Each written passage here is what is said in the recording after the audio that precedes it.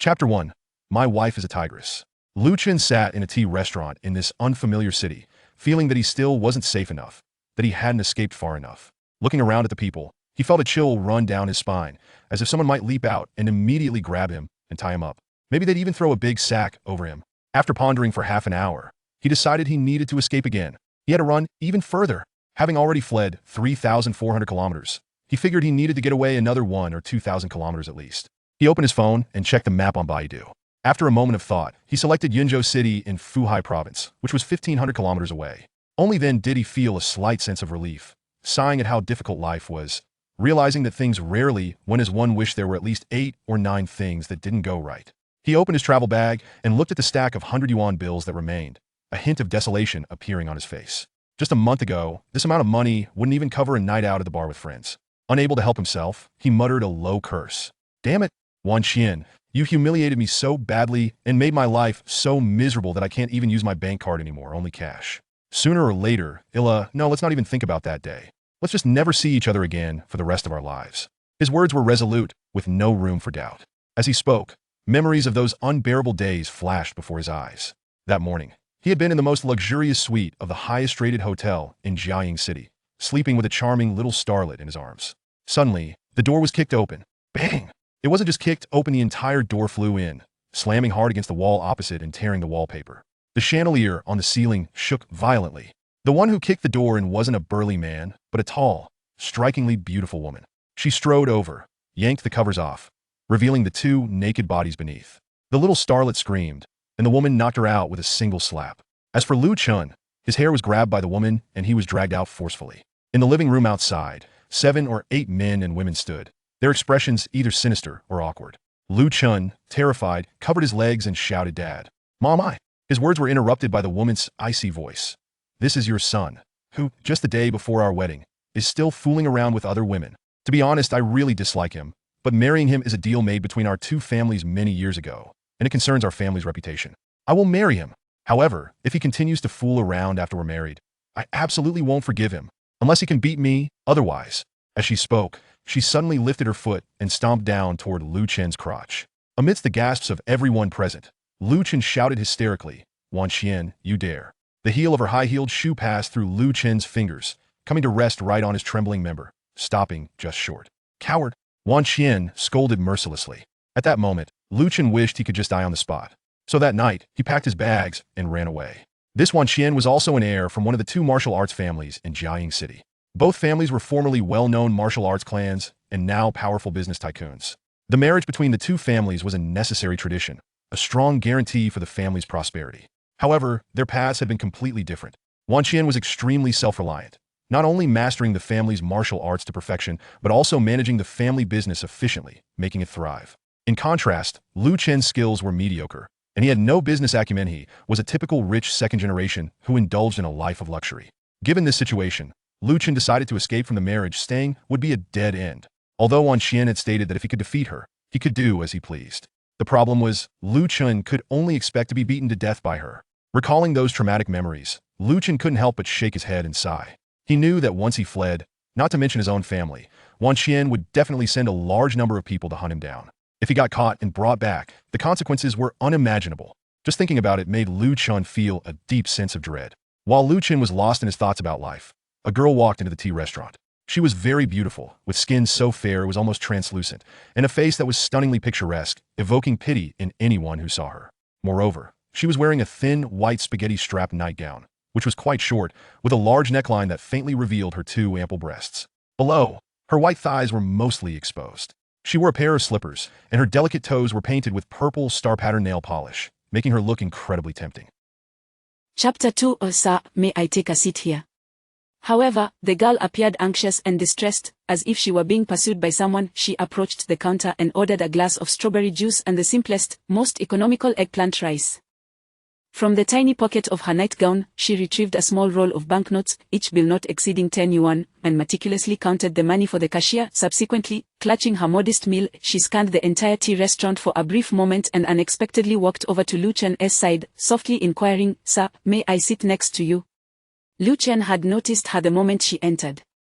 Her captivating demeanor truly caught his admiration. Had it been in the past, he would have readily struck up a conversation, yet, now that he was on the run, he could only suppress his impulses. To his surprise, she had taken the initiative to approach him. He glanced around. There were vacant seats aplenty. Why had she chosen to come to him? Was it possible she was attracted to him? Observing the girl's delicate skin and the subtle hints of allure, he cleared his throat and replied, Miss, I must confess, I am not a man who engages in casual encounters. Chapter 2 Sir, may I sit here? However, the girl appeared visibly distressed, as though she were being pursued by some unseen assailant. She approached the counter and ordered a glass of strawberry juice along with the simplest and cheapest dish of eggplant rice. From the minuscule pocket of her nightgown, she extracted a small roll of banknotes, each bill not exceeding 10 yuan, and meticulously counted the money for the attendant. Afterward, clutching her modest repast, she surveyed the entire tea restaurant for a moment before walking over to Lu Chen's side and softly inquired, Sir, may I sit next to you? Lu Chen had noticed her the moment she entered.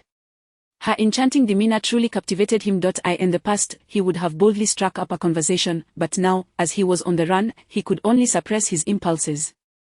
To his surprise, she had approached him of her own accord. Looking around, he observed that there were vacant seats aplenty. Why had she chosen to come to him? Was it possible that she found him appealing? He glanced at her delicate, fair skin and the hints of allure she displayed, then cleared his throat. Miss, I must confess that I am not a man who takes such liberties lightly. You misunderstand, the girl quickly interjected. I am not frivolous either. It's just, for certain reasons, I wish to occupy a more discreet location, and your spot seems quite suitable. Indeed, Lu Chen had chosen this corner of the tea restaurant with great care in order to evade his pursuers. The position was tucked away, shielded by indoor plants in front and a column behind. Sitting there, he was less likely to be detected while still maintaining a comprehensive view of his surroundings. Very well. Lu Chen felt a flash of warmth on his cheeks as he stood to allow the girl to take the inner seat before resuming his own. As he settled down, he became acutely aware of the warmth radiating from her presence. A glimpse revealed her soft, pale thigh mere inches away, causing him to involuntarily swallow hard. An encounter amidst his flight, should he indulge in it? Although the girl did not seem to be seeking anything casual, Lu Chen held firm to his self-assured charm. Even in his current state of financial ruin, he believed that his looks and eloquence could win her over. Yet, her demeanor suggested she was burdened with some pressing matter, which made him hesitate. He must avoid attracting trouble. The girl idly picked at her rice, quickly finishing her drink before suddenly speaking. Sir, may I borrow your phone? I need to make a brief call. This was acceptable. Lu Chen retrieved his phone and handed it to her. The girl dialed a number that she evidently knew well, but the recipient was clearly unavailable, as the call was redirected to voicemail. She began to speak softly. It's Shangwan. I've escaped from Chen Tao and am seeking a way to leave. He has some influence here, and I am fearful of being recaptured. If I am caught, I have a knife prepared to plunge into my own neck. Lu Chen listened, his heart racing. What kind of drama was unfolding here? Regardless, I will not allow him to succeed. Though I once loved him and was brought here by him, I will never surrender my body to him. He shall not possess the 7 lives flower within me, nor shall he dominate this world. The 7 lives flower. Dominating the world, was this some sort of film script? The more Lu Chen listened, the more perplexed he became. Although he hailed from a family of martial artists, a peculiar existence in modern society, the words of this Shangwan were truly astonishing. I am using someone else's phone, so you need not reply. If I manage to escape, I will seek you out. If I fail, please take good care of my mother and tell her I am sorry. Thank you. Finally, Shangwan concluded her message, tears streaming down her face, even staining the phone. She meticulously wiped the device with a napkin and returned it to Lu Chen, murmuring, "Thank you." "No need for thanks," Lu Chen replied, accepting the phone. Gazing at Shangwan's tear-streaked visage evoked a sense of empathy within him. Truly, they were both lost souls in their own right, he fleeing from a woman, she from a man. However, the 7 lives flower sounded formidable. What could it possibly be? Lu Chen's curiosity was piqued, but he refrained from asking, continuing to eat in silence. Despite his inclination to protect the vulnerable, he realized his own safety was paramount, especially with someone named Chen Tao seemingly wielding considerable power. It was best not to invite trouble. Shortly after, he heard Shangwan sneeze twice. Turning to look, he noticed her alabaster skin had taken on a faint bluish hue, indicating she was rather cold. With a sigh, he rummaged through his bag and produced a shirt, opening it up to drape over her shoulders. "It's all right, this too shall pass." Just take care to maintain your health and safety, Lu Chen said gently. A look of gratitude illuminated Shangguanwan's face as she donned the shirt, fastening the buttons and feeling a bit more comfortable. Turning to glance at Lu Chen's profile, she bit her lip and softly said, I need 200 yuan for a bus ticket, but I have no money. Chapter 3 I want to follow you. Without uttering a word, Lu Chen retrieved 500 yuan from his pocket and slid it across the table towards her, saying, here is some money. You might want to buy something to eat on the way. Shangguanwan's eyes glistened as she accepted the money, her voice trembling as she replied, you are truly a kind-hearted person. Am I a kind-hearted person? If I were, I wouldn't be gazing at your exquisite thighs. The truth is, I relish the act of showering beautiful women with money. In the past, for a beauty like you, I would have lavished 50,000 at the outset, then assessed your performance. As Lu Chen pondered this, he couldn't help but steal a few more glances at Shangguanwan's fair, delicate legs, which were still partially exposed. They were adorned with fine, subtle veins, creating a visually pleasing sight that seemed inviting to touch. He suppressed his lewd thoughts and remarked, we are both wanderers in this world. Since fate has brought us together, I must lend a hand. Are you also fleeing from someone? Shangguanwan exclaimed in surprise. Lu Chen nodded and briefly shared his circumstances, omitting the more intricate details. He merely mentioned that he was being forced to marry a fierce woman he did not love, which compelled him to flee. Shangguanwan sighed, you have endured much as well. However, having escaped this far, you should be safe now. As for me, the person I am fleeing from is right here, actively pursuing me. His men are likely stationed at every transport hub, and if you were to be captured, the worst you would face is an unwanted wife, whereas I would be left with no choice but to die. Her words painted a picture of despair. Lu Chen contemplated further assistance for this girl and silently retrieved a long dress, a wig, a hat, and a pair of shoes from his suitcase, items he had used to evade detection in the past. He handed them to Shangguanwan and whispered instructions, which ignited a spark of hope in her eyes. Is this really going to work? Lu Chen nodded, let us give it a try. Shangguanwan clutched the items and stealthily entered the restroom.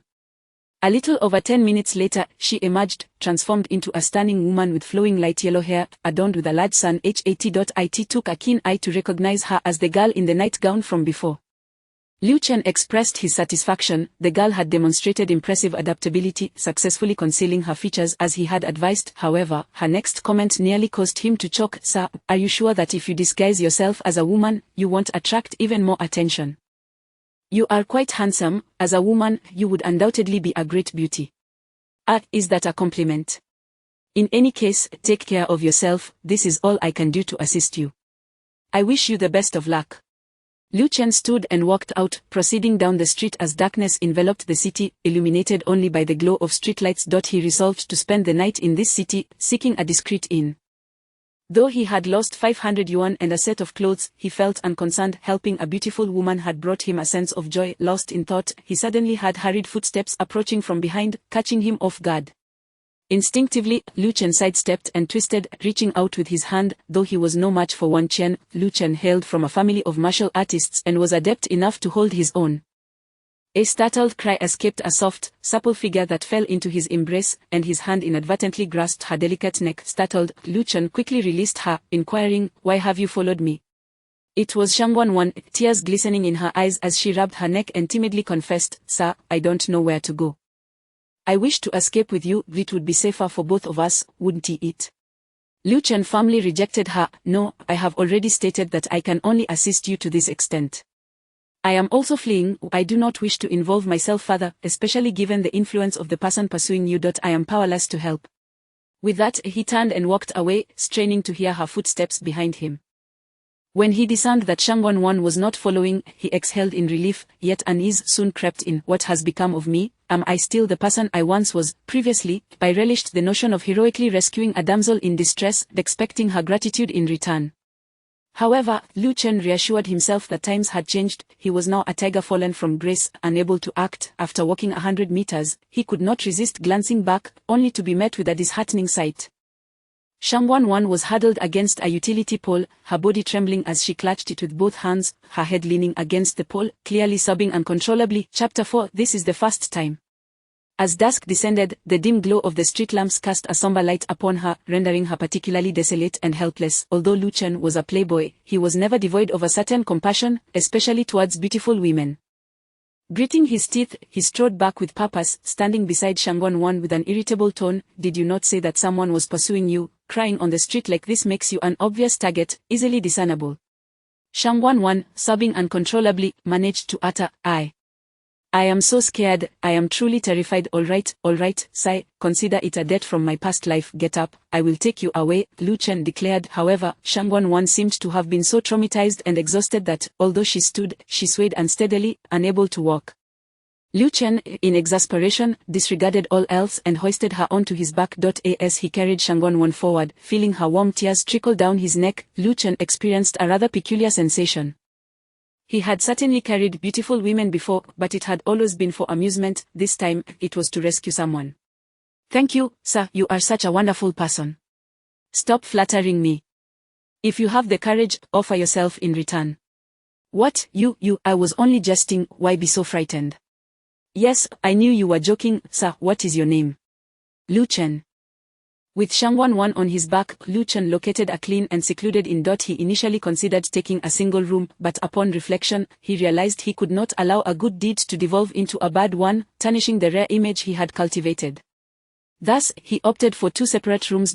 In his own quarters, Lu Chen pondered his course of action. Was he truly going to escape with Shangwan? It appeared there was no other choice but to bring her to a safe location and then part ways. Of course, if safety permitted, he would not mind if some pleasurable incidents occurred. However, Shangwan's identity was shrouded in mystery. Lu Chen was preoccupied with thoughts of what the 7 life flowers could be, questioning why Chen Tao would gain such power by possessing her and subsequently be able to dominate the world. Most would likely dismiss it as a mere joke, but Lu Chen hailed from a martial arts lineage and was well acquainted with myriad peculiarities throughout history. Although he had never heard of the 7 life flowers, he felt compelled to treat the matter with gravity. However, it was inappropriate to inquire further. It was undoubtedly Shangwan's secret. When Lu Chen had no desire to pry, after taking a shower, he immediately climbed into bed. In the past, this would have been his prime time for indulgence, but now, he needed to rest swiftly to maintain his vigor for the continued escape. After a brief slumber, Lu Chen was stirred by a knock at the door. He leapt from his bed and pressed against the door, asking, "Who is it?" A timid voice responded, "It's me." It was Shangwan. Could it be, was she coming to offer herself in gratitude or something else? Lu Chen's heart raced as he opened the door, only to find Shangwan had donned a sensual nightgown once more.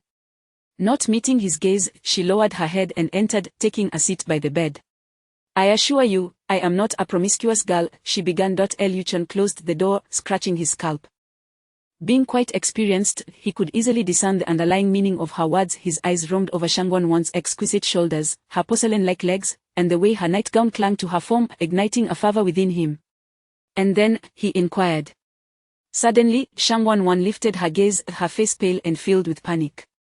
"Lu, I fear I cannot escape. I sense that Chen Tao and his men are closing in, possibly arriving very soon. He may have done something to track my location." Lu Chen was taken aback. "Then we must flee at once."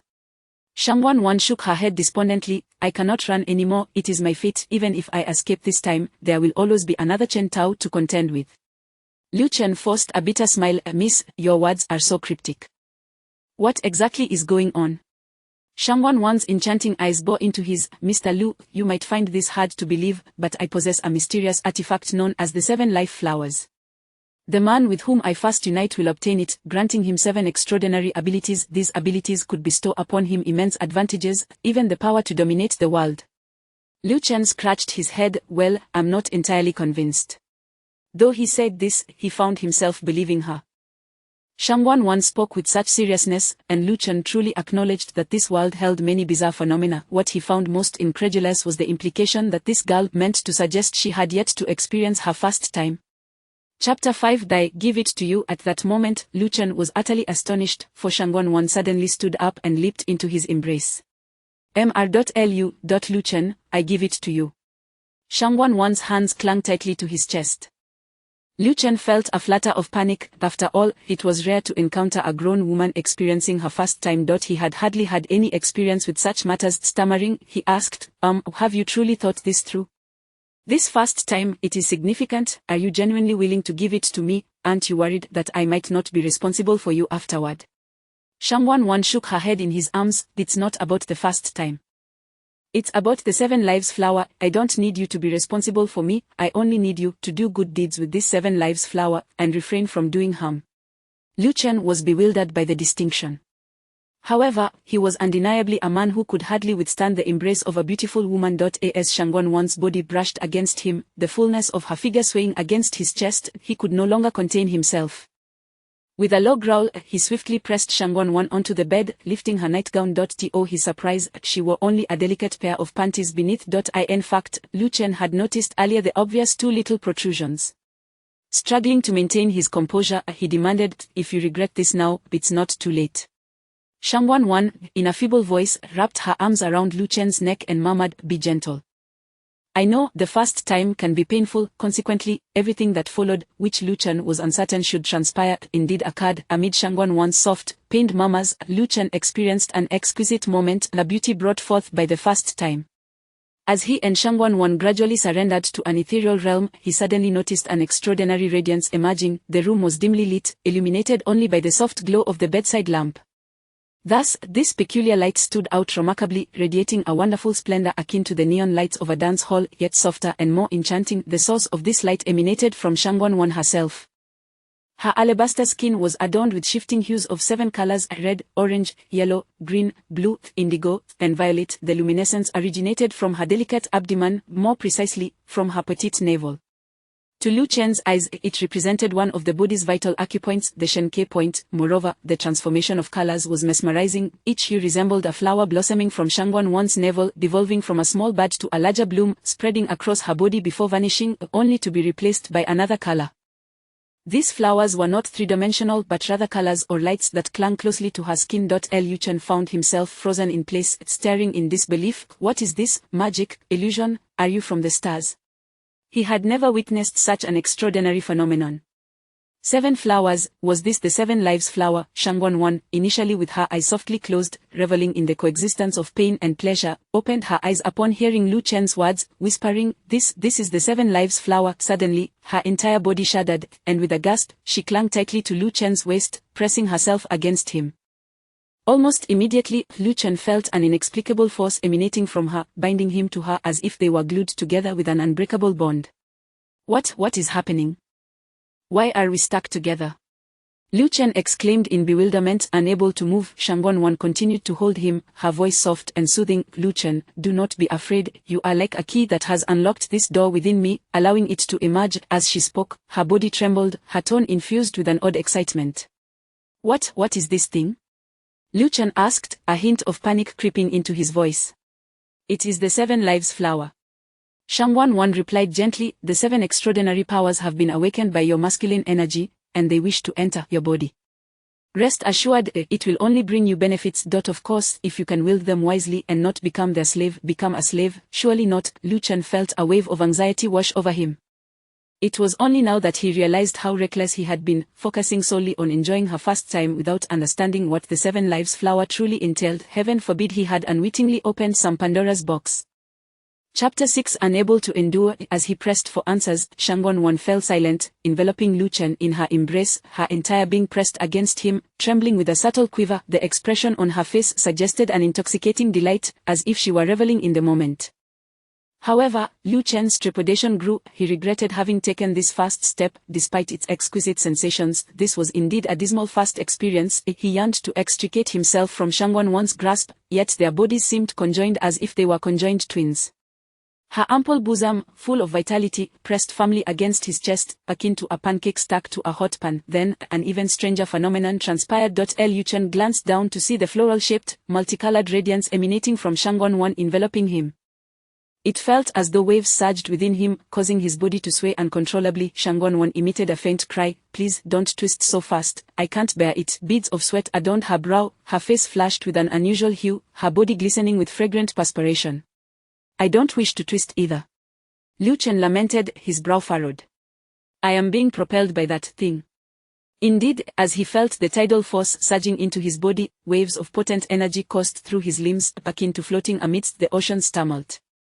Meanwhile, the luminosity emanating from Shangguanwan began to diminish, those peculiar blossoms growing increasingly indistinct. On the contrary, the vibrant hues surrounding Lu Chen intensified, culminating in a spectacle where the 7 colored flowers seemed to bloom upon him. The initial sensation of being inundated transformed into one of radiating energy emanating from within. Simultaneously, the stickiness binding them began to wane, weakening to the point where Lu Chen could easily detach himself with a twist. He attempted to wriggle free, yet Shangwan clung to him tightly, her voice barely a whisper. "No, the energy hasn't fully integrated into your body. Rest assured, it truly poses no harm to you. Do you realize the extraordinary encounter you are experiencing is coveted by many men?" Indeed, it was quite an extraordinary encounter, yet, Lu Chen candidly confessed, "In truth, I only desire your fast time." Shangwan couldn't help but smile softly, playfully chiding, "Silly, be good, don't move, it will be over soon." After what felt like an eternity, Shangwan finally released her embrace, and the bond between them dissipated entirely. Lu Chen instinctively turned onto his side, catching his breath like a weary beast, striving to regain his composure while silently contemplating the nature of what had transpired within him. At that moment, the surging waves of energy subtly coalesced into 7 profound forces, gradually merging into his bloodstream until they became imperceptible. What on earth was this phenomenon? Though labeled as energy, it bore no resemblance to the internal force cultivated by the human body, showing no signs of repulsion, leaving him uncertain of the future ramifications. At that juncture, Shangwan also turned to lie atop Lu Chen's chest, her soft curves sleek with sweat resting against his shoulder, stirring a tumult of emotions within him.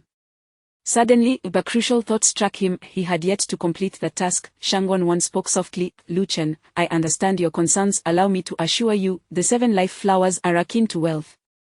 As long as you wield them wisely, without succumbing to their allure, they can be harnessed for good, freeing you from servitude. They shall become your allies, granting you an extraordinary life."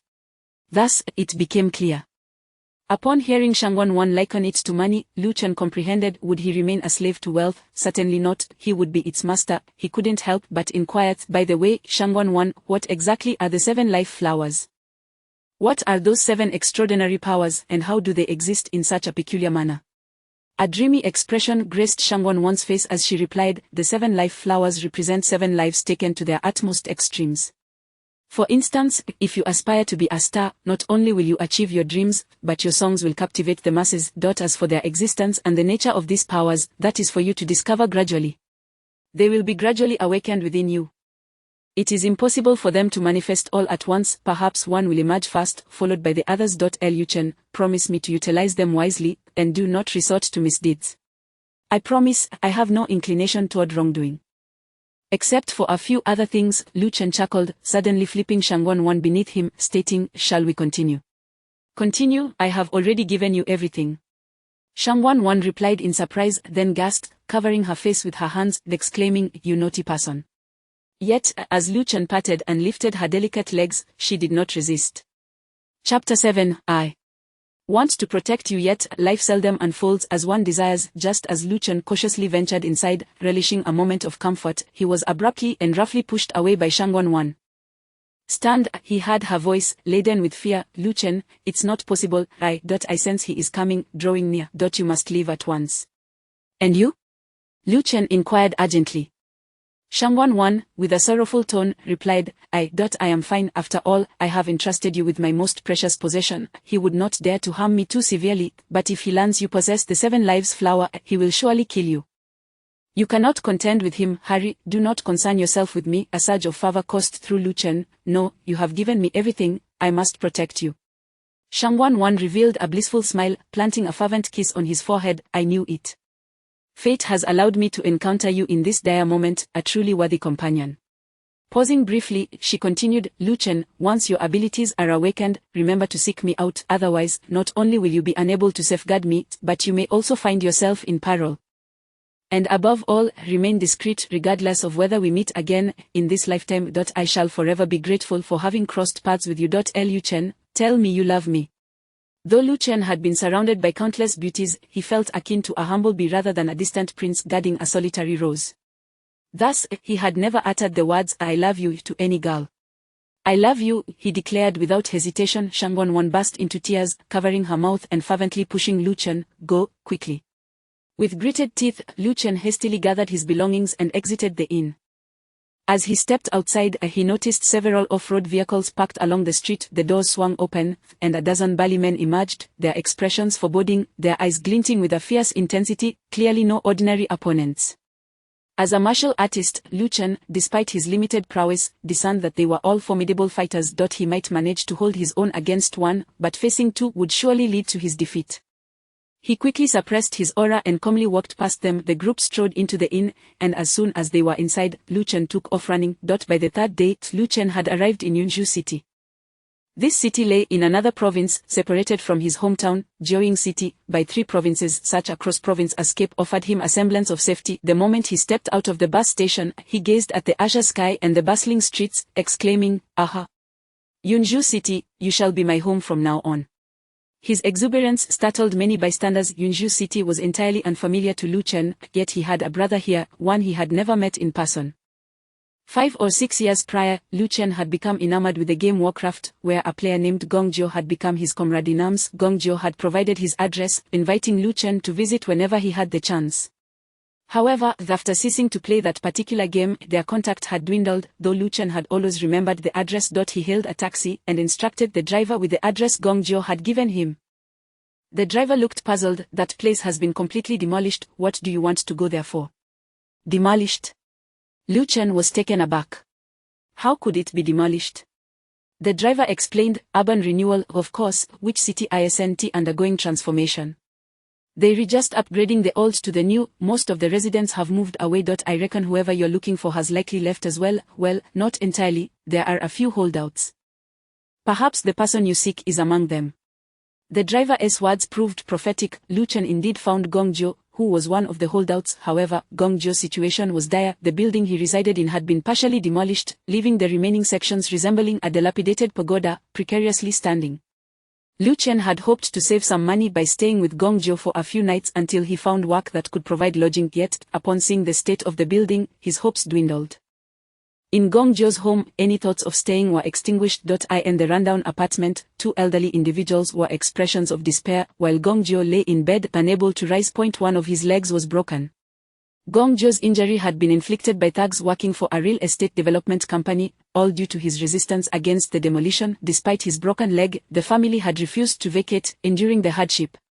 The real estate prices in Yunzhou City start at 7,000 to 8,000 per square meter, even for second-hand apartments.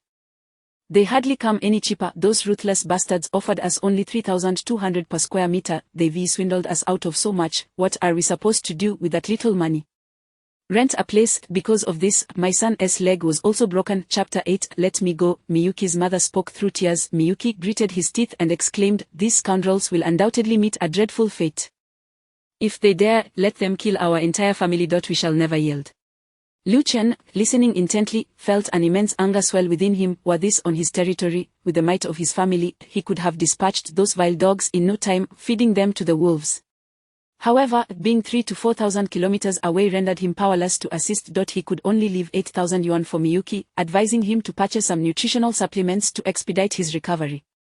Miyuki, deeply touched, responded, "Brother, I truly apologize. You traveled such a long distance and, not only can I offer you no assistance, but I also burden you with expenses. I really don't know." His voice faltered, choked with emotion. Lu Chen patted Miyuki on the shoulder, saying, "Do not speak of this. Once your leg heals, the 2 of us shall spend 3 days and nights battling in an internet CF."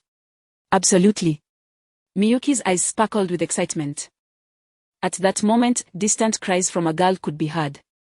"Let me go, don't do this. What do you want?" Miyuki shouted. "It's my sister. Those ruffians are bullying her again." In an open area outside the old building, a group of unruly thugs had cornered a beautiful girl dressed in a high school uniform. These miscreants displayed their malevolence, some grabbing her hair, others tugging at her hands, and one even lewdly reaching towards her backside. As she swatted one hand away, another came creeping in. She cried out, "Leave me alone. I'll call my brother to deal with you. He knows martial arts, and if you bully me, he will surely beat you to a pulp." The thugs, brimming with arrogance, jeered, "Ha ha, call your brother. Shout louder. Do you need a microphone? Can your brother even save you? Isn't he the one with a broken leg? If he really can come to your rescue, we'll break his other leg too." One thug reached out to grab the girl's shoulder when suddenly, a dark figure darted in, and with a sharp crack, the cry of agony erupted from the thug as a red mark appeared on his forearm. The thugs turned in shock to see a young man, not much older than themselves, gripping a belt in one hand while adjusting his waistband with the other. He smiled broadly at the thugs and quipped, "Fortunately, my pants are snug." Otherwise, pulling out this belt would have resulted in an unfortunate wardrobe malfunction.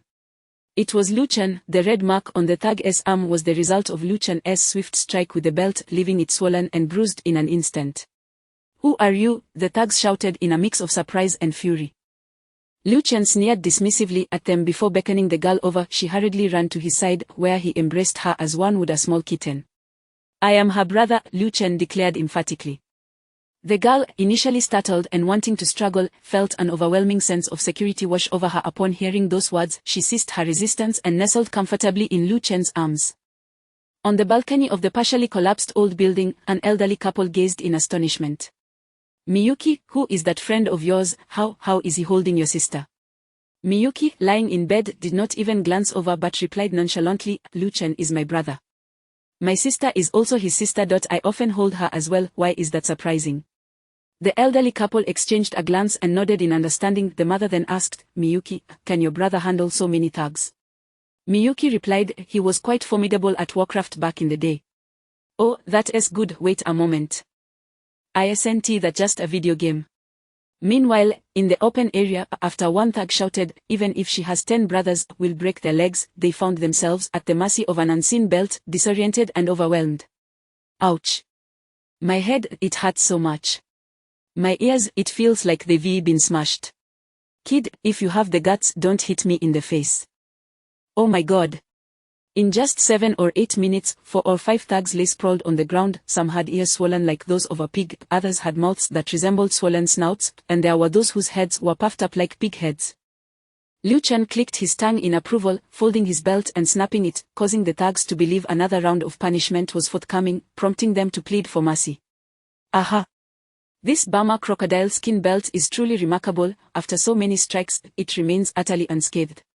Chapter 9: The Awakening of Affection. Lu Chen spoke casually while fastening his belt. Suddenly, his tone turned icy. "Let me make this clear, do not bully my sister again, or next time I will break your legs. You must believe that I can certainly accomplish that." The thugs nodded repeatedly, not daring to retort. "Get lost," Lu Chen bellowed. Thus, the ruffians scurried away in haste. Lu Chen chuckled with pride. After all, he hailed from a martial arts family. Although his skills were not particularly refined, he could still handle a few troublemakers. Yet, a sense of melancholy washed over him, for that night he was forced to flee, abandoning the girl he had just met and who had captivated his heart. The young girl stared at Lu Chen with a foolish expression for a moment, her beautiful eyes reflecting the innocence of youth. Suddenly, her smile turned crimson as she timidly extended a small hand towards him. "Brother, hello, my name is You are Gong Xiaowei," Lu Chen replied with a smile. "I know you.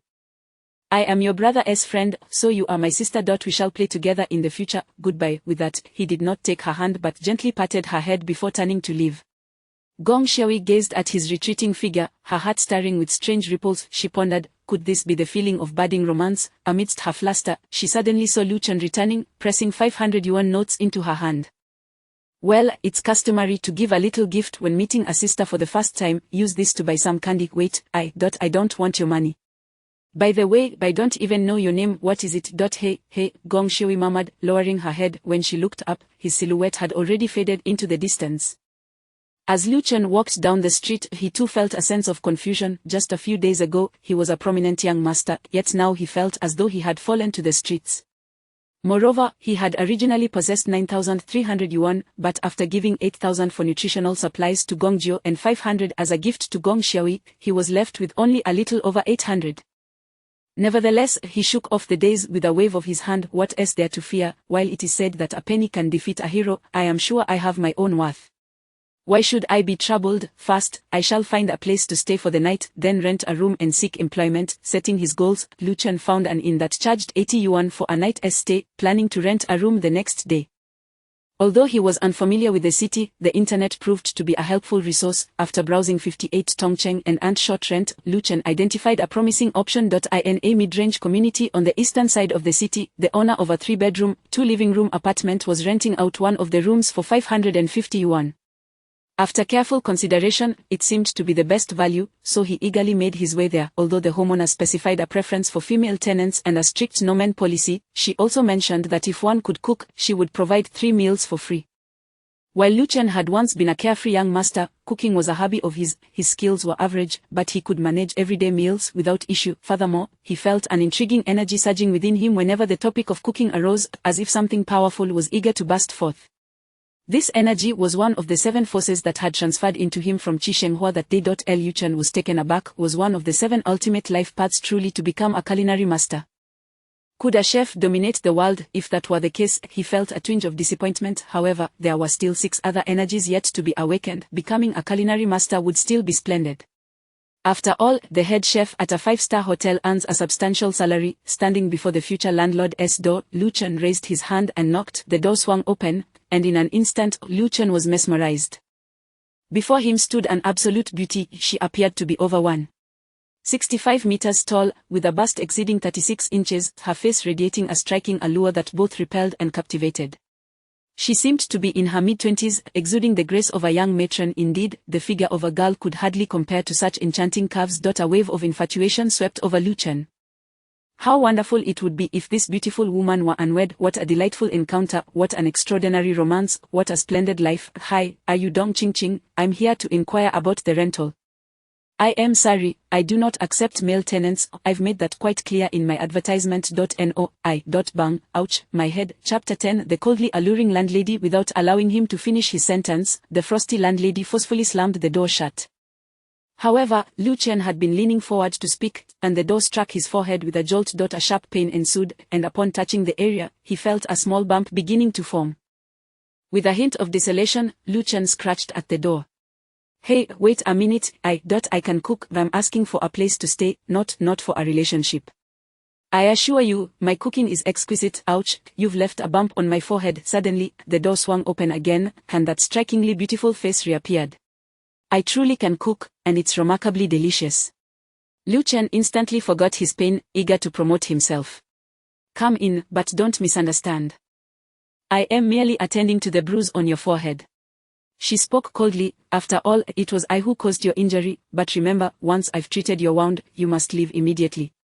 Regardless of the situation, there was hope.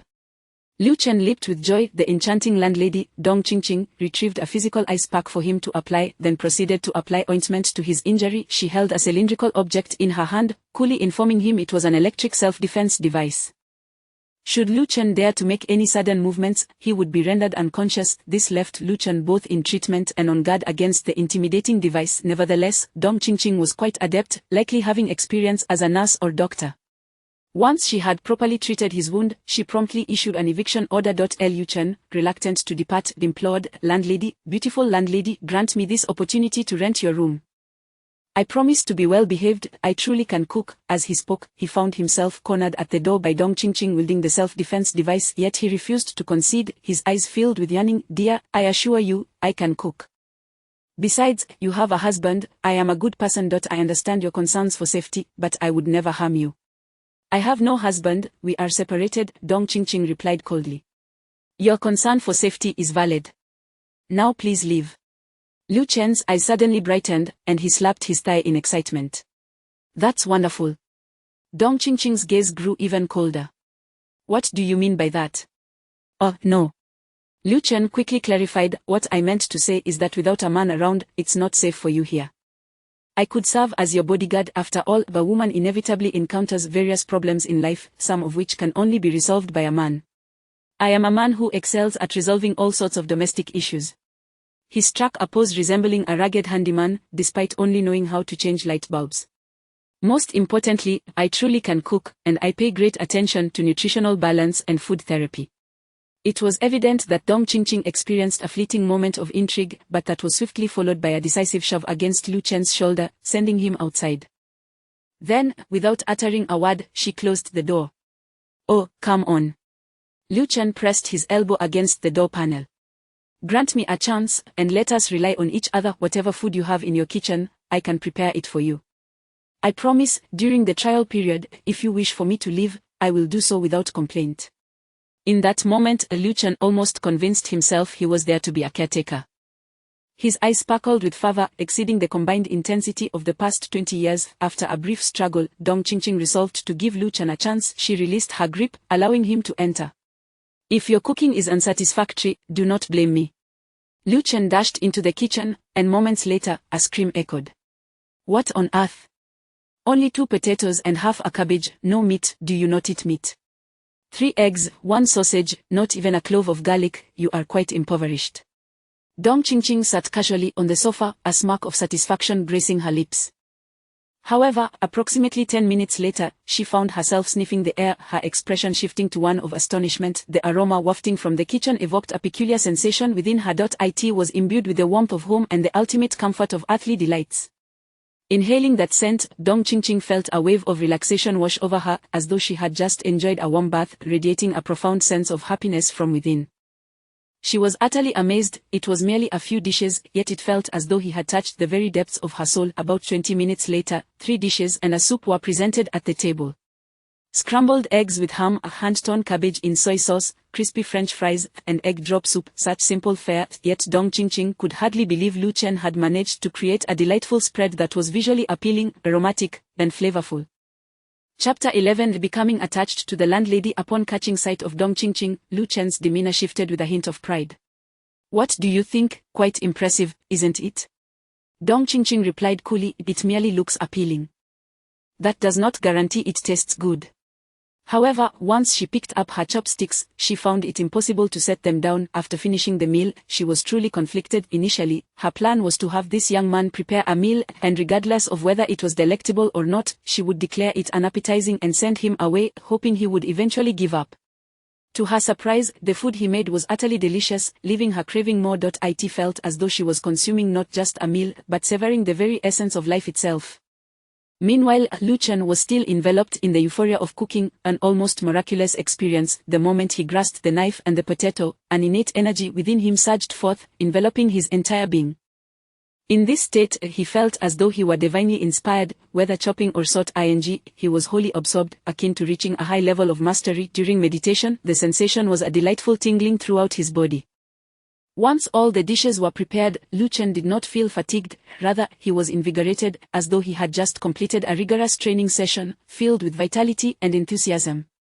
As Dong Qingqing ate, Lu Chen enthusiastically discussed the various dishes he could prepare for her in the future, nutritious options, those that promote digestion, warming dishes, and those that alleviate heat. These were all common recommendations readily available online, yet coming from Lu Chen, who had just demonstrated his culinary prowess, they held a special credibility. His passionate delivery made him seem like an expert.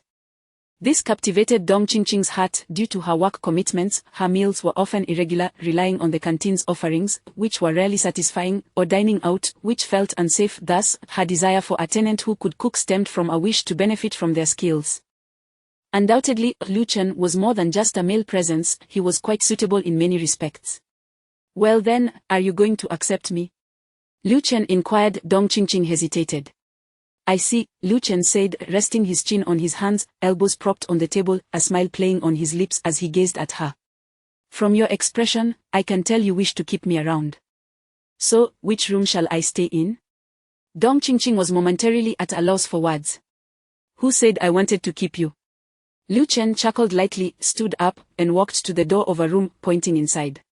How about this one? With a hint of exasperation, Dong Qingqing replied, that's the one my son uses when he visits. You have a son? Lu Chen exclaimed, slightly taken aback, but he didn't press further, instead pointing to the adjacent room. Then it must be this one. The last room should be yours. Dong Qingqing transitioned from bemusement to irritation, and finally to resignation. Yes, that is indeed the one. Yay. Lu Chen signaled a victory gesture before cheerfully stating, landlady, since you've decided to take me in, splendid. Now, let's discuss the rent. Personally, I feel that 550 yuan is a tad steep, surely we can negotiate. I won't be too demanding, just a slight reduction, given how excellently I cook. I could prepare meals for you every day. The more Dong Qingqing listened, the more incredulous she became.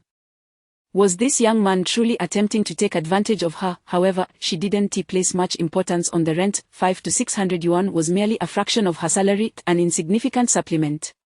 Thus, she begrudgingly allowed Lu Chen to lower the rent by 50 yuan, settling on 500. 2 months deposit and 1 month's rent in advance, thank you. Dong Qingqing finally stated, extending her hand. Lu Chen feigned a pitiful expression.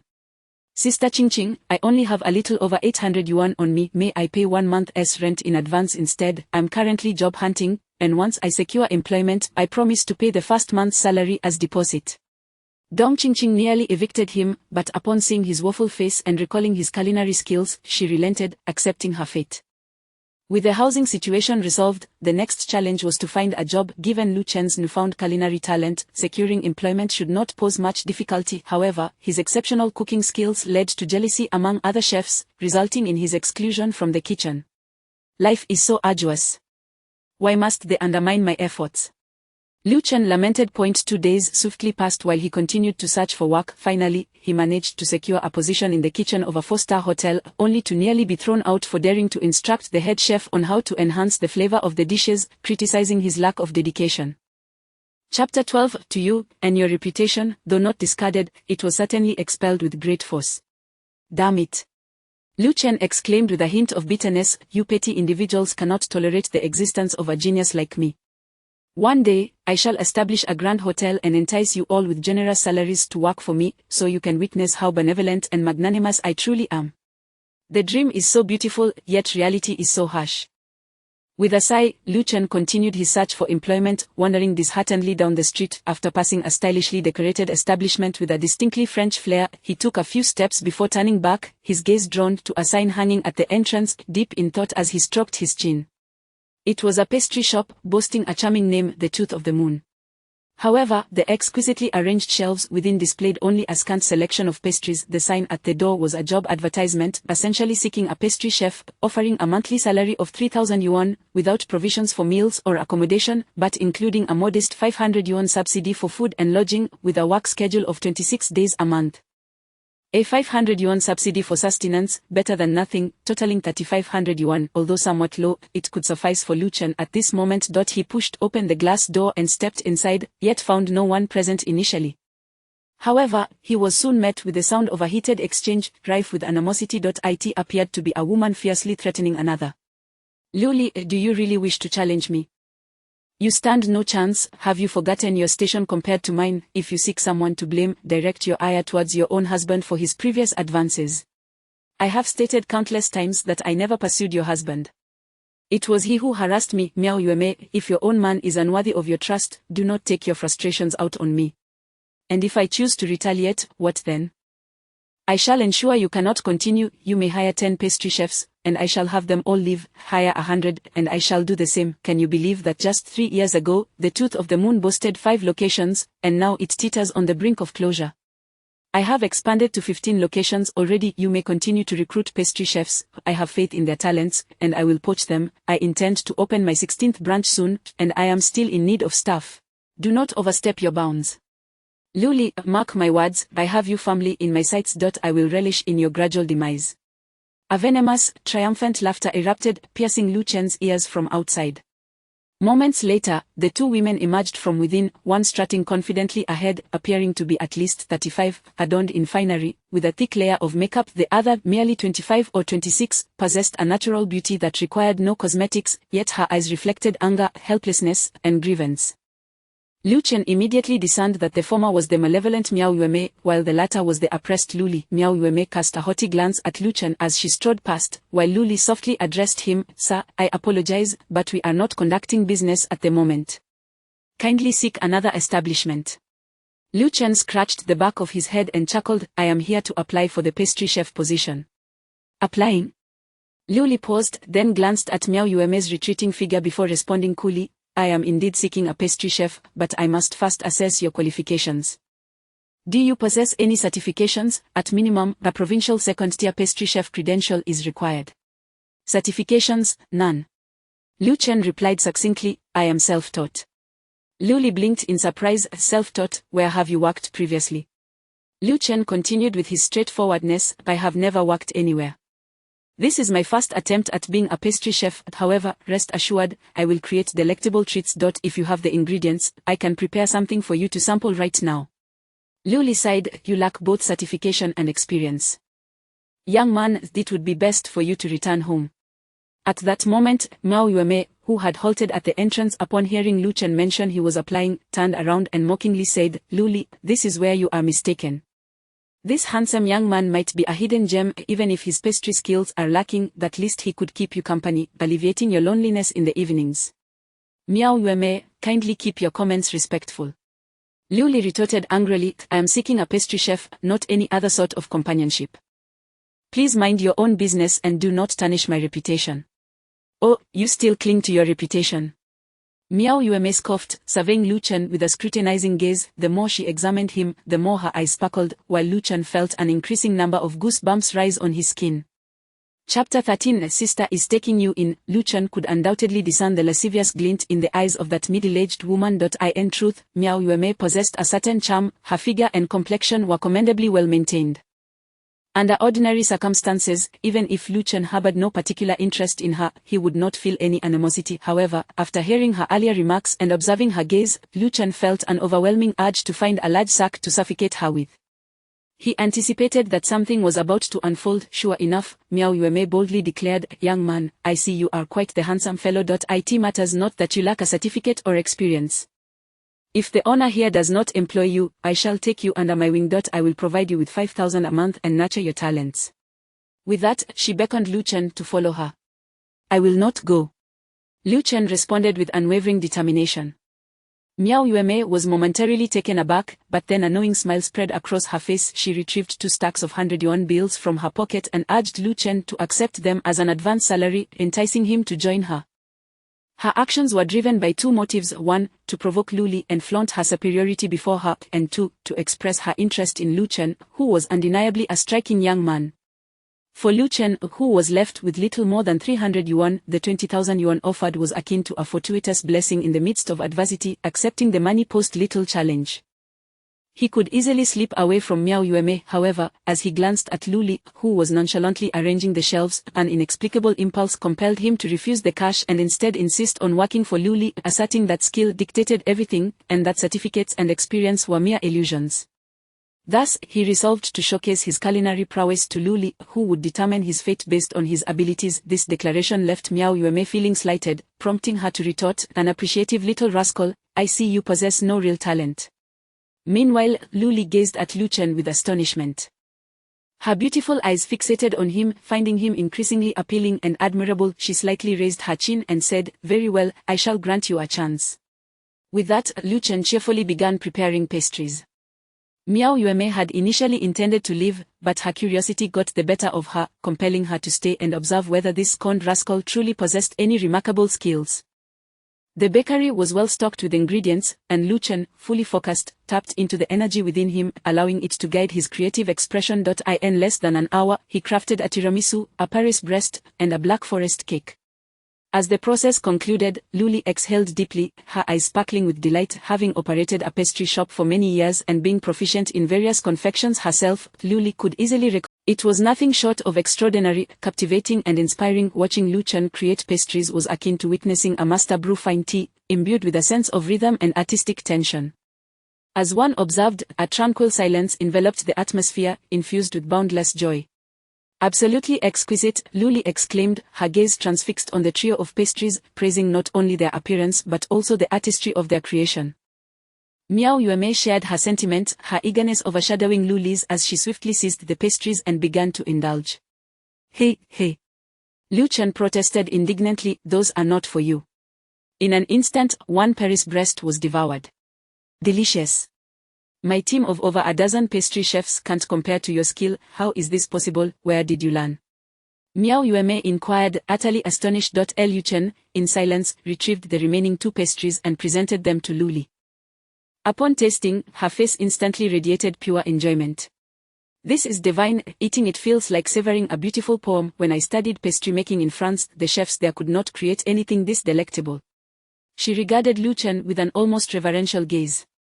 At that moment, Miao Yueme was already calling out excitedly. She eagerly pulled out 2 more stacks of cash from her bag, totaling 40,000 yuan, insisting that she must hire Lu Chen as her chief pastry chef, offering a monthly salary of 20,000, with an additional 5,000 for food and lodging. Furthermore, she promised him a vehicle worth no less than 150,000, with fuel expenses reimbursed, along with a generous year-end bonus. Although Miao Yueme's pastry skills were mediocre at best, she could clearly discern Lu Chen's potential. At that moment, she no longer regarded him as merely a pretty face. Upon hearing her offer, Lu Chen was rendered utterly speechless. Such generous conditions, this was a dramatic improvement. Deep down, Lu Chen realized that accepting this position would elevate him from the streets to the status of an urban elite. Thus, it was impossible for him not to be tempted. Chapter 14. The unyielding spirit. Upon slightly turning her head, Luli noticed that she had turned her back, feigning indifference as she tidied her belongings, yet the tremor in her silhouette betrayed a struggle against some unseen discomfort. It was this quivering figure that stirred Lu Chen's heart. He resolutely declined the generous offer put forth by Miao Yueme. Young man, while your skills are indeed exceptional, do not let greed cloud your judgment. You must understand that even my finest pastry chefs earn a mere 12,000 a month, devoid of any additional benefits. Miao Yueme exclaimed in exasperation. Lu Chen merely shrugged. I'm not interested, please excuse me, I shall take my leave. His tone suggested he was the proprietor of the establishment. You. Miao Yueme seethed. Very well, I shall raise your salary by another 10,000 each month. If you perform well and can train apprentices for me, I shall even share in the profits. Safe travels, farewell. Lu Chen bowed slightly. Goodbye.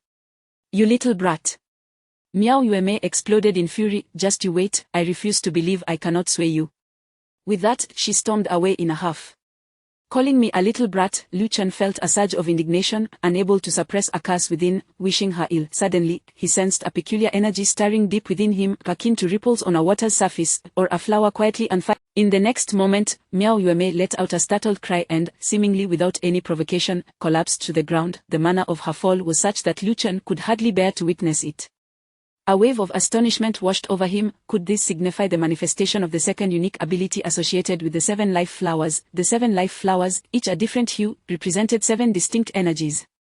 The first energy that had awakened was the divine culinary prowess. But what, then, was this second ability? If it could render curses effective, could it not be termed as a curse deity?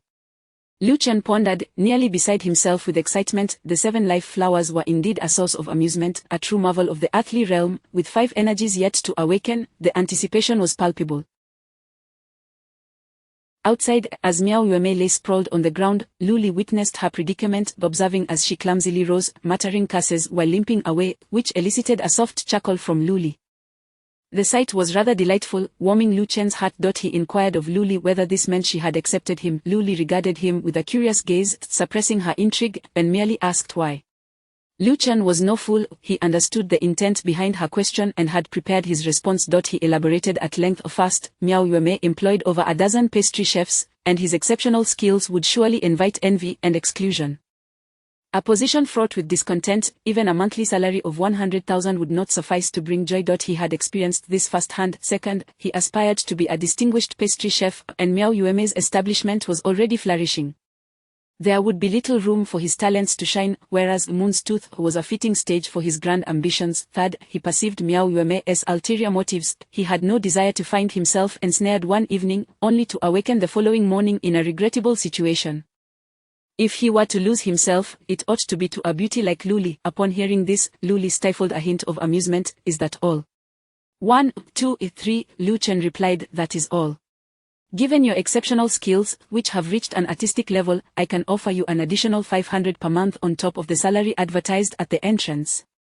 For now, that is all I can provide. Should the business flourish, Luli's demeanor turned serious. I can match the offer she made. Deal. Lu Chen raised his hand, and the two nearly exchanged a pact akin to a high five. By the way, boss, since I am now in your employ, might I request an advance on my salary for this month? The following day, passers-by along the street were astonished to find the pastry shop brimming with an array of delectable confections, each more enticing than the last. Vibrantly colored and whimsically shaped, they appeared utterly irresistible. This was the fruit of an entire night's labor by Lu Chen and Luli. On this day, a third of the pastries sold. Calculating the expenses, they netted approximately 2,700 yuan. Luli was quite pleased, yet Lu Chen remained uncertain about their success. Honestly, I expected to sell out in a day. Why only a third? It must be that not enough people are aware. Come in. This inspiration stemmed from the incident 2 days prior when a curse had caused Miao Yueme to tumble. If such a curse could exist, surely there must also be a corresponding benevolent incantation. Chapter 15. You fool. However, it seems to be of little use. Those who wish to enter will do so, while those who do not will simply pass by. Lu Chen sighed, contemplating that it might be better to just shout. Passers-by, do not miss out. Have you tasted our delicacies yet? The moon's tooth offers you a delightful surprise. Our delectable pastries will evoke the feelings of first love. Remarkably, a significant number of customers were indeed lured in by Lu Chen's calls. This is far more effective than any superpower. Yet, there were always those who disregarded Lu Chen's enticements and continued on their way. Crazy old fool, shouting so loudly. Aren't you afraid of startling my grandson? An elderly woman shot Lu Chen a fierce glare, pulling her tearful grandson, who longed for cake, away. Lu Chen glared at her departing figure, muttering, "Buy my cake. Buy my cake." Suddenly, the old woman's silhouette quivered slightly, and to Lu Chen's astonishment, she turned around, hand in hand with her grandson, and strode back into the pastry shop. At that moment, Lu Chen stood frozen in disbelief. It was not until several minutes later that the grandmother emerged, her grandson beaming with joy, clutching a large bag of cakes. Lu Chen exclaimed, realizing that the ability to cast spells indeed existed, albeit perhaps limited to affecting individuals due to his own insufficient power. Lu Chen began to focus on those passers-by who ignored his calls, and it proved effective. They inexplicably wandered in to make purchases. The unfortunate downside was that while invoking his spell, Lu Chen felt a throbbing pressure in his head and a debilitating weakness in his limbs. By the time he reached his 17th customer, darkness overtook him, and he fell unconscious. When he awoke, Lu Chen found himself on a military cot in the pastry shop's lounge, one of his hands enveloped in the warm, soft grass. Upon noticing Lu Chen was awake, Luli gasped and quickly withdrew her hands. "It's all right, it's all right." Lu Chen immediately reassured her, sisterly, "If you enjoy it, feel free to hold my hand. I find it quite comfortable." As he spoke, he attempted to take her delicate hand once more. With a sharp sound, she playfully swatted him away. "You, don't overexert yourself, working tirelessly on pastries day and night, and then going out to sell them. You needn't burden yourself so much. I've decided to call back 2 of the former employees since business has improved. Do you understand? Look at you, exhausted to the point of fainting, and I only found out because a customer informed me." Though they had only spent a few days together, it felt as if they had known each other for many years. Lu Chen's fingers crawled across the sheets, eventually resting upon Luli's hand. Luli paused, her hand twitching slightly, yet due to his slow movements, he managed to grasp it. Holding her soft hand, Lu Chen gently caressed each slender, delicate finger, severing the particularly soft warmth of her palm. As he continued this tender exploration, an unholy thought surged through him. Oh, how delightful it would be if Luli's enchanting little hand were to grasp him in such a manner. At this contemplation, he involuntarily shuddered and promptly slapped himself. Luli's face flashed a bright red, and seeing Lu Chen strike himself left her momentarily speechless. "Hey, why are you hitting yourself?" Lu Chen confessed honestly, "Sisterly, I was just having improper thoughts about you. I felt it was wrong, so I slapped myself as a form of punishment."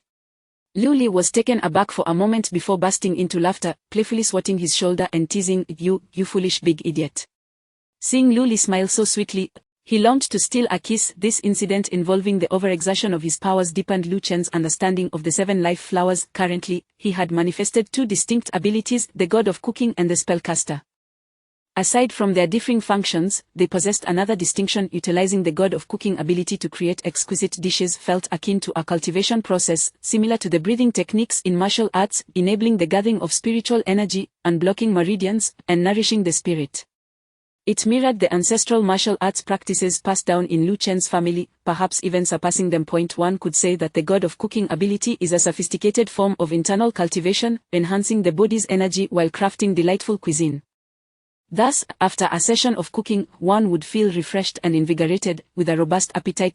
In contrast, the spellcaster ability expended energy rapidly. Lu Chen's current energy reserves were minimal, akin to a trickling stream, necessitating diligent cultivation and refinement.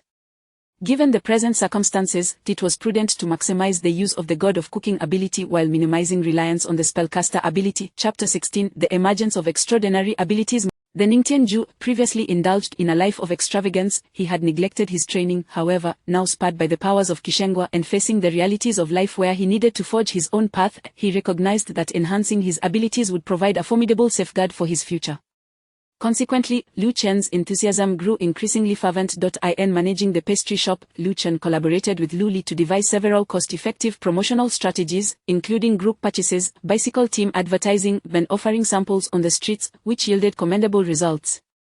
The incantation was strategically employed on clients with substantial resources, such as hotels, buffet restaurants, and school administrators. Securing just one of these accounts could result in an increase of tens of thousands to over 100,000 in revenue each month.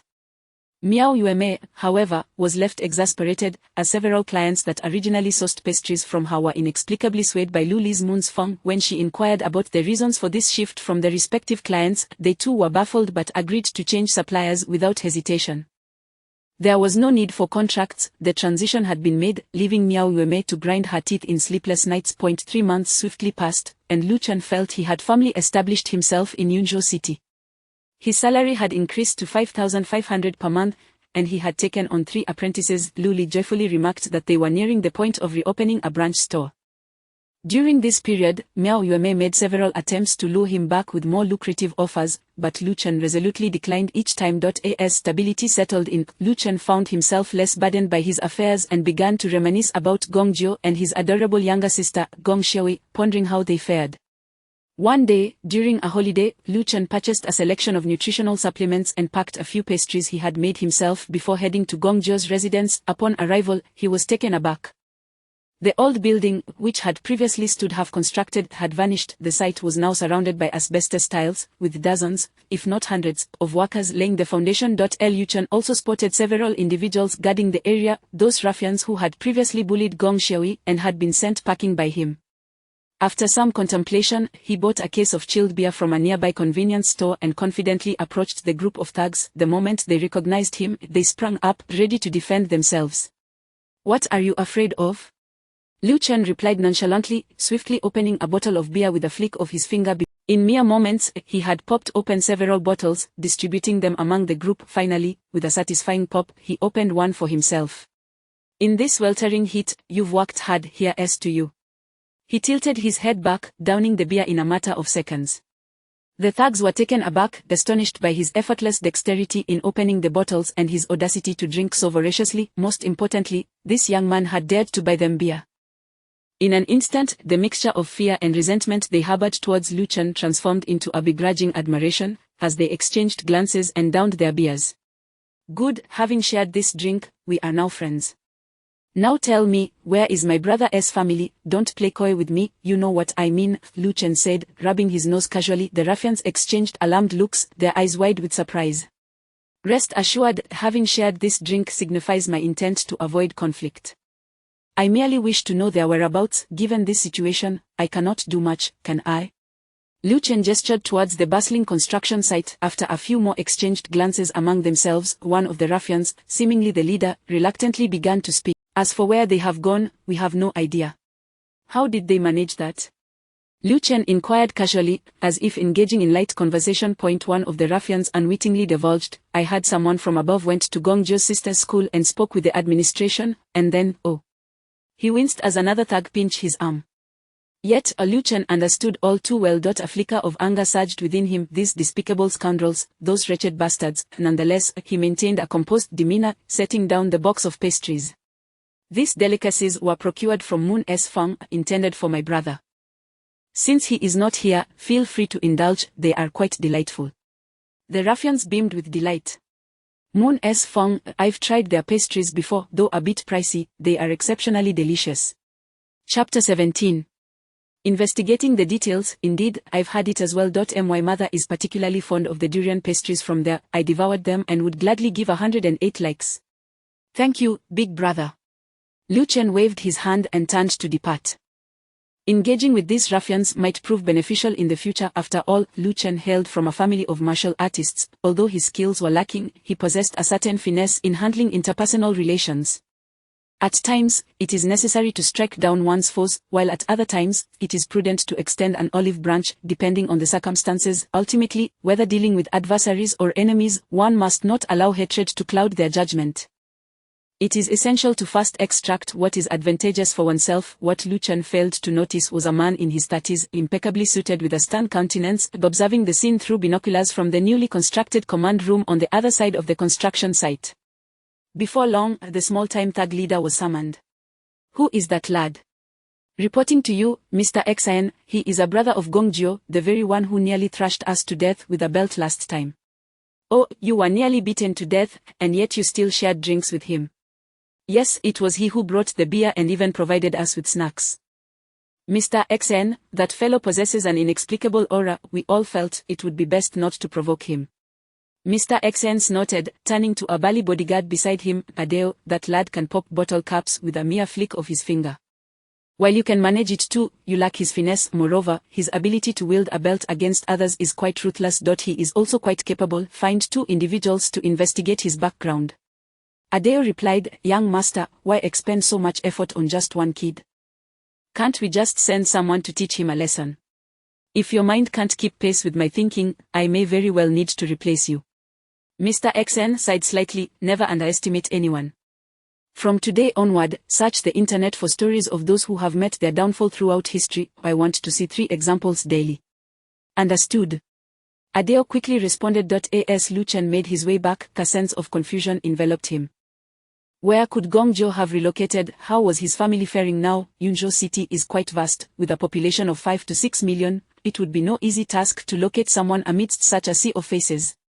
Shaking his head, Lu Chen reassured himself that as long as he remained in the city, their paths would inevitably cross. The delicate visage of Gong Xiaowei lingered in his mind. In a few years, she would undoubtedly blossom into a stunning beauty. Upon returning to his residence, Lu Chen found it empty. Dong Qingqing had already left for work. Over the past 3 months, he and Dong Qingqing had cohabited harmoniously. This beautiful landlady served as the deputy director of the gynecology department at Zhongshin Yunzhou Hospital, and she would not return home for lunch, only joining him for dinner. Thus, despite his own busy schedule, Lu Chen generally managed to fulfill the dinner duties. However, about a week later, Dong Qingqing requested that Lu Chen prepare an extra portion for dinner, to be stored in the refrigerator for her to take to the hospital the next day. She could simply reheat it for lunch, making it just as palatable. Though it may be leftover food, reheating it keeps it fresh and far tastier than the cafeteria meals. Xiao Chen, you truly possess culinary skills. At times, I ponder how fortunate I am to have encountered you. On one occasion, Dong Qingqing said this with heartfelt sincerity, but upon noticing the mischievous glint in Lu Chen's eyes, she quickly added, don't get any funny ideas. I want to be reducing your rent. Lu Chen returned home just before noon. After cooking himself a bowl of noodles and finishing his meal, he collapsed onto his bed and fell into a deep slumber.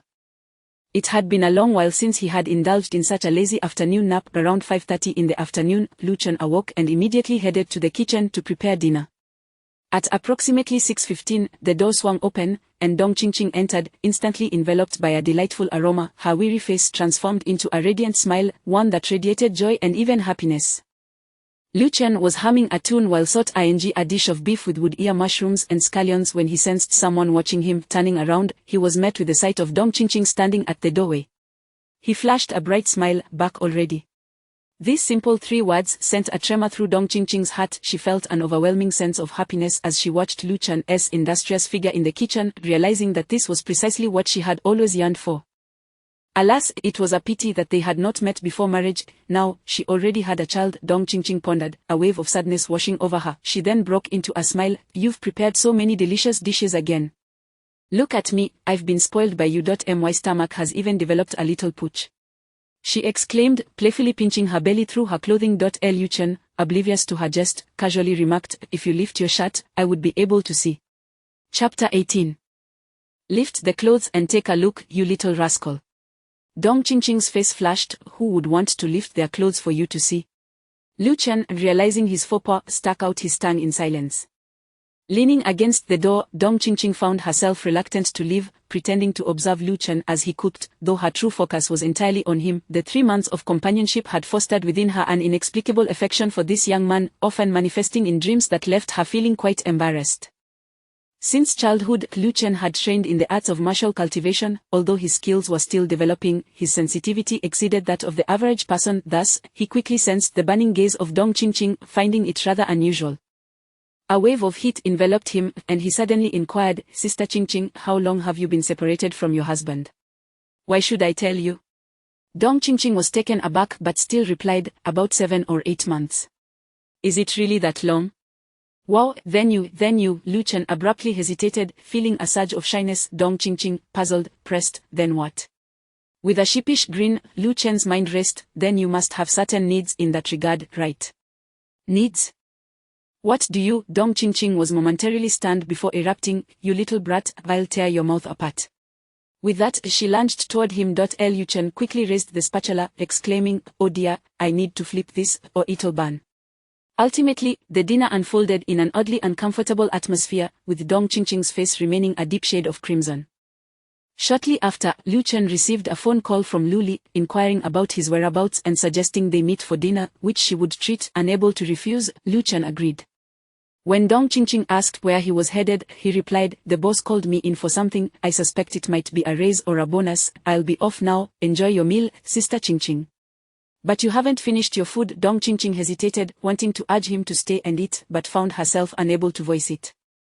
Watching him leave, she stood in a daze for quite a while, facing the delicious meal yet unable to pick up her chopsticks, devoid of appetite. Finally, she slammed her chopsticks down, touched her flushed face, and muttered, really, asking me such things is utterly preposterous.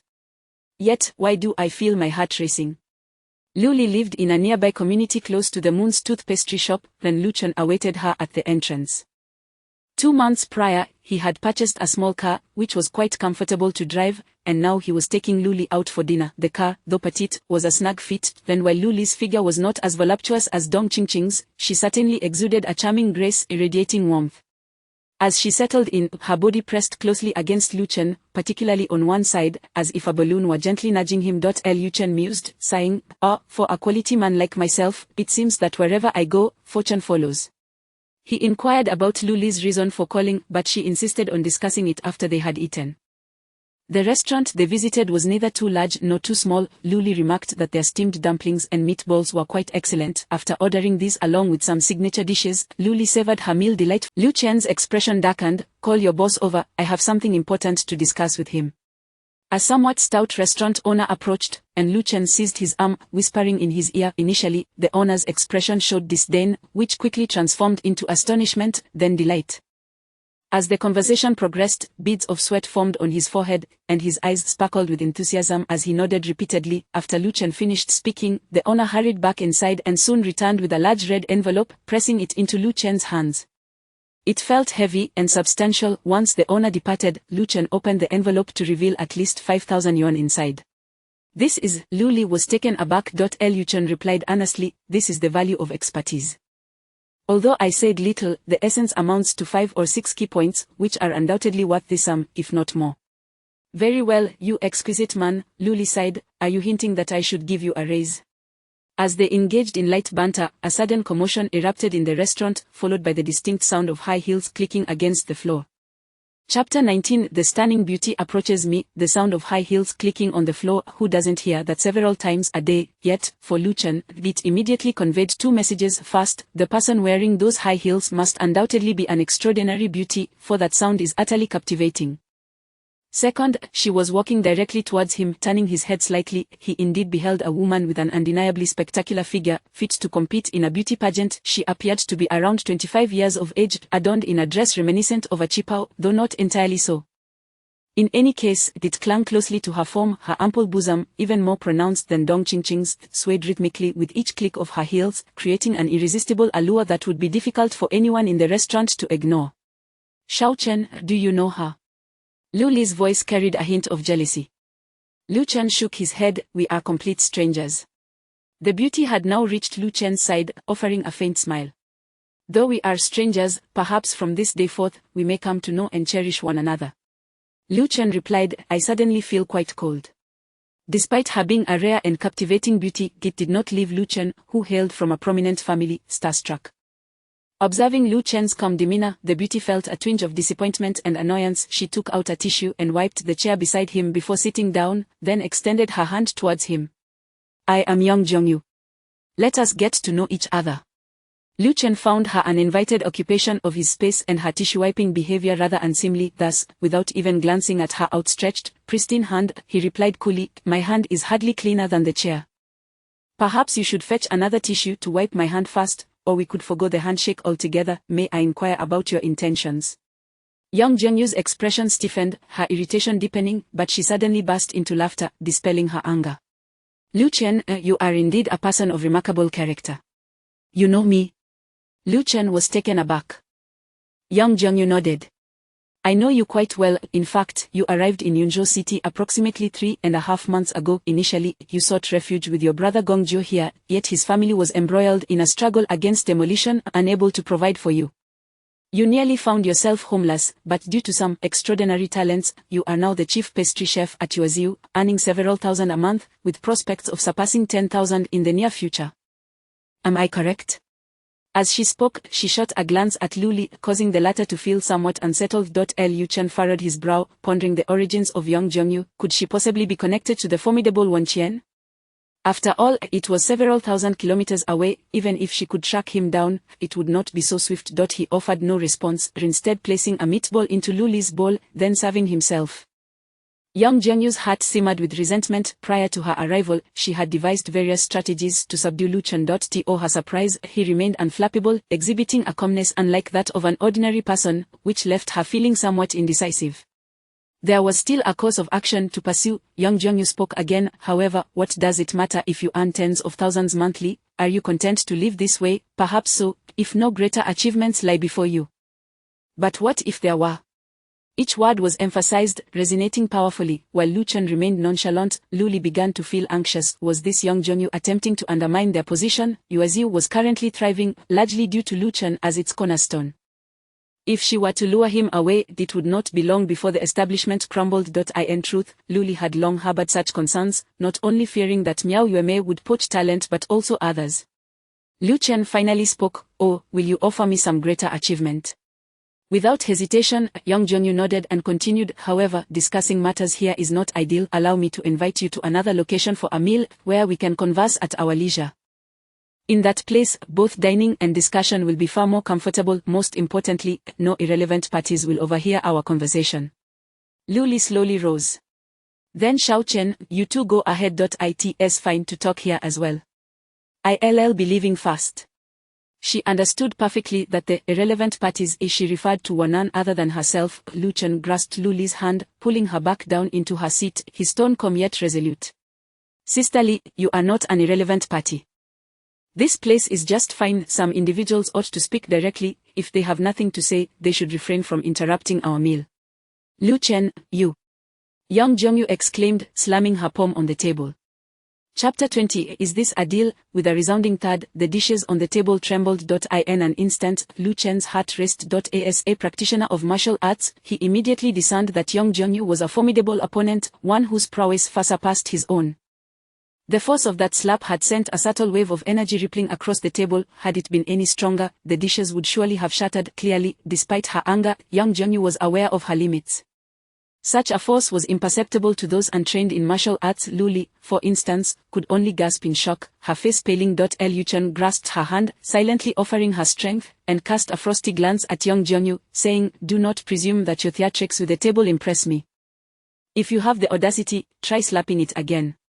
Although Lu Chen knew he could not match Yang Zhengyu in martial prowess, he could only contend with a few ruffians. Should it come to a confrontation, he had his own tricks up his sleeve, including his unique abilities. 2 rabbits. Yang Zhengyu was momentarily taken aback, then, contemplatively glancing down, her cheeks flushed crimson. Her eyes reflected a glimmer of irritation, yet she managed to maintain her composure, chuckling lightly as she waved her hand dismissively. Enough of this childish banter. Lu Chen couldn't help but feel bemused. Really? You call me a child when you are but a few years my senior. Very well, I shall speak plainly. As she spoke, Yang Zhengyu retrieved a slender envelope from her pocket, placing it on the table and gently sliding it towards Lu Chen. This is a token of goodwill, a deposit. Upon successful completion, there will be a more substantial reward. As Lu Chen scrutinized the thin envelope, a sense of gravity settled over him. In stark contrast to the hefty stack of cash the restaurant owner had offered earlier, this envelope appeared unremarkable. Yet Lu Chen could sense its significance. He opened it to reveal a check. His breath caught as he noted the figure, a 1 followed by 6 zeros, 1 million yuan. If 1 million yuan constituted a deposit, what might the promised reward entail? Beside him, Lu Li furrowed her brow. A million was indeed a considerable sum, far exceeding what Miao Yuemei had offered. However, Lu Li sensed that Yang Zhengyu was not merely requesting Lu Chen to perform a task. Rather, it seemed she was asking him to undertake a significant endeavor. This realization only deepened her unease. If the deposit was 1 million, what kind of daunting task lay ahead? Though a million yuan was substantial, Lu Chen was acutely aware of the challenges that lay ahead. He gently placed the check back on the table, nudging it towards Yang Jongyu with a single finger. I am intrigued by the deposit and the subsequent reward, but Miss Yang, I must first ascertain the nature of the task. Will it severely disrupt my life, or perhaps you understand? Yang Jongyu flashed a seductive smile. I comprehend your caution. I have prepared a document that outlines the details of this matter. Once you peruse it, you will undoubtedly grasp its significance. I initially intended to discuss this elsewhere, please wait a moment. She then withdrew her phone and made a call, her tone shifting to one of authority. Bring me the dossier from my vehicle. Shortly thereafter, a tall, imposing Caucasian man, easily standing at least 6 feet 3 inches, entered the restaurant. The patrons glanced over, surprised. Although foreign visitors were not uncommon in Yunzhou City, few bore the intimidating presence reminiscent of a Hollywood action star. The man approached Yang Jongyu, respectfully presenting the dossier with both hands. She accepted it, her demeanor becoming serious, tinged with an oddity. Turning to Lu Chen, she spoke in hushed tones. Lu Chen, this matter is of utmost importance. You must not show it to anyone or discuss it with anyone.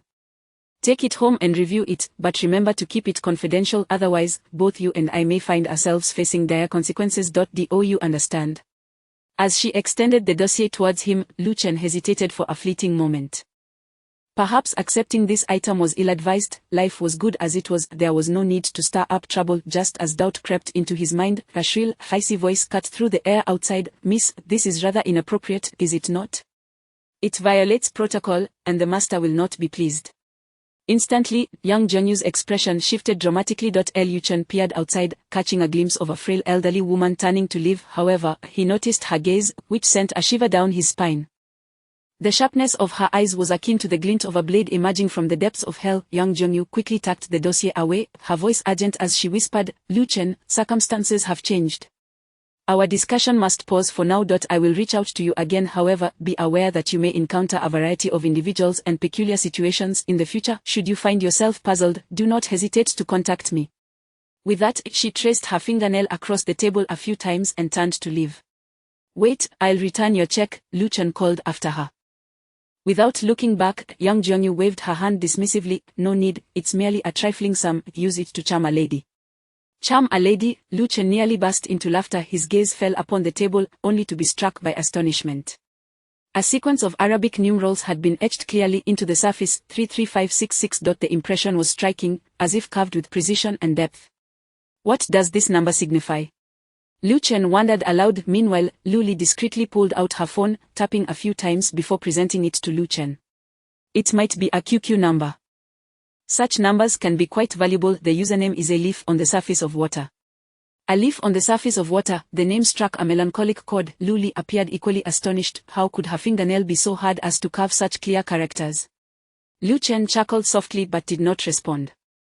Instead, he took a metal spoon and scraped away the number 33566. Lu Li, her expression tinged with concern, remarked, Lu Chen, I sense that Yang Zhenyu is a dangerous individual. She exudes an aura of mystery akin to a queen of the underworld from a novel. Have you considered how you might have provoked such a person? Violating protocol, encountering a myriad of odd characters and strange occurrences. As Lu Chen pondered the cryptic words he had just heard, coupled with Yang Zhenyu's enigmatic behavior, a foreboding intuition began to take root within him. Could it be that? Chapter 21 The older woman holds the golden brick. What is there to fear? When soldiers come, we shall meet them. When water comes, we shall dam it. I find my life rather lacking in richness. I have even managed to escape marriage, so what is there to be afraid of? The inherently open-minded Lu Chen quickly came to this realization. He patted Lu Li on the shoulder and cheerfully said, Sisterly, do not worry, we shall simply walk our own path. If the heavens wish to reign and mothers wish to marry, we shall forge ahead. Seeing Lu Chen's cheerful demeanor, Lu Li could not help but smile. I am just afraid someone might poach you away, truly. If you were taken, I wouldn't know what to do. Lu Chen pushed the 100,000 yuan towards her, saying, I will not use this money for frivolities, sisterly, take it as my investment. Let us quickly find a storefront and open our second pastry shop. This should put your mind at ease, right? Lu Li was momentarily taken aback, then excitedly responded, Shao Chen, why are you so good to me? As Lu Chen gazed at Lu Li's animated expression, he found it increasingly delightful, prompting him to tease, "It is because I wish for you to dedicate yourself to me. Sister Li, would you consider such a pledge?" Lu Li was momentarily stunned, lowering her gaze and fidgeting her feet on the floor. She neither affirmed nor denied, taking a long while before finally responding, "Xiao Chen, do not jest so." Her tone was gentle yet tinged with shyness, a sentiment that Lu Chen readily discerned. His heart raced. Alas, it seemed this 100,000 yuan might indeed be for quoting, calculating. Lu Li was merely 3 years his senior. The notion that an older woman might hold the golden brick seemed rather appealing. However, Lu Chen was not contemplating marriage at this moment. He was afflicted with a fear of commitment. Suddenly, the unexpected arrival of young Jianyu disrupted their conversation, and amidst the incessant chatter around them, neither Lu Chen nor Lu Li could continue their meal. "Let us go have grilled fish. I know a barbecue stall where the grilled fish is delectable." Lu Li suggested. The Fuchi Road Food Plaza was virtually a well-known leisure haven for every resident of Yunzhou. In truth, the culinary offerings here were not particularly diverse. It would be more accurate to label it a barbecue venue. Upon arrival, the rich aroma of grilled meat and the pungent smoke enveloped them. The lively atmosphere was palpable, with alluring beer vendors swaying enticingly, a sight to behold. Lu Li led Lu Chen to a familiar barbecue stall, ordering a pot of grilled fish and 2 bottles of beer. Before long, the grilled fish arrived, a large, fragrant fish sizzling in a square pot, surrounded by bean sprouts, potatoes, cabbage, mushrooms, cucumbers, and other vegetables. It was a feast for the eyes and the appetite. However, Lu Chen sighed, "Alas, this grilled fish is not up to par." He recoiled, suddenly cradling his head in surprise. Lu Li had playfully smacked his head and chided, "Enough already, when will you be finished? Let us eat. Lu Chen quickly offered Lu Li a piece of fish, exclaiming, "This grilled fish is truly delicious. Even the aroma speaks of earthly delights, a culinary masterpiece. As the saying goes, the grilled fish must be turned 3 times, lest the immortal snatch the plate." Lu Li chuckled, "You truly have a way with words." At that moment, a charming voice rang out from nearby, "Oh dear. I came all the way here for grilled fish, and there is no room left. What a pity. I can't possibly stand to eat, can I?" Following that was a commanding yet aged voice, "Miss, please wait a moment. A seat will become available shortly." Soon, an elderly woman, appearing around 70 but robust in build, approached Lu Chen and Lu Li. She slapped 300 yuan onto the table, coldly stating, "This table seats 5 or 6, and you two are taking up too much space. 300 yuan, and vacate the table." Lu Li was taken aback, then indignantly retorted, "Madam, that is not right. Even though there are only 2 of us, there is still a matter of fast come, fast served. We have only just begun eating." The elderly woman slapped 2 more 100 yuan onto the table, saying, "It is not without compensation. 500 yuan is ample for you to enjoy a meal elsewhere, even at a 5-star hotel. Now go, do not make me repeat myself." With a thud, Lu Chen slammed a piece of paper onto the table, calmly declaring, "Old lady, let me be frank with you. We were just driven out from another restaurant to come here for grilled fish. The one who drove us away provided this. If you wish to expel me, fine, match this amount. 500 yuan is hardly a loss of dignity." The paper was a check, originally intended for Lu Li, who had feared for its safety and asked Lu Chen to hold on to it for now. The elderly woman glanced at the check and was momentarily stunned. 100,000, to drive someone away for such a sum, who possessed such extravagant wealth. "Young man, this must be a forgery," she remarked, but suddenly paused, her expression shifting as she recognized the signature. Clearly, she was familiar with the name inscribed. Lu Chen noticed her unusual demeanor. Evidently, she recognized the name, Young Jianyu. At that moment, 4 burly men approached, each bearing an intimidating presence, as if they could kill without a second thought.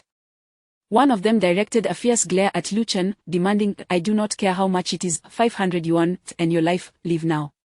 Lu Chen felt a twinge of doubt within, yet maintained an air of calmness. What a joke. This is an area governed by law. Do you adhere to the law? If our esteemed leader were to hear you speak so brazenly, he would certainly strike back with force. Will you leave or not? The burly man barked. The other 3 tightened their fists in preparation. "Zhongji, do not be so rude," a charming voice interjected. "This gentleman is correct. We live in an era ruled by law, and such tyranny cannot be tolerated." A girl in her 20s approached Lu Chen, softly inquiring, "Hello, sir, my name is Shangwan Bei. May I share your table?" This young lady was seated in a wheelchair, evidently with some ailment affecting her legs. Her gentle words brought a sense of comfort to Lu Chen, who nodded in agreement. Indeed, how pleasant it is to communicate in this manner, fostering harmony and warmth between people. Some individuals, despite consuming more salt than others, simply do not understand social interaction, such a waste. The four Bali men were incensed, and as Zhongji prepared to retaliate, the elderly woman unexpectedly spoke. Zhongji, the young lady is correct. Let us share the table with him. She then leaned down to whisper a few words into Shangguanbei's ear. Shangguanbei looked at Lu Chen with surprise before suddenly stating, this gentleman is not an ordinary person. May I know your name and this lady's? Lu Chen understood her implication but chose not to confirm or deny, simply providing their names. Liu Li, Lu Chen. Upon hearing their names, Shangguanbei beamed, I know you both. You own the Yujia pastry shop, don't you? I particularly enjoy the pastries you create and admire your creativity. The way you inscribe your names on the packaging and include messages for your customers is something I truly appreciate. Lu Chen and Lu Li exchanged proud glances. They took great pride in their branding, a marketing strategy devised by Lu Chen himself. Who would have thought we would have such a connection? Meeting here, this meal is on me. Shangguanbei declared generously. She ordered another serving of grilled fish, along with some other signature barbecued dishes. As they dined and conversed, the atmosphere was joyous. However, their discussions largely revolved around the amusing anecdotes of Lu Chen and Lu Li's pastry shop, while the origins of Shangguanbei and the matter of the 100,000 yuan check were tactfully avoided. As the conversation flowed, Shangguanbei and Lu Li began to refer to each other as sisters, with Shangguanbei mentioning that she knew several managers of star-rated hotels and would arrange for them to source supplies from Yujia, as Lu Chen's pastries were simply delectable. Brother Lu Chen, I also enjoy making pastries. When could you teach me? Shangguanbei earnestly asked. Certainly. Lu Chen chuckled, but being my apprentice is no easy task. You must come to work at our shop and start from the basics. How dare you? Zhongji roared, what status does Our Lady have to be your apprentice? Have you lost your mind? With such lowly manners, I can only imagine your parents worry endlessly about you, Lu Chen replied with a smile. Zhongji glared furiously, ready to strike, when Shangguanbei shouted, Zhongji, if you continue to behave so rudely, return at once. I no longer require your services as my bodyguard, I will find someone with manners.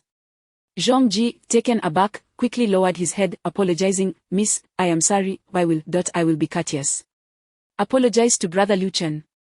Shangguanbei commanded. Zhongji, begrudgingly, addressed Lu Chen, Brother Lu Chen, Mr.Lu, I sincerely apologize. However, Lu Chen's gaze wandered, surveying the surroundings. He seemed to disregard Zhongji's words, which infuriated the latter, who suppressed his rage, vowing silently to make him pay for this insolence.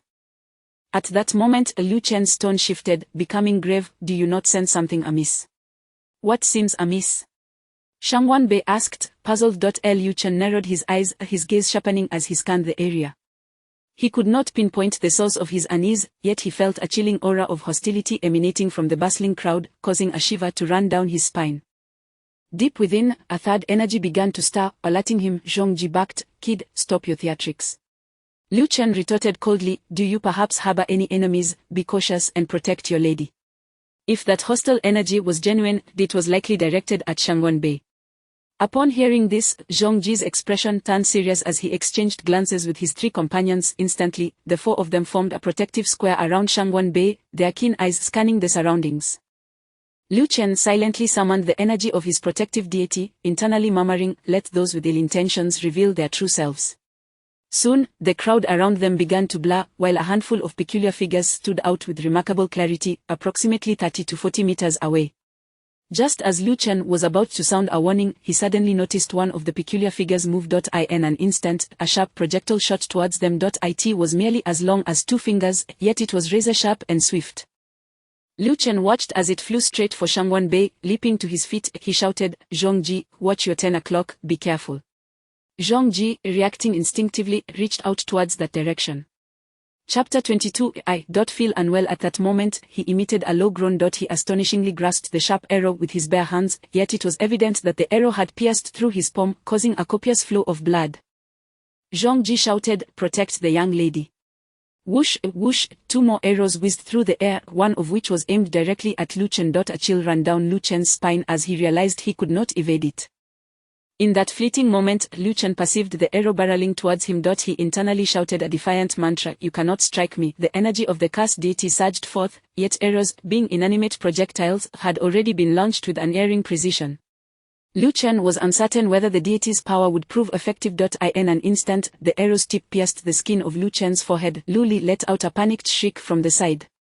In his heart, Lu Chen mournfully lamented, "Damn it, am I truly destined to perish at such a young age in a fish barbecue stall? I haven't even married yet, nor have I returned to pursue my fair maidens. This is utterly outrageous." However, it merely penetrated a thin layer of skin. Subsequently, astonishingly, the arrow came to an abrupt halt, as if it had struck a steel plate, before dropping to the ground. Initially bewildered, Lu Chen only regained his senses when Lu Li, in a state of alarm, called out, "Lu Chen, are you all right?" He touched his forehead and found only a slight smear of blood. The faint sting was hardly worth mentioning. A smile crept across Lu Chen's face. The power of the cursed deity was indeed quite effective. Although it did not prevent the arrow from striking, it merely broke the skin, which was acceptable. He chuckled, "Sister Li, fret not, I have practiced the iron cloth shot since childhood. An arrow is nothing more than a piece of dried radish." As he spoke, his legs buckled, and he suddenly sank into a chair. Only then did Lu Chen realize that he was drenched in cold sweat. His body from feet to shoulders felt as weak as if he had just completed a 10,000-meter run. He felt utterly drained, gasping for breath. A surge of alarm gripped his heart. It must have been the recent exertion of the cursed deity's power that had sapped his strength, leaving him in a state akin to shock. At that moment, the unfortunate Lu Chen and Lu Li were clearly caught in the crossfire. Gritting his teeth, Lu Chen summoned the remnants of his strength, abruptly flipping the tabletop over, and then pulled Lu Li down with him as they both fell to the ground. Lu Chen used the tabletop to shield them, tightly embracing Lu Li's delicate form, whispering, "Stay low and don't move." Lu Li clung to Lu Chen, her face pressed against his chest, nodding, "Are you afraid?" Lu Chen suddenly inquired. Lu Li replied sweetly, "With you here, I feel very safe." Upon hearing this, Lu Chen couldn't help but act a bit impudently, gently squeezing a hand near Lu Li's shapely rear.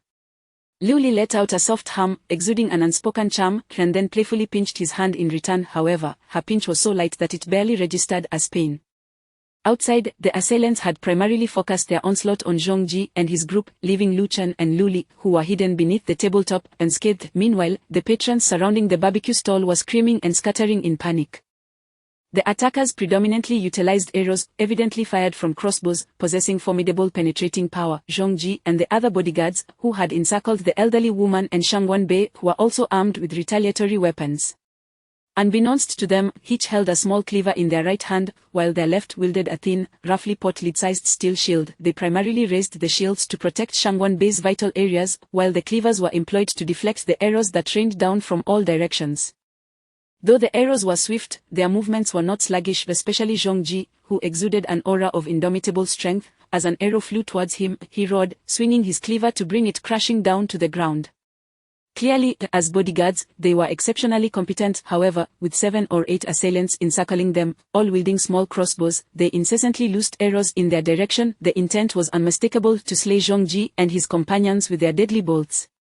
Before long, 2 bodyguards cried out in agony. One had been struck in the shoulder, the other in the thigh, both by arrows. The one who had been hit in the thigh could no longer endure the pain and sank to his knees, exposing a gap in their defenses. Zhong Ji was immediately seized with terror, shouting, "Zhong Xiong, get up, protect the young lady. Big brother, I can't stand, my leg has gone numb." Zhong Xiong, the one who had collapsed, lamented, his face awash with despair. At that moment, another arrow hurtled towards them, aimed precisely at the gap left by Zhong Xiong's kneeling form, targeting Shangwan Bei within. If she was struck, it would likely result in severe injury. Zhong Ji realized he could not reach her in time and bellowed, "Miss, duck." In an instant, the arrow was less than a meter away from Shangwan Bei, who sat in her wheelchair, frozen in terror. Suddenly, an extraordinary event transpired. The arrow halted mid-flight, shimmering as if rippling through water. The pause lasted less than a second, and in the blink of an eye, it surged forward like a tiger breaking free from its cage. At that moment, time was of the essence. With a fierce roar, a figure leapt through the opening, raising a beer bottle to strike it down. Bang! The arrow was sent crashing to the ground as if it were a mere rodent. Immediately following that, the figure collapsed, their forehead colliding with Shangguanbei's exposed, pale toes. The posture resembled one of kneeling in reverence. It was none other than Lu Chen, who, after instructing Lu Li to remain still, had swiftly darted out from beneath the tabletop. In truth, swiftly might not be the appropriate term. Although his speed was commendable, it paled in comparison to the velocity of the arrow, which likely meant he had reached Shangguanbei just as she fell. Yet, with the last remnants of his energy, he unleashed the power of the curse deity. Stop. Thus, the arrow froze in midair for a fleeting moment, the sliver of time that proved sufficient. However, Lu Chen was utterly exhausted, his strength drained, and his body ached with fatigue. He lay beneath Shangguanbei, struggling to lift his face, managing a faint smile. Little girl, are you all right? I'm fine. I'm fine, but what about you? Shangguanbei's eyes brimmed with tears. She understood all too well that had it not been for this young man before her, she would have met a tragic fate. She bent down to help Lu Chen up, but he quickly waved his hand. No need, don't, you can't lift me, ow. Before he could finish, Lu Chen suddenly let out a pained cry. It turned out that as Shangguanbei leaned forward, her balance faltered, and she tumbled from her wheelchair, landing squarely atop Lu Chen, nearly crushing him. Meanwhile, the wheelchair toppled, landing on top of Shangguanbei. Thus, both Lu Chen and Shangguanbei found themselves pinned beneath the weight of the chair. 2 more arrows zipped through the air. One was cleaved in half by Shangji, while the other struck the wheelchair. Beneath it, Shangguanbei was mortified. Brother Lu Chen, I'm so sorry. I didn't mean to. I wanted to help you up, but I didn't expect. Are you all right? Lu Chen had already collapsed like a turtle on the ground, weakly responding, I am fine, just all right. Brother Lu Chen, hang in there. My bodyguards are very capable, they can take down those ruffians. Shangguanbei babbled, just hold on, I know your heart. Once those ruffians are driven off, I'll have someone take you to the hospital. Hang in there, you can do it. As she spoke, she gently patted Lu Chen's shoulder with her small hand. However, Lu Chen showed no response. Brother Lu Chen, hey, Shangguanbei grew anxious. Lu Chen had already lost consciousness. Meanwhile, the battle had reached its most intense phase. The 7 or 8 assailants had exhausted their arrows and were now drawing long knives over 3 feet in length, charging forward. Zhong Ji, now in a frenzy, lunged into the fray alongside another uninjured bodyguard, engaging in a fierce melee. Blades clashed, and blood splattered. The 2 injured bodyguards, despite their wounds, steadied themselves, glaring fiercely at the assailants. One brutish thug brandished a large knife as he charged in like a demon. Zhong Xiong, who had been struck in the thigh, shouted, swinging his small shield like a frisbee. Bang! The shield sliced a large chunk from the thug's scalp, likely injuring his skull, causing him to collapse to the ground, wailing in agony. 2 more thugs lunged forward. Suddenly, the roar of engines filled the air as 2 black Land Rovers arrived in a flash. The first vehicle careened towards the 2 assailants. Bang, bang, the 2 figures soared into the night sky, soon crashing to the ground. The impact was undoubtedly lethal. The 2 Land Rovers screeched to a halt, their doors flung open, and nearly 10 rugged, stun-faced young bodyguards leapt out, charging towards the assailants. From the rear vehicle, an elder, around 70, emerged, flanked by 2 bodyguards. The elderly woman crouched beside Shangguanbei exclaimed in delight, "It's all right, miss, the master has arrived, we are saved. Thank goodness I called in time." Her tone carried a hint of self-satisfaction. However, Shangguanbei hardly paid attention, forcefully pushing aside the wheelchair that lay atop Lu Chen and gently nudging him. "Brother Lu Chen, wake up. We're safe now." But Lu Chen remained unresponsive. "Little Bei, how are you? Are you all right? Who is he?" At that moment, the elder had approached Shangguanbei, his voice steady yet imbued with deep concern. This elder, named Shangguan Yingneng, was the patriarch of the Shangguan family, one of the 4 prominent families in Yunzhou City, as well as the chairman of the Falcon Group they controlled. His conglomerate spanned various industries, including dining, tourism, real estate, and mineral resources, with a net worth exceeding 100 billion. Under his influence, the political landscape of Yunzhou City and even Fuhai province was largely shaped by his connections, earning him the moniker Shangguan Gang. While Shangguan Yingneng might not wield absolute power in Yunzhou City, his mere stamp of a foot could send tremors through the ground. "Grandfather, I'm fine. Hurry, call for the hospital, he saved me. If it weren't for Brother Lu Chen, I would have already perished." As she spoke, Shangguanbei began to weep, collapsing against Lu Chen's back. Meanwhile, Lu Li rushed over, kneeling beside them, anxiously calling out for Lu Chen. Shangguan Yingneng personally lifted the wheelchair and cradled his granddaughter in his arms. Chapter 23. Who could it be? He crouched down once more, gently turning Lu Chen onto his side. Lu Chen's complexion was ashen, his face smeared with mud, embodying an appearance of utter exhaustion and weakness. Lu Li and Shangguan Bei, upon witnessing this, were moved to tears, while a peculiar light flickered in Shangguan Ying's eyes as he murmured to himself, "Remarkable innate talent, divine essence contained within. He is indeed a promising candidate for martial training. Moreover, this aura, it seems I have never encountered anything quite like it before. Could it be that he..." This whisper was so low that only Shangguan Ying could hear it.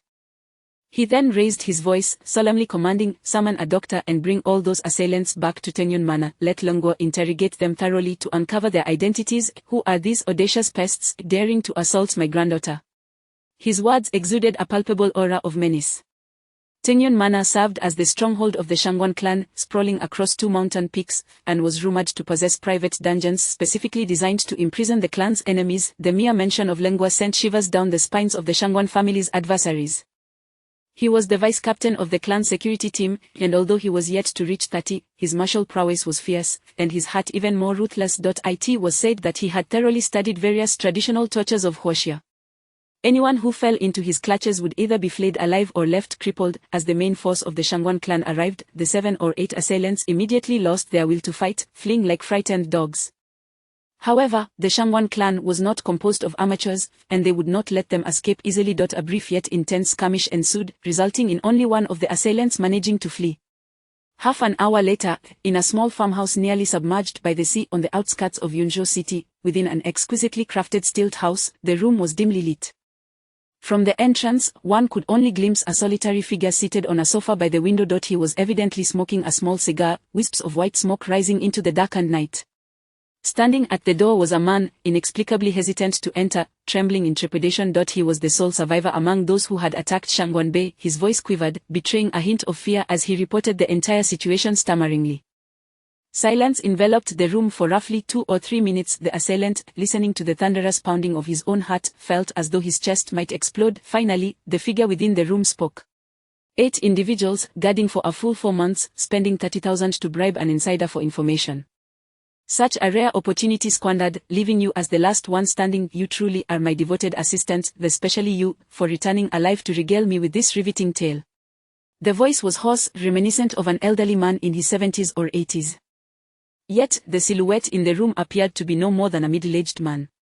Master Peng, those 4 bodyguards were far too formidable, using their bodies as a human wall to block our crossbows. Initially, we had found an opportunity. I could have shot Shangguan Bei with a single arrow, but to my astonishment, I witnessed the arrow freeze in midair, less than a meter from her, for just a fleeting second, before that fellow who was barbecuing with them lunged forward and smashed the arrow down with a beer bottle. "Are you spinning me a yarn?" The voice from within turned icy. The assailant broke into a cold sweat, suddenly kneeling and trembling as he pleaded, "Master Pang, how could I dare jest with you? I witnessed it with my own eyes. That fellow, he exhibited even more bizarre feats.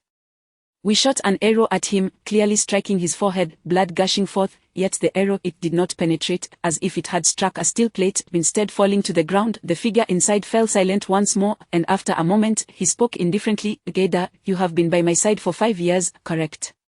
5 years and 6 months, Master Pang. I have always been loyal to you, rarely making mistakes on missions." Ada sensed an ominous premonition. "Indeed, you seldom err, yet, in this life, sometimes a single mistake is all it takes." Master Peng's voice remained calm. "Rest assured, I will provide your wife and child with enough money to live comfortably for a lifetime." Ada cried out in terror, straightening up to flee. Bang! A spray of blood erupted from the back of his head, and he collapsed forward. A curvaceous figure emerged from the doorway, holding a smoking handgun. "Anyone who falls into Shangguan Ying's hands must die. This matter must not be leaked. You will deal with it." Master Peng commanded coldly. "And what do you think of that fellow Ada mentioned?" The one who had shot Ada was an extraordinarily beautiful yet cold-faced young woman, her figure undeniably alluring. She slightly elevated her prominent bosom and spoke with an unruffled demeanor. "Even if he possesses martial prowess, it is likely of an inferior sort. However, he may have some mastery of the esoteric arts, which could explain those 2 phenomena. I shall investigate further, for I am intrigued. After all, while practitioners of martial arts are still numerous in modern society, those who delve into the esoteric arts are becoming increasingly rare or more concealed." "Exercise caution," Master Peng replied coolly. "Do not alert the snake in the grass." 14 hours later, it was already the following morning.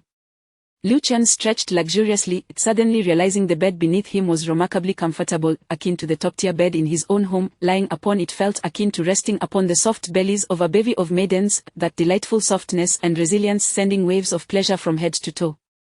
Thus, he stretched lazily to the left, then to the right, before rolling over to the left, languidly extending his legs, akin to a cat stretching. He then flipped to the right, repeating the same motions. As he indulged in these stretches, Lu Chen let out a series of contented sighs, reminiscent of a sound one might hear from a female companion. Finally, he flipped onto his stomach, moving rhythmically as if savoring the comfort. Suddenly, he opened his eyes and realized, this is not my home. Where am I? How did I end up on such a comfortable bed? Jolted upright, he was met with the sight of 3 girls, their mouths covered, faces alight with laughter they could scarcely suppress. They were Lu Chen and a particularly pure and lovely young nurse. Instantly, Lu Chen froze, his face flushing crimson. Goodness, how could this be? What was I just doing? Did they witness my lazy stretches and movements? How utterly humiliating. Fortunately, Lu Chen was quick-witted. He promptly stretched again, feigning nonchalance as he looked at them. Oh, you are all here. What is so amusing? I just woke up and I'm utterly clueless about what is happening. Why is it so funny? By the way, how did I end up here? He recalled the last moments vividly. Shangguanbei had collapsed onto him, a final straw that had sent him spiraling into unconsciousness, plunging him into darkness. After considerable effort, the 3 girls finally stifled their laughter, deciding not to expose Lu Chen, granting him a modicum of dignity. The young nurse stepped forward, her cheeks flushed. Mr. Lu, I need to examine you to ensure there are no lingering issues. With that, she began to fiddle with an array of peculiar instruments by the bedside. Meanwhile, Lu Li and Shangguanbei took turns recounting the events of the previous night to Lu Chen. In essence, it was a tale of near calamity, yet it left Lu Chen feeling somewhat exhilarated. Once they finished, Shangguanbei wheeled her chair closer, handing Lu Chen a check for $2 million dollars, her demeanor earnest as she insisted, Brother Lu Chen, this is a token of my gratitude. Please accept it. My grandfather has stated that your rescue of his granddaughter cannot be repaid with mere money. Should you ever need assistance, the Shangguan family will stand as your steadfast support. Lu Chen scratched his head. Xiao Bei, you invited us to dinner, and I saved you. That is merely fate at play. There is no need for monetary compensation. Though I may be in need of funds, I cannot equate your life's worth to money, right?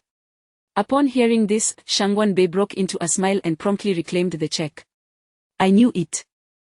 Brother Lu Chen is not a greedy person. He would never accept this money. My grandfather thought you might, but, humph, fine, I shan't give it to you. However, if you ever need anything, do let me know, and I will have my subordinates assist you, alright? Lu Chen felt a flicker of inspiration, recalling a matter he wished to trouble Shangguanbei with. Given the Shangguan family's influence in Yunzhou City, locating a certain individual should not prove too difficult. The person Lu Chen sought was Gongjiu, forced to leave due to demolition. His leg injury had left Lu Chen uncertain of his current condition, nor did he know how Gongjiu's adorable sister, Gong Xiaoyi, was faring. He must find them. Thus, Lu Chen shared this matter with Shangguanbei. Listening intently, Shangguanbei effortlessly grabbed a pen and a sheet of A4 paper from the table, swiftly sketching based on Lu Chen's description. She then handed the paper to Lu Chen, inquiring if Gongjiu resembled this figure. Upon glancing at the drawing, Lu Chen was taken aback. It bore an uncanny resemblance. Though it was a simple sketch, each stroke captured the distinctive features and essence of Gongjiu, rendering it at least 70 to 80% accurate. Lu Chen showered her with praise, nodding repeatedly. As she basked in his compliments, Shangguanbei's face radiated excitement, akin to a child receiving candy from an adult. She then declared that she would immediately instruct her subordinates to locate Gongjiu. If he was still in Yunzhou City, he would likely be found within a few days. The conversation then shifted to Lu Chen's current physical condition. He was fine, merely exhausted from excessive energy expenditure. Advanced medical equipment had revealed that his brain cells were in a state of extreme fatigue following intense activity. However, with sufficient rest and nourishment, he would soon recover. Lu Li, perplexed, remarked, Xiao Chen, logically speaking, while you did expend some energy last night, how could it have drained your mental faculties to such an extent? Indeed. Shangguanbei interjected, the doctor mentioned this phenomenon is quite rare. Even an entire night of deep contemplation would not compare to the mental drain you experienced last night, and that, what was it called, the fluctuation value is quite significant. The fluctuation value, chimed in the young nurse. We utilized a brainwave fluctuation detector to examine Mr. Lu's brain condition originally, it was merely a supplementary check to see if his brainwave activity was affected while he was unconscious. Instead, we discovered that the residual brainwave fluctuation value was astonishingly high, resembling a towering peak. Chapter 24. Hidden secrets. Listening to this, Lu Chen was undoubtedly aware of the implications. He harnessed the energy of the spell and issued a series of commands through sheer will, which evidently drained a significant amount of mental energy. However, the matter was too enigmatic to disclose to them, so he feigned ignorance with a silly laugh, saying, "Isn't it incredible? Haha, I have no idea why, how strange." Shangwan Bei, being a perceptive young lady, noticed the unusual expression on Lu Chen's face, as if he harbored secrets he was reluctant to reveal. She refrained from pressing further and softly said, "Lu Chen, regardless of the circumstances, you should take good care of yourself here. Rest assured, this is a hospital under our family's auspices, one of the finest private hospitals in Yunzhou City. You will receive excellent care here." Indeed, merely observing the amenities of this luxurious single-occupancy room made Lu Chen realize that this was no ordinary establishment. It resembled a presidential suite in a five-star hotel more than a mere hospital room, equipped with every conceivable comfort. Just as he nodded in acknowledgement, a knock on the door interrupted them. Shangwan Bei exclaimed joyfully, "Wonderful, it must be the medicine arriving." Medicine? Lu Chen was taken aback. She called for the person to enter, and the door swung open to reveal a man in his 40s, plump and pale, who entered carrying an exquisite silver password box. Upon entering, he slightly bowed to Shangwan Bei, greeting her with utmost respect. "Good day, miss." His demeanor exuded a particular reverence. Shangwan Bei smiled and replied, "Uncle Pang, I've told you not to be so formal. Your manners make me somewhat uneasy." She then turned to introduce Lu Chen. This man was named Pang Bei, the head of security at the headquarters of the Flying Eagle Group, and he also served as the security director for the Flying Eagle Biotechnology Company, a subsidiary of the group. Pang Bei approached Lu Chen, his face beaming with warmth as he spoke. "Mr. Lu, I must extend the collective gratitude of the entire Flying Eagle Group to you. The young lady is the core and hope for our group's future. If anything were to happen to her, it would spell trouble for us all, therefore, you are our benefactor." Lu Chen was momentarily taken aback. Shangwan Bei was indeed the apple of the Shangwan family and the helm of the Flying Eagle Group, thus her status was quite exalted. However, to label her as the core and hope of the group seemed somewhat exaggerated. Could it be that she harbored secrets of her own? Pang Bei, while outwardly amiable, possessed a glint of sharpness in his smiling eyes, suggesting a depth of character that was not to be underestimated. Unsurprisingly, as the head of security for the group and the security director for a biotechnology firm, his titles alone hinted at his formidable nature. Lu Chen smiled lightly. "It's really nothing, Director Pang. At that moment, I merely regarded Xiao Bei as a friend who could share a meal of grilled fish with me. I would have rescued anyone else in her place." His words elicited a flicker of admiration in Pang Bei's eyes as he laughed heartily. "Mr. Lu, you are indeed remarkable. No wonder our elder statesman remarked that you are no ordinary person. Haha, from now on, I shall not call you Mr. but rather Chen, as friends do. We shall enjoy grilled fish and beer together. If anyone displeases us, we shall face them together." Such exuberance was indeed appealing to Lu Chen. Though Pang Bei appeared somewhat portly and rotund, his character was befitting of his position, genuine and magnanimous. Perhaps he could indeed forge a friendship with him. "Sounds great, that's the most enjoyable arrangement," Lu Chen replied with a hearty laugh. Shangwan Bei looked somewhat astounded. "Uncle Pang, did my grandfather really say that Lu Chen is no ordinary person? Anyone capable of saving the young lady is certainly no ordinary individual." Pang Bei winked at her. However, it was evident that what Shangwan Ying had conveyed about Lu Chen was far from simple, a notion that Lu Chen tucked away in his mind. Pang Bei then placed the password box on the bedside table, inputting a series of codes before opening it. A rush of icy air emerged, indicating a small refrigeration device within, akin to a portable mini-fridge. Inside lay a blue satin cloth, neatly arranged with 12 vials of liquid. Each vial, roughly the size of an adult's pinky finger, contained a brown liquid reminiscent of certain medicinal tonics.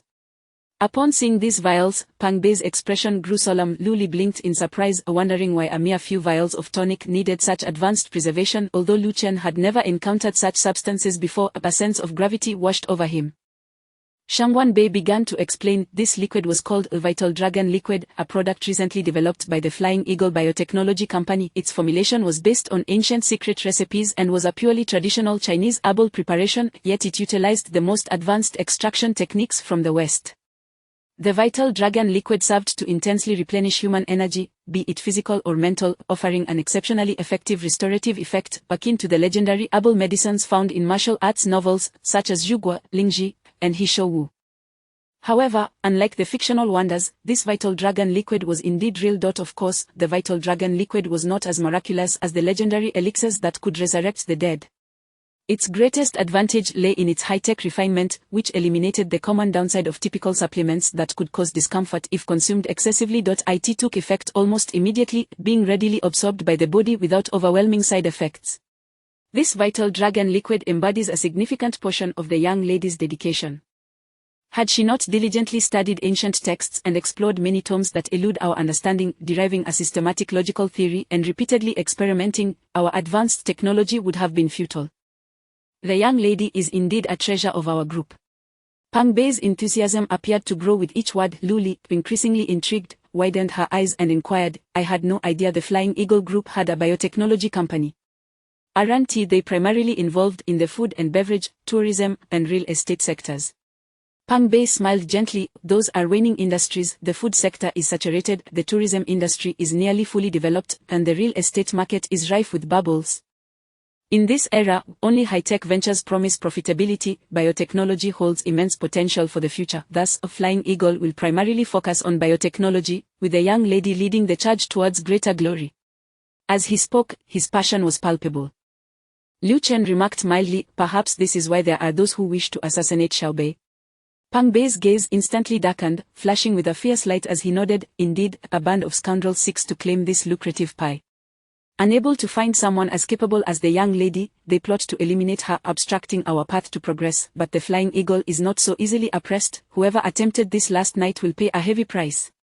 Shangwan Bei smiled lightly, seemingly unfazed by those who intended to harm her. She continued to elaborate on the vital dragon liquid, stating that it was categorized into 3 tiers: bronze, silver, and gold. The bronze-level vital dragon liquid had already obtained certification as a health supplement for sale, with each small vial priced at 8,800 yuan, yet it remained in high demand. The silver-level vital dragon liquid had not yet been released for sale but had passed clinical trials and received permission for market entry. Currently, it was only available as a sample to select high-ranking officials, priced at 38,800 yuan per vial. Once she finished her explanation, Shangwan Bei wheeled herself over to the safe, retrieving a vial of vital dragon liquid and presenting it to Lu Chen. With a playful tone, she asked, Lu Chen, do you think this is bronze level or silver level?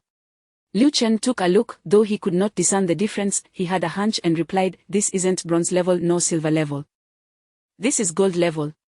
Shangwan Bei was taken aback. How did you know? Lu Chen chuckled. Didn't you say the vital dragon liquid comes in 3 tiers? Given your kindness to me, you wouldn't offer me anything below silver level, would you? He could clearly see that all 12 vials of vital dragon liquid were intended for him. Lu Chen, you are so clever. Shangwan Bei couldn't help but pinch his cheek. Her beautiful, pure eyes sparkled with a hint of joy and a vague affection. Lu Li, observing this exchange, couldn't help but feel a twinge of envy. Shangwan Bei continued, this is the gold-level vital dragon liquid, a product of my latest research. However, it has yet to be tested and hasn't undergone clinical validation. Would you dare to consume it? Pfft, am I to be treated as a guinea pig? Lu Chen thought, perplexed. However, I assure you of its efficacy and absence of side effects, Shangwan Bei asserted earnestly. Lu Li couldn't contain herself. Xiao Chen, I think it's best not to drink it. After all, it hasn't been approved by the state yet, and it could pose risks. It's fine. Lu Chen chuckled. Though it hasn't been state verified, it was personally tested by Xiaobei. If she is fine, what do I have to fear? Saying this, he flicked the vial cap off with a finger and tilted his head back, swallowing the entire vial of gold-level vital dragon liquid in one go. As the liquid entered his abdomen, it immediately transformed into a wave of warmth, radiating throughout his body. The intensity of this energy was unlike anything Lu Chen had ever experienced. Without regard for the onlookers, he promptly crossed his legs and began to practice his family's internal cultivation technique, the nurturing heaven method, to channel the medicinal energy produced by the vital dragon liquid. Through guidance, he consolidated this energy into a more refined essence, absorbing it into his meridians, which was tantamount to completely harnessing the medicinal potency. The stored essence would serve as energy, capable of enhancing a practitioner's cultivation, and could also be utilized externally for healing or as a means of combat. This process, known as a refining essence into energy, allowed the body to absorb energy through food and medicine, which could be seen as the essence of these substances, automatically assimilated by the body. Through the practitioner's conscious refinement and transformation, it became true energy. Pang Bei observed Lu Chen closely, his eyes flickering with disappointment as he thought it seems he merely employs conventional internal cultivation techniques. Furthermore, he appears to have little experience, his cultivation level still quite superficial. Pang Bei was able to discern Lu Chen's level of cultivation merely by observing his breathing and meditative state.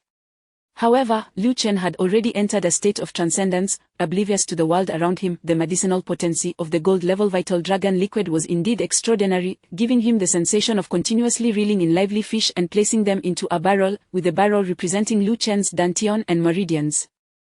Chapter 25. The fourth type of extraordinary ability. While absorbing the medicinal power and refining it into genuine energy, Lu Chen had already discerned the general components of the vital dragon liquid. After all, he was a descendant of one of the four prominent martial families in Jiuying City and had consumed a myriad of natural supplements throughout his life, ranging from Qiguo and Shuguo to Hishouwu and Lingji. He had encountered them all. The vital dragon liquid contained the essences of these herbs, and not merely a few types, but dozens. It was through the organic combination of these medicinal ingredients, each complementing the others with the most subtle energy factors, that this liquid proved to be more effective and safer than any natural elixir. Lu Chen could only identify about 7 or 8 of the ingredients, and he could not ascertain the precise proportions of the Lingxi or the Zhuguo. However, as he absorbed the medicinal energy, he suddenly felt a surge of energy emerging from a deep place within his body. It was akin to a small fish darting swiftly through the medicinal essence. Lu Chen could even feel its tail gently flicking. With each flick, the medicinal energy seamlessly integrated into his veins without needing to undergo further refinement through the condensing heaven technique. His eyelids involuntarily twitched as if they were about to open, but they closed again. He further relaxed, allowing that marvelous little fish to roam freely, aiding him in absorbing the medicinal power. Meanwhile, Pang Bei, who had been observing Lu Chen with a relaxed demeanor, suddenly trembled, his face displaying an expression of disbelief. He saw Lu Chen's eyelids slightly parting, revealing a remarkably pure, azure light emanating from within. As his eyelids closed, the light receded once more. Pang Bei was now utterly bewildered, pondering, this is impossible. With such a shallow level of cultivation, how could he possibly exhibit the yuan light that only superlative experts possess? The yuan light is a manifestation of the yuan in that emerges only when martial practitioners reach the third realm of cultivation, the refining spirit and transforming void stage. Clearly, Lu Chen's level was still quite low, merely the most rudimentary foundation of the refining essence and transforming chi stage. How could he suddenly transcend to the refining spirit and transforming void realm? Pang Bei was perplexed, yet he believed he could not have misjudged. Thus, the initial disdain he felt towards Lu Chen dissipated, replaced by a newfound respect. After all, the path of cultivation is unique to each individual. Perhaps Lu Chen was merely masquerading as a fool to deceive the wise. Approximately 10 minutes later, Lu Chen opened his eyes. He stretched comfortably, feeling truly refreshed. Previously, when he had awakened, his head felt heavy, and his body light. Now, those sensations had vanished entirely. His mental and physical states were fully restored, brimming with vitality, even igniting an interest in practicing his newly acquired abilities. Alas, he had no need to procure snacks, nor was there any adversary to confront. However, he recalled the little fish-like energy from earlier. Clearly, it was not the chef god ability, nor the spell god ability, and it was certainly not the inexplicable ability that had surfaced suddenly at the barbecue stall last night, capable of emitting warnings. In essence, it was the fourth type of extraordinary ability. What kind of ability is this? As the thought crossed his mind, Lu Chen suddenly experienced a sense of enlightenment, followed by a surge of wondrous data flooding his mind.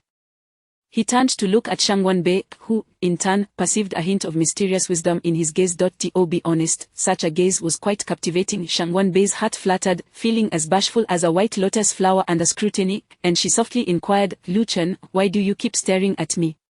Lu Chen replied earnestly, Xiao Bei, after consuming your vital dragon liquid, I truly feel invigorated, having thoroughly replenished the mental and physical energy I depleted last night. However, I wish to offer a few suggestions that might help your vital dragon liquid evolve into something even more perfect. At this, Pang Bei exhibited a look of excitement, increasingly convinced that Lu Chen was an enigma, perhaps capable of proposing genuinely valuable ideas. Shangwan Bei's eyes sparkled with enthusiasm. That's wonderful, Lu Chen. I have long aspired to develop a more refined variant. Lu Chen nodded. I understand that there should also be platinum and diamond levels, correct? In the future, there could be more than just 3 tiers, depending on your efforts. Shangwan Bei clapped her delicate hands together in delight. Lu Chen, you are brilliant. Flattered by the praise from a lovely young woman, Lu Chen felt a surge of happiness. He then adopted a serious expression and continued, firstly, regarding the flavor, it leaves much to be desired, it even has a muddy taste. I believe we should cater to contemporary tastes, just like those nutritional drinks, which come in various flavors. We could create orange-flavored Vital Dragon liquid, lemon-flavored, or even milk-flavored. Lu Li nodded vigorously in agreement. Exactly, just like we do with cakes. Pang Bei and Shangwan Bei, however, were left dumbfounded by his suggestions. Shangwan Bei struggled to maintain a serious demeanor towards Lu Chen's entirely inexperienced proposals, while Pang Bei could no longer contain his laughter, exclaiming, Chen, perhaps we should abandon that idea. Flavors are made from artificial essences, how could we possibly incorporate them into the Vital Dragon liquid? That would surely compromise its energetic properties. Moreover, our Vital Dragon liquid is not marketed for taste, but for its energy. As he spoke, Pang Bei felt a tinge of disdain for Lu Chen, questioning the absurdity of his suggestions. Lu Chen, somewhat embarrassed, scratched the back of his head and chuckled, all right, then I shall share something else, please pay close attention, as this could be extremely valuable data. Pang Bei resisted the urge to roll his eyes. This fellow seemed to have substance, boasting with a grandiose tone, yet Shangwan Bei remained honest, firmly believing that Lu Chen was indeed a person of significance. She couldn't quite explain why she trusted him so implicitly, but she did. Lu Chen proceeded to articulate his thoughts. He first identified the primary components of the Vital Dragon liquid, listing over 20 ingredients in one breath, leaving Shangwan Bei visibly moved. She had encountered individuals who could name 5 or 6 components after consuming the Vital Dragon liquid, but never had she met someone who could name over 20. Following this, Lu Chen even approximated the proportions of these components, indicating which should be increased or decreased, which herbs should be boiled, and which were best ground into powder. The specific refining process escapes my knowledge. However, these herbs were historically used to concoct elixirs. By refining them into a liquid, you have indeed expedited the absorption process for the human body, but it may lead to a loss of potency.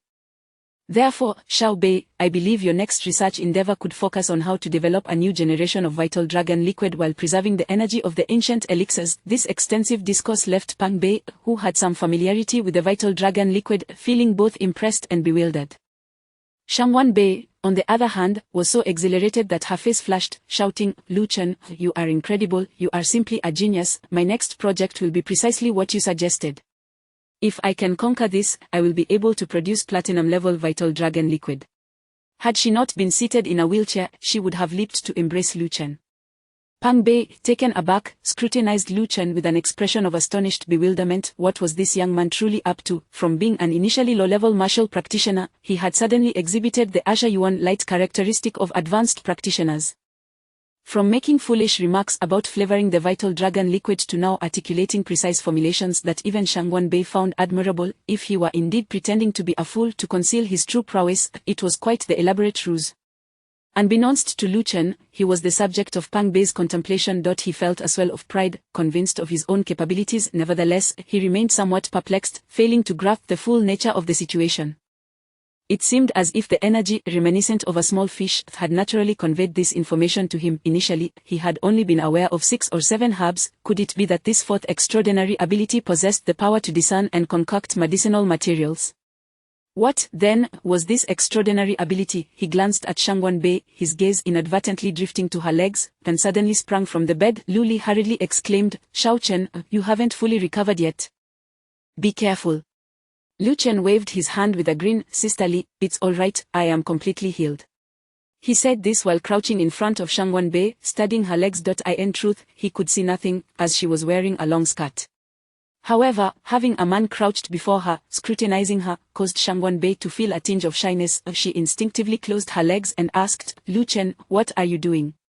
I want to see your legs, Lu Chen replied solemnly. At that moment, the fish-like energy within him seemed to swell, transforming into a larger entity. This fish surged through his limbs, radiating waves of peculiar energy. He sensed that these energy waves contained boundless vitality, capable of creating worlds. Under the influence of this energy, Lu Chen felt an inexplicable urge to examine Shangwan Bei's legs. Upon hearing him say that, her face flashed crimson, and her hands nervously clutched her skirt, unsure whether to react positively or negatively. Pang Bei interjected, a hint of surprise in his tone. Chen, can you heal the young lady's legs? She has been suffering from a blockage in her blood vessels for 4 years now. It all began when she attempted to experiment with a synthetic herbal medicine, unaware of its severe toxicity. After consumption, it completely obstructed her blood flow. The old master sought the help of several martial experts who managed to expel the toxins to her calves, but they could not eliminate them entirely. It has been 4 years, and I have grown accustomed to it, Shangwan Bei said with a faint smile. Lu Chen flashed her a smile. What if I could help you recover? Really? Shangwan Bei's eyes sparkled momentarily, only to dim slightly. Lu Chen, I think it's unlikely. It's far too difficult. Grandpa has sought many renowned doctors, but none have succeeded. Lu Chen chose not to respond verbally. Instead, he extended his hands towards the hem of Shangwan Bei's skirt, grasping her delicate, smooth ankles. They felt icy to the touch, akin to ice, yet wonderfully soft and comfortable. Witnessing a man boldly reach under the young lady's skirt without her consent, Pang Bei felt a sense of unease. He initially intended to shout for Lu Chen to stop, however, recalling his earlier display of prowess and observing the young lady's bashful demeanor, he restrained himself, letting out a resigned sigh. Subsequently, he waved his hand, signaling for the nurse and Lu Li to exit with him. Chapter 26. A little higher. Lily was initially reluctant, glancing at Lu Chen, who urged her, sisterly, please wait outside for me.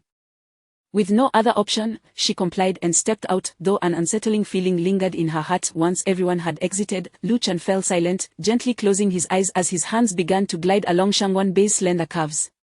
To be candid, although there was an issue with her calves, aside from the chill, everything else appeared quite normal. One could hardly claim it was identical. Her skin was exceptionally smooth and delicate, far more so than that of the average girl. At least for Lu Chen, who had traversed through fields of flowers, he had never encountered such exquisitely graceful calves. Before long, his hands reached her knees. Shangwan Bei, her body rigid, clutched the armrests tightly, growing increasingly anxious. She shyly stammered, Lu Chen, a little higher, just a bit higher is normal. Lu Chen inquired, is it permissible to touch? Shangwan Bei took a deep breath, resignedly responding, if you wish to, then go ahead. Very well. Lu Chen nodded, yet soon sensed something amiss. It's not merely that I want to touch, this is a medical examination, please, just stop talking. Shangwan Bei's face flashed crimson, akin to a festive couplet. If you must touch, then do so. In any case, I have no objections. With that, she puffed her chest out, exuding a demeanor of fearless resolve. Lu Chen found her amusing. This girl clearly lacked experience. 80-20, with such beauty, if she had yet to experience that first time, it was indeed quite rare. His hands ventured upward, pressing against the underside of her thigh as she trembled. It was even softer there, and warmth radiated, enhancing the sensation. Lu Chen lightly closed his eyes, feeling a surge of energy within him converge towards his hands, then flow into Shangwan Bei's legs. She appeared to notice, her eyes widening in surprise. What is happening? I feel as though a warm current is coursing through my calves. Simultaneously, Lu Chen sensed it as well. From the lower thigh to the ankles, her blood vessels were obstructed by a hardened substance. It was evidently the toxins from years past, now solidified within her bloodstream. Relying solely on energy to expel them seemed nearly impossible. The mysterious energy continued to circulate, akin to a master of both lightness and dance, soaring gracefully. Although it appeared chaotic, it was rhythmically harmonious, conveying a series of information into Lu Chen's mind in a profoundly esoteric manner. The sensation was undeniably advanced. Lu Chen discerned the treatment plan for Shangwan Bei's legs. The approach consisted of a specialized energy massage technique, rare herbal infusions for foot socks, a unique herbal ointment for application, and subsequent self-rehabilitation exercises for the legs. Treatment 3 months to half a year. The various techniques, herbal remedies, and leg exercises, along with their specific methods, were vividly etched into Lu Chen's mind. Suddenly, he realized that this fourth extraordinary ability might very well be termed the divine healer. As Lu Chen pondered this, his hands remained motionless on Shangwan Bei's smooth, fair thigh. This left her utterly embarrassed. Surely, there was no need to maintain such a position while treating her, was there? Was he taking advantage of her? Shangwan Bei shyly glanced at Lu Chen, only to find him deep in thought, his expression solemn, as if contemplating something significant. She scolded herself internally, recognizing that Lu Chen was simply focused on how to heal her leg while she was indulging in baseless accusations against him. How could she think like that? At that moment, as Lu Chen contemplated the notion of his ability as a divine healer, a surge of excitement coursed through him, prompting him to push his hands forward. Oh! Shangwan Bei emitted a soft, mortified scream. Where had those hands ventured? It was far too intimate. Lu Chen immediately snapped back to reality, retracting his hands as swiftly as lightning. Just then, the door swung open abruptly, and Pang Bei's head poked in, his expression one of surprise as he inquired, "Miss, are you all right?" I'm fine. Shangwan Bei hastily replied, "Lu Chen is helping me with treatment and has just found a pressure point." Pang Bei, somewhat skeptical, closed the door, muttering to himself, "I have experience in these matters, how could I not recognize the source of that sound? Young people, let them be, it's none of my business." Lu Chen felt quite embarrassed, the lingering sensation of her smooth skin rendering him momentarily elated. He apologized earnestly, "I'm sorry, Xiao Bei, it was unintentional. I was simply too engrossed in thought." "It's nothing, truly, Lu Chen, don't take it to heart, it's really no big deal. I didn't feel much at all." Shangwan Bei stammered, her voice tinged with flustered confusion, though there was a hint of enchantment in her tone. Indeed, it wasn't much, only that Lu Chen's 10 fingers had ventured far too close to her intimate areas. Lu Chen chuckled softly, deciding to let the moment slip from their minds. He suddenly rose, swept Shangwan Bei into his arms, and placed her on the bed, instructing her to turn over. He then gently lifted her skirt, but only to her thighs. Even so, Shangwan Bei was blushing fiercely, burying her face in her arms. Her slender, white calves glistened with a hint of moisture, reminiscent of freshly peeled scallions, prompting Lu Chen to feel an overwhelming urge to lean down and kiss them, perhaps even nibble at them. Regaining his composure, he pressed his hands against her calves, massaging them slowly, his fingers dancing like a pianist's, each press targeting an acupoint. With each application of pressure, a subtle energy, indicative of the divine healer, emanated. As he worked, he inquired about Shangwan Bei's sensations. Before long, Shangwan Bei was filled with astonishment, her excitement palpable as she exclaimed, "Lu Chen, you truly are remarkable. My calf, I can actually feel it now. It feels heavy and achy. I never felt anything before." Earlier, Lu Chen had merely experimented with that energy massage technique, and it appeared to be effective. Thus, he proceeded to elaborate on the treatment plan provided by the divine healer, detailing all the necessary herbs and their quantities. Shangwan Bei turned to fetch a piece of paper to jot everything down. Her gaze toward Lu Chen grew increasingly admiring, the affection in her eyes deepening, leaving Lu Chen feeling somewhat bashful. In total, 30-some herbal ingredients were required, several of which even Shangwan Bei had never encountered. However, most were accessible, albeit requiring some time to procure. Unbeknownst to her, mobilizing the vast resources of her group would undoubtedly yield results. Thus, it was merely a matter of time. Lu Chen slapped his thigh decisively, saying, "All right, then, mobilize your people immediately to gather those herbs. I will treat you. We must strive to have you up and running as soon as possible. A beauty like you should not be confined to a wheelchair, absolutely not. I will see to it that you stand again." As he spoke, his passion swelled, momentarily losing control as he playfully slapped Shangwan Bei's thigh. Smirk, he quickly withdrew his hand, rubbing the back of his neck and grinning foolishly at Shangwan Bei. I didn't mean to take advantage of you." Shangwan Bei shook her head, lowering her delicate face. Her slender neck flashed a deep crimson. She softly asked, "Lu Chen, I still don't know much about you. How old are you?" Lu Chen replied, "I'm 24, in 7 months, I'll be 25. Shangwan Bei nodded, "I'm 20, but I'll turn 21 in 4 months. "Oh," Lu Chen responded, feeling an inexplicable sense of unease. The two shared a moment of silence before Shangwan Bei spoke again. "Thank you, Lu Chen, you truly are my benefactor." Lu Chen chuckled awkwardly, unsure of how to respond, sensing that the atmosphere was somewhat peculiar. Regardless, he was not naive. It was evident that Shangwan Bei harbored feelings for him when he was still the flamboyant young master. He would have been utterly unreserved, but now, he had many considerations. For instance, if he indulged without responsibility, would he face the wrath of a multitude? Half an hour later, Lu Chen and Lu Li were on their way back. The previous night, after escorting Lu Chen to the hospital, Lu Li had returned to rest at the nurse's suggestion. Now, she was back early in the morning, riding her electric scooter. Currently, Lu Chen was driving the scooter, carrying her back to the store. Shangwan Bei had initially suggested that he rest in the hospital for a few more days, but after consuming the revitalizing liquid, Lu Chen felt completely restored and saw no need for further recuperation. He unapologetically brought back the remaining 11 bottles. Such precious items. The silver grade revitalizing liquid cost 38,800 per bottle. The golden grade must be even more impressive. Moreover, Lu Chen was also mindful of Lu Li's feelings. In the hospital, aside from her joy at seeing Lu Chen awake, she had remained quite melancholic. Lu Chen understood the situation. It was best to leave as soon as possible. The scooter was compact, causing their bodies to press closely together, which made Lu Chen somewhat uncomfortable. Back in his days as a charming young master, he would engage in such activities every couple of days. Now, however, it had been over 3 months since he had any such indulgence.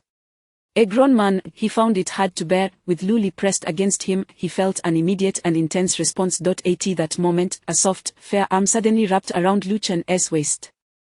He glanced down and felt his pulse quicken. That delicate hand rested just below his abdomen. "What is the matter, Ligia?" Lu Chen inquired. "You seem troubled." Luli spoke with a hint of sorrow. "Shao Chen, I fear that I might truly be unable to keep you with me this time." Lu Chen was taken aback. "Why?" Luli recounted an incident from the hospital. After being called out by Pang Bei, she had honestly shared Lu Chen's current endeavors. Pang Bei had arrogantly declared that Lu Chen was exceptionally gifted and would never remain in such a position as a pastry chef. Thus, he intended to report to the elder, recommending Lu Chen for a significant role at Feiying Biotechnology Company, with a guaranteed annual salary exceeding $1 million, along with ample benefits and year-end bonuses. Upon hearing this, Luli had fallen silent, a sense of dread flooding her heart. "Shao Chen, I sensed from the very first moment we met that you were extraordinary and would not remain by my side forever. I was reluctant to let you go, but now that I see you receiving such favorable treatment, I feel somewhat reassured. Just promise me you won't forget me." As Luli spoke, her voice grew heavy with melancholy, gently resting her face against Lu Chen's back. Chapter 27. Indecent behavior. Lu Chen found it quite perplexing. "Sisterly, what's the matter? I never expressed any intention to join the Feiying group. Even if the salary were astronomical, I still wouldn't consider it. The way you speak, one might think I was eager to go." Luli was momentarily taken aback. "But you could earn a substantial amount there. With your skills, making $1 million a year wouldn't be an issue, perhaps even more. 2 million, 3 million, it's all within reach." The impact of the modern economic tide on people. Lu Chen sighed and spoke with a particularly philosophical tone. "In this life, while money is undoubtedly significant, what truly matters is living in a manner that resonates with one's own desires. Wouldn't you agree? Sisterly, a philosopher once said that the essence of life is to honor one's inner self and lead the life one wishes to live. That is enlightenment." He spoke with such enthusiasm that Luli was left speechless. "I simply wish to attain that state of enlightenment. I yearn to earn a modest salary of a few thousand each month and collaborate with you to open a pastry shop. Eventually, we could establish our brand throughout the city. While the profits may not rival those of working at Feiying, with our combined talents, we would certainly not be lacking, would we? Besides, this is what we both enjoy." Luli stood there, bewildered. "But there are no buts. Yes, I appreciate money, but earning from the Feiying group doesn't necessitate working there. I could serve as a consultant or something similar, responding only when needed. Most of my time would still be spent with you, making pastries. Isn't that a rather poetic existence?" Lu Chen spoke as if in a dream. "Shao Chen, I truly don't know how to express my happiness." Luli pressed her face more firmly against Lu Chen's back, leaning into him. To her astonishment, tears began to flow, soaking the fabric of his shirt. She stifled sobs, her tone exuberant. "Shao Chen, I'm so happy, truly, I've never felt this way in my entire life." As she spoke, she wrapped her arms tightly around his waist, as if trying to pull him closer. Lu Chen could almost feel the weight of her emotions pressing against him. This was indeed a heavy burden to bear. He sensed himself swelling with excitement. Was it the lingering effects of that lively elixir, or perhaps the thrill of his flirtation with Shangguan Bei? "Sisterly, it's perfectly natural to feel joy, but your exuberance is making me blush." Calm down, calm down." Lu Chen whispered, noticing the disapproving glances from those around them. Was this not somewhat inappropriate? Luli took a deep breath. "Yes, I will calm down." Realizing her behavior was perhaps excessive, she began to relax, her previously tense hands gently lowering. Suddenly, she exclaimed, retracting her hands as if jolted by electricity. Had the motorcycle's rear compartment not been there, she might have stumbled. Lu Chen felt a wave of embarrassment wash over him, his face burning. He understood what had transpired and looked down, feeling helpless. There was nothing to do but feign nonchalance and whistle a tune. Then, he suddenly felt a sharp pinch at his side. Luli had playfully squeezed him, exclaiming, "You naughty boy." Upon returning to the Moon's Tooth pastry shop, Lu Chen peered inside and exclaimed, there seem to be quite a few customers today." However, Luli's expression shifted abruptly. No, it seems they are here to cause trouble. Miao Yueme is inside, along with that man, her husband, and the hotel manager. We recently signed a pastry delivery contract with. What are they all doing here? Lu Chen squinted to observe, and indeed, the atmosphere was chaotic, devoid of any semblance of a pastry shop. Miao Yueme's husband, Du Chao, the training director at the premier pastry training center in Yunzhou City, was present. Luli had learned her craft under his tutelage and, with his assistance, had launched the Moon's Tooth pastry shop. Du Chao had ulterior motives. During Luli's training, he had made advances towards her, hoping to entice her into becoming his mistress. Though Luli had refused, she dared not offend him, given his reputation in the pastry world. If he chose to speak against her, it could spell disaster for her business. When Du Chao's wife, Miao Yueme, discovered this, it led to the events Lu Chen had witnessed when he first applied at the Moon's Tooth. Lu Chen's pastry skills rivaled Du Chao's, and Miao Yueme had attempted to recruit him several times, all in vain, fostering a simmering resentment towards him. But today, for this couple to come together and stir up trouble was too much. Lu Chen's expression darkened as he took Luli's hand and strode inside. The shop staff, spotting Luli and Lu Chen entering together, looked as though they had seen a savior and rushed over to speak. It turned out that Du Chao had come with Miao Yueme to confront them. The pastry business of several hotels had originally been under Miao Yueme's influence, but it had been snatched away by the Moon's Tooth. Consequently, Miao Yueme accused them of engaging in malicious competition. Having spoken to the hotel managers who had inexplicably agreed to let Luli's establishment provide pastries, enraged, Miao Yueme summoned Du Chao, who wielded considerable influence in the culinary industry of Yunzhou City. Though a lecher, he was also a man who feared his wife. Under Miao Yueme's pressure, he approached the hotel managers for a conversation. In no time, the hotel managers agreed that if Du Chao and Miao Yueme could deal with Luli, they would rescind their contracts with her and continue working with Miao Yueme. Thus, they had come together to confront Luli and Lu Chen. The moment Luli and Lu Chen returned, Miao Yueme's cold gaze pierced through them. She was not in a hurry, allowing the staff to report back to Luli. Du Chao, a balding man in his 40s, surveyed Luli and Lu Chen, the glint of jealousy in his eyes. Once the staff finished their reports, Luli glared at Miao Yueme, her voice icy. Ms. Miao, we conducted our business with the hotels openly and honestly. We are engaged in fair competition. Your actions, coupled with your accusations of malicious competition, who is truly being malicious here, you or I? Please clarify. Lu Chen felt a twinge of guilt. The hotel managers had initially intended to renew contracts with Miao Yueme's establishment, but he had inadvertently influenced their decision-making, leading them to sign with the Moon's Tooth. This was not something he could conveniently explain to Luli. Miao Yueme, with a sneer, retorted, "Bah, Luli, I once thought you were merely a woman who seduces others' husbands and engages in disgraceful acts. I never imagined you would stoop even lower, using some sort of drug to confuse this gentleman into signing contracts with you. How despicable can you be? I've chosen not to involve the police, which is a mercy." "What are you talking about? Who used any drugs?" Luli trembled with anger, completely bewildered by Miao Yueme's claims. Miao Yueme beckoned, "Manager Rao, Manager Gu, Manager Yang, Manager Deng, come forward and tell her. If you need witnesses, I can provide them. I am a righteous person and will not stoop to deceit. I dare not come here without evidence." At that, Lu Chen nearly lost his composure, feeling the urge to confront the woman. The four hotel managers spoke in unison, claiming that Luli had indeed administered some sort of drug. When she approached them to discuss business, they had initially intended to renew contracts with Miao Yueme, but suddenly felt dizzy and muddled before signing with her.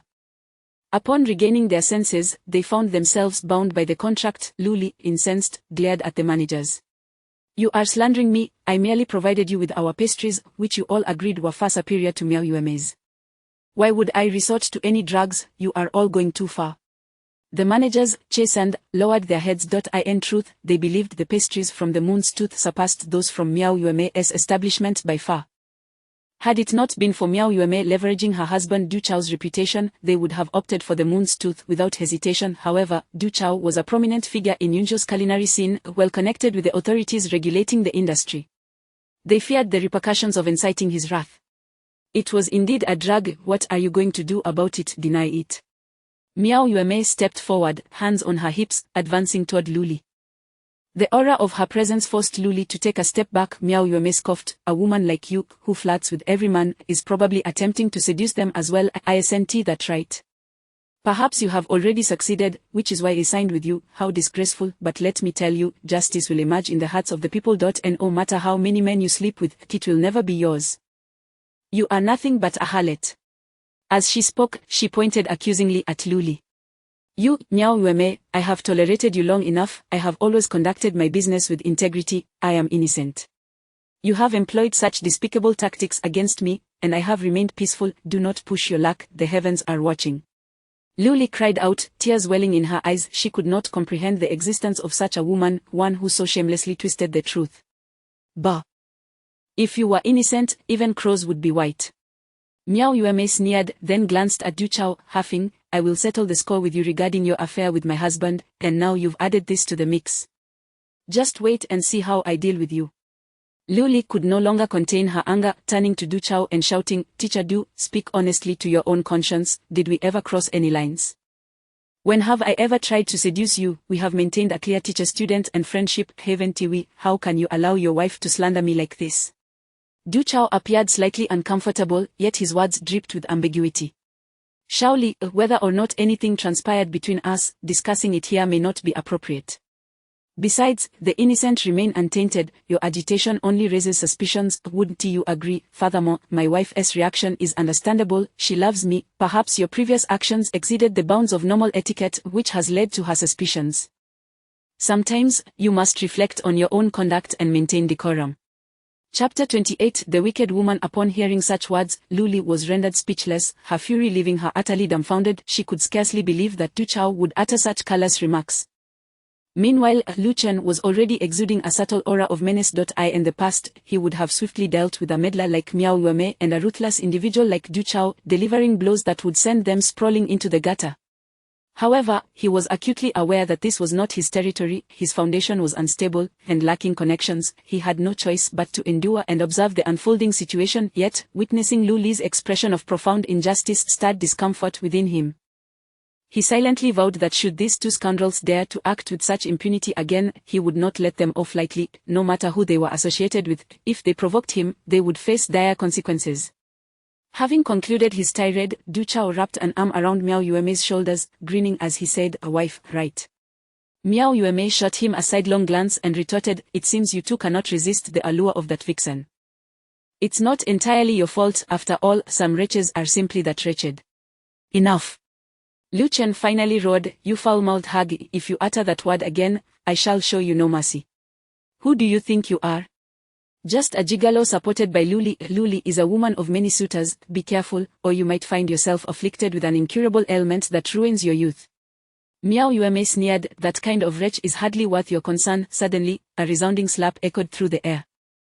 A hand, robust and forceful, struck Miao Yueme's plump face, leaving it momentarily sunken before it rebounded outward, akin to a stone cast into water. Subsequently, spittle, mucus, and blood erupted forth, causing her to stumble and spin half a turn. Dazed, Miao Yueme stood there, bewildered, as if questioning her very surroundings. Then, shaking her head violently, she clutched her face and began to wail. She turned sharply, one hand covering her face while the other pointed at Lu Chen with a fierce and violent gesture. You dare strike me.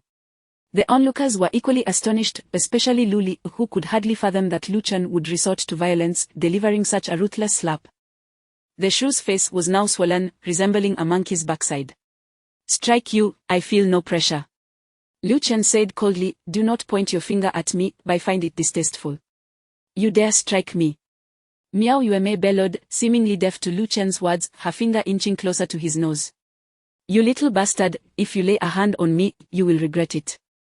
Do you know who I am? In Yunzhou City, no one has dared to strike me. I will ensure your demise, chop off your hands, and you shall smack. Another slap rang out, equally as forceful as the first, sending Miao Yueme crashing to the ground.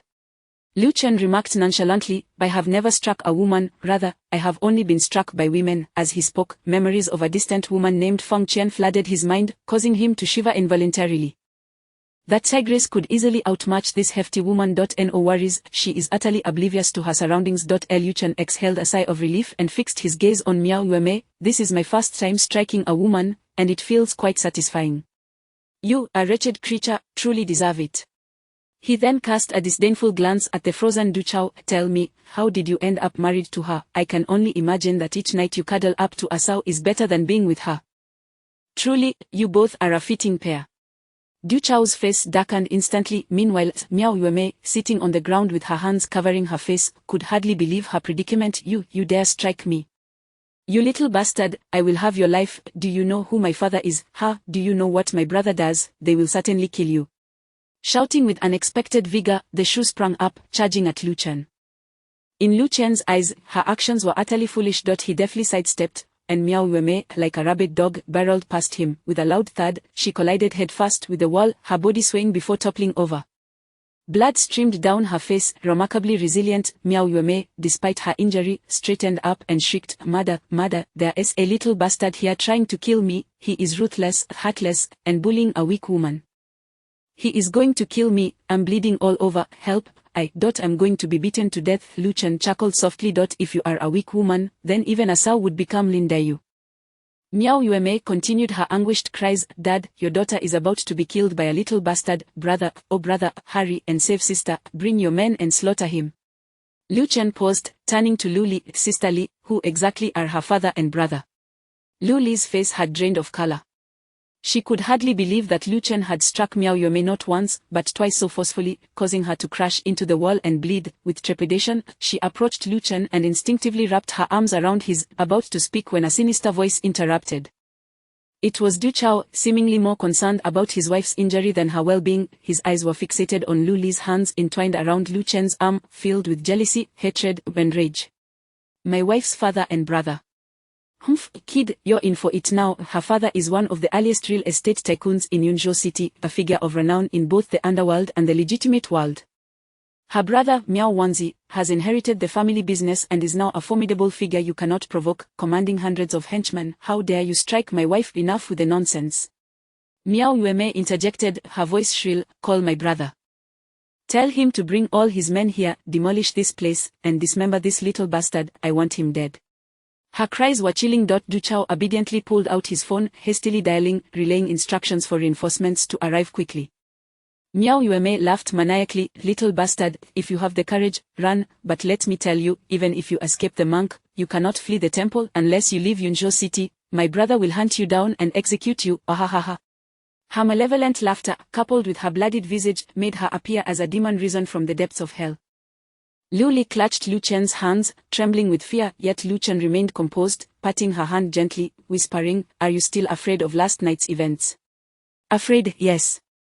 The memory of the chaos from the previous night sent shivers down Lu Li's spine, as if she had one foot in the underworld.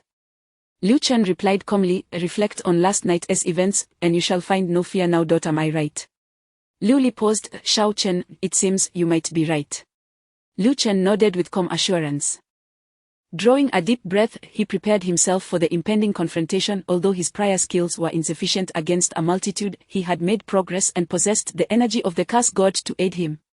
Thus, even if dozens were to converge upon him, he felt no fear. At that moment, Du Chao approached Miao Yueme, offering her wet tissues to clean the blood from her face, suggesting they go to the hospital. Miao Yueme refused, insisting she wanted to witness how her brother's subordinates would dispatch Lu Chen. Du Chao did not press the matter further, instead turning his attention to Lu Chen, his tone dripping with menace. "Kid, this matter could have been resolved amicably. First and foremost, we came to warn you to cease your meddling. These businesses belong to my wife, and your interference is futile. Even if contracts are signed, if you insist on holding to them, this pastry shop will cease to operate. We have plenty of means." He shot a glance at Lu Li, who responded with unadulterated disdain. Du Chao chuckled sinisterly, continuing, "Secondly, as a pastry chef for Moon's Tooth, you lack both a professional certificate and health permits. This is highly perilous. Numerous authorities will soon come knocking at your door." Lu Li interjected loudly, "I am in the process of obtaining those permits. They will be ready shortly." Du Chao laughed mockingly, "Ready shortly?" He raised a finger. "With a single word from me, I can ensure he never obtains those permits in all of Yunzhou City. My word has already been passed along. You shall see. This shortly could very well mean 20 years, 30 years, or even a lifetime. Ha ha ha. So this is your method of amicable resolution? I suggest you curb your arrogance, old turtle egg. In this world, debts must be repaid." Lu Chen's voice turned ominous. "I suspect you clung to your wife's elephantine legs to get where you are. For someone like you, living off a woman, how dare you speak so brazenly? I reckon you would do better to keep your tail between your legs. Surely, you have many friends who pretend to be close, yet behind your back, they whisper about the man who clings to women, right?" Instantly, Du Chao's complexion darkened, his eyes flashing with a terrifying light. Meanwhile, the hotel managers could hardly suppress their amusement. Clearly, Lu Chen had struck a nerve, hitting upon Du Chao's insecurities. Du Chao gritted his teeth, cold laughter escaping him. Who are you talking about? Are you referring to yourself? I see you are merely a leech, clinging to Shao Li's leg. Why, at your young age, must you resort to such? Lu Chen made his move, swiftly sidestepping before delivering a resounding slap to Du Chao's face. The impact was akin to a divine palm strike, causing Du Chao's teeth to collide painfully with his tongue, blood instantly oozing forth. He let out a cry, losing his balance and tumbling to the ground.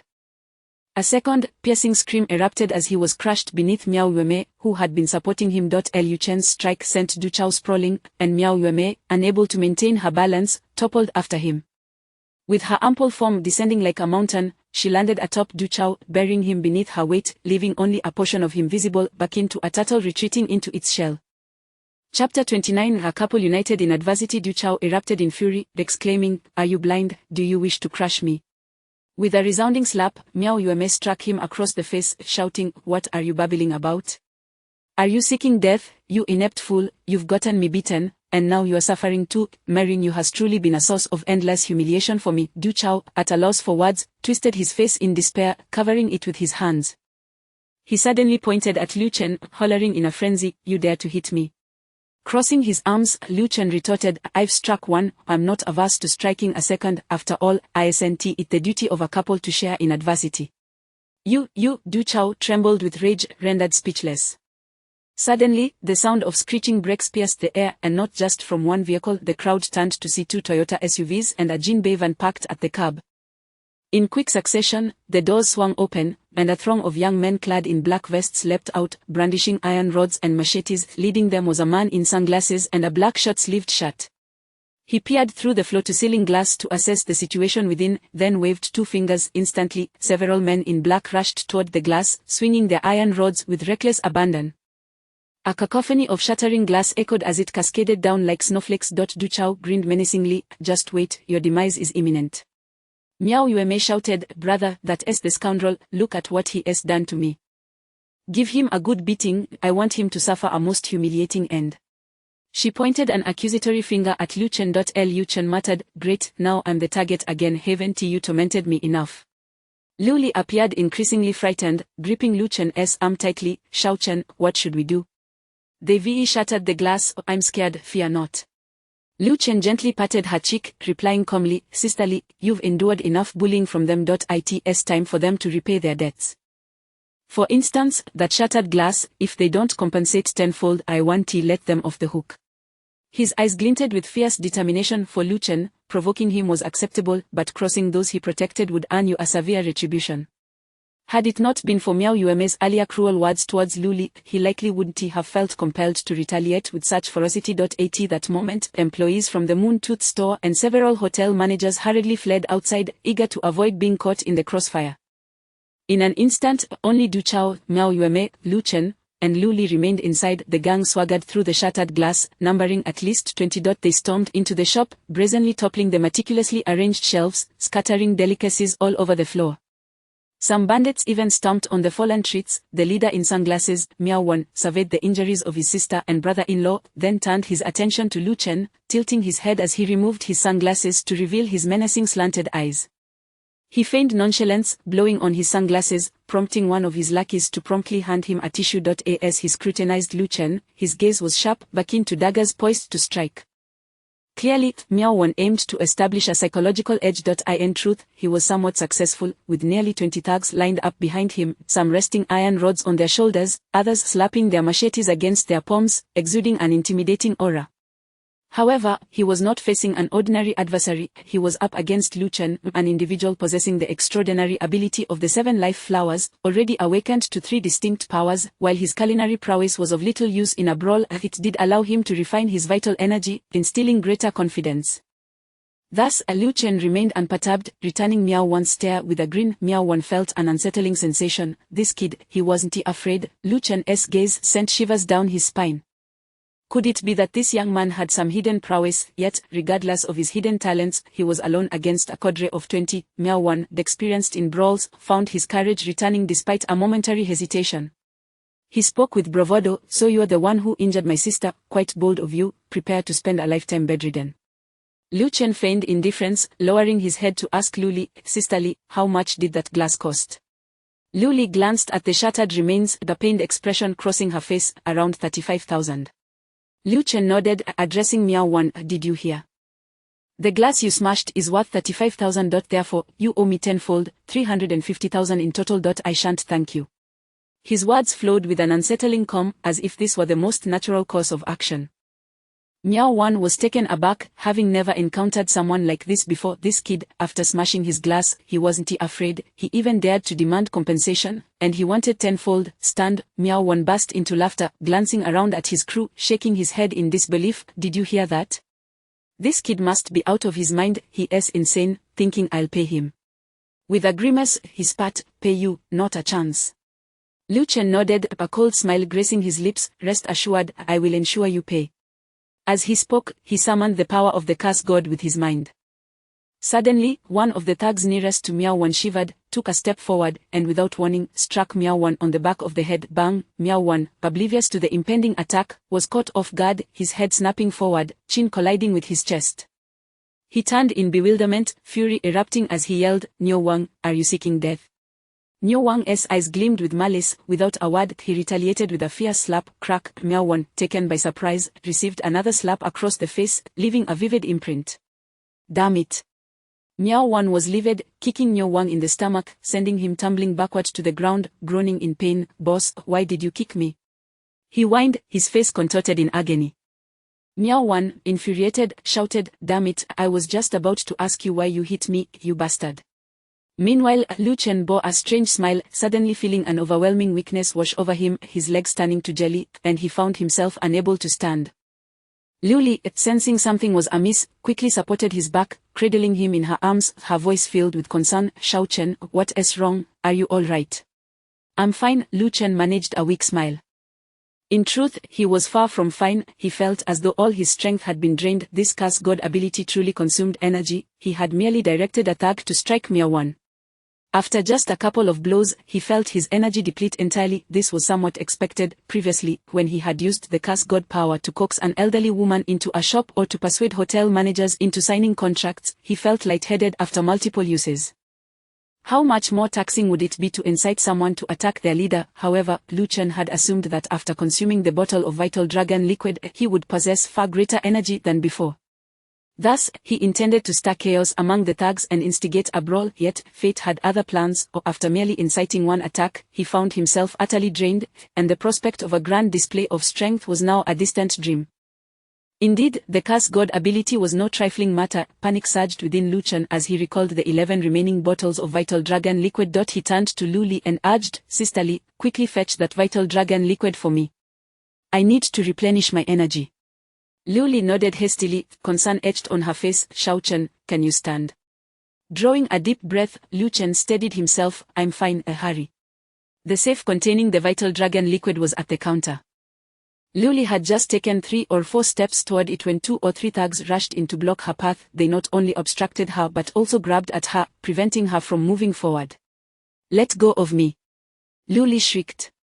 Lu Chen's expression darkened. Just as he was about to act, Miao Wan had already knocked Niu Wang unconscious. A shrewd individual, he cast a suspicious glance at Lu Chen. Could it be you are the one behind this? Miao Yueme chimed in. Brother, be careful. It is either him or that wretched girl. They're employing some sort of mind control. Mind control, so it exists. Fine, let us see how many you can enchant. Miao Wan sneered, gesturing to his gang. Get him. Bring him down and break his legs and arms fast. Instantly, a throng of thugs surged toward Lu Chen. Lu Chen hurriedly retreated, but his limbs felt like lead, and he nearly collapsed. Gritting his teeth, he seized a nearby chair and swung it with all his might, toppling 2 of the thugs. He shouted to Lu Li, sisterly, you must escape. I want to leave. How can I abandon you? Lu Li, summoning unexpected strength, flung her arm, breaking free from the thug's grasp. She bent down, snatching a pair of scissors from a nearby table, rushing to Lu Chen's side, and brandished them at the advancing thugs, declaring, don't come any closer. I'll stab the first one who does. Yet, her resolve was insufficient. The thugs paid no heed, pressing forward without hesitation. Miao Wan laughed maliciously. Pin her down, but don't harm her. Be gentle with beautiful women, she is a gem, or we'll enjoy her later. Lu Chen glared fiercely at Miao Wan, and despite feeling utterly drained, his aura still instilled a measure of trepidation in Miao Wan. At that moment, the first thug lunged at Lu Chen, raising his iron rod to strike. With gritted teeth, Lu Chen raised his arm to block the blow. However, should he be struck, his arm would surely shatter.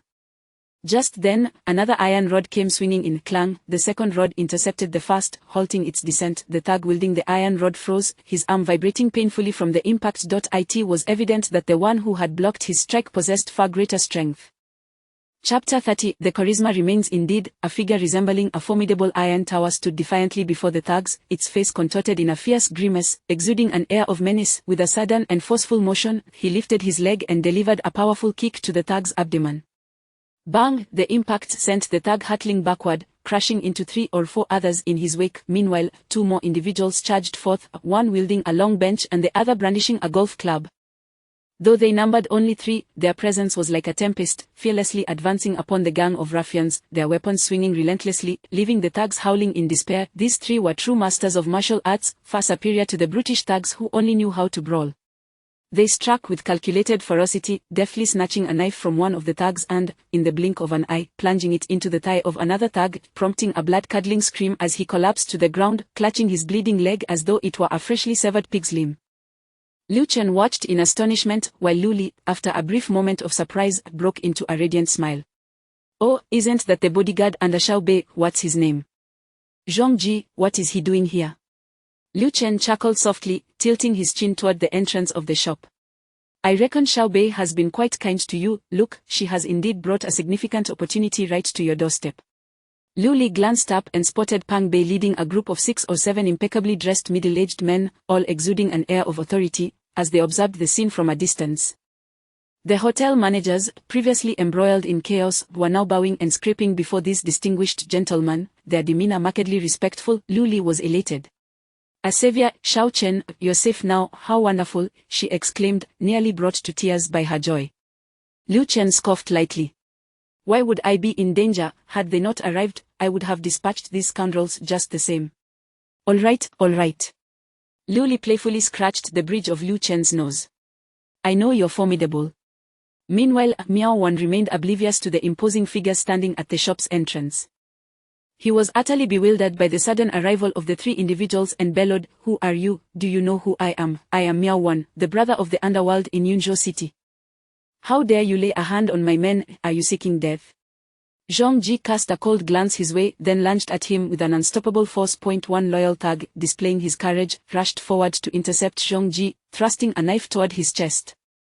Zhong Ji scarcely regarded him, effortlessly deflecting the blade with a swift twist of his iron staff. Seizing the moment, he brought the staff crashing down onto the thug's thigh with brutal force.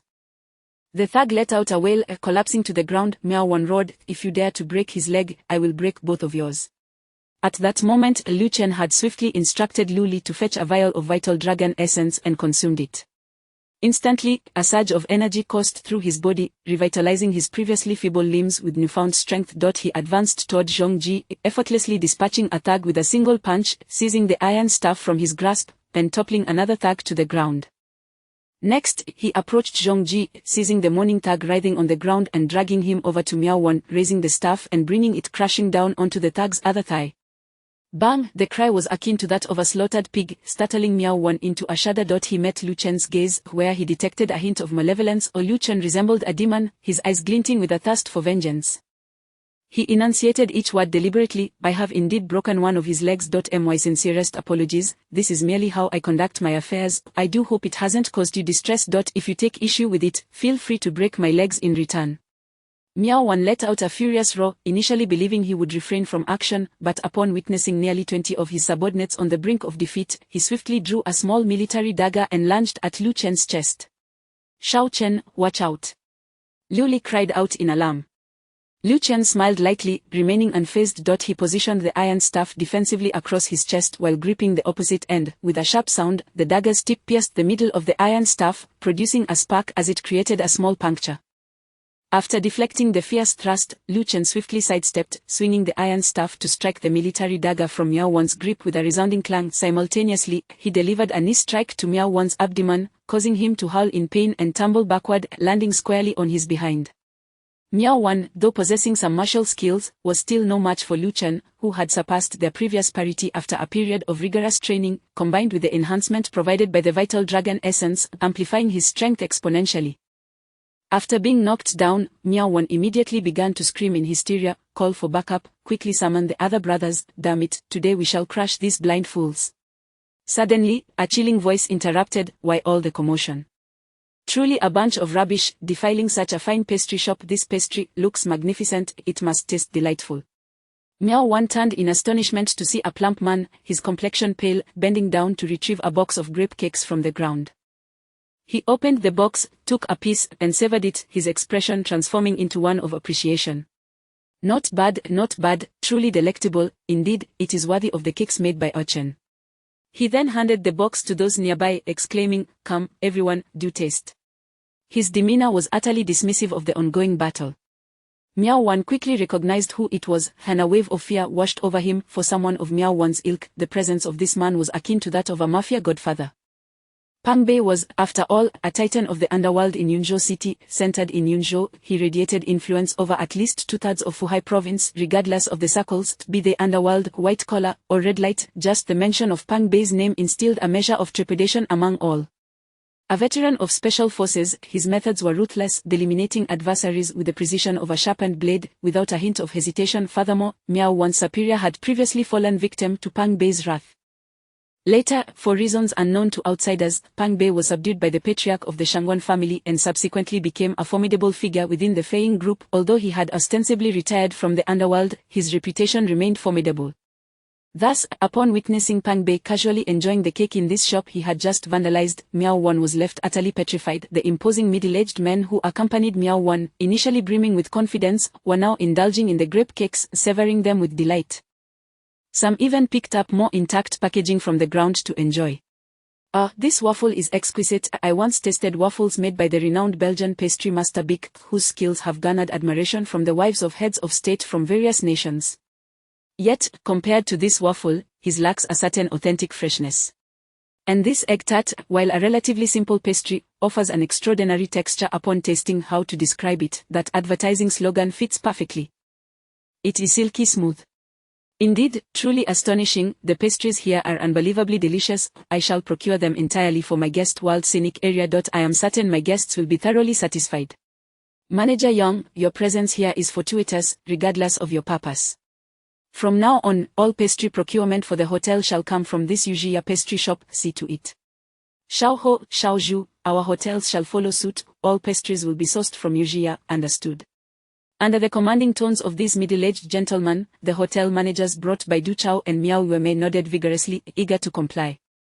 Indeed, the title of hotel manager may sound grand, but in reality, they were merely the managers of the dining department, essentially high-ranking employees. In contrast, these middle-aged men were their bosses or even their bosses' bosses, figures of considerable stature in the business world of Yunzhou City. The prospect of facing complications from Du Chao regarding the use of Yujia pastries was a trivial concern for the hotel managers. In comparison to these executives, Du Chao was merely a significant mantis. His attempts to obstruct would be dismissed as easily as swatting away a bothersome insect. On Miao Wan's side, one of his subordinates, not recognizing Pang Bei, had foolishly pulled out his phone to make a call. Once connected, he shouted, bring all the brothers over right away. Someone is obstructing brother one. Who is so blind? Don't you know it's a guy who looks like a white pig? Miao Wan snapped back to reality, panic washing over him as he snatched the phone from the young man's hands and hurled it to the ground. He pointed a trembling finger at the young man and bellowed, you fool, are you seeking death, calling for help? Who do you think you are? Don't you recognize Lord Pang? You dare to insult him? The epithet caught in his throat, and he quickly turned, hastily approaching Pang Bei, bowing and scraping as he said, Lord Pang, what brings you here? It has been years since I last saw you. You still possess your renowned charisma. Pang Bei's expression remained cold, even bearing an undercurrent of menace, a stark contrast to the amiable demeanor he had displayed during his first encounter with Lu Chen. He cast a disdainful glance at Miao Wan and said icily, I have no recollection of you, but since you are aware of who I am, you should also be familiar with my principles. I particularly detest being insulted. Understood, Miao Wan stammered, gritting his teeth as he drew a dagger from his waist. He strode purposefully toward the young man who had made the phone call, raising the sharp blade and thrusting it into the left side of his face. With a sickening sound, the young man's agonized scream tore through the air, a strangled cry reminiscent of a rooster whose throat had been cut. This was due to the dagger piercing through his face, traversing his mouth, leaving him too terrified to scream with full force. He could only gaze at Miao Wan in a state of shock, as if he were caught in a waking nightmare. Miao Wan gritted his teeth and said, "Curse you for insulting Lord Pang. Consider this my apology." He then withdrew the dagger, blood gushing forth as the young man collapsed to the ground, hands clutching his face, moaning softly like a dying beast. Lu Li was equally horrified, unable to watch, trembling uncontrollably. Lu Chen wrapped his arms around her, and she nestled against him like a frightened fawn, pressing herself tightly into his embrace. The softness of her form was nearly overwhelming, evoking a profound sense of protectiveness within Lu Chen. Chapter 31 Retribution for Evil. He gently patted Lu Li's back and whispered, "It's nothing, this is what we call retribution for evil." As he spoke, Lu Chen felt a slight chill run through him. This Pang Bei appeared to possess considerable authority. With just a single remark, he had turned the previously ruthless Miao Wan into a person who was ready to stab his own ally. How could a mere security minister or safety director wield such intimidation? Clearly, there was much more to this situation than met the eye. It would indeed be wise to cultivate a friendship with Pang Bei. Whenever troubles arise, seeking his assistance would surely be prudent. With this thought in mind, Lu Chen cast a glance at Pang Bei, who also turned his gaze towards him. The murderous expression that had previously adorned his face instantly transformed into one of warmth akin to a spring breeze, laced with a hint of respect and even a trace of flattery. It seemed that Pang Bei had intentions beyond mere friendship. His demeanor suggested he wished to acknowledge Lu Chen as an elder brother. Lu Chen pondered this notion. Was it because he had rescued Shangguan Bei? Or perhaps due to his ability to heal her leg, not to mention the suggestions he had offered for improving their fire dragon liquid. While the first two reasons might elicit respect from Pang Bei, given his unwavering loyalty to the Shangguan family, the latter seemed less plausible. It appeared that the influence of the third factor weighed more significantly. At that moment, Lu Chen felt an even deeper appreciation for his unique ability, the 7 life flowers. Indeed, his healing powers were remarkable. Just then, Miao Wan returned before Pang Bei, his face ashen. He glanced at the bloodied dagger in his hand, then at Pang Bei, his expression a tumult of uncertainty. The blade was scarcely 20 centimeters from Pang Bei's chest. If he were to strike, it would be a swift and decisive action. Unable to restrain himself, Lu Chen cautioned, "Be careful, old Pang." Miao Wan trembled at the words "old Pang." That young man had audaciously referred to a figure like Pang Bei, the notorious godfather of the underworld in Yunzhou City, with such familiarity. Their relationship must be anything but simple. What kind of calamity had he unwittingly entangled himself in? With such thoughts swirling in his mind, he couldn't help but cast a fierce glare at Du Chao and Miao Wei, who were still seated on the ground. Pang Bei smiled at Lu Chen, a smile brimming with genuine warmth that sent shivers down Lu Chen's spine. Pang Bei continued, "Rest assured, if he dares to act against you, humph." That scoff sent Miao Wan nearly dropping his dagger. With a woeful expression, he pleaded, "Pang Yi, that is the shadow of the tree of life you speak of. How could I dare to do anything to you? I beg you, spare me. I still need this hand to work. If it becomes useless, I would suffer an irreparable loss. Perhaps I could offer something else as compensation." Lu Chen was taken aback. So, according to Pang Ye's rules, offending him could lead to Miao Wan losing a hand. Pang Bei coldly retorted, "According to my previous rules, you've already crossed the line by bullying my dear brother. Don't think that just a hand is enough. Your life is at stake. Consider yourself fortunate. I've tempered my temper over the years. Here's the deal. Since you have wronged my brother, let him settle the score with you." With that, he beckoned Lu Chen over and, in a tone both friendly and familiar, explained that the instigator of the trouble was to lose a hand, and in particularly severe cases, 2 hands. Pang Bei deemed this incident particularly severe, thus, 2 hands were to be forfeited. However, the final decision rested with Lu Chen. As the aggrieved party, Miao Wan's heart sank. He had always understood the rule to be the loss of a single hand. To demand 2 was utterly excessive. Although he felt a torrent of grievances, he dared not display them on his face. Instead, he forced a smile, attempting to ingratiate himself with Lu Chen. He earnestly said, "Mr. Lu, I realize my wrongdoing. I should not have acted so violently, nor should I have dared to offend you. I was gravely mistaken. I implore you, consider my family, with elders and children depending on me. I promise it will not happen again. Just tell me what compensation you desire, and I shall comply." His words were devoid of the arrogance he had previously displayed, now exuding an air of submission. Lu Chen surveyed the surrounding devastation and glanced at Du Chao and Miao Wei on the ground. Du Chao's face was pale. He had heard of Pang Bei's reputation, especially with so many hotel magnates he had brought along. These formidable figures had outclassed him, the leading figure in the culinary world. Meanwhile, Miao Yueme wore an expression of defiance, her brutish visage brimming with aggression, as if she might spring up at any moment to assert her dominance once more. Women like her were the most dangerous, capable of bringing ruin to their husbands and brothers. Had it not been for Du Chao holding her back, she would have lunged forward. After assessing the situation, Lu Chen spoke bluntly. As I mentioned earlier, I do not wish to make things difficult for you. The losses incurred from your vandalism will be compensated at 10 times the value. For instance, that shattered glass, which cost us 35,000, will require you to pay 350,000. This, of course, is just one item among many. Turning to Lu Li, he extended a hand. Although Lu Li was 3 or 4 years older and was the owner of the Moon's Fong, she now appeared eager to defer to him. She hurried over, grasping Lu Chen's hand with a sweet smile, reminiscent of a young girl in love. Lu Chen said, "Sisterly, please enumerate our total losses, and we shall have them compensate at 10 times the value. We cannot be too harsh. Rest assured, with old Pang backing us, we are in good hands." Miao Wan's eyes nearly bulged from their sockets. 10 times compensation, and that was not considered harsh. "You little beast!" Miao Yueme nearly leapt to her feet, only to be forcefully restrained by Du Chao, who clamped a hand over her mouth, panic in his voice as he urged, "Miao Yueme, stay put. Your brother will handle this. Now is not the time for you to cause a scene. Keep quiet if you wish to survive." Miao Yueme struggled momentarily but ultimately relented, though the madness in her eyes remained.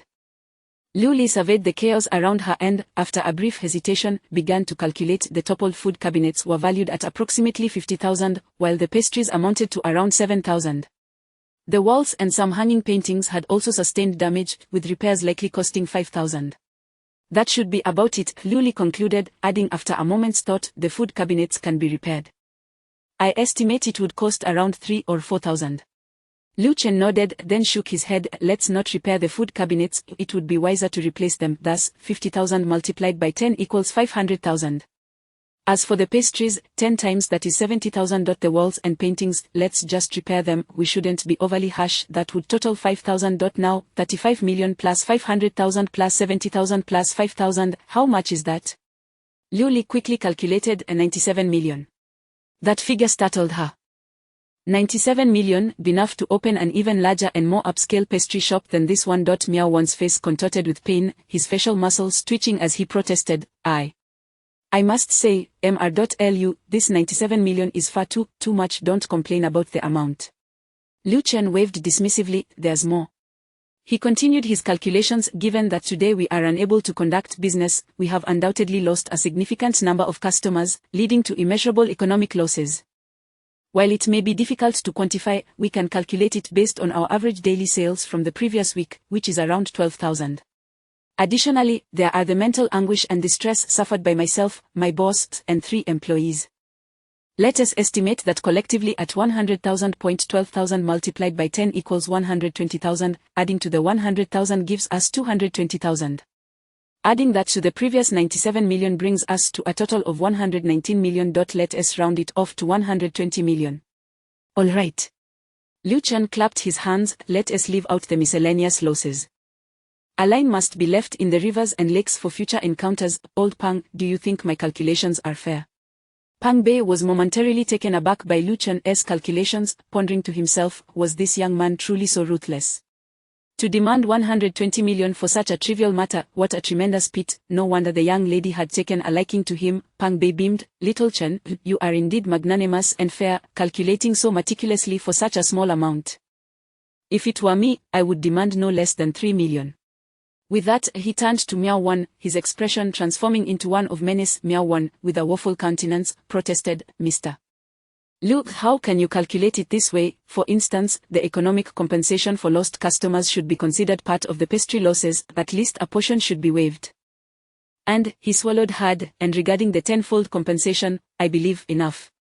Pang Bei interrupted him, declaring, "Little Chen, it's just 120 million. I will offer 2 million as an investment, ensuring that no one dares to cause trouble again. As for this fellow, let him pay with his hands instead of money. Enough of this prattle." The last sentence was infused with deadly intent, and he gestured towards Zhongji. Zhongji understood immediately, swiftly retrieving a dagger for Pang Bei. Without even glancing at Miao Wan, whose face had turned ashen, Pang Bei casually brandished the sharp blade, speaking nonchalantly, "It has been a while since I've had the pleasure of enforcing this rule. It brings back fond memories. 7 stars open, Lao Zhong, do you remember?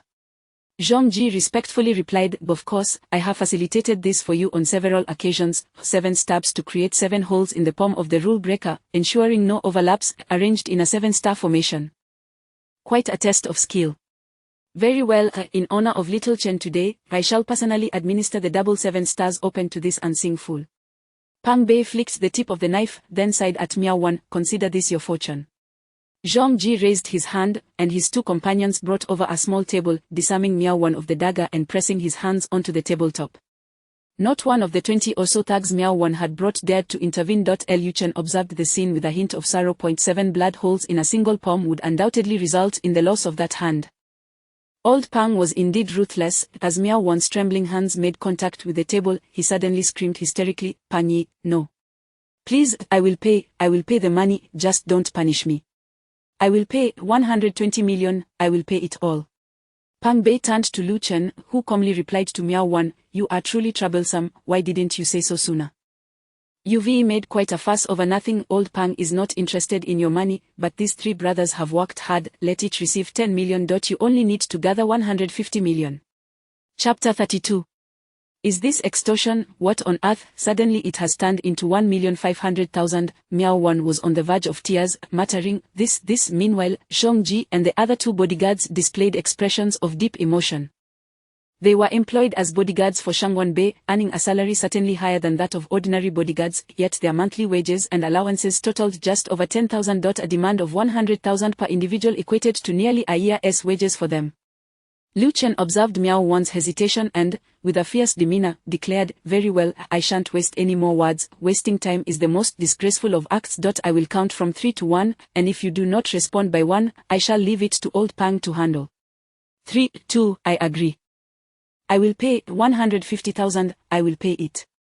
Miao Wan cried out, his voice quivering with distress. Naturally, he could not bear this financial burden himself. With a pallid face, he approached his sister and brother-in-law and said tersely, sister, quickly write me a check for 150,000, hurry. He was acutely aware that the financial authority in their household resided with Du Yuemei rather than Du Chao. Lu Chen casually remarked, a check for 120,000 and another for 30,000, please. All right, coming right away. Miao Wan turned with a forced smile and shouted at Miao Yuemei, hurry up, can't you be any faster? Miao Yuemei screeched back, Miao Wan, are you turning against me? Have you colluded with them to swindle my money? 150,000, this is shameless extortion. To damage such a trivial item and demand 30 or 50,000 would already be excessive, yet you dare ask for 150,000. This is robbery, you are robbing your own sister. As she shouted, she began to pound her thighs, wailing like a genuine shrew. In truth, 150,000 was not an exorbitant sum for Miao Yuemei. Miao Wan, feeling a wave of embarrassment, retorted, stop your nonsense, if it weren't for your meddling, could we be in such a predicament? Miao Yuemei, I am telling you, you have nearly caused my demise. Hurry up and produce the funds to avert disaster, otherwise, our lives may very well be forfeit. That old Pang is a significant figure. I couldn't care less about that so-called significant figure. Miao Yuemei shouted, only to be abruptly silenced as Du Chao clamped his hand over her mouth, panic-stricken. Auntie, please stop making a scene. My brother-in-law is right, he is a significant figure, one you cannot provoke. If you keep this up, our lives are at stake. He suddenly cried out in agony, hastily retracting his hand, which was now dripping with blood. Miao Yuemei had beaten him fiercely. Following this, she pointed an accusatory finger at Pang Bei, exclaiming, do you know who my brother-in-law is? He is the chief of police, you old beast, how dare you? The ensuing chaos was punctuated by Miao Yuemei's heart-wrenching cries of pain. Miao Wan and his brother-in-law united in their efforts, delivering a barrage of slaps to Miao Yuemei, who soon found her nose and mouth bleeding profusely, tears and mucus streaming down her face. With a few more strikes, her visage was painted crimson with blood. Lu Li turned her head away, unable to watch, murmuring, wow, this is truly brutal. Lu Chen chuckled softly, let us see if she dares to be so arrogant in the future. I'm going to die.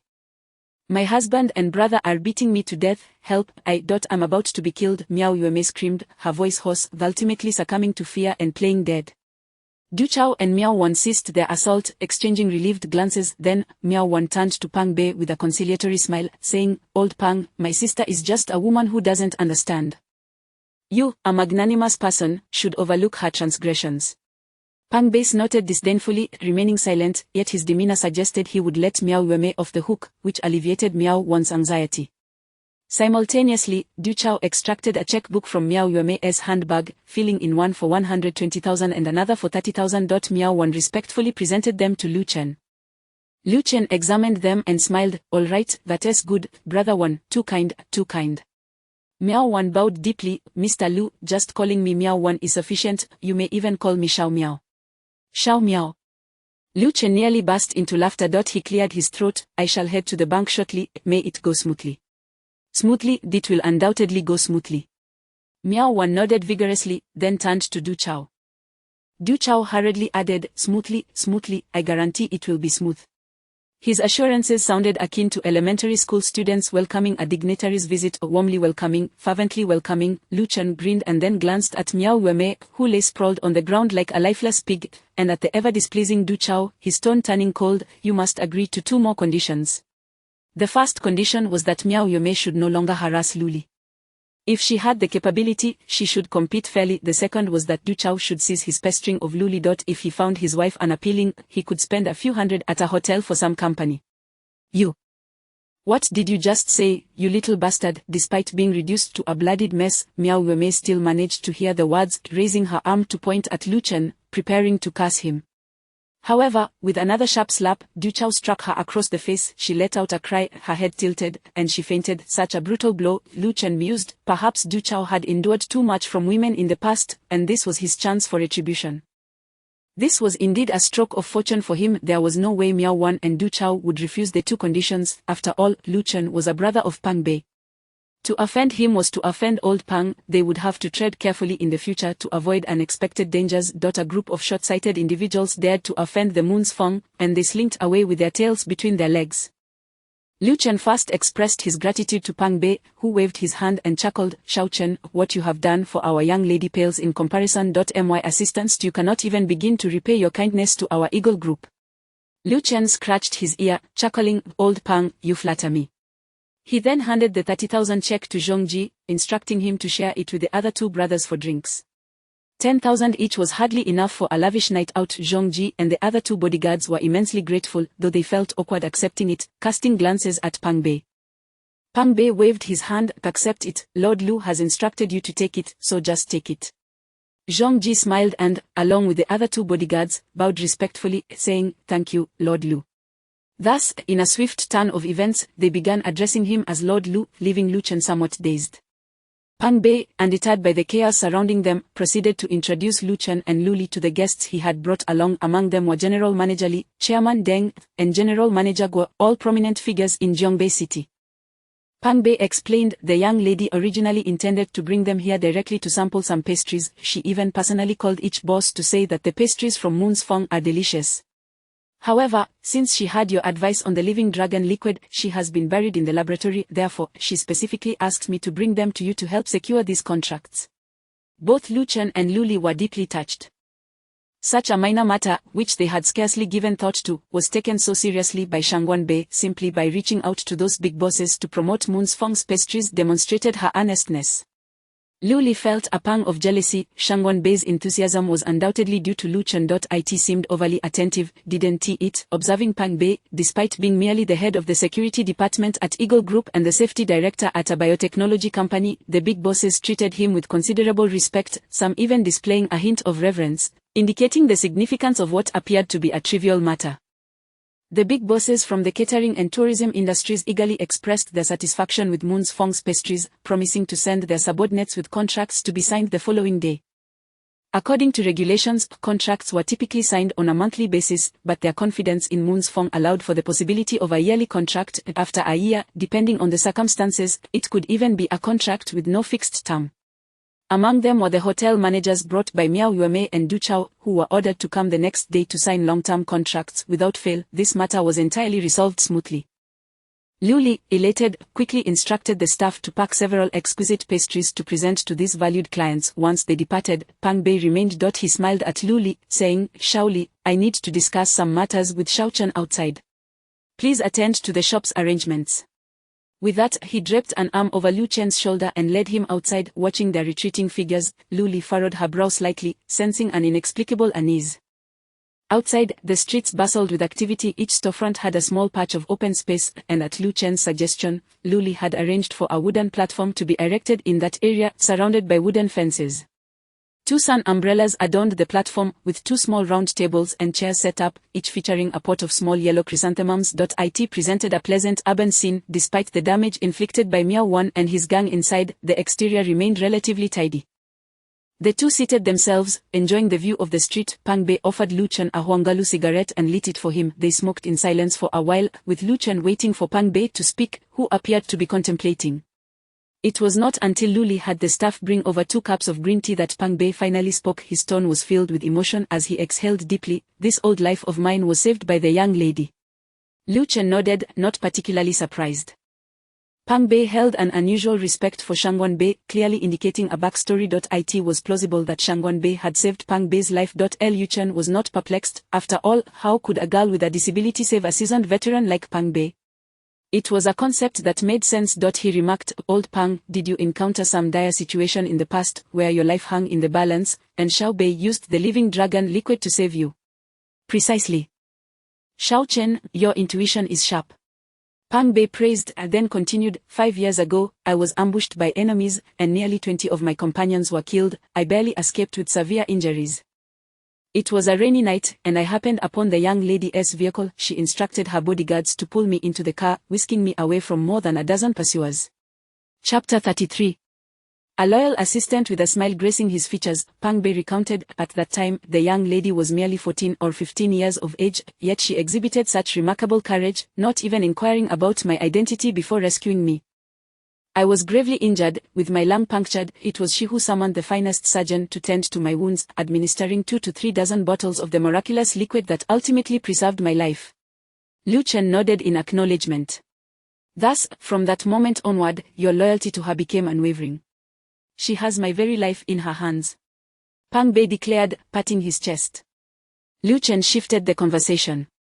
Is that all you wished to convey? Pang Bei paused momentarily before bursting into hearty laughter, giving Lu Chen a jovial pat on the shoulder. That was merely idle chatter. Now, let us delve into the main topic. Little Chen, have you contemplated what you aspire to achieve in the future? As anticipated, the conversation had taken a turn Lu Chen had foreseen. He replied with an air of nonchalance, of course, my ambition lies in assisting my sister Li in expanding the Moon's Tooth Pastry Shop, aiming to establish a dozen or 20 branches in Yunzhou City, and subsequently extending our reach to other municipalities, thereby influencing the entire Fuhai province. Pang Bei laughed heartily. Is that truly your ambition? Lu Chen returned the gesture with a light pat on Pang Bei's shoulder. Old Pang, I am well aware of your intentions. Sister Li has confided in me. She mentioned that your biotechnology company is in need of my expertise and wishes to invite me to join. Absolutely. Pang Bei's demeanor shifted to one of seriousness.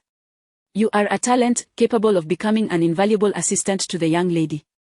She has expressed her desire for you to take on the role of research director at our Eagle Biotechnology Company, offering an annual salary exceeding 1 million, along with an array of benefits, including housing and transportation. As the company flourishes, you will also receive dividends. Pausing for emphasis, he gazed intently at Lu Chen and continued, Little Chen, you must grasp the significance of dividends. Should the company successfully develop a new generation of the miraculous liquid and launch it into the market, each bottle will yield you a share of the profits. In comparison, your annual salary would pale in insignificance. Such a tempting proposition. Lu Chen beamed. However, my passion lies in being a pastry chef. It is where my true interests lie. Pang Bei sighed. Little Chen, you must ponder this carefully. A lifetime spent as a pastry chef offers little in the way of future prospects. Consider the achievements you could attain at the Eagle Biotechnology Company, backed by the formidable Eagle Group. The wealth that may elude most could be within your grasp. Pastry making can remain a cherished hobby, can't it? Lu Chen took a sip of green tea, responding leisurely, I once read a thought-provoking line. To live is to honor the call of one's heart and pursue what one truly desires. Creating pastries and running a pastry shop is my genuine aspiration. Assisting Xiao Bei with the biological research could also serve as a delightful hobby. His words, though softly spoken, carried a resolute undertone. Pang Bei, being a perceptive individual, wisely chose not to press further, chuckling instead. Everyone has their own passions, you are right, little Chen. In truth, knowing that you are willing to assist the young lady with the miraculous liquid fills me with joy, and I believe she will be equally pleased upon hearing this news. Oh, and there is another matter. He lowered his voice conspiratorially. Have you and your sisterly become involved in anything more intimate? That matter. Lu Chen was taken aback momentarily, yet, being no stranger to such inquiries, he was caught off guard by Pang Bei's audacity, nearly bursting into laughter. His face flushed slightly as he replied, "Why do you ask? My relationship with Sister Li is entirely proper, nothing of that sort has transpired." "Come now." Pang Bei winked mischievously. "Just observe the way you interact. Even if nothing has occurred yet, it seems inevitable. Furthermore, who claims that such matters lack propriety? Is it not a fundamental aspect of humanity? Would we even exist without it?" Lu Chen felt a twinge of embarrassment. "But why are you asking me about this?" Pang Bei continued, unabated. "So, how many women have you been with?" Lu Chen was momentarily taken aback. Truthfully, he could not recall the exact number. After all, in his heyday, he had been quite the charmer, only to be brought low by a single woman. Reflecting on it now brought a hint of melancholy. Naturally, he could not divulge this, so he vaguely replied, "Not many, perhaps 3 or 4. 3 or 4, well, that doesn't seem excessive. I, on the other hand, have had experiences that could hardly be counted as less than 100 times more," Pang Bei declared honestly before inquiring with a hint of intrigue. "So, little Chen, have you ever been involved with those types of women?" Chapter 023. The cries in the lounge. Lu Chen found himself in a state of bemusement. What on earth was happening? He called out softly, "Old Pang, what exactly do you want?" Pang Bei replied with utmost seriousness, "Answer me." Lu Chen could only shake his head. "I've never done such a thing. It's all been with my girlfriend." This was indeed the truth. Although Lu Chen had been a frequent visitor to nightclubs and had shared laughter with numerous women of that ilk, he had never crossed that final threshold. It was not due to any aversion to cleanliness, rather, as a distinguished young master, he had no need to seek out such women for solace. With just a beckoning finger, he could have any model or celebrity he desired. Those girls could hardly be classified as courtesans, although they were open, they were not for sale. Pang Bei nodded. "Well, then I believe the lady should still be amenable." Lu Chen was taken aback. "What does that mean?" Pang Bei's expression grew increasingly solemn as he cleared his throat. "In truth, this is a question posed by the lady herself." Again, Lu Chen was flabbergasted. What on earth was Shangwan Bei playing at, inquiring about such private and embarrassing matters? Was she still a virgin? Pang Bei seemed to discern Lu Chen's thoughts, assuring him, "Rest assured, Shao Chen, the lady is indeed a virgin. She has never even held hands with another man." Pang Bei spoke with a calmness that began to unsettle Lu Chen. Could it be? My goodness, I fled to Yunzhou City to escape women, and now such a situation has arisen in such a short time. Have I become so familiar with Shangwan Bei? Pang Bei elaborated that Shangwan Bei felt Lu Chen was quite suited to her. He had saved her life and possessed considerable knowledge in her cherished field, thus capable of assisting her. Most importantly, he exuded an aura that made her feel comfortable and at ease, which she found endearing. Given these factors, Shangwan Bei believed she could offer herself to Lu Chen, envisioning a union between them. Through Pang Bei's inquiries, Shangwan Bei sought to understand Lu Chen's romantic history. What Lu Chen had disclosed fell well within her realm of acceptance. After all, Lu Chen was a grown man. It was implausible for him to have had no romantic encounters, and having had a few was entirely normal. The crux of the matter was that he should steer clear of women of ill repute. Pang Bei further informed Lu Chen that Shangwan Bei was quite open-minded, believing that a successful man could not possibly be limited to one woman. Thus, even after marriage, she would not mind if Lu Chen were to have other women, provided there were as few as possible and they underwent her scrutiny. For instance, Lu Li was someone she could accept and would insist on accepting. After all, she had known Lu Chen before. Moreover, while she permitted Lu Chen to seek companionship elsewhere, she would take responsibility for him, ensuring that he would remain her sole man for life. Listening to this, Lu Chen felt as though he were in a surreal dream. Could it be? Shangwan Bei was indeed quite an extraordinary young woman. This was a stark contrast to Wan Qian, who had issued a stern warning that if Lu Chen were to seek other women after marriage, she would render him incapacitated. After sharing all this, Pang Bei rubbed his hands together. "So, Shao Chen, what do you think of my lady? It's rare to find someone so broad-minded in this world." "Indeed, she is hard to come by." Lu Chen scratched his ear, genuinely agreeing. However, as he pondered, he found it difficult to accept. After all, they had only known each other for 2 or 3 days. How could they leap to discussions of marriage? He certainly did not wish to marry so soon. He continued, "Old Pang, you see, I come from humble beginnings, just an ordinary citizen. How could I possibly be worthy of a lady of such noble lineage like Xiao Bei? In modern society, social status matters, and I simply do not measure up." He shook his head despondently, displaying an expression of profound sorrow. Pang Bei chuckled, revealing a sly grin. "Xiao Chen, I have mingled in the world for decades. To speak frankly, I have encountered more people than you have seen. Ants. A commoner in a dragon robe does not become an emperor. An emperor in rags still exudes the aura of royalty, don't you think?"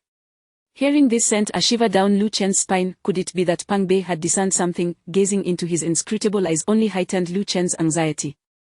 He forced a laugh. "Haha, that's quite true. If I donned a dragon robe, I'd merely resemble a little tycoon." Pang Bei grinned, choosing not to press the matter further. "In any case, Xiao Chen, you should seriously consider this. I have never witnessed such generosity from a lady before. Moreover, she mentioned that if her legs cannot be healed and she cannot stand, she would not be worthy of being with you. If she could stand, however, she would not hesitate to pursue you." Once again, Lu Chen felt a wave of apprehension wash over him.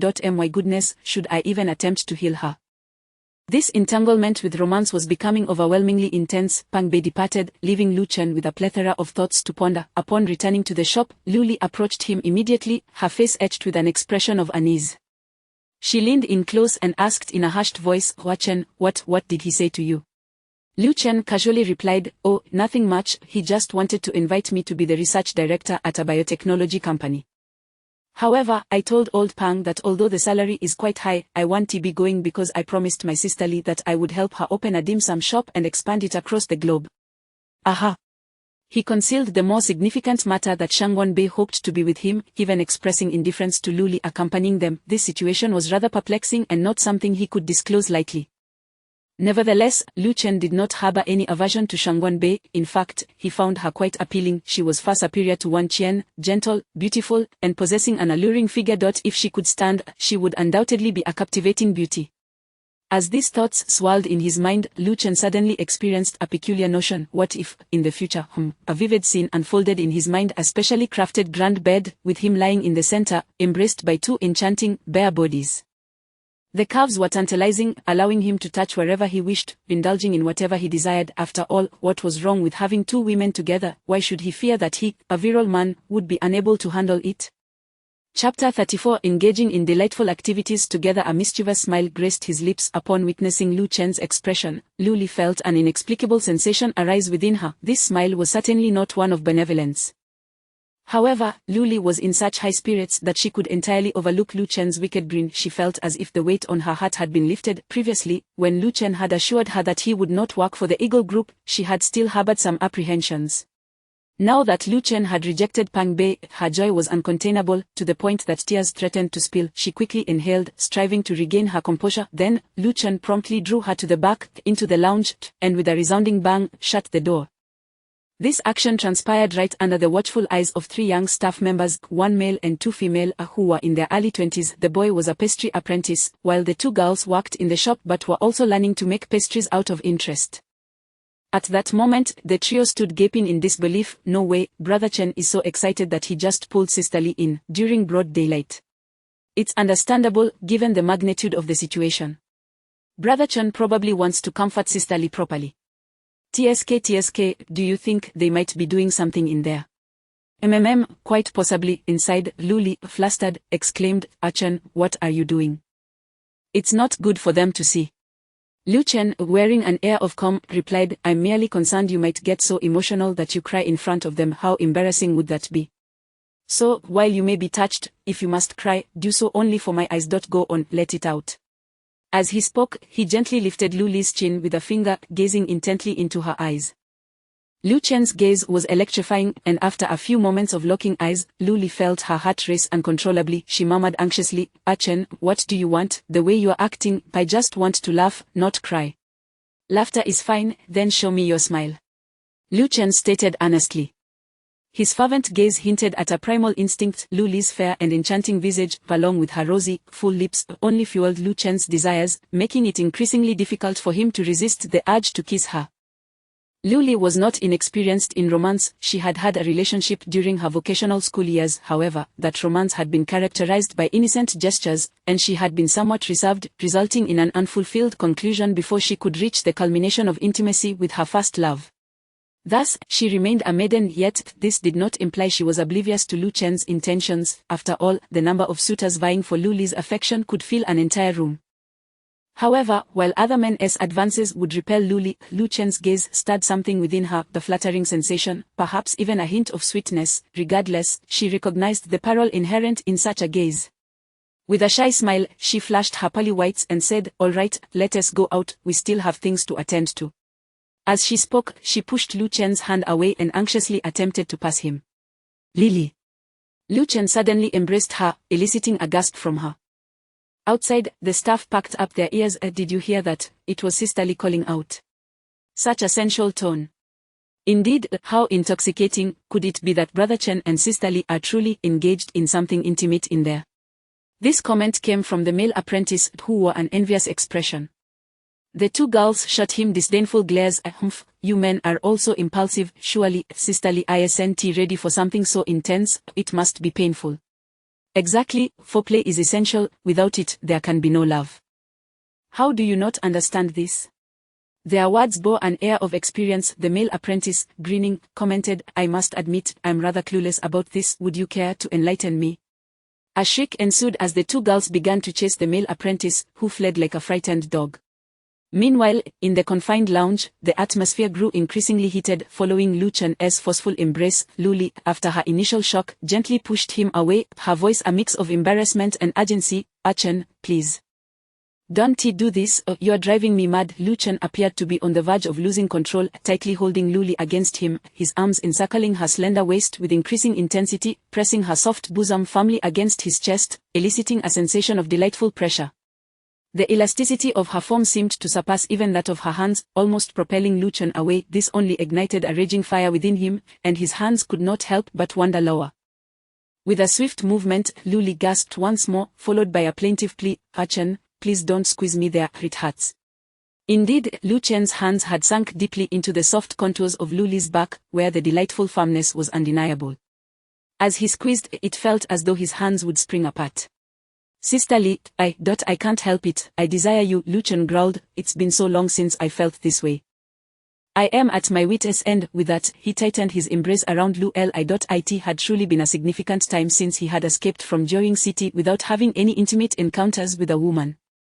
To describe his current state in 3 words: a pent-up frustration; in 5 words, a utterly unbearable pressure. To revert to 3 words, I might die. Consequently, Lu Chen's embrace of Luli grew increasingly fervent. Luli murmured, "No, Chen, you should find a girlfriend.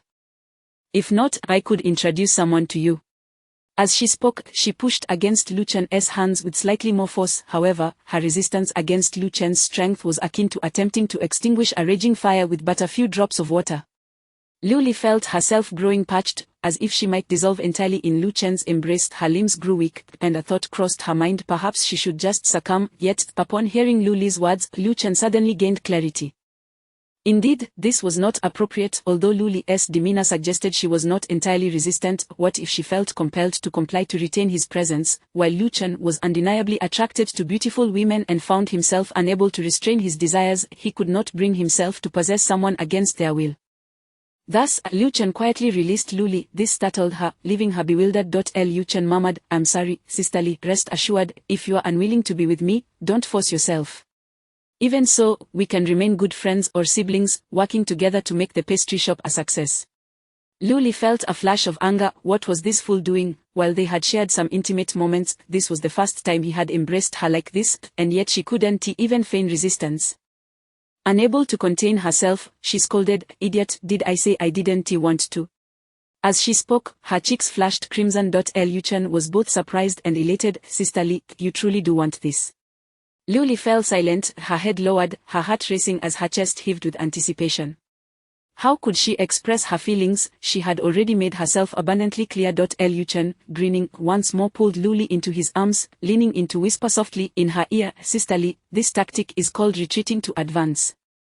How about that? Quite effective, wouldn't you agree?" "You Lu was incensed again, though this time it carried a subtle difference. She raised a delicate fist and gently tapped Lu Chen's chest. You mischievous little rascal, mmm. Suddenly, her words were silenced as Lu Chen captured her soft, inviting lips with his own.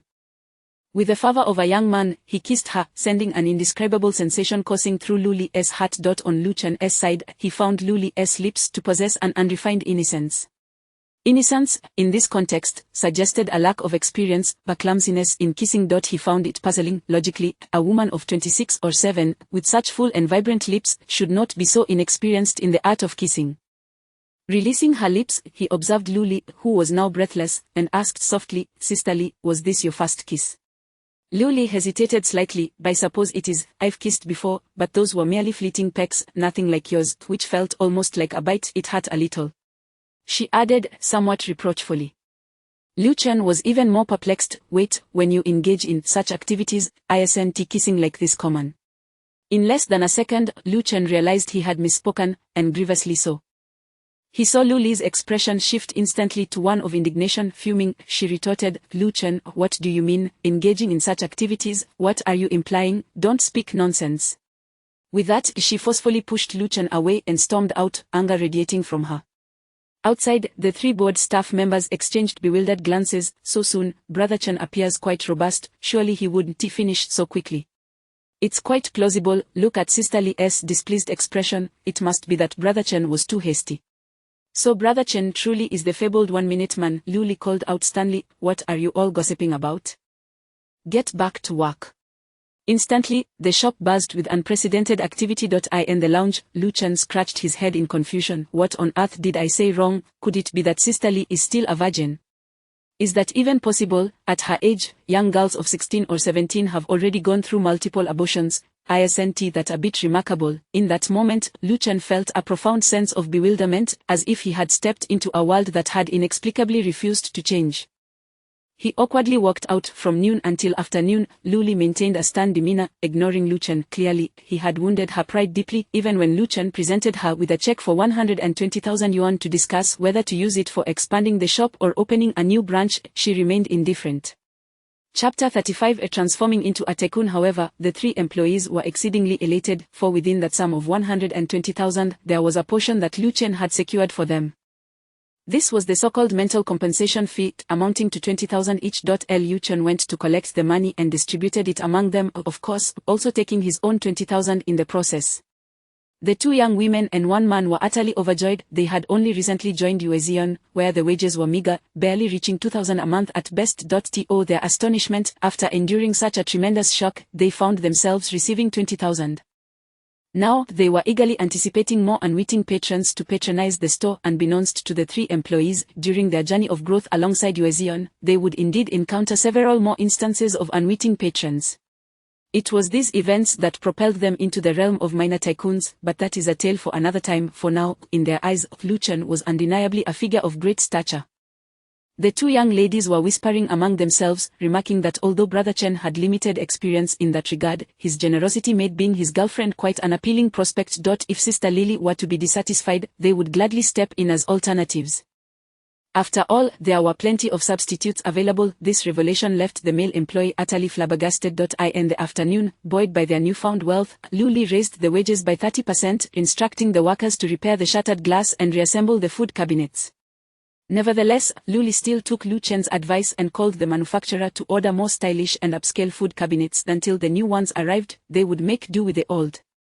Throughout the afternoon, Lu Chen felt increasingly restless. His greatest fear was that the young woman would ignore him. Luli's inconsistent demeanor left him feeling unsettled, and as he attempted to prepare pastries, his culinary prowess seemed to elude him. Unable to contain himself any longer, he seized an opportunity to corner Lu in the production room. With an ingratiating smile, he addressed her. "Sister Li, I understand where I went wrong. Yes, I was taken aback. After all, a stunning beauty like you, in your 20s, still remains, so pure and unblemished. How could I not be astonished? I implore you, forgive me. I shall never act so rashly again." Lu maintained her grim expression. "I have no desire to converse with you, get back to work." With that, she shoved him away with considerable force, nearly causing Lu Chen to stumble backward. "Sister Li." Lu Chen found his voice rising in indignation. Are you aware that your actions could disrupt the harmonious atmosphere at Yuan? Your behavior deeply distresses me, and this anguish hampers my ability to craft pastries. It infuses my creations with resentment. If customers were to consume cakes imbued with my discontent, they would surely be displeased, affecting their work and family life. Just think of the misfortune you would bring upon us all. His assertive reasoning nearly elicited a laugh from Lu. Clenching her jaw, she darkened her expression further. Get back to work.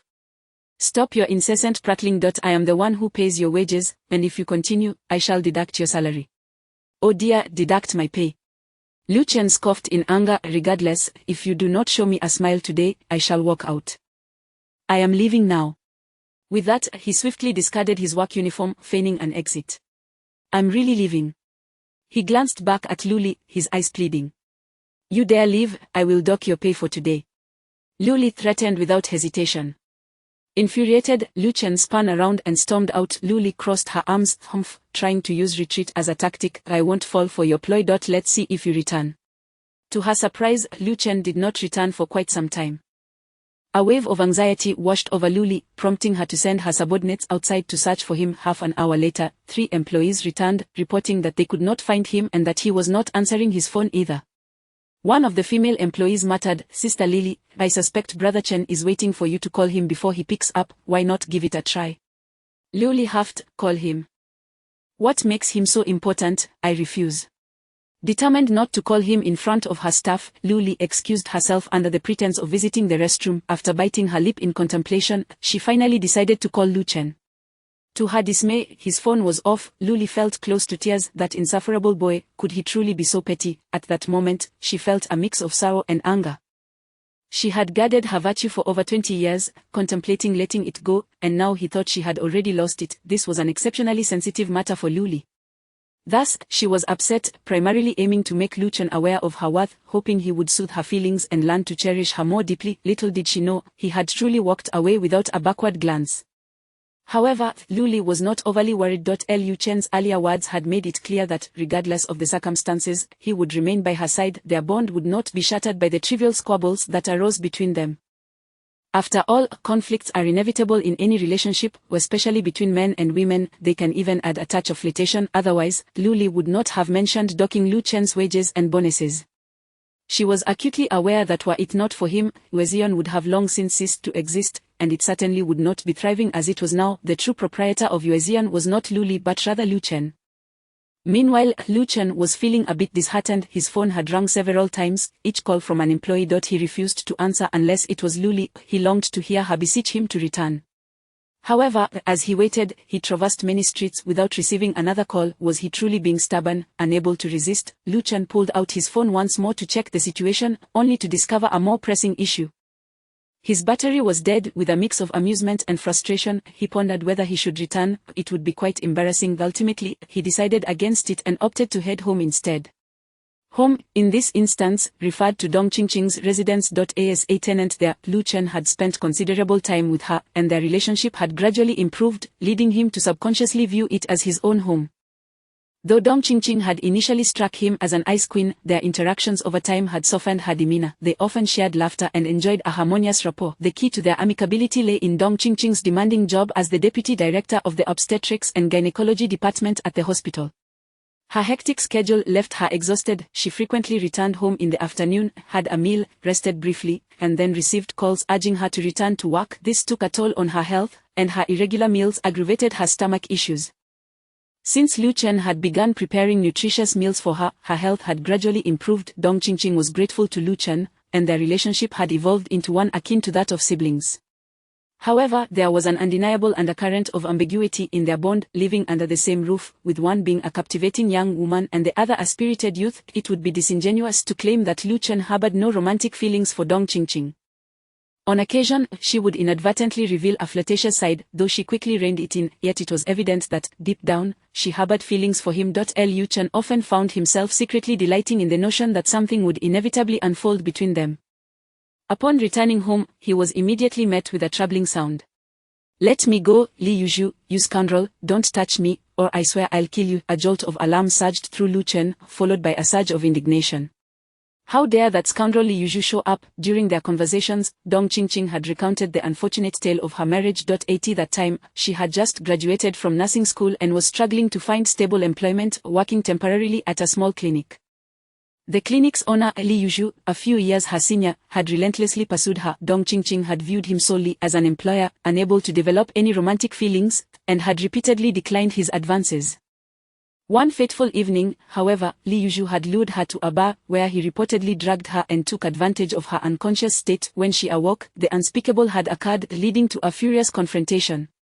Li Yuzhu had insisted on marrying her, and although she had been initially reluctant, she later discovered she was pregnant and, unwilling to terminate the life growing inside her, reluctantly acquiesced to the marriage.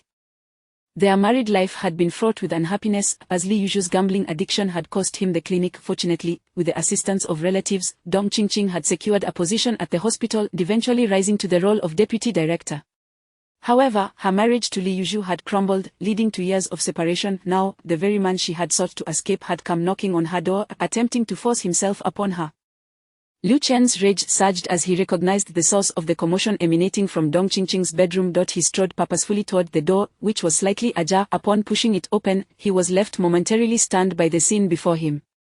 It was a tableau that would incite the fury of gods and men alike. Dong Qingqing was entirely disrobed, save for a single strapless bra, which was precariously hanging off her shoulders, exposing her full, curvaceous form. Yet, the most alarming aspect was that she was kneeling on the bed, her hands bound tightly behind her back with a belt, rendering her largely incapable of resistance. The source of her predicament was the man behind her, who, despite his somewhat rotund appearance, possessed considerable strength. He held onto Dong Qingqing's hips, lifting her, forcing her into a humiliating posture that accentuated her curves in a most degrading manner. This scene was reminiscent of a classic moment from an adult film. Dong Qingqing's voice was hoarse from shouting and cussing, while the man, Li Yuzhu, raged in return. Damn it, Dong Qingqing, what are you playing at? You are still my wife, and you have an obligation to fulfill your duties. It's been ages since we've been together. Does it kill you to do it once? Look, you are already wet. I can't believe you're keeping another man while we are still married. Even if you take this to court, I'll still be the victim. How dare you? Dong Qingqing shouted back, that's my tenant, not some male mistress. He pays me rent every month. Don't you dare spew such nonsense, you are. Suddenly, a sharp crack echoed as Li Yuzhu slapped her, leaving an angry red handprint on her creamy skin, standing out vividly against her pale complexion, making the situation all the more tragic. Chapter 36. Just try and see. Li Yuzhu truly dares to take action. Nonsense, haha, I'll find out for myself. Li Yuzhu laughed arrogantly, forcefully prying open Dong Qingqing, and attempted to charge in. In this position, with her hands bound, Dong Qingqing was utterly defenseless. Just as Li Yuzhu thought he was about to enjoy himself, he suddenly felt his hair being seized. It was a vicious grip that immediately yanked him backward. The force was tremendous, weighing around 150 to 160 pounds. Li Yuzhu found himself leaning back uncontrollably, losing his hold on Dong Qingqing and landing heavily on the ground. He let out a cry of agony. The fall was so brutal that he felt as though he might burst, and the pain from having a large handful of hair yanked made it seem as if his scalp might be torn away. Terrified, Li Yuzhu reached up with both hands to pry off the hand that clutched his hair. However, the grip was evidently that of an experienced individual, shaking his head back and forth with a relentless force. The tugging was so vigorous that he felt as though a substantial chunk of his scalp might be ripped off, and he began to feel dizzy, as if his brain were boiling. Li Yuzhu was too weak to pry off that hand. His eyes welled with tears as he looked up to see a tall young man with a face that bore both resolve and a hint of wicked charm. He shouted, "Who the hell are you? This is my home. You are illegally trespassing and assaulting the male host. Let me go. If I call the police, you'll." In response, the young man yanked his hair again, violently jerking his head. The young man was none other than Lu Chen. He chuckled mockingly. "Who is the trespasser here? The male host is me. I'm the pretty boy you just mentioned. Apologies, former rival, but for daring to bully my woman, I must teach you a lesson." With that, he abruptly yanked Li Yuzhu's head upward. Li Yuzhu let out another painful cry, his body instinctively straightening. Despite his rugged demeanor, he immediately swung a fist toward Lu Chen's face. However, against someone of such ordinary skill, even if Lu Chen possessed only minimal martial arts ability, he could easily handle the situation. He retaliated with a punch aimed at Li Yuzhu's face. Before Li Yuzhu's fist could reach Lu Chen's face, Lu Chen's fist had already landed squarely on his nose.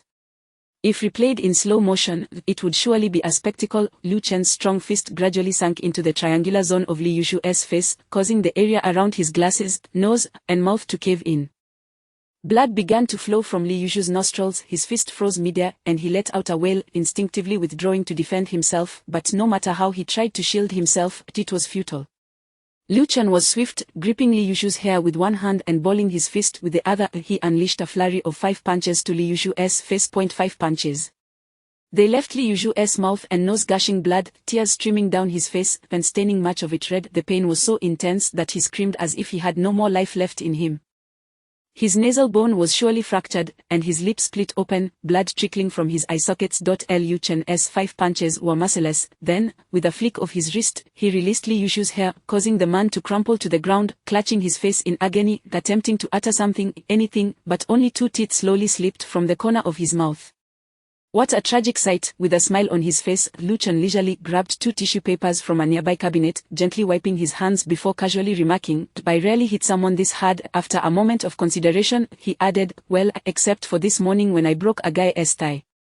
Upon hearing this, Li Yushu trembled involuntarily, his legs instinctively curling up as if to shield himself. Lu Chen continued, "Why did I hit you so hard? Because you bullied my woman. Consider this a warning. Do not do so again. If you persist, I might just turn you into a pig's head. Do you believe me? If I land just 5 more punches, your head will turn to mush." With that, he tossed the used tissue onto Li Yushu's head. Li Yushu trembled again, too frightened to speak. Lu Chen turned to glance at the bed and nearly burst with blood from his nose. There lay Dong Qingqing, slumped on the bed with her hands still bound behind her back, appearing utterly drained of strength, curled up like a shrimp. Her exposed backside was pointed directly at Lu Chen, prompting him to internally exclaim in awe at her beauty. He quickly chastised himself, then moved closer, unable to resist but to gaze at that appealing sight, inhaling deeply before asking with concern, "Sister Qingqing, how are you? Please hurry and untie my hands." Dong Qingqing cried, her voice tinged with sobs. She had completely shed her icy demeanor, revealing herself as a girl who had suffered greatly. Lu Chen felt a pang of sympathy and swiftly unfastened the leather straps binding her hands. The pristine skin of her wrists bore deep imprints from the bindings, stirring a violent wrath within Lu Chen. It seemed that Li Yushu had not been punished enough. Shivering all over, Dong Qingqing stretched out her hand to grasp a blanket, clearly wishing to cover herself. However, she lacked the strength to pull it over, murmuring, "You don't look at me, help me, please." Unable to resist glancing at Dong Qingqing's ample bosom, Lu Chen gasped, realizing he was taking advantage of the situation. He quickly composed himself, yanked the blanket over her, and even adjusted it to hide her exposed legs. "Sister Qingqing, rest well. Don't worry, I'm here for you." Lu Chen reassured her.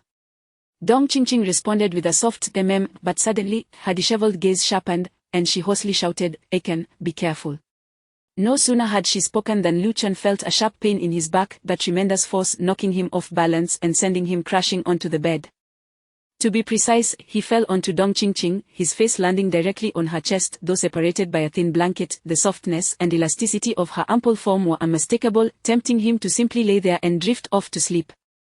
In that moment, Lu Chen felt as though this was a divine gift. However, his instincts kicked in quickly. Enduring the pain in his back, he turned to see a bloodied Li Yushu raising a chair overhead, ready to strike again. Li Yushu wore a vicious grin, slurring, "Die." Lu Chen shot him a middle finger and kicked out, sending the chair flying away, followed by another kick that struck Li Yushu squarely in the chest. Li Yushu was propelled backward, his limbs flailing helplessly in the air before crashing into the wall with a resounding thud. He slumped down awkwardly. Lu Chen immediately straightened up, only to hear a panicked voice behind him, "Eken, are you okay?" Turning around, he nearly lost control again. Dong Qingqing was half propped up, her eyes filled with concern. Meanwhile, the blanket had slipped down significantly, revealing her 2 ample calves. Strangely, it seemed she was unaware of this. Lu Chen scratched his ear and chuckled, "Sister Qingqing, I'm fine, but you look stunning." With that, his gaze wandered again. Dong Qingqing, confused, looked down and gasped, quickly attempting to cover herself, weakly saying, "It might be because you just leaned against me." Recalling how his face had been pressed against her, Lu Chen felt a rush of heat. He muttered, "All right, Sister Qingqing, lie back for a moment. I'll take this scoundrel out and deal with him." How dare he strike from behind? With a fierce determination, Lu Chen advanced toward Li Yushu. "Wait." Dong Qingqing called out to him, her tone softening, "Eken, don't go too hard on him."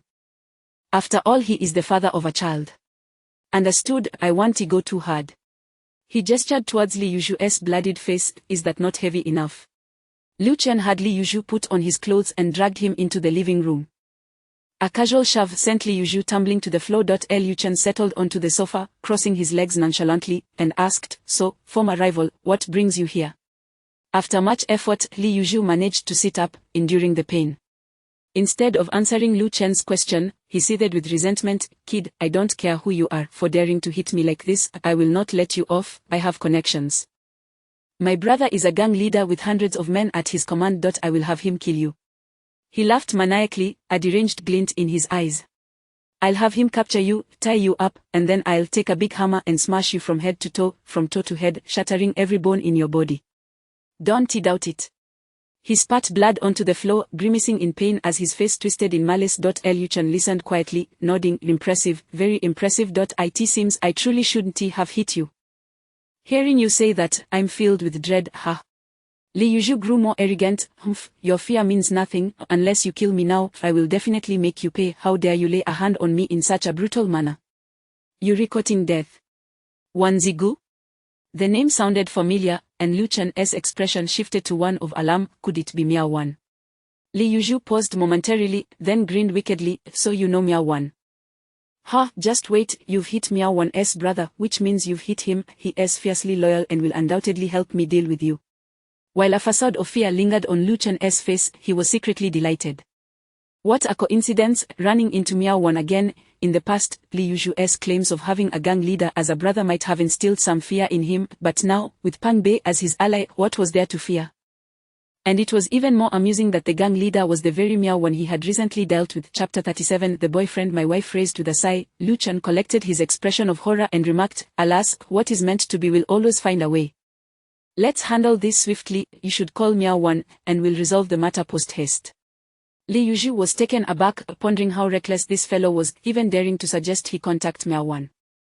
Was he truly that far gone? Regardless, he decided to make the call, quickly retrieving his phone from his pocket. Once connected, he deliberately switched to speaker mode.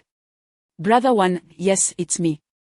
I consulted my wife about a matter and discovered she has been keeping a young toy boy. I can't bear this humiliation. How can I wear this green hat? I confronted the young man, and he beat me up. I am in a terrible state, my face is all bruised, and I've lost 2 teeth. Brother Wan, we've been through thick and thin, you must help me seek justice. His tone was so mournful it could bring tears to the listener's eyes, igniting a sense of righteous indignation. Indeed, Miao Wan erupted on the other end. What a day for troubles. My sister sought me out this morning, and now it's your turn. Fine, who else but I, Brother Wan, would stand by my comrades? Where is that scoundrel? I'll gather my men and pay him a visit. It's the perfect opportunity to vent my frustrations from this morning. Lu Chen couldn't help but chuckle inwardly. What gall to use him as a punching bag and even attempt to siphon off his resources. Li Yuzhu, feeling overwhelmed with gratitude, urged, he is right in my house, at my wife's place. This young man is quite audacious to have me call you. Brother Wan, bring a dozen men over quickly. He seems to possess some skills, but he is no match for your crew. How bold. Is he out of his mind? I'll head over immediately. Miao Wan's voice grew even more ferocious. At that moment, Lu Chen broke into song. To battle against my fate. Who says humans are creatures of habit, too timid to overturn societal norms? What does that make of them? He sang with fervor, his voice resounding with abandon. Li Yuzhu shot him a bewildered glance, as if regarding a madman, and then turned back to the phone, exclaiming, Brother Wan, do you hear this? What sort of person is this? In dire straits, and he is singing. On the other end, Miao Wan fell silent. Li Yuzhu called out twice, Brother Wan, you must come quickly. Finally, Miao Wan spoke, his voice low and trembling, oddly, what is that young man's name? Li Yuzhu was taken aback, turning to glare at Lu Chen, and shouted, you heard him, what is your name? Lu Chen scratched his ear, grinning as he snatched the phone from Li Yuzhu's hand, placing it on the coffee table. He cleared his throat and said with a smile, Brother Wan, what a coincidence, we met this morning and now we are to meet again this afternoon. I am Lu Chen, remember. Instantly, the phone fell silent, leaving only the sound of hurried breaths, tinged with a hint of panic. What is the matter, Brother Wan? Have you truly forgotten me? Pondering. Lu Chen's voice dripped with mockery. Finally, Miao Wan's voice returned, now laced with a trace of fear. Is it Mr. Lu? What a coincidence. It's you again. Indeed, it's me, Lu Chen replied. I must apologize for inadvertently placing a green heart on your brother. Your brother's woman has become mine. I also left him looking like a pig's head, bloodied and bruised. To demonstrate my sincerity, I fully acknowledge my actions. If you wish to stand by your brother, you are welcome to come and confront me. The sincerity in his last statement was unmistakable. Li Yuzhu chimed in, Brother Wan, please hurry. Li Yuzhu, shut your mouth.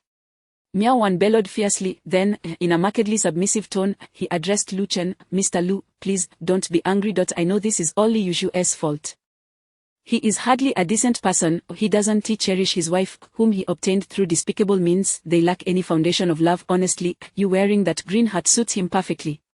As he continued, his tone grew increasingly obsequious. Rest assured, you may keep it on him. I want to intervene. Li Yuzhu deserves every blow he has received. I've long wished to teach him a lesson. This scoundrel should have treated his good wife with respect. How can he gamble and neglect his family? Such a person deserves a beating. I wholeheartedly support your actions. Li Yuzhu felt as if he might collapse in despair. What was this? Miao Wan had just promised to stand by him, yet he was now denouncing him. He wanted to retort but couldn't muster the courage, merely gaping in disbelief, his expression one of profound sorrow. Meanwhile, Miao Wan continued to berate Li Yuzhu, denouncing his character, while Lu Chen could no longer tolerate the tirade and interjected. Now, Brother Wan, I wish to clarify a few matters with Li Yuzhu. Let us keep the line open. You'll serve as a witness, if you please. Of course, no problem, that is my duty. Miao Wan affirmed, his voice resolute, with the sound of fists pounding against a chest echoing in the background. Li Yuzhu's face turned even paler. Miao Wan's tone sharpened. Li Yuzhu, listen closely. You should never have provoked Mr.Lu. Do you understand what kind of person he is? If he chooses to place a green hat upon you, consider it a stroke of fortune. If Mr.Lu were to take a liking to my wife, I would willingly offer her to him. Enough, stop rambling. Lu Chen interjected, finding the conversation increasingly absurd. Miao Wan chuckled, then shouted, Li Yuzhu, you better listen well. Whatever Mr.Lu asks, you shall answer without hesitation. Whatever he commands, you must obey, otherwise, I'll make sure you regret it. Li Yuzhu trembled, his lips quivering as he struggled to find his voice. Did you hear that? Respond. Miao Wan backed. Li Yuzhu, his face a mask of despair, quickly replied, I understand. Lu Chen crossed his legs, his expression unreadable. Very well, Li Yuzhu, let us begin. What is your purpose here? Li Yuzhu stammered, I came to see my wife. Nonsense. Lu Chen retorted sharply, what wife? Sister Qingqing is no longer yours, she is my woman, remember that. Now, confess honestly, what are you truly here for? Miao Wan added from the other end, Li Yuzhu, stop evading the truth. Mr.Lu is quite perceptive, he'll know your thoughts with a mere blink. With no options left, Li Yuzhu reluctantly confessed. It turned out he had lost money gambling and was broke, hence his desperate attempt to extort funds from Dong Qingqing. If she refused to give him money, he threatened to prevent her from seeing their child. This tactic had always worked on her. Though Dong Qingqing was unwilling, she ultimately gave him 3,000 yuan. After receiving the money, Li Yuzhu's desires turned towards Dong Qingqing, then he couldn't resist attempting to force himself upon her, leading to the scene Lu Chen had witnessed. Li Yuzhu was initially reluctant to confess these details, but under Lu Chen's relentless questioning, he gradually divulged everything. Miao Wan, hearing all this, cursed vehemently, thank goodness Mr.Lu clarified everything. Li Yuzhu, you vile wretch, you've distorted the truth and dared to summon people to confront Mr. Lu. How can you be so heartless? I can no longer consider you a brother. Brother Wan, I don't care whether you remain his brother, but I need you to bear witness to 3 conditions I'm imposing on Li Yuzhu, Lu Chen said leisurely. The conditions were straightforward. First, Li Yuzhu was not to demand money from Dong Qingqing, except for the child's reasonable expenses. Second, he was to cease all harassment of Dong Qingqing. Third, he had to ensure he treated their child well.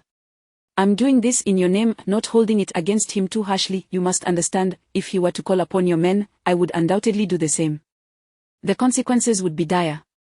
Miao Wan quickly agreed, his forehead slick with cold sweat. Thankfully, they had clarified the situation, otherwise, recklessly confronting Lu Chen could have led to severe repercussions. Thus, Miao Wan sternly demanded that Li Yuzhu unconditionally accept these 3 conditions, or he would be the first to pay the price. Could Li Yuzhu refuse, he had transformed into a coward. With that, Lu Chen thanked Miao Wan, hung up the phone, and promptly kicked Li Yuzhu out. Once the door closed, Lu Chen turned and entered the bedroom. Upon entering, he felt a rush of blood to his face. Dong Qingqing was sitting up, curled in the corner of the bed, leaning against the wall. She was still wrapped in a blanket, but a portion of her delicate, fair shoulder peeked out, hinting at a tantalizing curve. Her crossed legs revealed smooth, jade-like skin, and her well-shaped toes, along with the tender arch of her foot, exuded an irresistible allure, especially considering that beneath that blanket lay a completely unclothed, exquisite body. Lu Chen felt a surge of heat. However, observing her somewhat dazed expression, as if she had yet to recover from her earlier fright, filled him with compassion. He scratched his ear and gently inquired, "Sister Qingqing, are you all right?"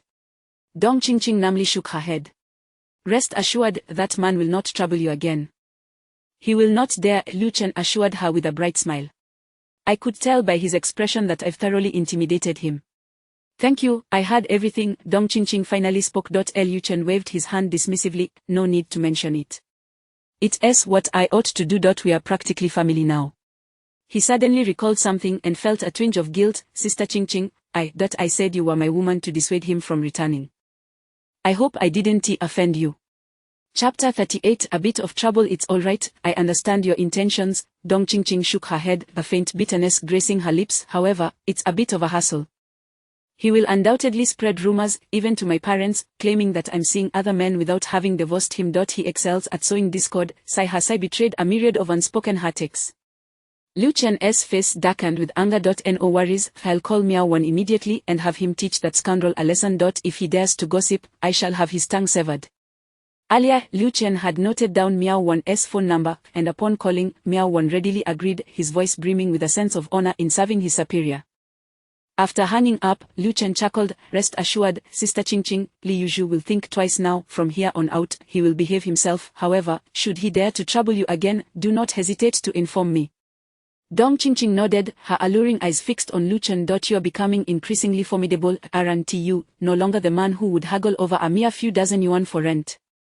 Even Miao Wan seems to be at your beck and call. I've heard Li Yuzhu boast about him. He indeed seems quite impressive." Lu Chen smiled nonchalantly, waving his hand dismissively. "He's not that remarkable, just average. I happened to know someone influential who can keep him in check, which is why he listens to me." As he spoke, he noticed the redness and swelling on the back of Dong Qingqing's ankle and inquired, "Sister Qingqing, how did you injure yourself?" Dong Qingqing replied softly, "That brute twisted my ankle when he grabbed me." Without hesitation, Lu Chen turned to fetch the first aid kit and, kneeling beside the bed, earnestly said, "Come, Sister Qingqing, allow me to massage your foot. My hands possess a healing touch. I assure you, it will ease the pain." Dong Qingqing flushed, "No, I can do it myself. It's all right, you might hold back due to the pain. I understand these injuries, they require pressure to heal quickly," Lu Chen insisted, already grabbing a bottle of medicinal oil and moving closer to her delicate foot. With no choice left, Dong Qingqing sighed, extending her foot reluctantly. Fine, you may massage it." As she did so, her fair, delicate thigh emerged from beneath the blanket, revealing a flawlessly smooth leg, captivating Lu Chen's gaze. He swallowed hard, unable to tear his eyes away, though the blanket concealed more intimate details. Dong Qingqing noticed the intensity of his gaze and softly admonished, "Chen, don't stare, just hurry and massage it." With that, she shyly closed her eyes. Lu Chen looked up, momentarily lost in a daze. Dong Qingqing's exquisite face, framed by slightly disheveled hair, had strands cascading down, accentuating her enchanting blush. Her face resembled a ripe, red apple, tempting enough to take a bite. Lowering his gaze, he caught a glimpse of her pale, alluring curves subtly revealing themselves. The once frigid woman he had first met now seemed to radiate warmth and vitality. With a gulp, Lu Chen inhaled deeply, one hand gently cradling her calf while the other applied the medicinal oil to her injury. As he massaged, her beautiful, rosy foot slightly swayed before him, an exquisite sight. Despite gritting her teeth to stifle her pain, Dong Qingqing could not help but let out soft gasps. Such sounds would quicken any man's pulse, compelling him to reassess his masculinity. Calming himself, Lu Chen lightly closed his eyes, channeling the healing energy from within, one of the 7 powers of his abilities, to flow into his hand as he worked on her injury. Soon, he sensed a remarkable energy coursing through his veins, directed toward the area he was massaging. Dong Qingqing visibly reacted, "Chen, why are your hands so warm? It feels as if a flow of energy is entering my bruise." She shivered slightly, relishing the sensation. Lu Chen chuckled, "Perhaps it's the medicinal oil taking effect." After several minutes of diligent massage, an inexplicable insight dawned upon Lu Chen, as if it had spontaneously formed in his mind. Much like the data he had absorbed after consuming the premium dragon essence, this revelation informed him that Dong Qingqing's bruise had indeed begun to fade. Looking down, his heart leaped with joy. The once swollen area had diminished to a mere faint red mark. All done, completely healed, Lu Chen exclaimed, a triumphant grin spreading across his face as he released her delicate foot. Dong Qingqing, astonished, flexed her ankle, utterly bewildered. Is that it? It's truly healed, not a trace of pain left. Chen, what kind of technique is that? I can't believe it's just the effect of the oil. Lu Chen laughed, twisting his hands proudly. This is divine skill. I am known in the realm as the master healer. That is who I am. Ha ha ha. Dong Qingqing shot him a disapproving look. Your audacity knows no bounds. Sitting up, she inspected her foot, confirming the complete absence of swelling, causing her to reconsider the claims of the so-called master healer. Suddenly, she heard Lu Chen emit a strange sound. Looking up, she noticed his face flashed, his gaze fixed intensely below. Oh no, panic surged within her. Lowering her eyes, she realized that in her astonishment at Lu Chen's skill, she had inadvertently revealed her legs. The blanket had slipped, and worse still, she wore nothing underneath. Frantically, she shouted, Chen, get out. If you look again, I'll gouge your eyes out. Lu Chen chuckled foolishly, quickly retreating and shutting the door. In the living room, he paced back and forth, occasionally jumping in distress, his face a mask of turmoil as he muttered, Dear brother, please have mercy. I know these days have been trying for you, but we can't be as reckless as before, can we? Sigh, Sister Li, Sister Qingqing, these two are truly my undoing, my nemesis. I cannot bear it any longer. If I don't find a woman to alleviate this tension soon, my life will unravel. The balance of yin and yang must be maintained, or I am surely doomed. With his frustration mounting, Lu Chen resolved to retreat to the kitchen to prepare a meal. Rushing into the kitchen, he opened the refrigerator, a gust of cold air wafting out. He inhaled deeply, relishing the moment. Oh, life is slowly returning. The fridge was packed with an array of ingredients, vegetables, meats, and even some seafood, all meticulously arranged. These were all purchased by Lu Chen. Dong Qingqing had never possessed such culinary foresight. Ever since acquiring the chef's ability, Lu Chen had developed a newfound passion for exploring markets and supermarkets, delighting in filling his fridge with diverse ingredients, ready to whip up whatever dish he fancied. Goodness, thank heavens for my 7 abilities. If I only had the chef's power, would I not eventually turn into an old lady? Focusing intently, Lu Chen began to showcase his culinary prowess, retrieving ingredients from the fridge one by one.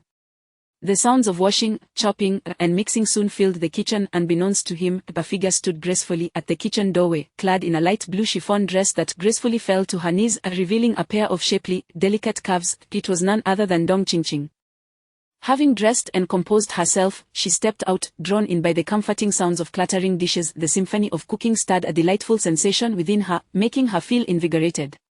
Leaning against the doorframe, she watched Lu Chen intently. The sounds of his culinary endeavors filled her with warmth and happiness, awakening an appetite she hadn't even realized she possessed. The longing was for Lu Chen's cooking alone. She had gained several pounds lately, undoubtedly influenced by his culinary indulgences. A sudden thought crossed her mind, he has spoiled me rotten. And her cheeks flashed with warmth as her heart raced. The feeling was reminiscent of youthful infatuation. However, recalling her nearing 30 years of age compared to Lu Chen's mere 23, a tinge of melancholy settled within her. Moreover, she was already married with a child.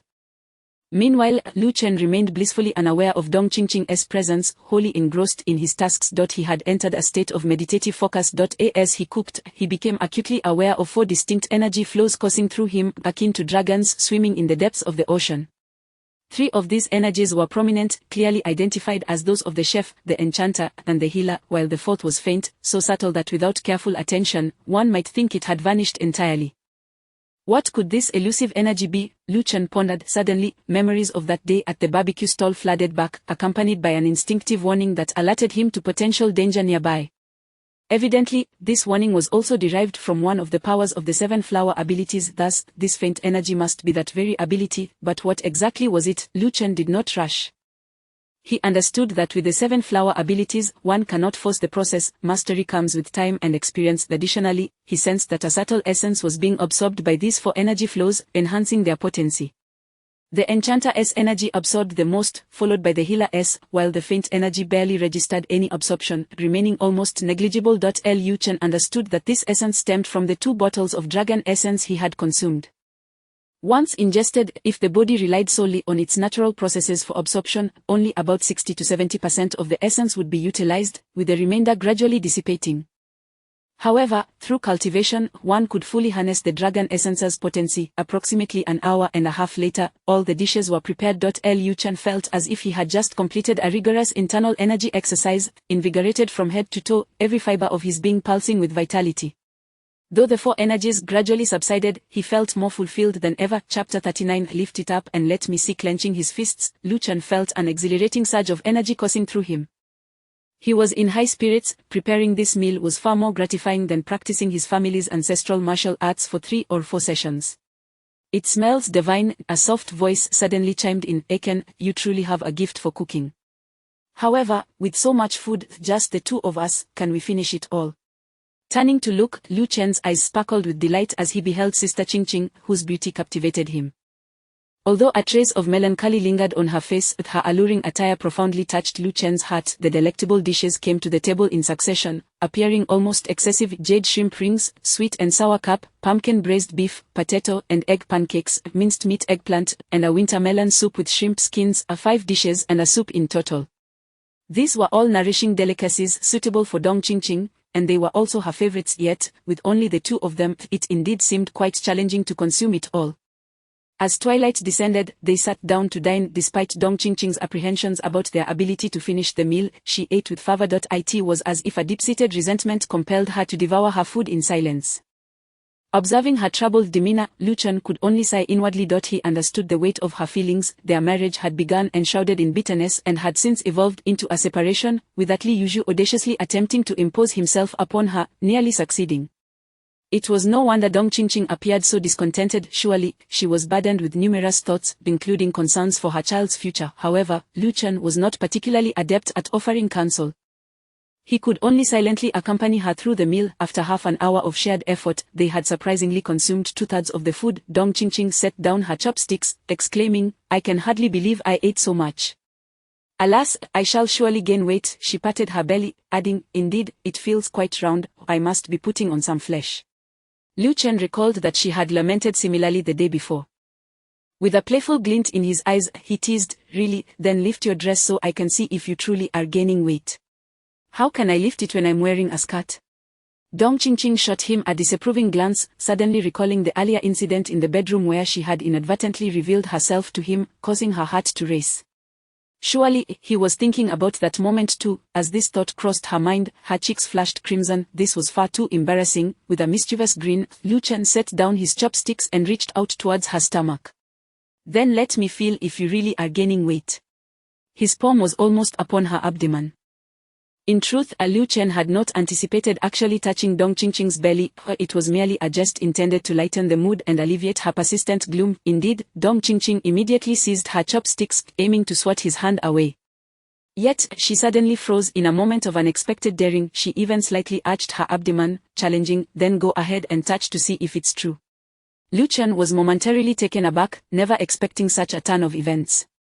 He gazed at Dong Qingqing, who was slightly bowing her head, her long strands of hair delicately swaying against her flushed cheeks. Although her features were obscured, the allure she exuded was utterly intoxicating to Lu Chen. After hesitating for a second or two, he placed his hand upon her belly. Through the thin fabric of her dress, he felt the softness and warmth beneath his palm. Gently squeezing, Lu Chen chuckled, "It seems, indeed, there is quite a bit of softness here. Do you believe it now?" Dong Qingqing replied, her voice tinged with a slight rasp, rendering it somewhat peculiar. Lu Chen remained silent, continuing to caress her belly, which he confirmed held a delightful softness. His hand lingered, gently kneading as he softly murmured, "Sister Qingqing." "Mem." She responded, a hint of weakness in her voice.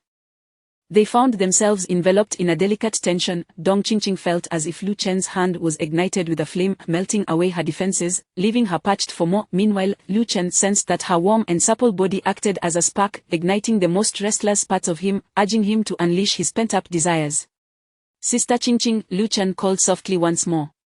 This time, Dong Qingqing did not reply. Instead, she leaned back against the chair, straightening her posture slightly. Her hands naturally fell to her sides, presenting an inviting posture that left Lu Chen utterly astonished. Surely, this was an invitation for him to explore. After a moment's contemplation, he decided to venture downward rather than upward, realizing the latter would be far too sensitive. Gradually, his hand descended, and as his fingers grazed her hip bone, she shivered slightly. Soon, his hand rested upon her left thigh, taut and remarkably elastic, unable to restrain himself. Lu Chen murmured, "Sister Qingqing, there is quite a bit of softness here too." Dong Qingqing couldn't help but chuckle softly, "You flatter me." Lu Chen's hand began to explore her thigh, gliding from the top of her leg down toward the knee, tenderly caressing as he went. Dong Qingqing reclined fully against the chair, her beautiful eyes closed, her eyelashes fluttering, her elegantly rounded chin lifted, revealing her graceful neck, creating an exquisite sight. Lu Chen swallowed hard, feeling an impulsive desire akin to that of a vampire yearning to take a bite. As his hand continued its exploration, the hem of her skirt gradually crept upward, revealing the delicate contours of her legs. Swallowing again, Lu Chen pressed his palm directly against her thigh, feeling the intimate warmth of their closeness. Dong Qingqing trembled slightly, a soft sound escaping her lips, yet she did not resist. Lu Chen, feeling fulfilled, continued his gentle caresses, and before long, Dong Qingqing was breathing heavily. "Sister Qingqing," he called her name softly once more. She did not open her eyes, merely responding with a soft mm. "Sister Qingqing, you are truly kind to me," he said sincerely. Dong Qingqing fell silent, unsure how to respond, overwhelmed by the sensations coursing through her body as Lu Chen's touch ignited a conflagration of warmth, intertwining comfort and torment in an indescribable manner. Lu Chen grew bolder, his fingers beginning to explore her most sensitive areas. With a gentle flick, Dong Qingqing gasped in pleasure, a sound that resonated with intoxicating allure. In a sudden burst of courage, she raised a hand, grasping Lu Chen's hand through the fabric of her skirt, her gaze filled with a mixture of longing and uncertainty. Lu Chen met her gaze with calm acceptance, curiously inquiring, "What is it?" You, Dong Qingqing stammered, her cheeks aflame, bitterly at a loss for words. Her grip on his hand tightened, as if they had reached a precipice beyond which they could not venture. Just as they lingered in this delicate standoff, Dong Qingqing's phone rang suddenly. She sprang to her feet to answer, her demeanor shifting from tentative tenderness to resolute strength as she took the call from a doctor at the hospital, informing her that a pregnant woman was about to give birth and specifically requested her assistance. "All right, I'll be there immediately," Dong Qingqing replied. With that, the once awkward but tender atmosphere transformed as she regained her composure, exuding the air of a capable woman. After hanging up, Lu Chen, eager to alleviate the lingering discomfort from earlier, remarked, "Fortunately, this call came after we finished eating. Otherwise, you would have gone hungry." Dong Qingqing regarded him with deep appreciation, saying, "Regardless of everything, Eken, I am truly grateful to you. To express my gratitude, from now on, you need not pay rent. My home is your home." The final sentiment carried a hint of shyness, and before Lu Chen could respond, she hurriedly retreated into her bedroom, the door slamming shut behind her. A few minutes later, she emerged, now dressed in her professional attire, stating with a calm resolve, "I'm leaving," then strode confidently out the door. As Lu Chen tidied up the dishes, he mused, "What have I done today with these two women? They are both older than I am. I used to seek out younger girls, and now it seems I've entered into a sibling romance." While washing the dishes, Lu Chen's phone buzzed with a notification. He quickly dried his hands and stepped outside to check, his screen illuminating with a familiar face and name, Sisterly. The caller ID displayed a photo of Lu Chen taken at a snack shop, where Luli had smiled sweetly, her cherry lips slightly parted, evoking a multitude of thoughts. Lu Chen scoffed, wondering why she was calling now. He answered, only to be met with a cold voice on the other end. "Finally, you are on, where are you?" Her tone irked him further. Why was she still speaking to him this way? If she intended to communicate in such a manner, she ought not to have called at all. Consequently, he replied curtly, "At home." The line fell silent for an extended moment, long enough for Lu Chen to consider hanging up. Eventually, Luli broke the silence, her voice tinged with a hint of exasperation. "What are you doing at home?" Lu Chen maintained his brusque demeanor, responding, "Eating, showering, watching television." Another silence ensued, followed by her voice, which now carried a touch of pleading, "Eken, can we not do this? Let us talk properly." Lu Chen huffed, who is it that has not been straightforward? Who was the one begging for forgiveness only to be completely ignored? Well, Luli's tone softened, "I'm a woman. Shouldn't you be a bit more accommodating?" Lu Chen retorted, "I'm 3 years younger than you, Sisterly. You once said you would treat me like a younger brother." The frustration Luli felt was beyond words. She had once claimed to treat Lu Chen like a younger brother, but after everything that had transpired between them, that image had shifted entirely. In her mind, they were no longer in a sibling relationship but rather entangled in a romantic one. However, this realization was one she could not articulate. After a moment of contemplation, she finally said, "Eken, can we just move past this? Have you eaten? If not, shall we go out for a meal together?" Lu Chen belched contentedly, I've eaten, just finished, and I'm so full I can hardly move. Lu Li sighed deeply, her tone now laced with melancholy. You remember last night when I called you out for dinner to discuss something? What was it about? Lu Chen paused, recalling that there had indeed been such an arrangement, though the subsequent events had caused him to forget to inquire about it.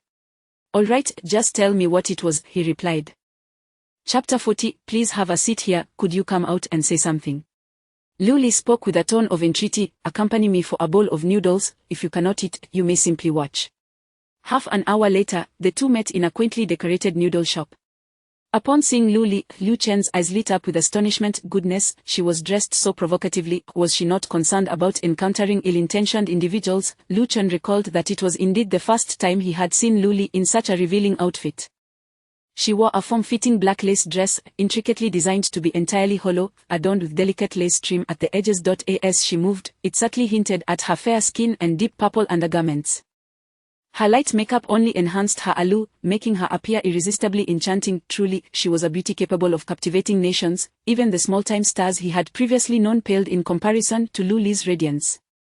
Lu Li noticed Lu Chen's gaze and felt quite pleased with herself. They settled into a booth in the noodle shop. Then the men passing by could not help but steal glances at her. Even the server, distracted by her beauty, nearly spilled the noodle broth. The focal point of their curiosity was her lovely legs, elegantly revealed by her short skirt. Lu Chen felt a twinge of helplessness.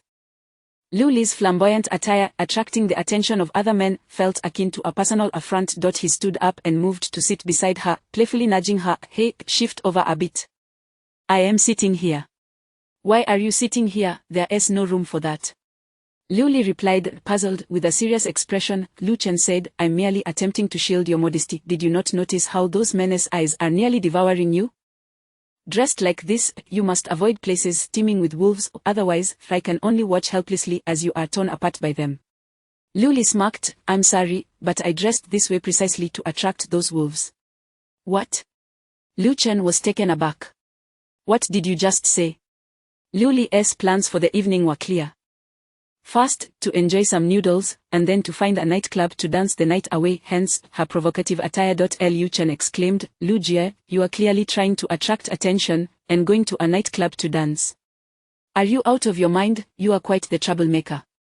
Lu Li replied softly, darling, as of yesterday, I have turned 26. For 26 years, I have been well behaved, scarcely even visiting a karaoke bar. Is it so wrong for me to want to celebrate my birthday by dancing at a nightclub? Lu Chen was stunned. Yesterday was your birthday. Lu Li nodded, yes, it was my birthday. I had hoped to spend it with you, but unexpected events occurred.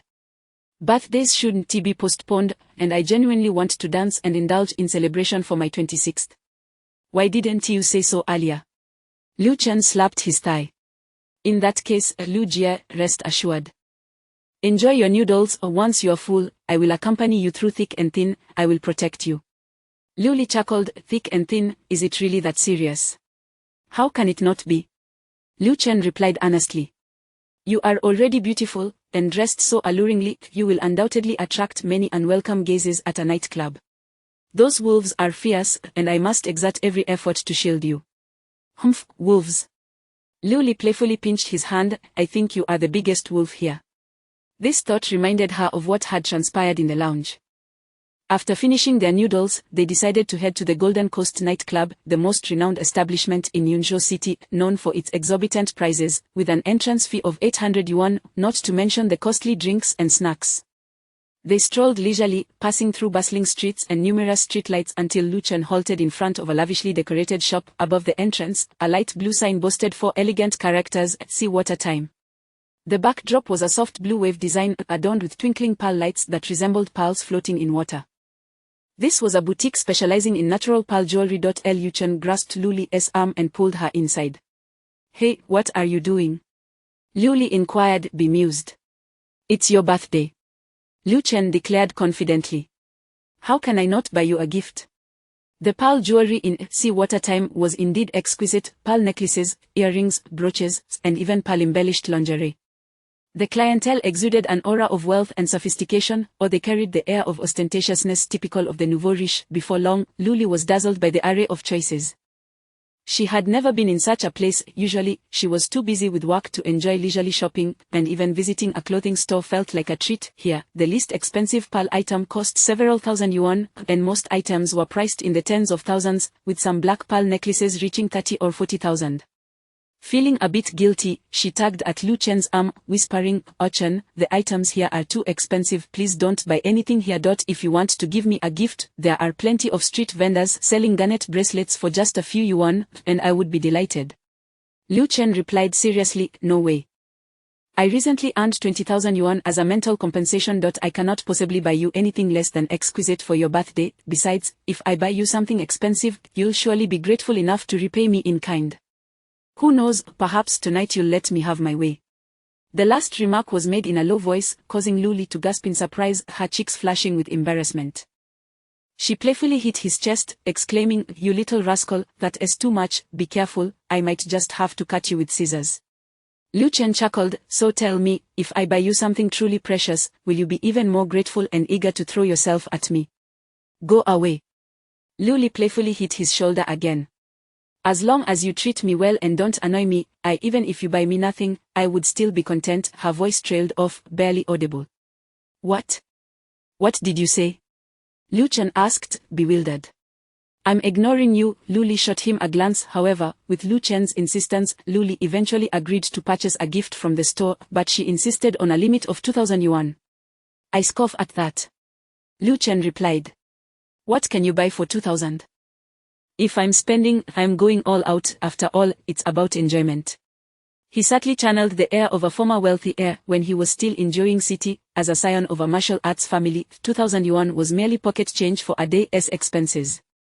"You really don't value money at all," Lu Li teased. Just then, a loud, brash voice interjected, 2,000 yuan is nothing. What a country bumpkin. You think 2,000 bucks will win you any favors with a beautiful woman? TSK, a toad dreaming of eating swan meat. The voice belonged to a middle-aged man, and Lu Chen felt a surge of irritation as he turned to see a man in his 40s, resembling a wild boar, adorned with a platinum chain thicker than his own thumb, and glittering diamond rings on 8 of his 10 fingers.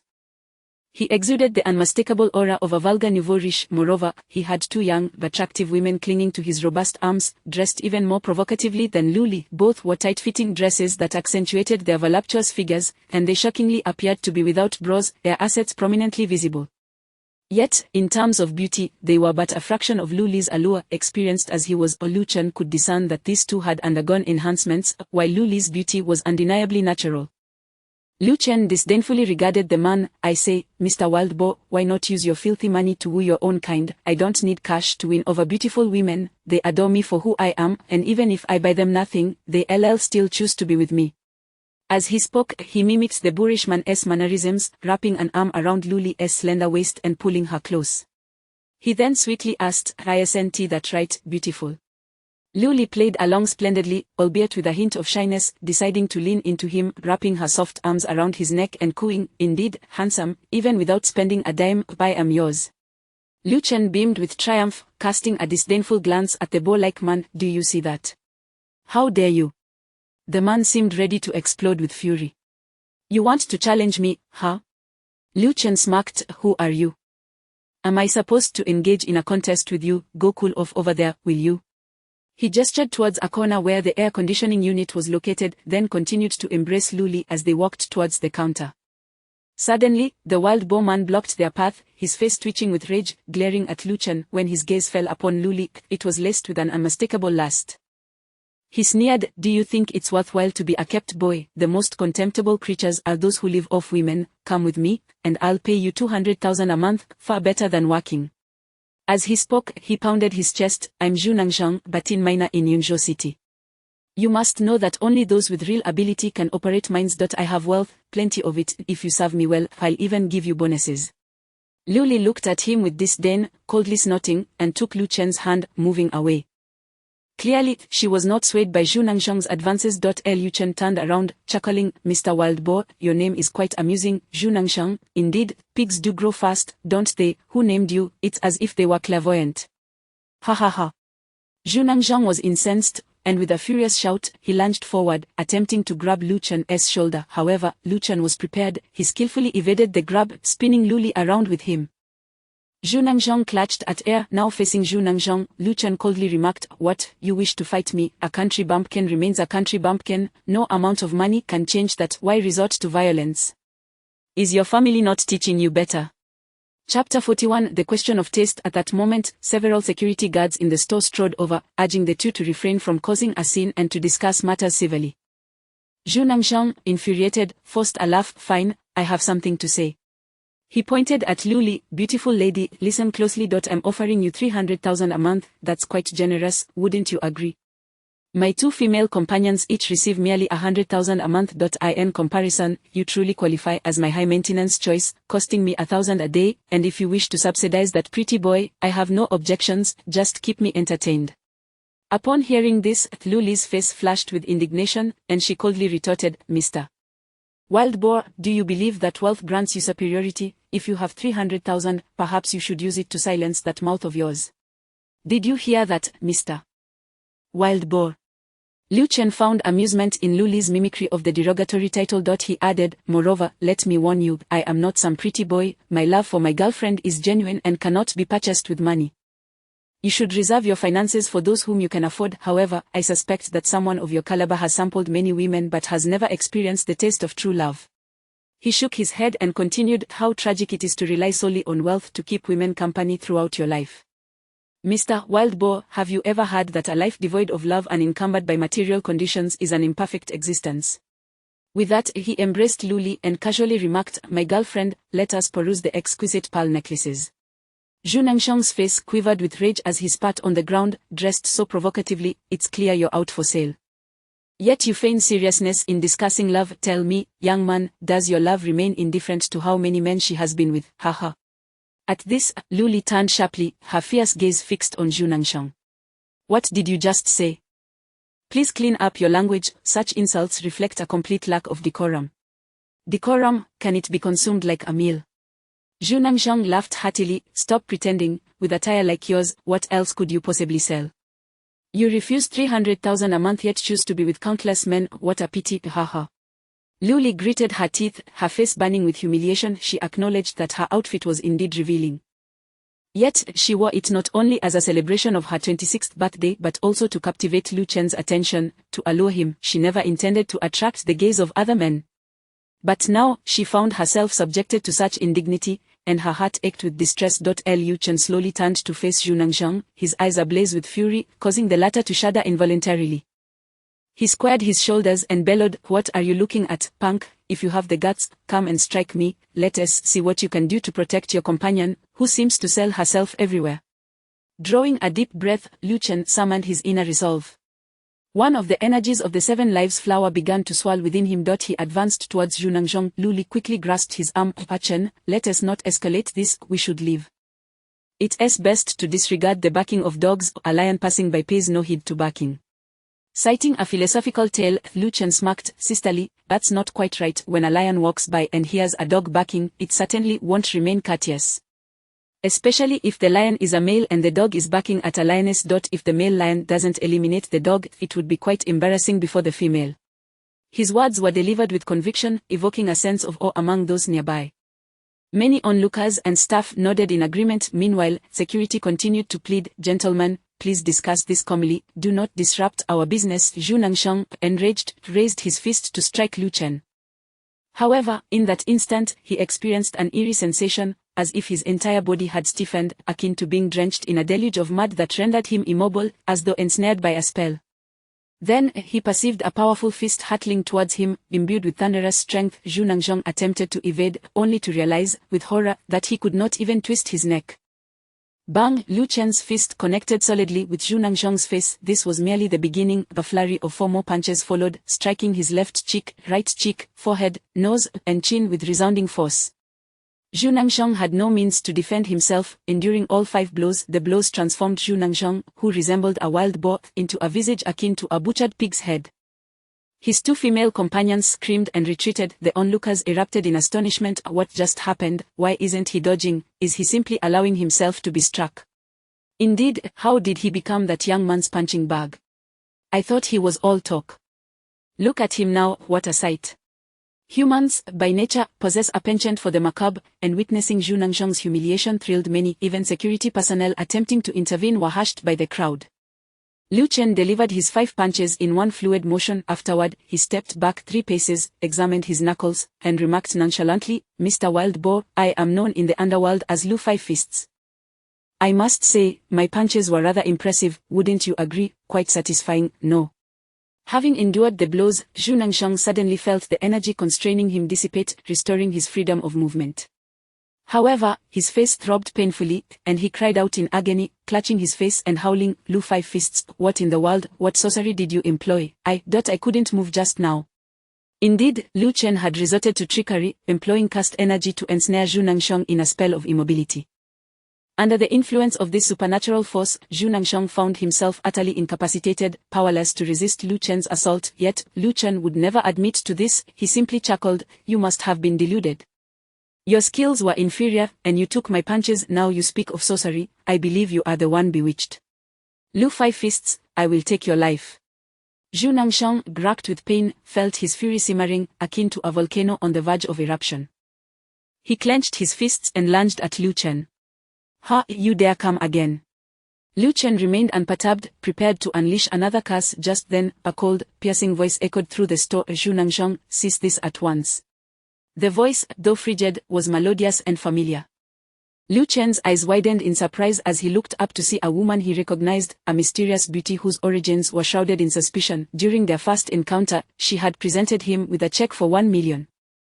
However, at Lu Li's urging, he decided against cashing it, knowing that such a sum, though substantial in the past, now bore the potential for parole. Lu Chen had entrusted that check to Lu Li for safekeeping, considering it unsuitable to accept an untraceable fortune, lest greed lead to danger. This encounter with the enigmatic young Jiangyu had been among the most bizarre experiences of Lu Chen's life. He had not anticipated crossing paths with her so soon. Now, as he observed the mysterious beauty emerging from the back door of the Pearl store, it was indeed young Jiangyu. Upon her command, Zhu Nangzhong froze momentarily before hastily halting his assault. His expression towards young Jiangyu bore a hint of respect and trepidation, suggesting that their relationship was far from ordinary. Young Jiangyu regarded Lu Chen with surprise. After halting Zhu Nangzhong, she approached Lu Chen with a smile, extending a slender, delicate hand. "Hello, I didn't expect to see you again so soon, Mr. Lu."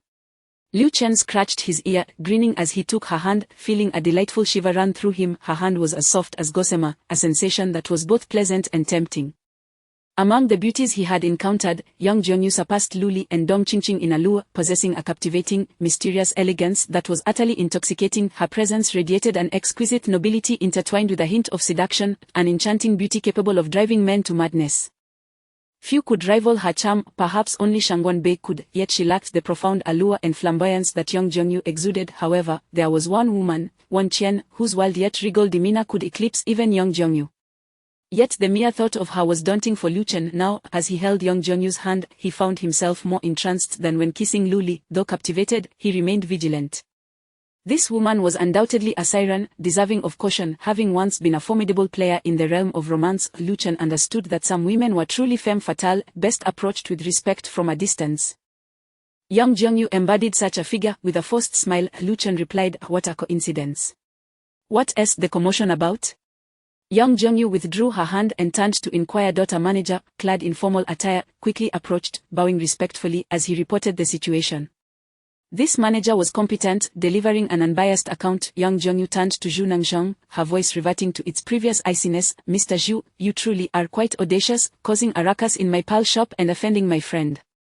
Is this a deliberate affront towards me?" So this pearl shop belonged to young Jiangyu. However, given her displayed wealth, operating such a store seemed trivial to her. Zhu Nangzhong, sensing an inexplicable fear towards young Jiangyu, broke into a cold sweat at her reproach. He bowed and lowered his tone. "Miss Young, please don't misunderstand. I truly had no idea he was your friend. Had I known, even with tenfold courage, I would never have dared to cause such a disturbance. It was all a misunderstanding." Chapter 42. A loyal customer. It is not a misunderstanding, young Jiangyu asserted unequivocally. "Boss Zhu, firstly, your disturbance in my pearl shop signifies a lack of respect towards me. However, considering your status as a regular customer, I can overlook this. Secondly, you have offended my friend, and for this, you must apologize." Zhu Nangzhang wasted no time and hurriedly offered his apologies to Lu Chen, followed by a quick apology to Lu Li. I am truly sorry, both of you. It was my ignorance, not recognizing that you are Miss Young's friends. Please, be magnanimous and forgive my foolishness, will you? As he spoke, Zhu Nangzhang's face was filled with anxiety, as if refusing his apology would result in a thunderbolt striking him down the moment he stepped outside. Seeing his cowardly demeanor, Lu Li felt somewhat appeased and replied coolly, all right, since you have apologized, let this matter rest. However, Boss Zhu, I must advise you to exercise restraint in your speech. One should not be excessively arrogant, do you understand? Zhu Nangzhang nodded vigorously, indicating his understanding. His gaze then shifted to Lu Chen, who had yet to offer his apology. Lu Chen's expression remained impassive. I am only sparing you due to Miss Young's influence. Otherwise, Boss Zhu, given your audacity to insult my girlfriend, I would have beaten you to a pulp and hung you from the highest sign in the city, allowing the wind to remind you of your folly, so you might reconsider your lack of decorum in the future. Although he could not comprehend why Yang Zhongyu wielded such power over Zhu Nangzhang, he decided not to press the matter further. By expressing his sentiments, he was merely doing a favor for Yang Zhongyu. Yang Zhongyu chuckled softly, Boss Zhu, you are fortunate. Allow me to inform you that Mr. is not an ordinary person. You have just witnessed a glimpse of his capabilities. Should you truly offend him, he possesses numerous means to make you beg for mercy. Therefore, you ought to be grateful to me. Zhu Nangzhang's demeanor shifted to one of trepidation, while Lu Chen felt a slight shiver run down his spine. Her words carried profound implications, suggesting that Yang Zhongyu was privy to some secret regarding Lu Chen. Did her visit the previous night pertain to the Qishengua? Did she possess knowledge of this matter? This thought heightened Lu Chen's vigilance. With knowledge comes danger. If someone were aware of the Qishengua and sought to exploit it, Lu Chen knew he was currently ill-equipped to handle such an adversary. The memory of a woman named Shangwanwan resurfaced, casting a shadow over his thoughts. After regaining his composure, Zhu Nangzhang expressed his gratitude to Lu Chen and then to Yang Zhongyu. As he attempted to discreetly leave with his two female companions, Yang Zhongyu narrowed her eyes. Boss Zhu, do you intend to leave so easily? An apology alone will not suffice. You must demonstrate further sincerity. What followed next astonished both Lu Chen and Lu Li. Yang Zhongyu, aware that Lu Chen intended to purchase a birthday gift for Lu Li, gleefully exclaimed, Miss Lu, our serendipitous meeting calls for a gesture of goodwill. She then instructed the manager, Ame, please bring forth the newly arrived creamy white Agoya pearl necklace and the fiery red sea pearl necklace. Also, fetch a strand of the natural Nanyang sea pearl bracelet, preferably in creamy white, as it is quite exquisite. And do bring the natural Tahitian black pearl necklace along with that deep golden bracelet. Necklaces, bracelets, and earrings were displayed before them, their total value surpassing 500,000. Yang Zhongyu effortlessly requested that Zhu Nangzhang cover the bill. Zhu Nangzhang, unable to refuse, promptly signed the check. Miss Lu, all of these items are now yours. As a token of Boss Zhu's apology, Yang Zhongyu stated nonchalantly. Lu Li was taken aback, repeatedly shaking her head in refusal. Receiving such an extravagant gift worth 500,000 was beyond her means. Yang Zhongyu smiled at Lu Chen. Lu Chen laughed heartily, wrapping an arm around Lu Li's slender waist. Sister Li, you should accept this. This is not a gift from Miss Yang, but rather a form of compensation from Boss Zhu. Given his earlier harsh words, it is only fitting he offers something in return. Accept it, or else the remorseful Boss Zhu may feel quite distressed. He then turned to Zhu Nangzhang, isn't that right, Boss Zhu? Zhu Nangzhang had no grounds to argue. Ultimately, Lu Li acquiesced. The manager of the pearl shop personally packaged the items, utilizing only the finest materials. Once Zhu Nangzhang had left, Yang Zhongyu turned to Lu Li, speaking courteously, Miss Lu, I have a small request. May I borrow your boyfriend for a brief moment? I wish to discuss a rather confidential matter with him. Rest assured, he will be returned to you shortly. You may wait here for about 30 minutes. Lu Chen was taken aback. She had not asked him directly but rather sought Lu Li's consent, quite adept in her dealings. Lu Li, having regained her composure from the shock of receiving such a lavish gift, glanced at Lu Chen and said, Miss Yang, you may inquire with Chen directly. His decision is what matters to me. If he agrees, I shall wait here.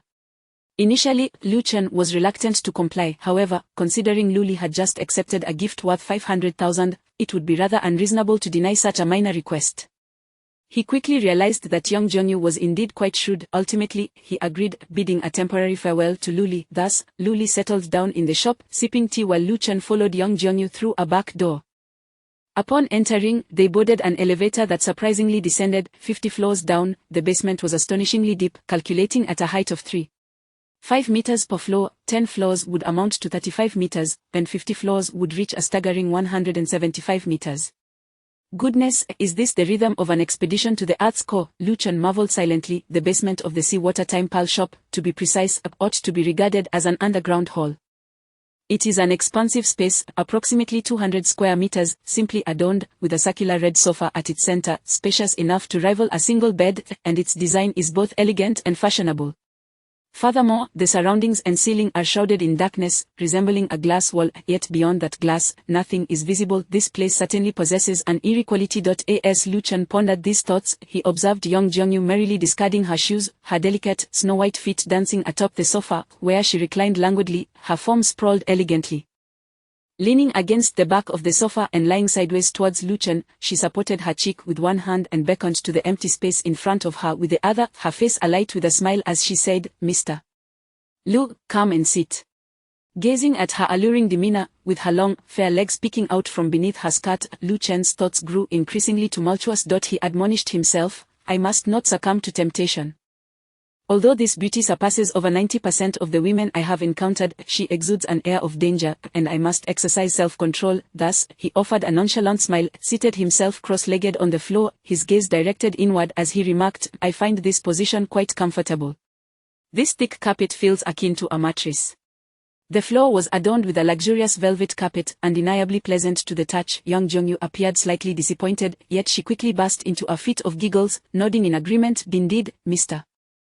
Lu, judging by your posture, you are quite the practitioner. Your single cross-legged position is authentically traditional. You must hail from a prestigious family. A young master from a noble lineage, yet reduced to a mere pastry chef. What a waste of talent." Her words startled Lu Chen, as he realized that this woman had discerned something of his background merely from his sitting posture. Clearly, she was no ordinary martial arts practitioner. Practitioners of martial arts engage in internal energy cultivation and possess a variety of postures, including sitting, standing, squatting, reclining, and walking, each with its own subdivisions. Among the widely adopted sitting postures, the single cross-legged position is particularly prevalent. The single cross-legged position is further divided into three categories: the scattered cross-legged position, the single cross-legged position, and the double cross-legged position. The scattered cross-legged position is achieved by casually crossing one's legs. The single cross-legged position involves placing one foot on the thigh, while the double cross-legged position entails both feet resting atop the thighs. The double cross-legged position is the most challenging. The single cross-legged position is the most commonly utilized, with subtle distinctions in the requirements among various martial arts families regarding posture, leg positioning, and even hand gestures. Lu Chen hailed from one of the four prominent martial arts families in Jiuying Prefecture, a region renowned for its martial prowess in Lingnan. Thus, his mastery of the single cross-legged position was indeed exceptional. Consequently, young Jiangyu instantly recognized his distinguished lineage. Good heavens, first Pang Bei saw through me, and now this young Jiangyu has as well. Although they remain unaware of my true identity, should they eventually discover it, what would happen if it reached Wan Qian? Lu Chen dared not contemplate further, chuckling sheepishly as he waved his hand dismissively. What nonsense about being a young master from a noble family. While I do have some martial arts lineage, that family has long since fallen from grace, and I am merely a distant branch, best left unmentioned. Young Jiangyu smiled lightly, choosing not to press the matter. With a gentle clap of her hands, soft music soon wafted through the air, complementing the serene ambience. The melody enveloped him, inducing a profound sense of relaxation. How exquisite! Lu Chen quickly recognized the piece as Richard Clayderman's Starry Sky. Suddenly, the surroundings and ceiling illuminated, radiating gentle hues of soft blue light. Lu Chen was momentarily rendered speechless. Despite being from a well-to-do family, he had never encountered such a breathtaking spectacle. All around, the walls and ceiling seemed to be saturated with vast expanses of water, shimmering in a translucent, pale blue, teeming with coral reefs, schools of various fish, and an abundance of colorful shells. At a glance, he discerned numerous pearl-producing mollusks, such as the Moss pearl oyster, triangular sail clam, and wrinkled crown clam, among many others whose names eluded him. Regardless, it was evident that these were all shells that produced pearls. Some were no larger than Lu Chen's fist, while others were astonishingly larger than his head. Thousands lay scattered on the ocean floor, some tightly closed, others ajar, and a few even slowly moving. Within the open shells, luminous pearls glimmered, varying in color, some as dark as the night sky, others radiating a brilliant red akin to fine wine, and some shimmering in a soft golden hue. Surrounded by a sea, and with a ceiling of water above, this underground hall truly felt like it was submerged in the depths of the ocean. Although this city is coastal, the street is still over 10 kilometers away from the shoreline. To create such an urban sea is genuinely monumental, a feat that can only be described as miraculous. Chapter 43. Born into a prominent family, it becomes evident that young Jonyu's background is far from ordinary. One can only assume that the power of the Shangwon family and the Feiying group pales in comparison to the influence that stands behind young Jongyu. Lu Chen took a deep breath and sighed, "Wow, Miss Young, this place is truly magnificent and spectacular. If this were to be opened for public viewing, it could be dubbed the Yunzhou Undersea Aquarium. I reckon many would flock to see it. If you charged 100 yuan per ticket, you'd be rolling in wealth. Becoming a billionaire would be just around the corner." Young Jongyu chuckled softly, "Mr. Lu, you are quite amusing. I do not concern myself with such trivial sums. I refer to this place as the sea water chamber. It is, in fact, a transformation of the natural topography. Deep beneath Yunzhou City lies an underground sea that connects to the West Sea over 10 kilometers away. I merely constructed a modest space for myself within this underground body of water." Merely? Just a modest space. Lu Chen was utterly astonished. How much had this mere construction cost? Young Jongyu laughed like a little girl, beckoning Lu Chen to come closer. "Join me here, and I shall show you even more fascinating scenery. Come on, even if I were to consume you, you might very well turn the tables on me. Who knows who would end up devouring whom?" Lu Chen, however, found this notion unconvincing. Regardless of how fierce a man may be, he ultimately falls prey to the charms of a woman, does he not? Yet, he could not refuse this request. He stood up and, with a steely resolve, approached young Jongyu, feeling as though he was seated on pins and needles as he sat before her. Young Jongyu smiled gently, a smile imbued with an enchanting allure. She parted her ruby lips and said, "From now on, I shall call you Eken. How old are you?" 23, Lu Chen replied succinctly. Young Jongyu nodded. "I am 25, 2 years your senior. Henceforth, you may refer to me as Sister Yujie." Lu Chen felt a rush of amusement within. It appeared yet another ambiguous elder sister had emerged. He nodded, maintaining a stoic expression. "I can accept calling you sister, but we must agree on something. As siblings, we must be open and honest with each other, avoiding any actions that might cause discomfort to your younger brother." With such a statement, I find myself quite hurt." "Humph, so you harbor such strong reservations about me." Young Jongyu feigned a pout, suddenly seizing Lu Chen's hand and pressing it against her chest, saying, "Feel this, Sister Yujie's heart has been wounded by you. Just one touch, and you can feel the cracks." Caught off guard, Lu Chen's hand was pressed down. It felt as though he were compressing a soft yet towering structure, then he instinctively withdrew his hand. Although the sensation was incredibly enticing, he maintained a serious demeanor. "Sister Yujie, please conduct yourself with decorum. We are respectable individuals. Do you not find me at all alluring?" Young Jongyu feigned indignation. Lu Chen replied earnestly, "You are indeed captivating, yet I must candidly admit that you also evoke a sense of danger within me. I have always kept my distance from those who exude a perilous allure. If there is something you wish to discuss, please do so quickly. My girlfriend is waiting for me above." As he spoke, he glanced at his watch and nodded. 13 minutes have already passed. There are still 17 remaining. Young Jongyu sighed and clapped her hands. A soft rustling sound ensued as the carpets covering the floor began to roll themselves up, retreating towards the corners of the room, revealing the floor beneath. Lu Chen's eyes widened in astonishment. What a breathtaking sight! It turned out that this space was not submerged at the seabed but rather suspended in the midst of the underground ocean. Once the carpets retracted, the exposed floor was made of transparent glass, allowing him to gaze down at the ocean floor below, where schools of unidentifiable fish swam gracefully, illuminated by a gentle, kaleidoscopic light that cast a vibrant glow upon them and the entire seabed. The beauty was utterly intoxicating. Below, the ocean floor was dotted with numerous clams, many of which had their shells slightly ajar, revealing the lustrous pearls nestled within. Young Jongyu clapped her hands gently once more, and Lu Chen felt a slight movement beneath him. The circular sofa began to rotate slowly. Without needing to shift positions, he could behold the stunning view of the underground ocean. Young Jongyu began to speak about this underwater realm. Her endeavor was not merely to create a glass observation hall at the ocean's bottom. She also cultivated clams in the surrounding waters, harvesting pearls. This glass observatory primarily served to monitor the clams' production. The pearls harvested from this subterranean sea were of exceptional quality, with those measuring around 3 centimeters in diameter fetching prices of 30 to 40,000 yuan each. The finest pearls sold in stores above were sourced from this very location. As Lu Chen sat on the sofa, quietly listening to Yang Jianyu's account and observing the beautiful pearls still nestled within their shells, an obscure energy surged through his veins. This energy, akin to a shadow, drifted within him, but when Lu Chen attempted to grasp it, it vanished in an instant. Though elusive, it harbored a ferocity surpassing all previously encountered abilities, even instilling within him a sense of grandeur, as though he alone stood proudly between heaven and earth.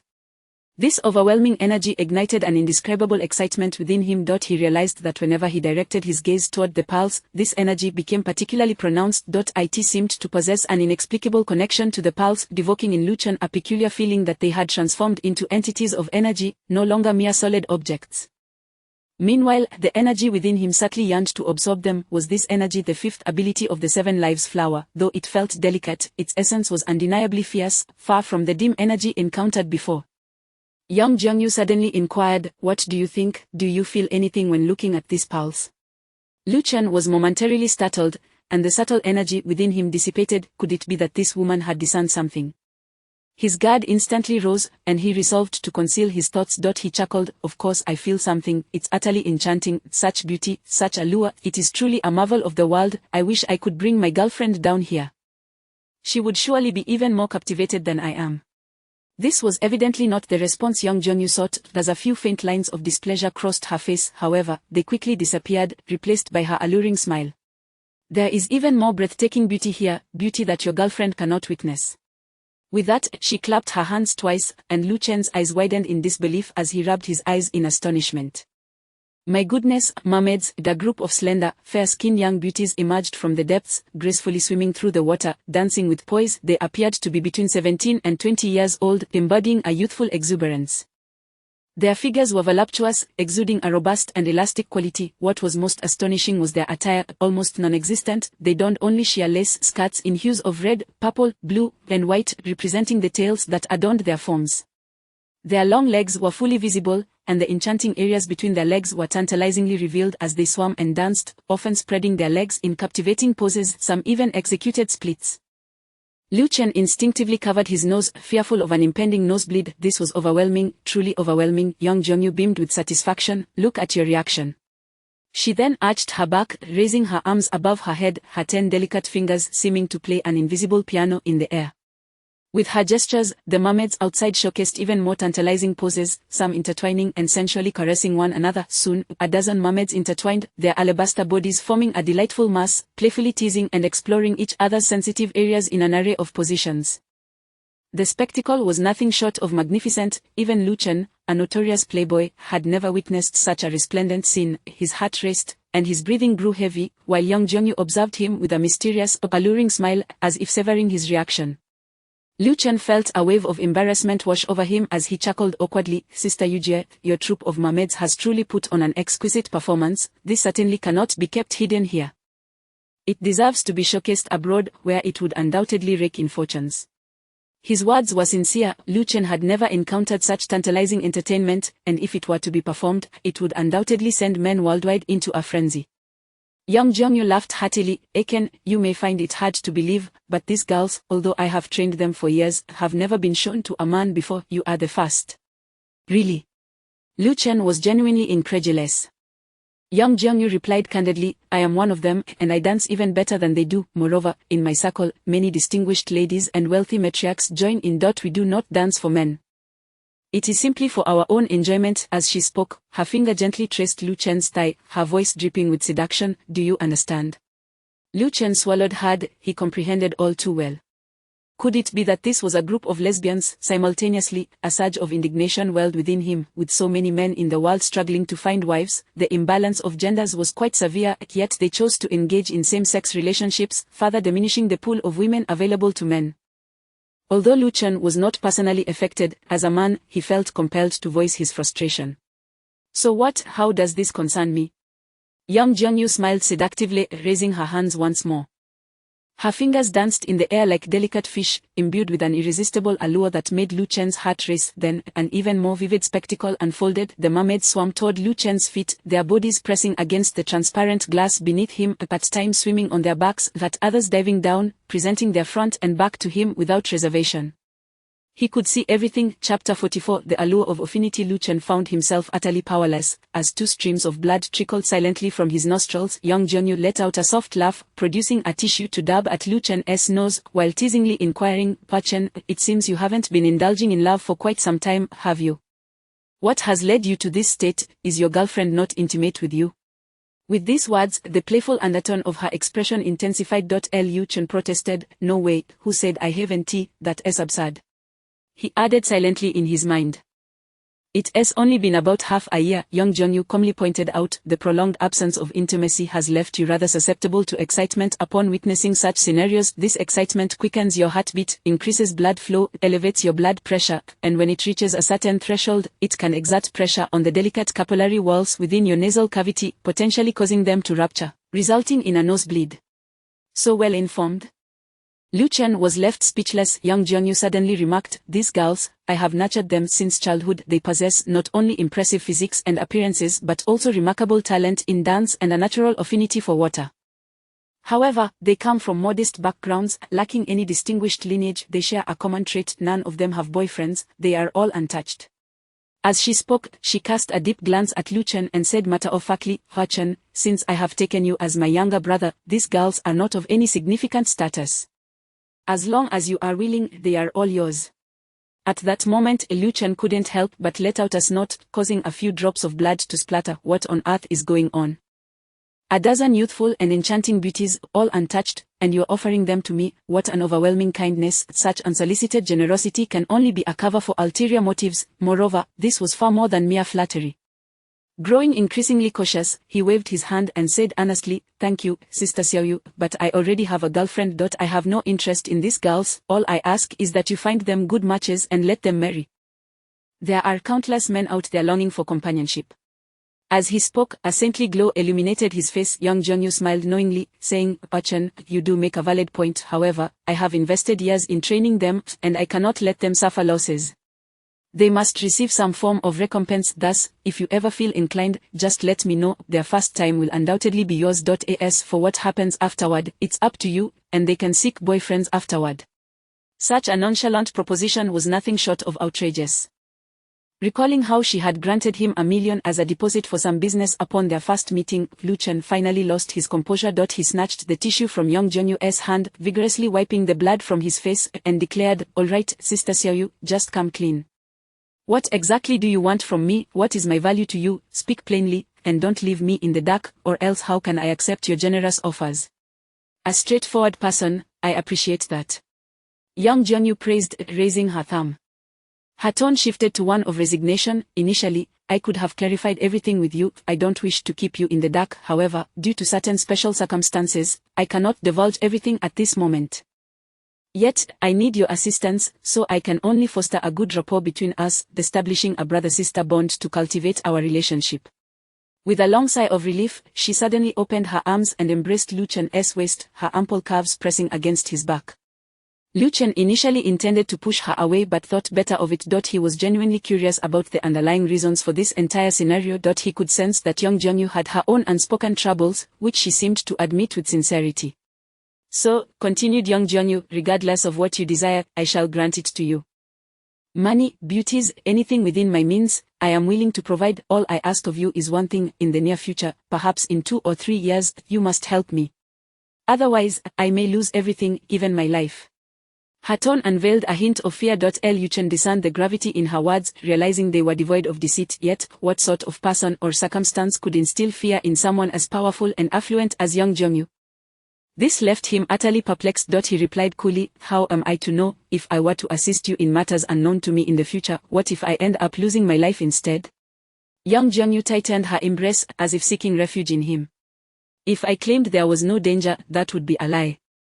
It could very well be a matter of life and death. Thus, I've considered this: if I were to simply buy your loyalty with money and beauties, you might not help me.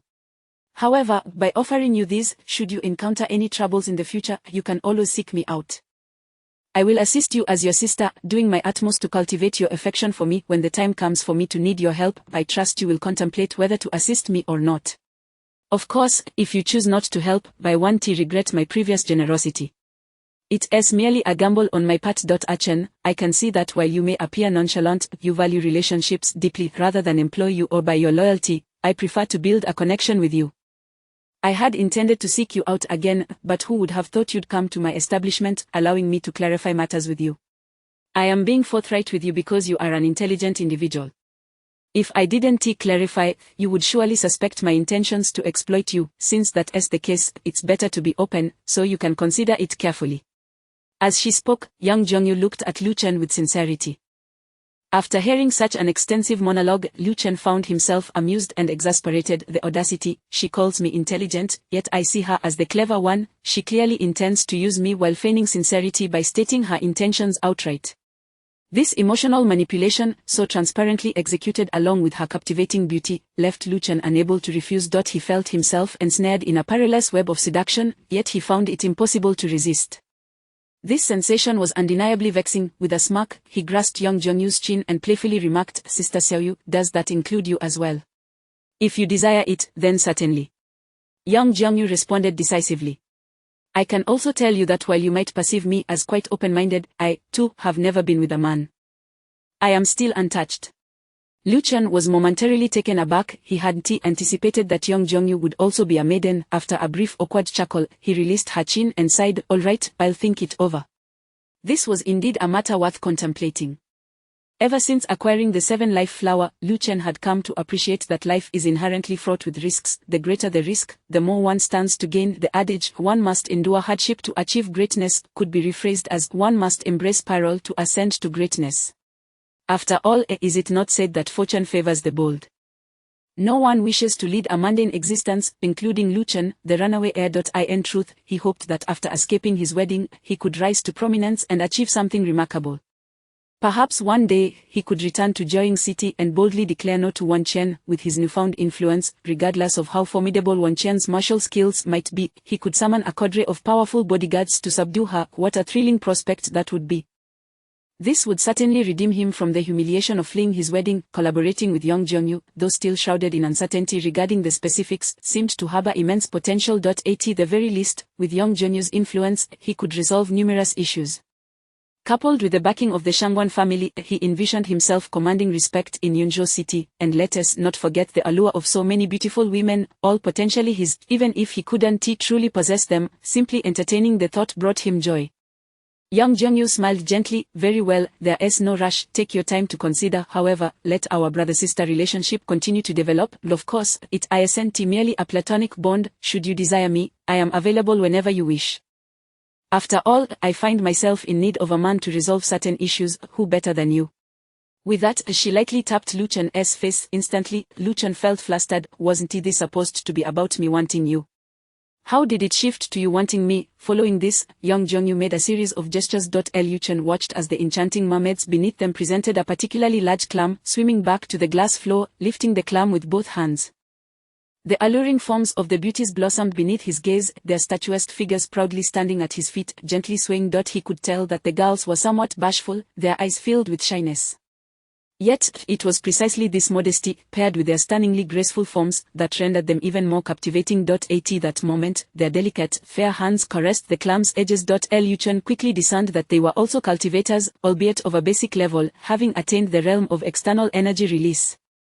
As they touched the clam, wisps of internal energy permeated from their fingers, flowing into the shell, clearly responding to some stimulus. The clam gradually began to open. Lu Chen's eyes widened in excitement.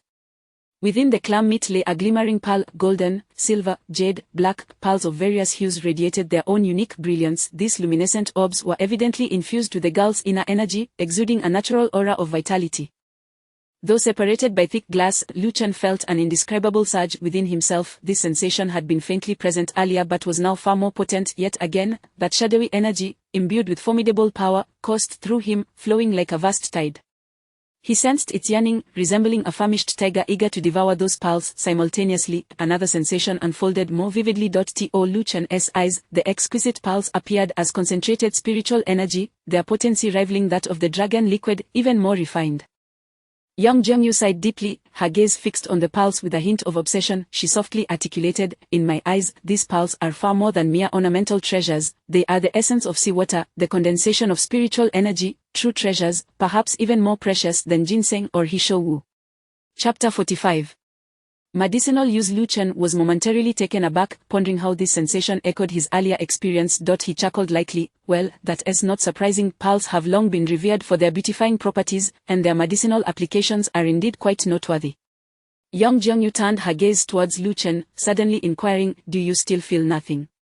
Startled, Lu Chen maintained a calm facade, replying, I merely find these pearls extraordinarily beautiful, and this environment is simply exquisite. Young Jiangyu smiled softly, then gestured elegantly. The enchanting mermaids beneath the water flicked their two snowy white legs and gracefully swam away, leaving Lu Chen with a lingering sense of loss. However, just moments later, a concealed door swung open, revealing two stunning figures gliding in. Lu Chen's heart raced. It seemed he was about to be overwhelmed with excitement. These were two of the mermaids he had just seen, their bodies still glistening with moisture, clad only in sheer silk skirts that clung tightly to their legs, revealing their mysterious forms beneath. To Lu Chen's astonishment, the area below was impeccably smooth and hairless. They appeared somewhat shy, yet approached with an alluring grace, their ample bosoms gently quivering, droplets cascading from their exquisite bodies. In their hands, they held a rather mysterious object, resembling a plate, covered by a piece of red silk fabric. For reasons unknown, the sight of it sent a surge of energy coursing through Lu Chen's body, as if it were on the verge of bursting forth from his very pores. He could sense that beneath the red cloth lay pearls, and that energy seemed to convey that there were 3 in the basin on the left and 5 in the plate on the right. This revelation came to him as naturally as if it had been imprinted in his mind, as though he were merely observing it. Young Jiangyu suddenly asked, Chen, can you tell me how many pearls are in the plate? As Lu Chen prepared to respond, he sensed something amiss and chuckled lightly, are there pearls inside? Young Jiangyu's expression revealed a hint of disappointment, but she responded with a strained smile, yes. Very well. Lu Chen scratched his ear and grinned, I guess there are 2 in the left plate and 5 in the right one, am I correct? The 2 young women lifted the red cloth, and indeed. The left plate held 3 pearls, while the right displayed 5, each uniquely colored yet equally lustrous and smooth, gleaming with a touch of brilliance. Lu Chen had intentionally claimed there was 1 less in the left plate. He clapped his hands in delight, Baha, I got half of it right. Young Jiangyu's expression turned complex, and with a soft sigh, she retrieved a platinum necklace from her pocket, the pendant resembling a small cage crafted from platinum, and picked up a black pearl from the plate. Lu Chen sensed that this black pearl was of the highest quality among the 8. Although it was not the largest, it possessed the most spiritual energy. The combined energy of the other 7 pearls could scarcely compare. Young Jiangyu placed it within the cage-like pendant, sealing it with a click. The black pearl, encased in platinum, looked quite exquisite. She extended the necklace towards Lu Chen, saying, Chen, please wear it. Lu Chen chuckled, aren't I a bit too manly to wear a pearl necklace? Young Jiangyu replied earnestly, this is no ordinary black pearl. It comes from a tianbao clam that I have nurtured for a long time. This clam has lived for nearly 1,000 years, and its ability to absorb spiritual energy is unparalleled. Unlike common clams that secrete nacre to transform parasites or sand into pearls, this tianbao clam purifies pearls solely through seawater and its own vitality. It is not only precious but also possesses sentience. It could serve as your amulet. She fixed her gaze on Lu Chen, adding, Chen, this is also a key to helping me. If one day you discover that a certain energy within you merges with it, then it will be the moment you can assist me. With a pleading tone, she continued, would you please wear it?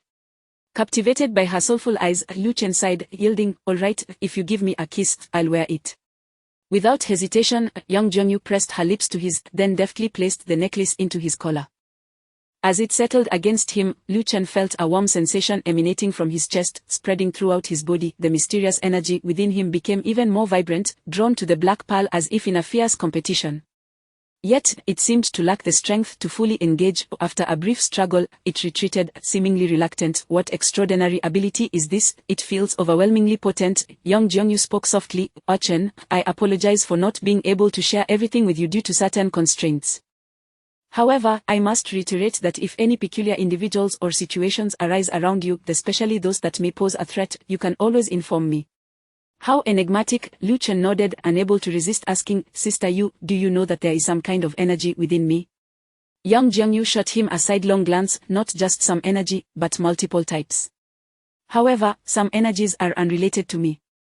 She adjusted Lu Chen's collar and continued, just as I conceal certain matters from you, you too have your secrets, correct? But I understand, as it's only natural to be cautious at this stage of our acquaintance. Lu Chen sighed, feeling both awkward and resolute. It appeared that young Jianyu was aware of his 7-life flower ability. How could she know? Had someone from Shangguan 1 leaked it? If she knew, surely others did too. According to Shangguan 1, the 7-life flower was highly sought after. Goodness, would that not make his future quite tumultuous? Merely contemplating it was enough to drive him to drink in despair. Subsequently, young Jianyu instructed the 2 nearly nude girls to place the remaining 7 pearls into a delicate pouch, which she then handed to Lu Chen. She remarked, "These 7 pearls will surely prove useful to you. You may explore their medicinal properties."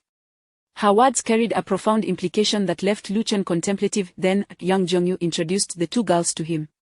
One was named Nierong and the other Long Lily, both exceptional and striking young women. In the realm of mermaids, they were leaders of their respective groups. Young Jianyu stated calmly, "You two must remember that from now on, Lu Chen is your man. I will provide him with your contact information. He will reach out when he needs assistance, including your subordinates." Nierong and Long Lily appeared bashful, softly acknowledging her words. Nierong, with a playful spirit, asked, "Sister Yu, should we call him husband then?" "If he likes it," young Jianyu chuckled. Lu Chen quickly waved his hands. "Please don't call me that. The thought of a dozen girls referring to me as husband feels utterly surreal." "Regardless, give him a kiss," young Jianyu commanded. Thus, the 2 alluring and enchanting figures, with a hint of bashfulness, leaned in and swiftly kissed Lu Chen on both cheeks before giggling and turning to leave. As he watched them sway away, revealing their alluring forms, Lu Chen felt a rush of heat within him, reminiscent of his days as a youthful playboy in Jiuying City, perhaps even more exhilarating.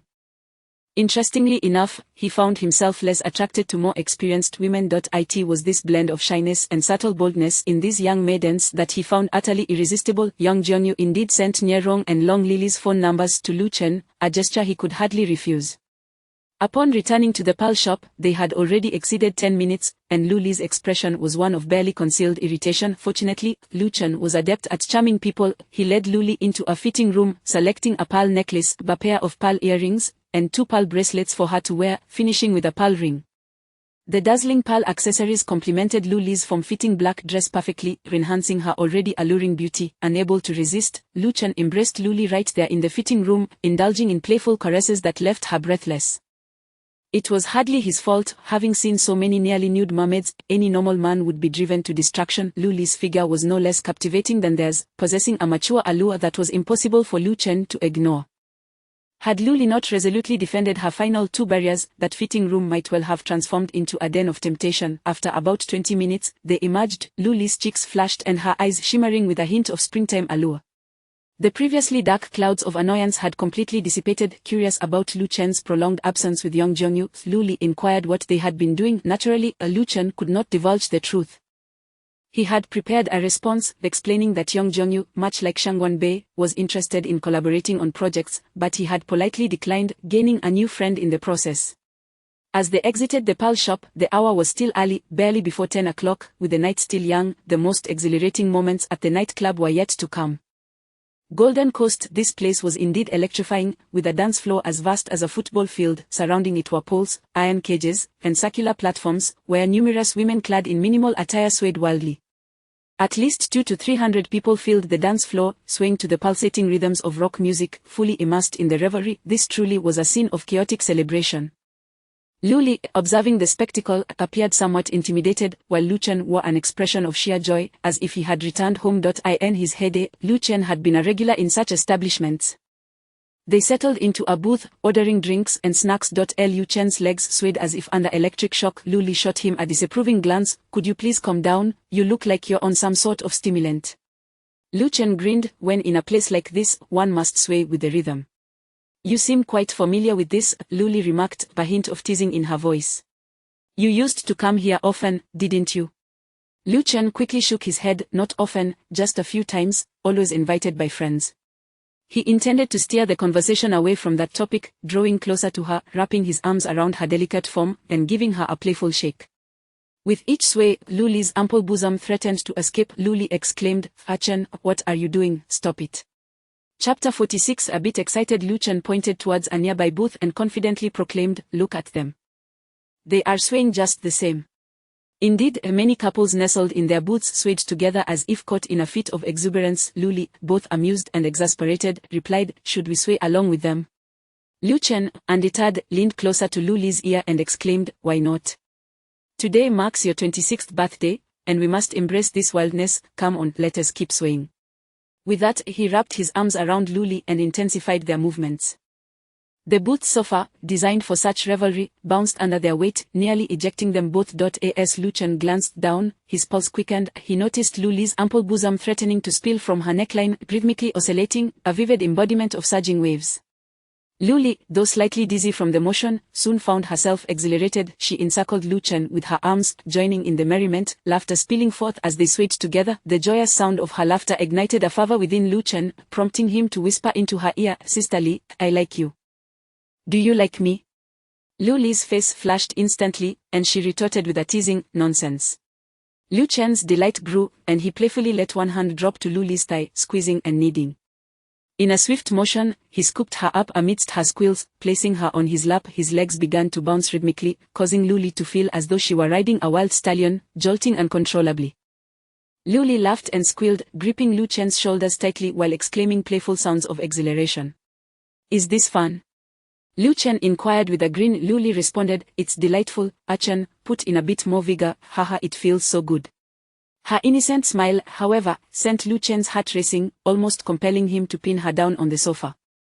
Observing her bosom practically spilling forth, Lu Chen felt his restraint slipping. At that moment, a voice laced with menace interrupted, "Well, aren't you having a grand time?" Lu Chen froze, and Luli, breathless, turned to see three menacing figures leering at her. Alarmed, she quickly turned back to Lu Chen, hastily tucking away the alluring curves that had been so provocatively displayed. It dawned on her why Lu Chen had been so exuberant moments ago. The leader of the trio, a man in his 30s with a dark demeanor and a prominent scar across his forehead, sported an unbuttoned checkered shirt that revealed a tuft of chest hair. He lounged arrogantly on the adjacent booth, flanked by two younger, equally imposing companions. The leader toyed with a sharp knife, skillfully gliding his fingers along its blade, producing a chilling sound intended to intimidate. Yet, to Lu Chen, it appeared as innocent as a child playing with mud. He calmly addressed the leader, "I believe you are mistaken, sir. This is our booth. Kindly relocate to another area and allow us to enjoy our night." Taken aback, the leader chuckled sinisterly, turning to his lackeys, "Did you hear that? This kid accuses us of disturbing his night out, ha ha ha." The two henchmen regarded Lu Chen with scornful eyes, laughing derisively. "Watch it," the leader warned, swinging the knife threateningly. "You better recognize who you're dealing with, or you might find yourself cut down." "Oh." Lu Chen replied with a chuckle, "I think I recognize you. Aren't you that beggar from outside the Yunsho train station? What is this? Business has been good lately, so you've decided to come here, huh? I suggest if you're going to join us, at least clean yourself up. You reek as if you've just crawled out of a sewer." With that, he waved his hand in front of his nose, asking Luli, who was still perched on his lap, "Sisterly, do you smell something foul?" Luli, now aware of Lu Chen's prowess, found herself unafraid, enveloped in a comforting sense of security. She waved her hand in front of her nose. "Yes, absolutely, it's quite unpleasant." The leader's face contorted with rage, while his henchmen clamored to confront Lu Chen. However, the leader raised a hand to restrain them. With a menacing glare, he addressed Lu Chen, "You seem quite confident, don't you? But I assure you, you are no match for my boss, Lingzi." Pausing for effect, he continued, a hint of arrogance in his tone, "You've heard of Lingzi, right?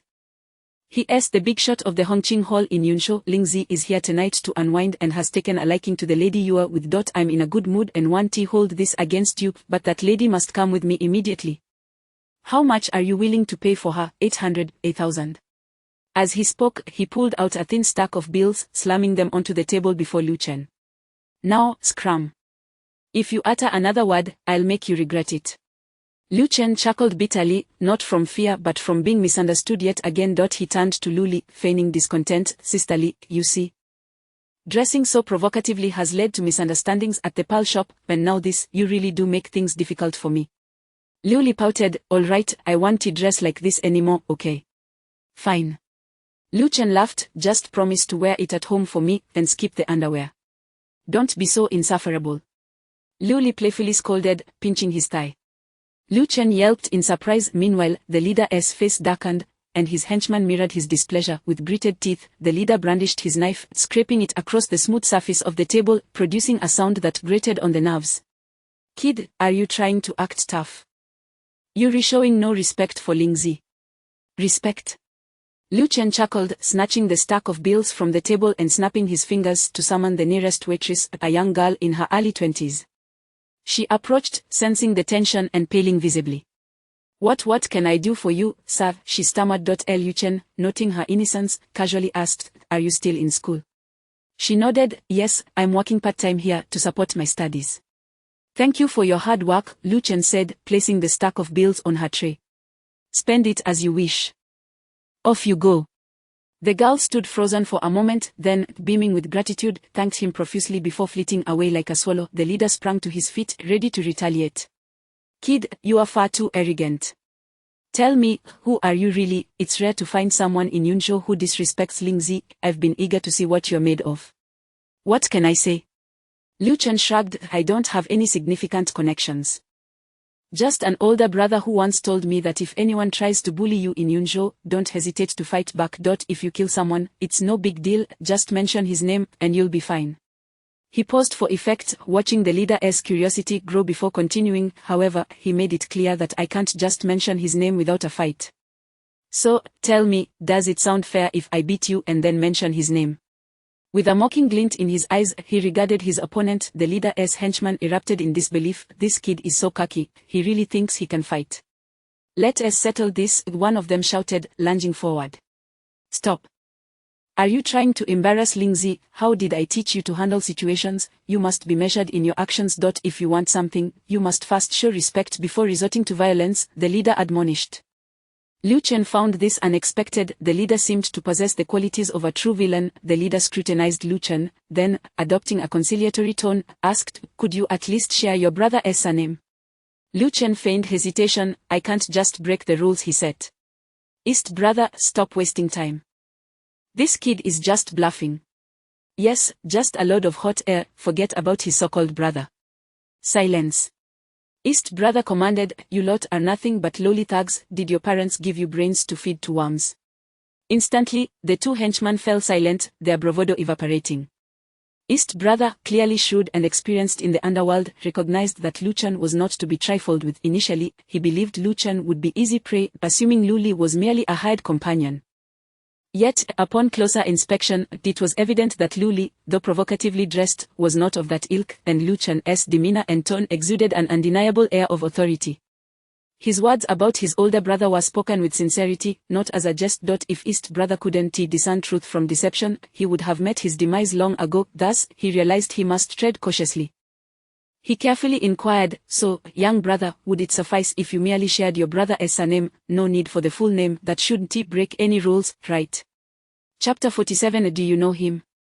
Brother Dong has been navigating the waters of Yunzhou City for several decades. Although his status is modest, merely a minor leader within the Hongqing Tang, his experiences are vast and his acquaintances numerous. As an elder in Yunzhou City, he could likely deduce a surname with just a hint. "That is an excellent idea," Lu Chen nodded in agreement, having already indulged in enough pretentiousness. He dipped his finger into his drink and, with a flourish, inscribed a single character upon the coffee table. "Pang." Instantly, Brother Dong trembled, disbelief washing over him. He gazed at Lu Chen, seeking confirmation. Is it the surname Pang?" "One broad, one dragon," Lu Chen replied nonchalantly. "I wouldn't dare to miswrite it, would I?" Brother Dong clenched his jaw. "Indeed, it is Pang, but do you truly know the old gentleman?" His gaze toward Lu Chen was rife with skepticism. In all of Yunzhou City, and indeed throughout the entire Fuhai province, there was but one elder brother with the surname Pang. His reputation and standing in the underworld were undoubtedly among the highest. Moreover, his connection with Hongqing Tang was profoundly entrenched. Brother Dong knew that if it weren't for this enigmatic young man, would he genuinely be acquainted with him? Lu Chen smiled lightly. "Whether I know him or not, why not inquire for yourself?" "I certainly won't ask, unless I have you all subdued first, in which case I might consider making a call." "What the hell did you just say?" One of Brother Dong's subordinates, oblivious to the gravity of the situation, interjected. "Slap!" he yelped in agony, clutching his face, tears glistening in his eyes. Brother Dong had swiftly retaliated with a fierce slap. "Idiot, who told you to speak?" Then, Brother Dong cast a profound glance at Lu Chen. "May I ask, sir, your esteemed surname?" The address had shifted from kid to brother and now to sir, indicating that Lu Chen was indeed a person of remarkable caliber. Lu Chen clasped his hands together. "As it happens, my surname is Lu as in land, with a single character Chen for morning. Brother Dong mirrored the gesture. Mr. Lu, I sincerely apologize for any offense. Please enjoy your time, I must take my leave. Lu Chen nodded, waving him off. Brother Dong, accompanied by his two subordinates, retreated somewhat awkwardly. Lu Li appeared momentarily dazed. They just left like that? Lu Chen chuckled. I wager they'll be back within 10 minutes. What should we do then? We ought to leave quickly. It's my fault for dressing this way and coming to such a place. I've truly stirred up trouble. Lu Li immediately stood, grasping Lu Chen's hand in an attempt to flee. Lu Chen pulled her back, enveloping her in his embrace once more. He gently pinched her alluring thigh and remarked, I told you, dressing like this invites trouble, didn't I? Look, you've attracted one batch after another. Let's see if you'll dare to do so again. Lu Li softly replied, all right, I promise to dress only for your eyes in the future. Now, let us hurry. As she spoke, she attempted to rise again. Lu Chen held her tightly, unyielding, and remained composed. Rest assured, when they return, they will certainly not cause a ruckus. They will likely come to offer a more sincere apology. I suspect Brother Dong's superior, a certain Lingzi, is currently on the phone with old Pang, indirectly inquiring about my identity. As he spoke, a teasing smile danced on his lips. It seemed that invoking the name of Pang Bei truly held weight, given how that fellow was now visibly shaken. However, the notion that one could invoke Pang Bei's name only after a brawl was merely Lu Chen's fabrication. In truth, he simply wished to practice his skills by dealing with a few unruly individuals. As expected, within 10 minutes, Brother Dong rushed back with his two subordinates. This time, his face was plastered with a look of submission, and his companions appeared as docile as lambs. Brother Dong's countenance was filled with contrition, a hint of panic evident. Mr. Lu, I am deeply sorry, truly deeply sorry. It turns out you are indeed a brother of old Pang. We were blind to your stature, please forgive us. As he spoke, he reverently presented a golden union pay card, stating, Lingzi is currently attending to an important guest and cannot personally express his apologies. This card contains 100,000 yuan, a small token of his esteem, and we hope you will graciously accept it. The password is 123456, and you may withdraw it at your convenience. Such generosity.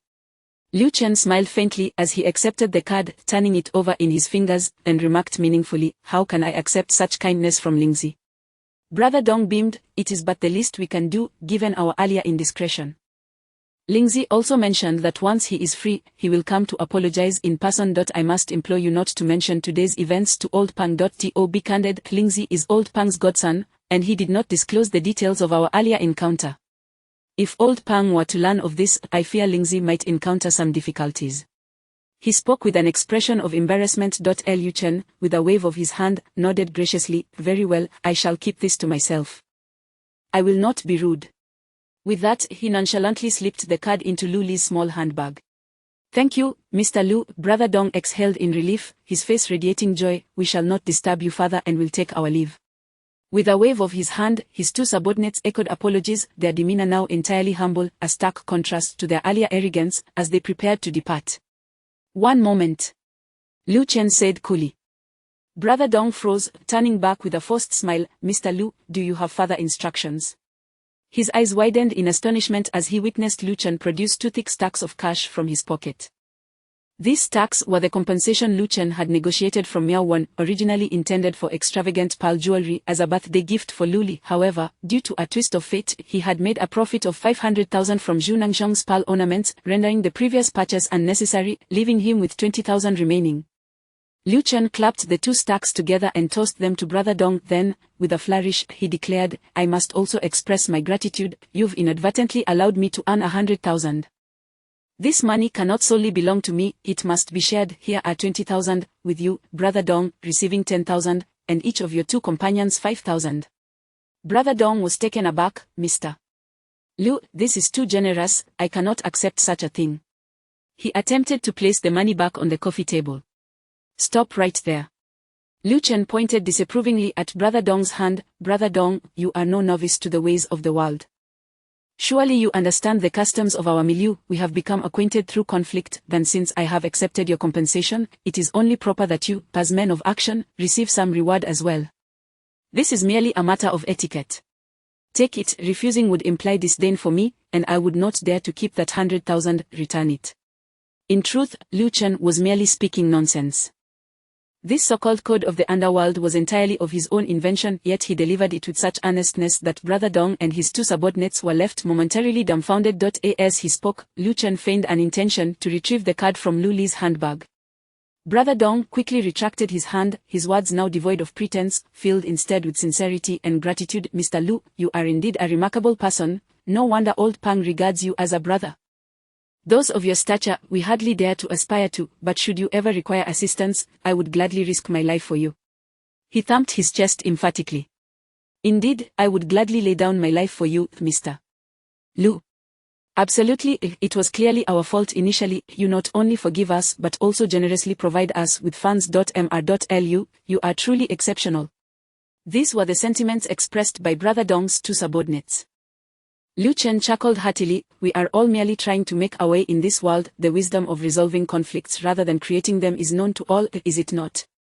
More enemies lead to more obstacles, while more friends provide more avenues. Any misunderstandings can be put to rest. He paused before continuing, now that the misunderstanding is resolved, it is my girlfriend's birthday today. She was simply overly excited, hence her attire. Haha, in truth, we run a pastry shop. Lu Jie, where are the business cards? Liu Li exclaimed, quickly rummaging through her bag to produce 3 business cards, which she handed to Lu Chen. He distributed them to Brother Dong and his two subordinates, smiling as he said, here you go, Moon Tooth Pastry Shop, that is our establishment. Do come by for a drink or a treat whenever you have the chance. We would appreciate your support. Brother Dong slapped his forehead in realization. I remember, my wife has bought pastries from that shop before, they are her favorite. So it is you, Mr. Who is the proprietor of Moon Tooth? How remiss of me. I shall certainly make it a point to visit often. The other two ruffians quickly echoed their intent to rally others to patronize the pastry shop as well. Subsequently, in front of Lu Chen, Brother Dong split one of the stacks of cash in half, distributing 5,000 to each of his subordinates. The 3 men, now respectful and effusive, bid farewell to Lu Chen, their earlier arrogance entirely dissipated. As they departed, Lu Li gazed at Lu Chen, exhaling, Chen, you truly have a knack for handling people. Lu Chen scratched his ear, shrugged, and grinned, it is essential. While these individuals may not amount to much, it is prudent to cultivate connections, they may prove to be allies. In the future, as we navigate running a pastry shop, we are bound to encounter disputes. Having someone from the legitimate world to mediate is one thing, but we cannot overlook the necessity for allies in the underbelly as well. After all, we are not spending our own money. It is merely a gesture of goodwill. This approach was second nature to Lu Chen. During his days as a flamboyant youth in Jiuying City, he had mastered the art of winning people over. The carrot and stick method has always been the most effective way to gain loyalty. Not only did he profit 80,000, but he also managed to pacify those who had previously harbored ill intentions towards Lu Li. In the future, they may indeed become useful allies. Lu Chen felt quite pleased with himself. As Lu Li recalled the incident with Miao Wei and her raucous entourage, she readily agreed, nodding her head in agreement. She then remembered the golden card worth 100,000 in her bag and asked, what shall we do with this card, should we really keep it? Lu Chen smiled lightly, it was given to us, so we must accept it. It is not out of greed for the money, but rather to provide them with peace of mind. That Lingzi fellow is old Pang's godson. After all, he has certainly offended his godfather's brother. If he were to refuse compensation, how could he find peace of mind? Haha, do you think he would call me uncle upon seeing me? You rascal! Liu Li exclaimed, unable to resist playfully biting Lu Chen's hand. Though her nibble was gentle, Lu Chen immediately cried out, if you dare bite me, I shall bite you back. With that, he pulled Lu Li close, surveying where he might take a bite, and upon noticing her ample calves, his mind raced, and he impulsively leaned down to nibble at her through her clothing. Chapter 48 Devotion. A shrill scream pierced through the din of the bustling ballroom, capturing the attention of many nearby. Scoundrel, utterly despicable. Liu Li chastised Lu Chen, playfully striking his head, yet, if one were to say she was genuinely angry, that would be far from the truth. When she inquired about the handling of the 100,000 yuan, Lu Chen replied with nonchalance, stating it would naturally be integrated into the operational funds of the Moon's Fang. Liu Li, overwhelmed with gratitude, struggled to articulate her feelings, her voice trembling. Chen, I truly thank the heavens for allowing me to meet you. If it weren't for you, I shudder to think what my life and that of Moon's Fang would be like now. Lu Chen solemnly asked, what do you intend to do? Then, mimicking Lu Li's tone, he exclaimed, what else can I do but devote myself to you? Liu Li let out a laugh, scolding him playfully, her cheeks flushed with a delightful hue. It appeared they were in a state ripe for seizing the moment, and Lu Chen contemplated whether tonight would be the night to take action. He felt it could no longer be postponed. Thus, Lu Chen resolved firmly. As they sipped their drinks, they shifted their conversation to the pressing matters concerning the development plans for Moon's Farm. After much deliberation, although they had over 1 million yuan at hand, sufficient to open a branch, they decided it was wiser to first elevate the main store's status. They planned to further renovate the production area, acquire a batch of advanced machinery, and expand the leisure space, ensuring the trendy pastry shop had a complimentary relaxation area to enhance its prestige. Additionally, they needed to recruit apprentices, providing thorough training in preparation for the branch opening. Having reached an agreement, the two raised their palms and clapped together. Lu Li joyfully exclaimed, "Yay!" At that moment, the crowd in the ballroom began to dwindle.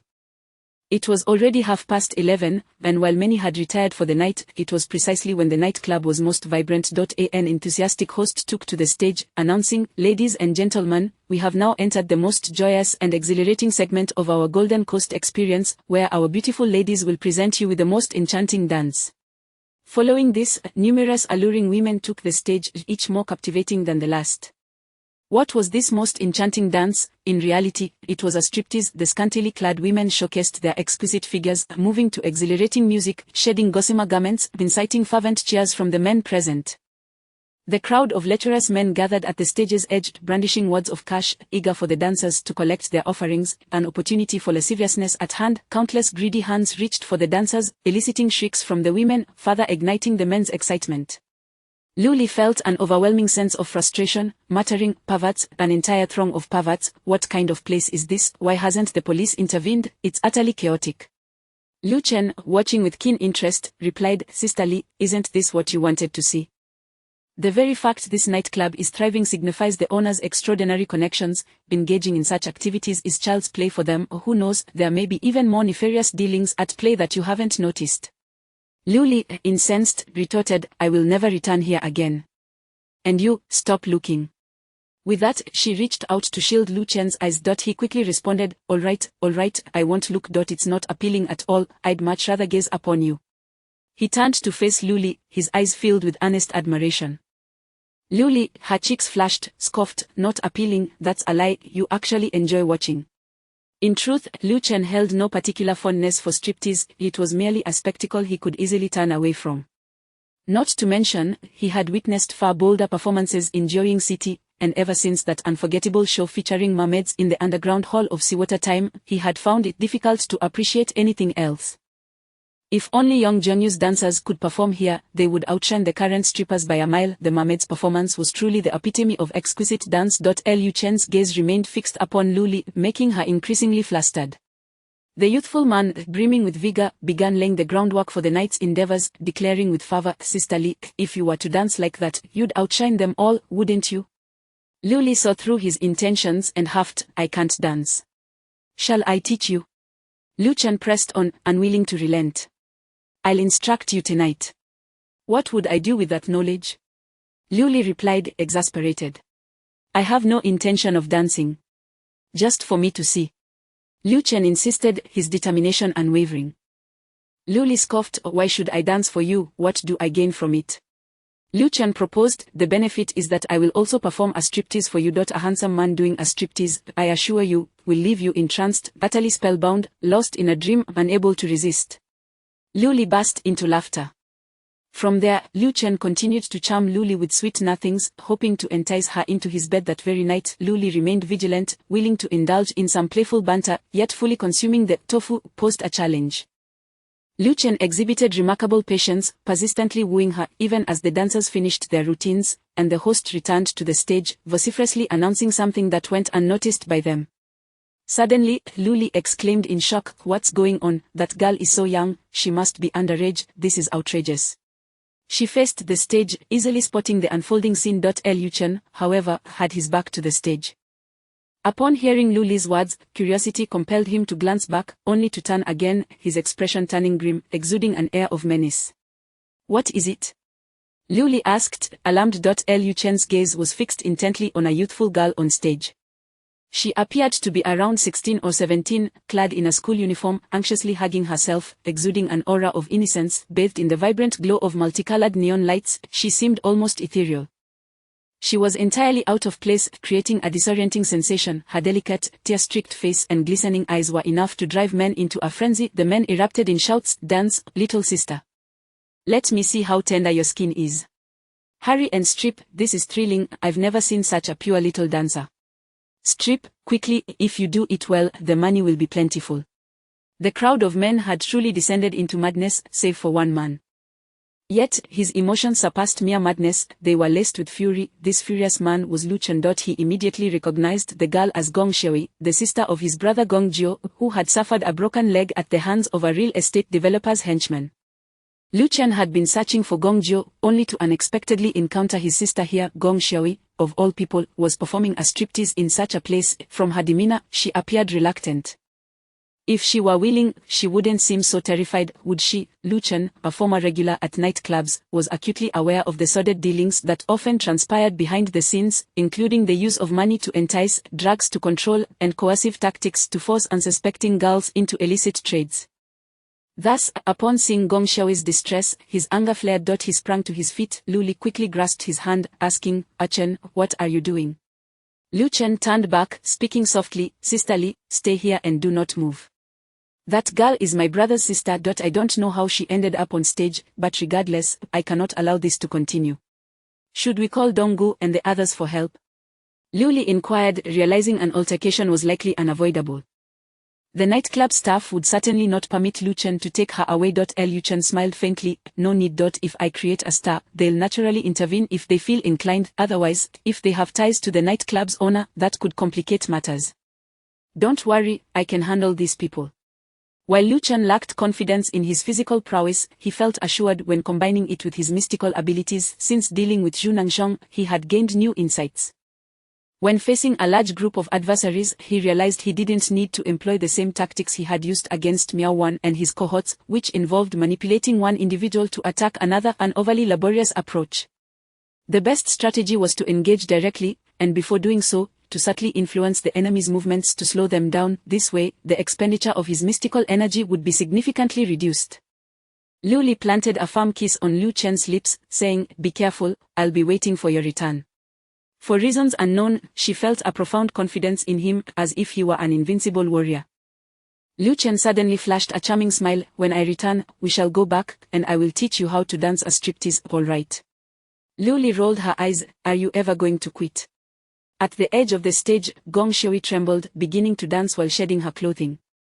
Her movements were awkward and inexperienced, and her attempts to undress were clumsy at best, yet the men were 100 times more exhilarated than when watching the seasoned dancers perform. The reason was simple. While it was common to see women dance, witnessing a clearly still student girl dance was a rare and tantalizing occurrence. As Gong Xiaoyi removed her outer garment, it triggered a sensation of excitement among the crowd. Countless hands waved cash in her direction, eager for her to collect. Gong Xiaoyi understood these tips were part of her income, and despite her fear of those outstretched hands, she bent down to retrieve them. In that moment, she was suddenly overwhelmed and dragged down by a few ruffians. The men erupted with demonic laughter, their hands roaming over Gong Xiaoyi's body. The girl could no longer contain her panic and began to cry, instinctively kicking at them. As a result, her shoes and socks were torn away, exposing her delicate, fair feet. After a struggle, Gong Xiaoyi managed to rise, her panic fueling her desire to flee backstage.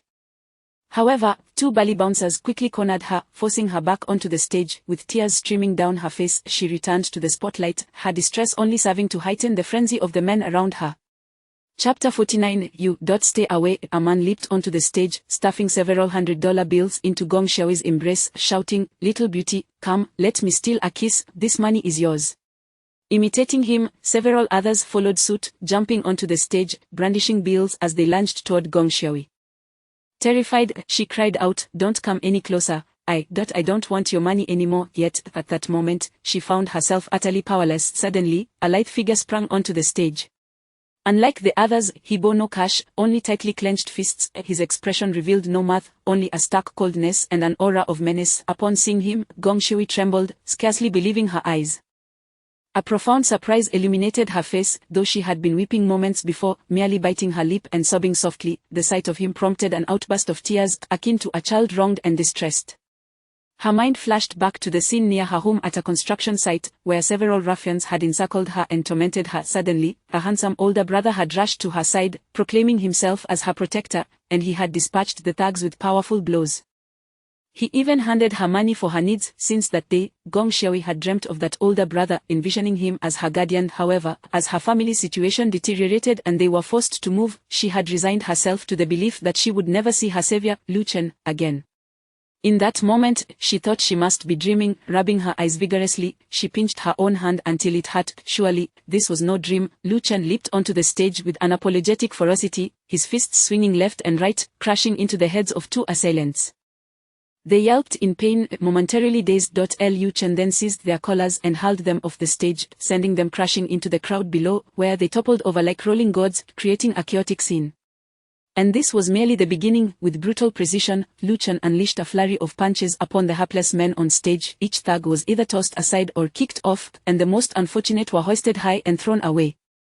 In mere moments, those who had dared to ascend the stage to bully the young girl lay sprawled, howling in agony. As Lu Chen turned, poised to approach Gong Xiaoyi, two henchmen who had previously driven her back onto the stage charged at him, wielding iron rods of varying thickness. They raised their makeshift weapons overhead, aiming for Lu Chen's skull. With a cold smirk, Lu Chen invoked his arcane powers. "Slow down for me." Instantly, the two rods, which had been hurtling toward him, slowed in midair. Though the pause was brief, it was ample time for Lu Chen. He shouted, raising both fists and launching them forward. Bang, bang. Just before the rods could strike, Lu Chen's fists connected with the foreheads of the two attackers, who howled in pain and staggered back several steps, their weapons falling uselessly to the ground. Lu Chen's punches contained inner strength, and since arriving in Yunzhou City, he had cultivated a more potent energy through his culinary abilities, rendering his strikes at least double their previous force. With such might behind his blows, they were akin to weights of 70 to 80 pounds, leaving the thugs dazed and disoriented, lumps swelling on their foreheads. With a cold smile, Lu Chen beckoned them with a finger, "Care to try again?" The thugs exchanged fearful glances, noting the swelling on each other's heads, which only heightened their trepidation. They found the situation bizarre. Their earlier strikes had seemed destined to connect, yet had abruptly faltered as though encountering an unseen resistance. Undeterred, they roared in fury, launching another assault with their iron rods. However, once more, they felt the same immobilizing sensation. It was as if their arms had become ensnared in an invisible mire, rendering them powerless to move. And the next moment, they beheld two powerful fists barreling toward them. Bang, bang, the subsequent screams were near unbearable, and the rods slipped from their grasp as they stumbled backward, collapsing onto the ground, trembling hands hovering uncertainly over their foreheads, which throbbed with pain. The audience below stood in stunned silence, having witnessed the two thugs' rods seemingly destined for Lu Chen only to slow inexplicably, allowing his fists to connect instead. When the second blow landed, the crowd winced as if feeling the impact themselves. Cheers erupted from the onlookers, predominantly from the women present. Lu Chen then gestured toward the two incapacitated thugs, coolly inquiring, "Shall we continue?"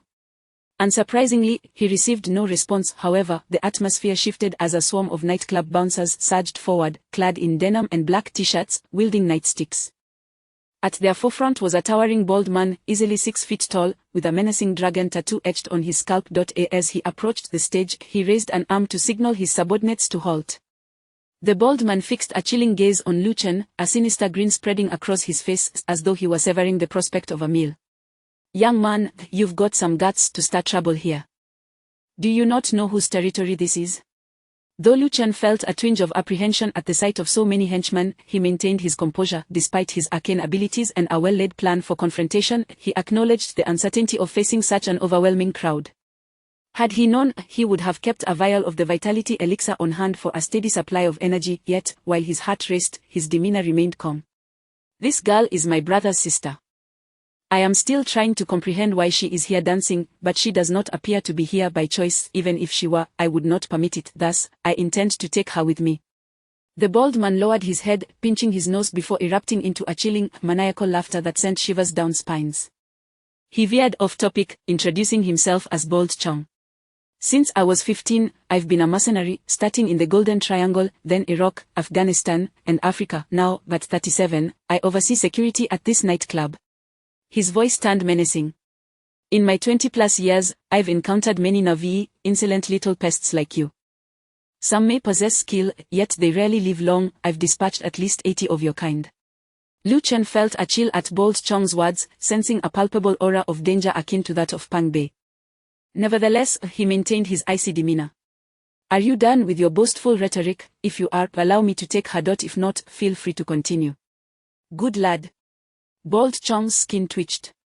Let's see what you're made of. You're trying to disrupt my establishment and take this girl away.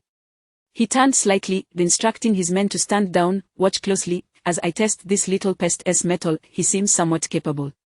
With that, he propelled himself into the air like a great eagle, soaring toward the stage. Bold Chong displayed remarkable agility, executing a mid-air maneuver as he neared the stage, delivering a powerful kick aimed straight at Lu Chen's chest. Lu Chen responded with a leap of his own, soaring higher than Bold Chong. As he ascended, he unleashed his arcane abilities, subtly delaying Bold Chong's movement. The electromagnetic field around them shifted, and Bold Chong suddenly felt a strange heaviness envelop him. While puzzled, he quickly tapped into his inner strength, shaking off the sensation. As this inner force emanated, Lu Chen sensed a jolt, feeling slightly dizzy. Though mild, it was enough to surprise him. Clearly, his arcane abilities could be countered by a formidable martial artist's inner strength. Of course, Lu Chen could amplify his mental energy, but that would increase his expenditure. Fortunately, Lu Chen's leap allowed him to evade the kick, landing deftly on the ground. Bold Chong, demonstrating impressive adaptability, stomped down forcefully as Lu Chen disappeared from view, then rebounded to the ground, landing directly across from him.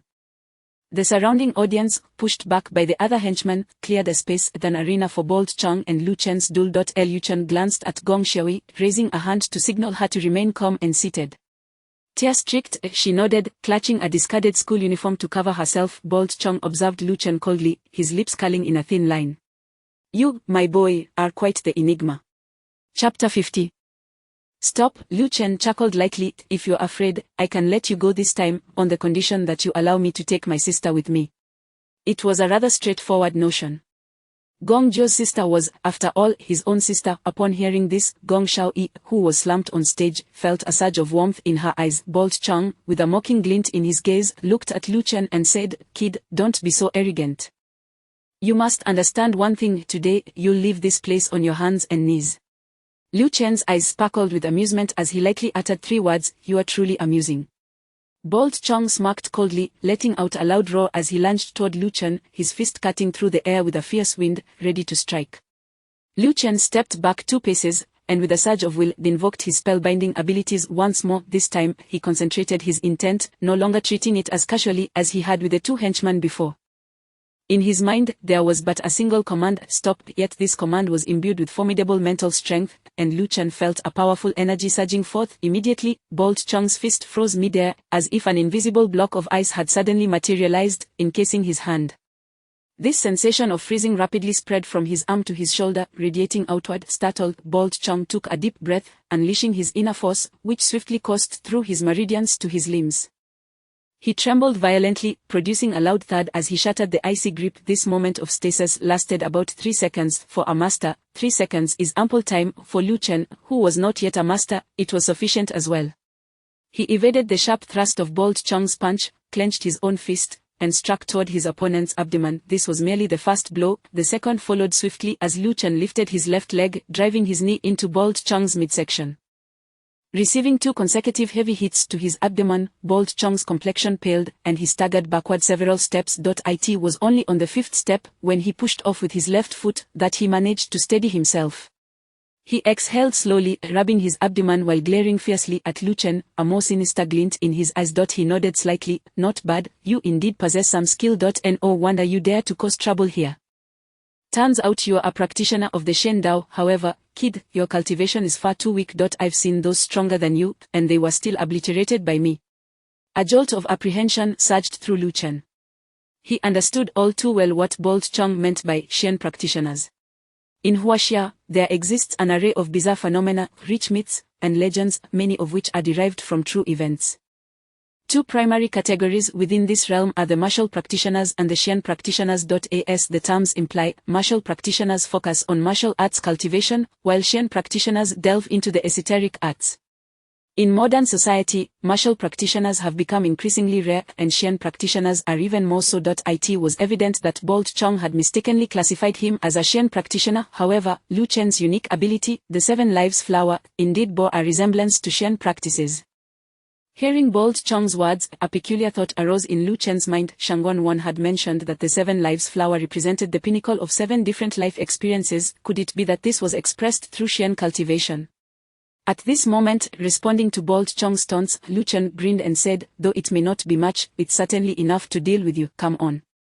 As he spoke, he instinctively beckoned Bold Chong with a finger. Bold Chong, feeling belittled, was incensed. Clenching his fists, he charged once more at Lu Chen. The two engaged in combat again. In terms of martial prowess, Lu Chen was like a mantis attempting to stop a chariot when compared to Bold Chong.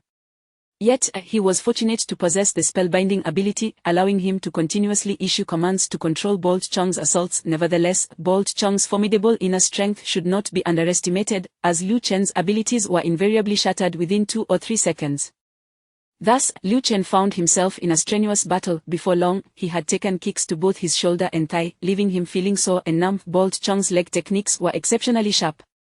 Meanwhile, Lu Li watched in trepidation. A short distance away, 2 individuals were peering through the window of a second-floor private room, frowning at the scene of the fight below. Standing in the center of the window was a young man, approximately 34 or 35 years of age, possessing an upright stature and a perpetual air of nonchalance about him. He held a glass of red wine, gently swallowing it while observing the fray. Behind him stood Dong Ji. It was evident that Dong Ji's expression was tinged with anxiety as he spoke. "Brother Ling, I see that Mr. Lu can hold his ground against Bold Chong for a while, but in the end, I fear he may struggle to defeat him. Bold Chong ranks among the top 20 fighters in our Yunzhou city. Moreover, there are still so many henchmen around. Should we quickly gather our brothers to assist Mr. It turned out that the young man with the wine was Brother Ling. He regarded the situation with an air of indifference and replied, "The hidden force behind Golden Coast is the Golden Hall, one of the 4 major halls, even ranking above my Hongqing Hall, you know." "I know," but Dong Ji's forehead glistened with sweat. Brother Ling continued, "The owner of Golden Coast, Shen Tian, is the most favored mistress of Huangjian, the head of the Golden Hall, and she possesses considerable capabilities. I must tread carefully around her.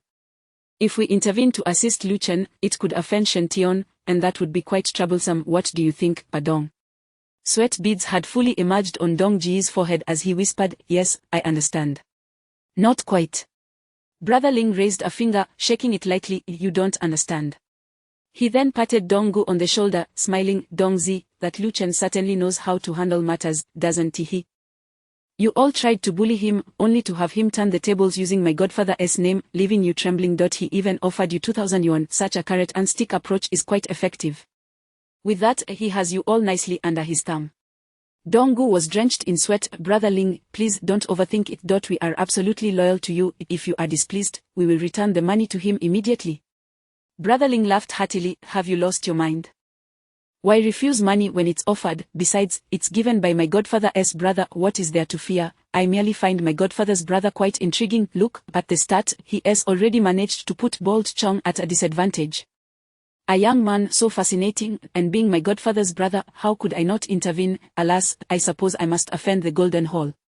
As he spoke, he downed the wine in his glass. On the side of the stage, Lu Chen felt increasingly unfortunate. This Bold Chong was undoubtedly a master. He recalled that within his family, modern martial artists were classified into 15 ranks. Judging by Bold Chong's skills, he was definitely at the 5th level of martial arts. Meanwhile, Lu Chen had only been assessed at the 2nd level before leaving home. Now, having arrived in Yunzhou city, although the 7 lives flower had stimulated his cultivation, he had only managed to reach the 3rd level at best. Were it not for his spellbinding abilities, he would have long been vanquished by this brute. With a loud thud, Bold Chong's kick landed squarely on Lu Chen's chest, sending him soaring backward to crash against the side of the stage, sliding down immediately afterward. The pain was excruciating, and Lu Chen grimaced, feeling a fiery sensation across his chest and back. Simultaneously, he sensed a wave of weakness and breathlessness, realizing that his spellbinding energy had been somewhat depleted. With a gasp, a lithe figure rushed over, wrapping her arms around Lu Chen's shoulders and exclaiming in a terrified voice, "Fa Chen, are you all right?" It was Lu Li, who, upon seeing Lu Chen being kicked away, couldn't help but rush over. Lu Chen grimaced as he was supported. Hey, Li Jie, be gentle, my chest, ouch, that guy kicked with such force, it feels like my ribs are broken." "If only my chest were as thick as yours," he couldn't help but glance down at the 2 ample calves resting against his shoulder. "Now is not the time for such thoughts," Lu Li said, half laughing, half crying, as she lightly tapped Lu Chen on the head. Meanwhile, upon seeing Luli, Bold Chong's eyes lit up with delight as he burst into laughter. TSK, kid, it turns out you have such a beautiful woman by your side. Having one is enough, but now you are trying to snatch another beauty. You wish to have both, but be careful not to choke yourself. Tonight, you are finished. You'll be crawling out of here, and this gorgeous lady will lie here for us to enjoy. Isn't that right, brothers? He raised his hand. The henchmen all cheered in agreement, their lecherous gazes fixated on Luli's figure, which was taut and exuding an astonishing allure. It must be said, Luli's figure was exceptional, surpassing even the flamboyant dancers from earlier. Perhaps it was because she was 26 and still single, that her physique had developed into such an enticing form. Grimacing in pain, Lu Chen raised a middle finger at Bold Chong. "You're a scoundrel." Bold Chong's expression darkened, gritting his teeth. "You little brat, still so cocky even when death is imminent. Hey, watch me ruin you." With that, he raised two fingers and waved them at Lu Chen. The henchman immediately understood the signal, and two of them, wielding police batons, charged menacingly at Lu Chen. Although the batons were made of rubber, they were still quite lethal. A few strikes could easily break a thigh bone. Bold Chong, seeing Lu Chen down and seemingly defenseless, felt no need to intervene himself. Meanwhile, Lu Chen rubbed his chest where he had been kicked, secretly channeling his healing god abilities to self-treat. The energy emitted from his healing god abilities flowed gently, mingling with a cool, spiritual essence that seemed to emanate from the black pearl pendant. Not long after, the fiery pain dissipated, and his chest gradually felt more comfortable. Lu Chen was astonished. He recognized that the energy, infused with healing properties, was undoubtedly emanating from the black pearl pendant. How intriguing! It seemed the black pearl could assist in healing. Just then, the two henchmen swung their batons, aiming for Lu Chen's head and shoulders, clearly intent on delivering a lethal blow. Luli let out a shriek, preparing to intervene. However, Lu Chen gently pushed her aside. This time, he refrained from using his spellbinding abilities. Instead, he supported himself on the floor, lifting his entire body, then propelled himself with his legs. With a loud thud, two agonized screams echoed as the henchmen's eyes widened, their faces turning crimson. Their batons fell to the ground as they doubled over, clutching their groins in excruciating pain.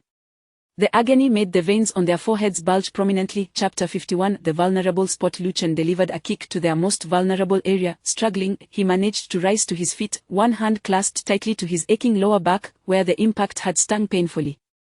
He wiggled his hips and chuckled. "It's nothing, just consider it a reforestation effort for the next 6 months. With that, he stretched out both hands and pushed against the heads of the two thugs, causing them to obediently topple to the ground. Meanwhile, Luli seized a police baton, gripping it firmly and raising it protectively in front of Lu Chen, as if she were his bodyguard. From behind, a youthful voice piped up, "Sister, give me that one." Luli turned to see her little sister, Gong Xiaoyi, who had just jumped down from the stage. Hastily, she picked up another baton and handed it to her. Thus, a big girl and a little girl stood guard beside Lu Chen, both wielding batons. Lu Chen, feeling quite proud, couldn't help but open his arms and embrace both Luli and Gong Xiaoyi. Then, fixing his cold gaze on the bald-headed Chong, he remarked disdainfully, "You really are something, aren't you, unable to handle me yourself? You sent two lackeys instead. Your audacity is astounding." As he spoke, he stretched his hands behind him and pressed on his sore back, gently massaging it. The miraculous energy of his healing ability flowed forth, swiftly alleviating the pain and revitalizing the injured area. He felt a surge of pride. His healing powers were indeed effective. This miraculous liquid could autonomously generate improved data. It could also provide timely treatment for such injuries. Meanwhile, Bold Chong's face darkened with confusion. He could hardly fathom that Lu Chen, who appeared so injured from his kick, had managed to take down both of his thugs. Taking a step forward, Bold Chong ominously declared, "All right, kid, not only do you have one trick up your sleeve, but two. Let me see how you fare when I make it so you can't even move your fingers." Just as he was about to unleash his fury, a clear voice rang out, "Bold Chong, for my sake, how about you let my brother off this time?" Bold Chong paused, looking up in surprise. Approaching from the stage were 7 or 8 individuals, with Ling Zaij, a prominent figure from the Hongqing Hall, leading the group, followed closely by several of Dong Ji's henchmen. Lu Chen felt a smile creeping onto his face. He had been waiting for Ling Zaij to make an appearance. "You are Lao Pang's godson, while I am Lao Pang's brother. You are here enjoying yourself, while I find myself in a bit of trouble. If you don't help me out, Lao Pang will certainly be displeased." Lu Chen had long suspected that Ling Zaij would show up. He merely needed to bide his time. Bold Chong cackled sinisterly, "I was wondering who had the gall to come and snatch people from our golden coast." Turns out, it's Lingzai's brother. Is Lingzai here to test the waters of Golden Coast or what? As he spoke, Lingzai had already approached. Lingzai, maintaining an amiable demeanor, responded with a smile, "Why would I dare to encroach upon Miss Shen's territory? The reputation of the Golden Hall weighs heavily on my mind. My brother here was simply caught in a predicament. That little girl is his sister. Furthermore, forcing underage girls to perform on stage is truly excessive. Isn't it? Forcing? Who says we are forcing anyone?" Bold Chong bared his teeth coldly, glancing around until he beckoned a heavily made-up young woman over, saying, "Sean Miao Miao, why don't you explain what is going on?" Jean Miao Miao sauntered over, swaying her alluring hips, her artificially enhanced bosom bouncing prominently. She reached Lingzai's side, giggling, "Lingzai, it's really just that your brother doesn't understand the situation. The girl named Gong Xiaoyi is doing this of her own volition. If you don't believe me, let her speak for herself." She pointed at Gong Xiaoyi, appearing quite self-righteous. Lu Chen's heart sank as he turned to look at Gong Xiaoyi. Her expression was dark. "Brother Chen, I had no choice. I really need the money." She briefly recounted her circumstances. Desperate for funds, she had borrowed over 30,000 from a wealthy female classmate multiple times. However, she was unable to repay the debt. When the classmate pressed her for repayment, she offered to introduce her to a well-paying job. Gong Xiaoyi accepted the position, believing it would allow her not only to repay her debt but also to earn money for herself without future worries. Upon learning the nature of the job, she initially hesitated, but the threat of repercussions from her classmate, combined with her own financial needs, compelled her to agree. Thus, she found herself on that stage dancing in revealing attire. Yet now, she regretted it, not wanting to perform anymore. With tears streaming down her face, she clutched Lu Chen's wrist, sobbing, "Brother Chen, could you lend me 50,000? I can repay the debt, and then I'll have the money I need. I promise I'll work for you in whatever way you want, okay?" Gong Xiaoyi refrained from detailing her desperate need for funds, but Lu Chen knew this innocent girl would not frivolously spend money.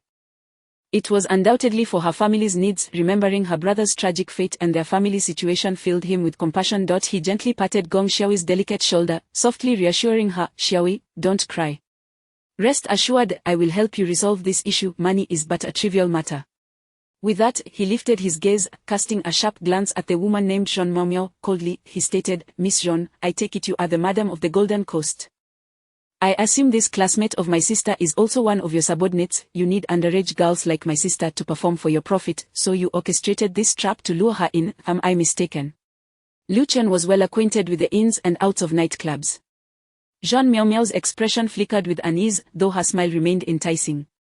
"Sir, please don't make baseless accusations. She is here of her own free will, and we even advanced her 50,000 and signed a contract. It is all in black and white. Although she is still a minor, she is over 14 and should understand the responsibility that comes with it, shouldn't she?" Lu Chen scoffed, decisively retorting, 50,000. "I'll return that to you, and the contract, give it back. Let us consider this matter settled. Otherwise, we can take it to court and see if your contract serves as legitimate evidence or as incriminating proof. Don't underestimate my intelligence. You are not worthy of playing me for a fool." Jean Miao Miao's complexion paled. Indeed, such contracts were hardly above board. She glanced anxiously at Bold Chong, realizing the situation had escalated. This young man posed a significant challenge. Even Bold Chong seemed to be struggling against him, not to mention the formidable presence of the Hongqing Hall's leaders supporting him. While the Golden Hall held sway over the Hongqing Hall, an all-out brawl could still drain their resources.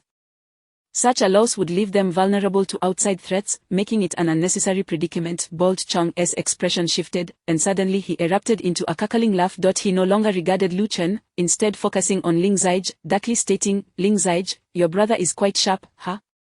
Are you really trying to stir up trouble?" Lingzai remained unruffled. "Who would dare to start trouble? We are merely discussing a resolution. My suggestion is that, considering my standing, we should aim for a peaceful resolution to this matter. In that case, we can disregard the contract issue. I'll offer you 100,000 as compensation for your losses. How does that sound?" Bold Chong sneered. 100,000 to sweep this matter under the rug. "Lingzai, you are also in this line of work. Do you think that's a reasonable offer?" He gestured towards the two thugs on stage who were still dazed, then towards the two below who were cringing in pain. With a sweeping arm, he growled, "I've injured 4 people, 2 of whom may never be able to think straight again, and 2 who might not be able to bear children. Plus, I've hurt a customer, and there are so many witnesses here who saw your Hongqing Hall's brothers bully us at the Golden Hall. You think 100,000 will make this go away?" Ling Zige, are you really that clueless? Ling Zige's face shifted slightly, and Dongzi stepped forward, glaring at Bold Chong. Listen here, Bold Chong, don't forget your place. You're just a caretaker in this venue, and you ought to be mindful of how you speak to my brother. Being too brash could lead to your downfall. Bold Chong's expression twisted in anger as he fixed his piercing gaze on Dongzi. Who do you think you are to talk to me? If you are so brave, let us settle this with our fists. Dongzi felt a pang of embarrassment. When it came to physical prowess, he knew he was no match for Bold Chong. After all, Bold Chong was a seasoned mercenary with blood on his hands, and even though he had retired, he remained formidable. Ling Zige waved his hand dismissively. Dongzi, Bold Chong has a point. He is a well-known figure in the Golden Hall, someone who could very well be a vice hall master. He simply prefers to stay close to Miss Shen. Oh, so it's all about a woman, is it? Dongzi remarked with a knowing tone. What do you mean by that? Bold Chong snapped. Ling Zige chuckled lightly. Calm down, Bold Chong, let us discuss the current situation. If you feel that 100,000 ISNT is sufficient, I can certainly offer more, right? Some matters don't necessarily require a violent resolution. Bold Chong's chilling laughter echoed, and just as he was about to speak, a sultry yet magnetic female voice interjected. Changgu, you are right. Violence isn't the only solution. However, relying solely on money to settle things may not suffice either. That voice was enchanting, igniting a fervent response within Lu Chen. Many women possess beautiful voices, but few have the power to evoke such passionate feelings in men, enticing them to dream. From a distance, a woman in her 30s approached gracefully. Her bosom was modest, her figure well proportioned, yet combined with her delicate beauty, she exuded an undeniable femininity. Her skin, smooth as cream, further captivated the attention of those around her. She possessed a unique aura that made Lu Chen think of a phrase as seductive to the core. Yes, that was the essence of her charm. While most beautiful women attract men with angelic faces and devilish bodies, this woman entirely relied on her bewitching allure. Lu Chen found himself irresistibly drawn to her, his heart racing. A vixen, he thought to himself, surely she must be a reincarnated seductress. Chapter 52. Do not act impulsively. However, her complexion appeared rather pallid, her eyes slightly bruised, and although her lips were adorned with lipstick, they still seemed somewhat parched. It seemed as if her health was in a precarious state. Lu Chen instinctively activated his divine medical abilities, immediately sensing further abnormalities in the woman's physical condition. The feedback from his powers indicated that she appeared to be afflicted with a condition akin to syphilis, one that had proven resistant to treatment over time, accompanied by various other symptoms. While it was not yet life-threatening, it had undoubtedly caused her considerable distress. Inwardly, Lu Chen felt a pang of regret. It was truly unfortunate that such a graceful woman had fallen victim to such a vile affliction. Upon seeing her, Bold Chong's demeanor softened instantly, his gaze turning gentle, even tinged with a hint of trepidation. He said, Shao Tian, weren't you feeling unwell? Why have you gotten up? You should return to rest. Rest assured, I can handle this matter. This captivating woman was none other than the proprietress of Golden Coast, Shen Tian. She cast a particularly charming yet reproachful glance at Bold Chong, a look imbued with an almost enchanting power that made him shudder. Subsequently, Shen Tian remarked, I heard from a sister that the situation might spiral out of control, so I had no choice but to come. Brother Chong, Lingzi is right. At your age, you ought not to be so impulsive. Bold Chong, filled with trepidation, nodded fervently. Yes, Shao Tian, I shall not act impulsively again. Watching this exchange, Lu Chen couldn't help but chuckle inwardly. It was evident that Bold Chong was not cowed by authority, rather, his submissive demeanor stemmed from his affection for Shen Tian. Alas, the woman he admired was also the consort of his superior, and to make matters worse, she bore a loathsome illness. Lu Chen shook his head with a sigh. At that moment, Shen Tian glanced at the four henchmen sprawled on the ground before turning her gaze towards Lu Chen. He flashed her a smile, but she regarded him with indifference before shifting her attention back to Lingzi. Lu Chen scratched his ear, feeling somewhat vexed. Was it not blatantly clear that she looked down upon him? Little did you know, while many doctors may struggle to treat your ailment, I possess the confidence to remedy it. Just moments before, his extraordinary medical powers had already transmitted comprehensive treatment data into Lu Chen's mind: what medications to take, which ointments to apply, the exercises to perform, and what precautions to observe, all laid out with crystal clarity. Lu Chen couldn't help but marvel at how he had seemingly transformed into a high-tech medical automaton. Shen Tian addressed Lingzi with a tone that was both courteous and tinged with authority. Lingzi, your brothers have caused a ruckus here, taking down 4 of my men. For your sake, I can overlook this, but Brother Chang is right, with so many eyes upon us, you know how fearsome public opinion can be. At any moment, this could escalate into a confrontation between Hongqing Hall and Golden Hall, culminating in a settlement of $100,000. Lingzi responded, all right, Miss Shen, how do you propose we resolve this? Shen Tian surveyed her surroundings and replied coolly, for the injuries to my 4 subordinates, you shall compensate 1,000 each. A few guests were also harmed, so that's another 1,000 apiece. As for taking this young lady away, that will cost you 10,000. This is quite the disturbance, so let us tally that up to another 10,000. I haven't counted the guests, but altogether, that comes to 300,000. Her calculations were swift and efficient, and Lu Chen found himself admiring her acumen. Meanwhile, Lingzi's face darkened ominously. Shen Tian continued, additionally, Lingzi, you must take the stage with a microphone and recount the events, stating that it was your brothers who instigated the incident and that you merely attempted to mediate, not oppose Golden Hall. I believe this should suffice. To be frank, this is not only for your sake but also for the sake of your godfather, Old Pang. Lingzi's expression grew even more troubled. He understood the weight of public perception. Should he take the stage and make such declarations, it would undoubtedly spread throughout Yunju City that Lingzi's brothers had offended Golden Hall, and he would be left to bear the brunt of the humiliation, having spent a substantial sum while also being ridiculed. Bold Chong, observing Lingzi's discontent, interjected forcefully, indeed, Shao Tian speaks the truth. Lingzi, you must comply, we have no time for frivolities. If you refuse, we are not to be trifled with. With that, he coldly gestured, prompting the henchmen of Golden Coast to step forward menacingly, brandishing their batons, a clear display of strength versus weakness. Suddenly, Lingzi burst into laughter. I believe there is an alternative solution.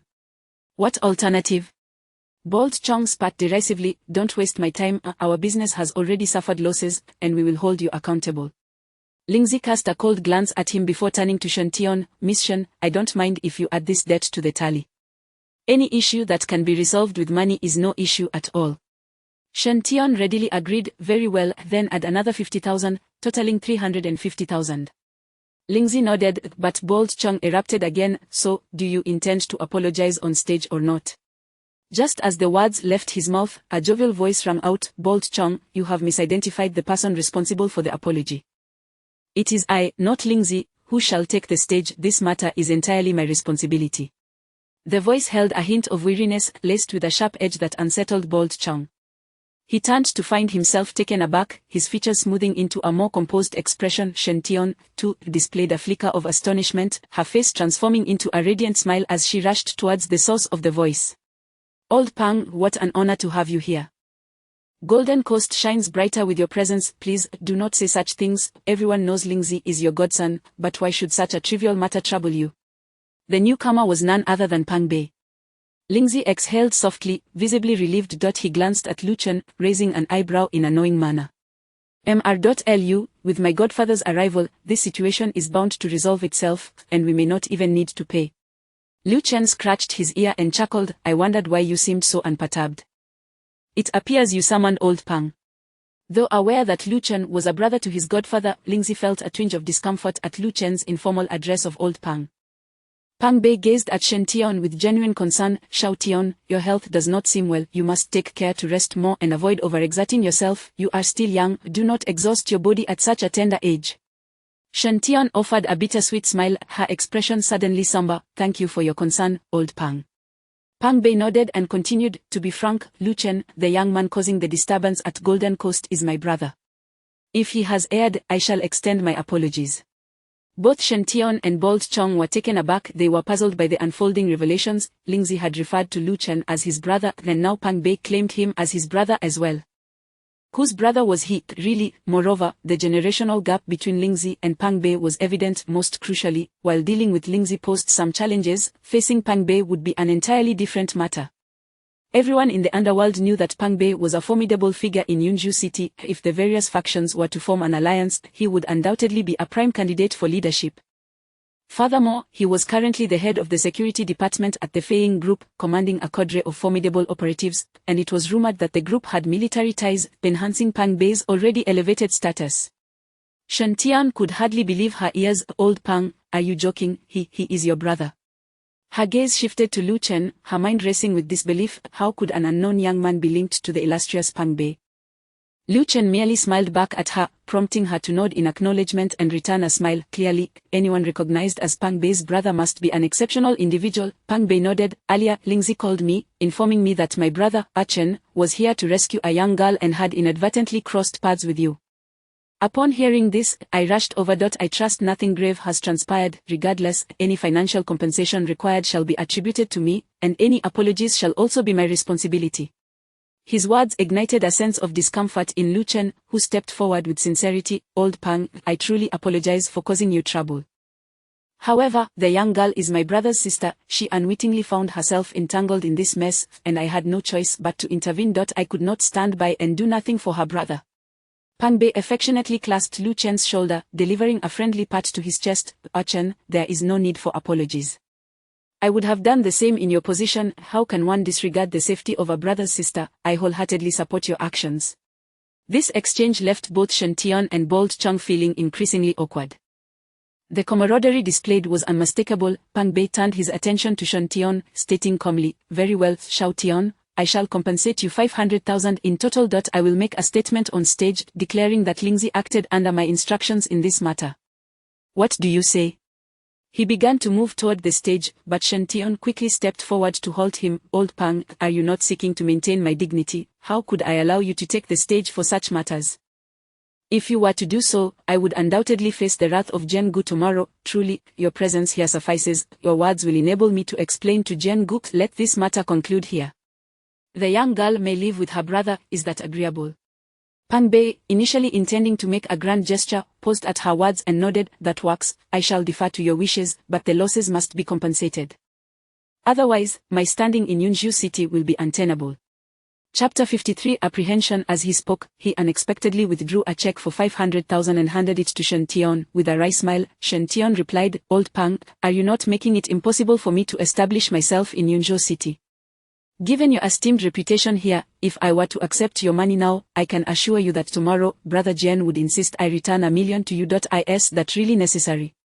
In an effort to reach a compromise, she suggested, how about this? You could compensate me with just 10 yuan, it would serve as a symbolic gesture of compensation, allowing you to save face while also preventing us from finding ourselves in a difficult position. Listening to this, Lu Chen couldn't help but marvel at the intricate dance of social standing. Old Pang effortlessly resolved matters that should have been contentious. It was ironic that despite having disrupted the other party's affairs, they were the ones concerned about compensation. He couldn't help but think, if only he could become someone like Old Pang in the future, life would be splendid. The subsequent developments were straightforward. Pang Bei indeed paid a nominal sum of 10 yuan to settle the matter. Gong Xiaoyi was free to leave, and Shen Tian made no mention of the 50,000 she had received. With Old Pang's considerable influence, that mere 50,000 was hardly worth discussing. As for Bold Chang, he was nearly mute in the presence of Pang Bei, his expression laden with trepidation, as if he had suffered losses at Pang Bei's hands before. Lu Chen, not wishing to linger any longer, decided to depart with Lu Li and Gong Xiaoyi. Just before leaving, he turned to Shen Tian and said, May I borrow a moment of your time? Though perplexed, Shen Tian followed him to a secluded corner. Lu Chen flashed a grin and asked, Miss Shen, might we exchange phone numbers? I believe it would be beneficial for us to stay in touch. Upon hearing this, Shen Tian assumed Lu Chen was merely a lecherous man seeking to take advantage of her. It seemed that even the brothers of Old Pang were of such ilk. A trace of disdain crossed her face as she replied, Sure, it would indeed be an honor to befriend a brother of Old Pang, as long as you are not afraid of attracting trouble. They exchanged numbers, and then Lu Chen casually remarked, Actually, Miss Shen, I think you may have misunderstood my intentions. What I meant to convey is that if you find yourself in need, you can reach out to me. Of course, I have no ulterior motives. I will not disturb you unless absolutely necessary. This statement only served to lead Shen Tian further astray in her assumptions. Mr. Lu, could you please be more serious? What exactly do you mean? Lu Chen chuckled softly, I am a doctor. While I may not be exceptional, discerning your ailment would not pose a challenge, nor would treating it. Should you require assistance, you may contact me. I am confident I could restore you to health, without any charge, as a form of compensation. With that, he turned on his heel and departed. Shen Tian stood there, her entire being shaken, staring incredulously at Lu Chen's retreating figure. She murmured, Could he truly have seen my condition? Is it possible he can heal me? Her eyes sparkled with a glimmer of hope. Meanwhile, a bold Chong observed this exchange, his eyes filled with jealousy and resentment directed at Lu Chen. Pang Bei and his companion, Ling Zi, did not linger in the nightclub for long. They exited together, engaging in light conversation at the entrance. Ling Zi, whose full name was Du Ling, would ultimately go his own way, as he was Pang Bei's adopted son and viewed Lu Chen as a brother rather than an uncle. "Ah Chen, from now on, we are brothers.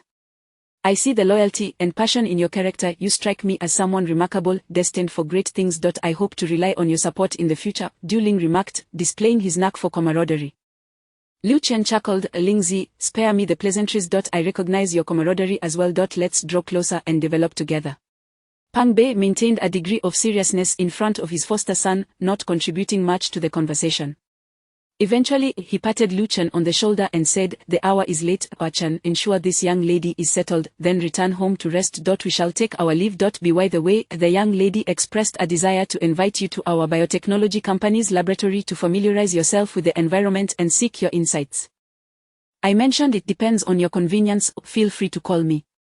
"Absolutely," Lu Chen replied eagerly. "It's settled then." Du Ling listened intently, further impressed by Lu Chen. What remarkable abilities did this young man possess to garner such attention from the lady? He was well aware of who the young lady referred to by his godfather was. Pang Bei and Du Ling departed fast. "We should also be on our way, but slowly. I have some inquiries," Lu Chen said, his tone growing serious as he glanced at Gong Xiaoyi.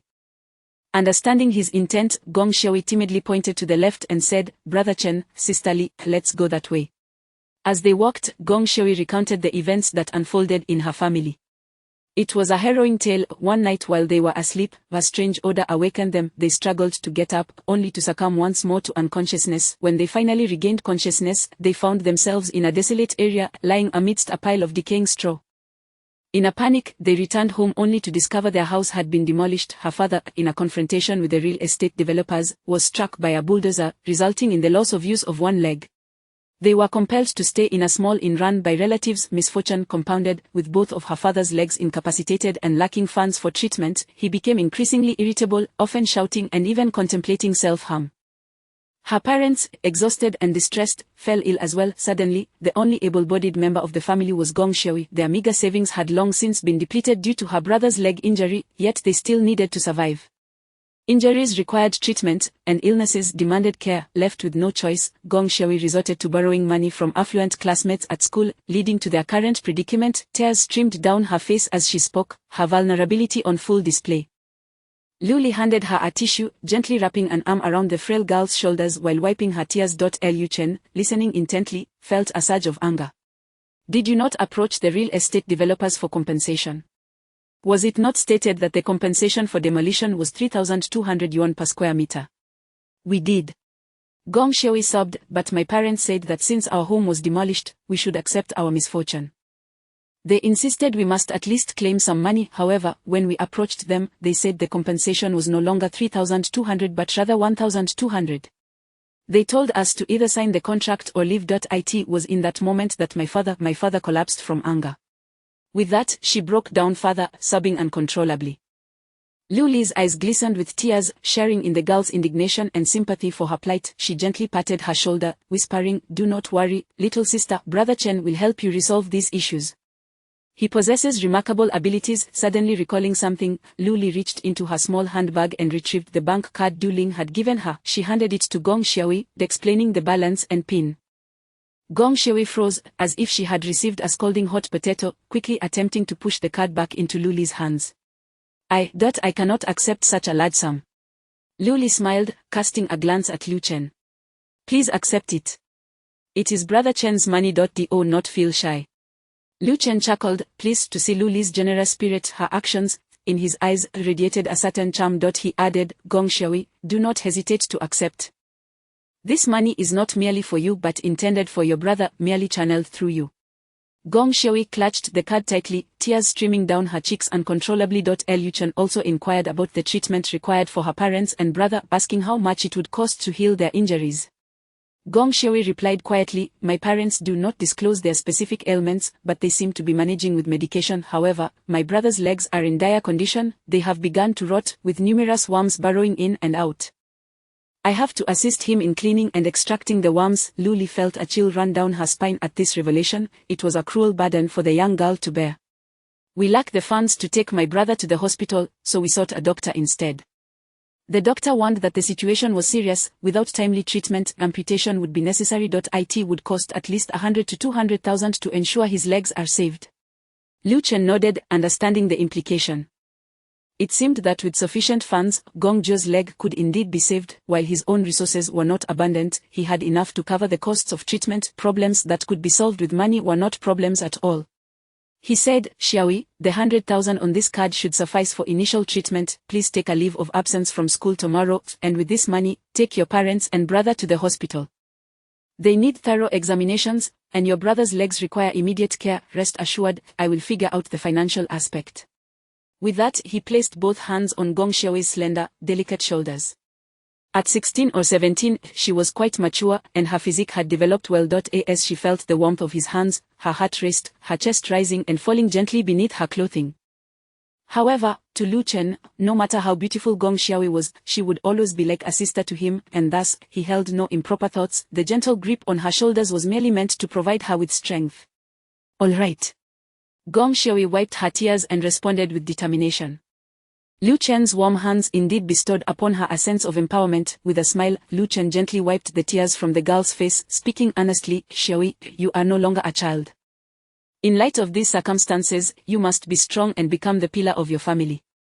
"Yes." Gong Xiaoyi nodded vigorously. Lu Chen continued, "I will be your unwavering support. Reach out to me whenever you are in need." "Understood." Gong Xiaoyi nodded fervently, a radiant smile illuminating her face.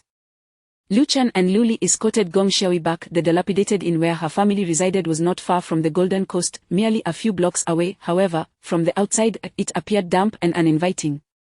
Upon learning that her family of 4 was crammed into a small room costing only 15 yuan a night due to financial constraints, Lu Chen sighed. He assured her that he would find them a place to rent tomorrow, providing them with a more suitable living arrangement.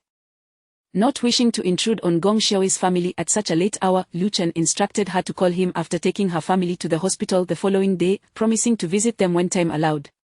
Chapter 54. Roaming the Jianghu. Gong Xiaoyi nodded, reluctantly bidding farewell to Lu Chen and Lu Li. On their way back, the two walked together. Lu Li, filled with curiosity, inquired, "Your bond with that young man named Gong Zhou must be quite profound, right?"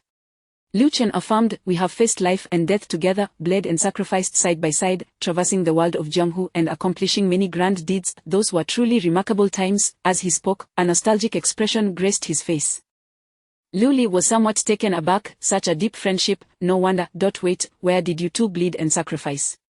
Lu Chen continued, "We leveled up and fought monsters together, established a sect to seize treasures. I was the leader, he was the second in command. The past is truly a source of sweet reminiscence." "Hold on." Lu Li exclaimed, half amused, "You are not talking about playing online games, are you?" "Indeed, it was online gaming." Lu Chen replied, puzzled, "What did you think it was? What kind of blood and sacrifice allows one to survive?" Lu Li widened her beautiful eyes, "So that's the kind of brotherhood you share." Lu Chen nodded and solemnly added, "When I arrived in Yunzhou City, he was the first I turned to, but he was in dire straits, forced to relocate, with a leg broken. His situation was truly tragic.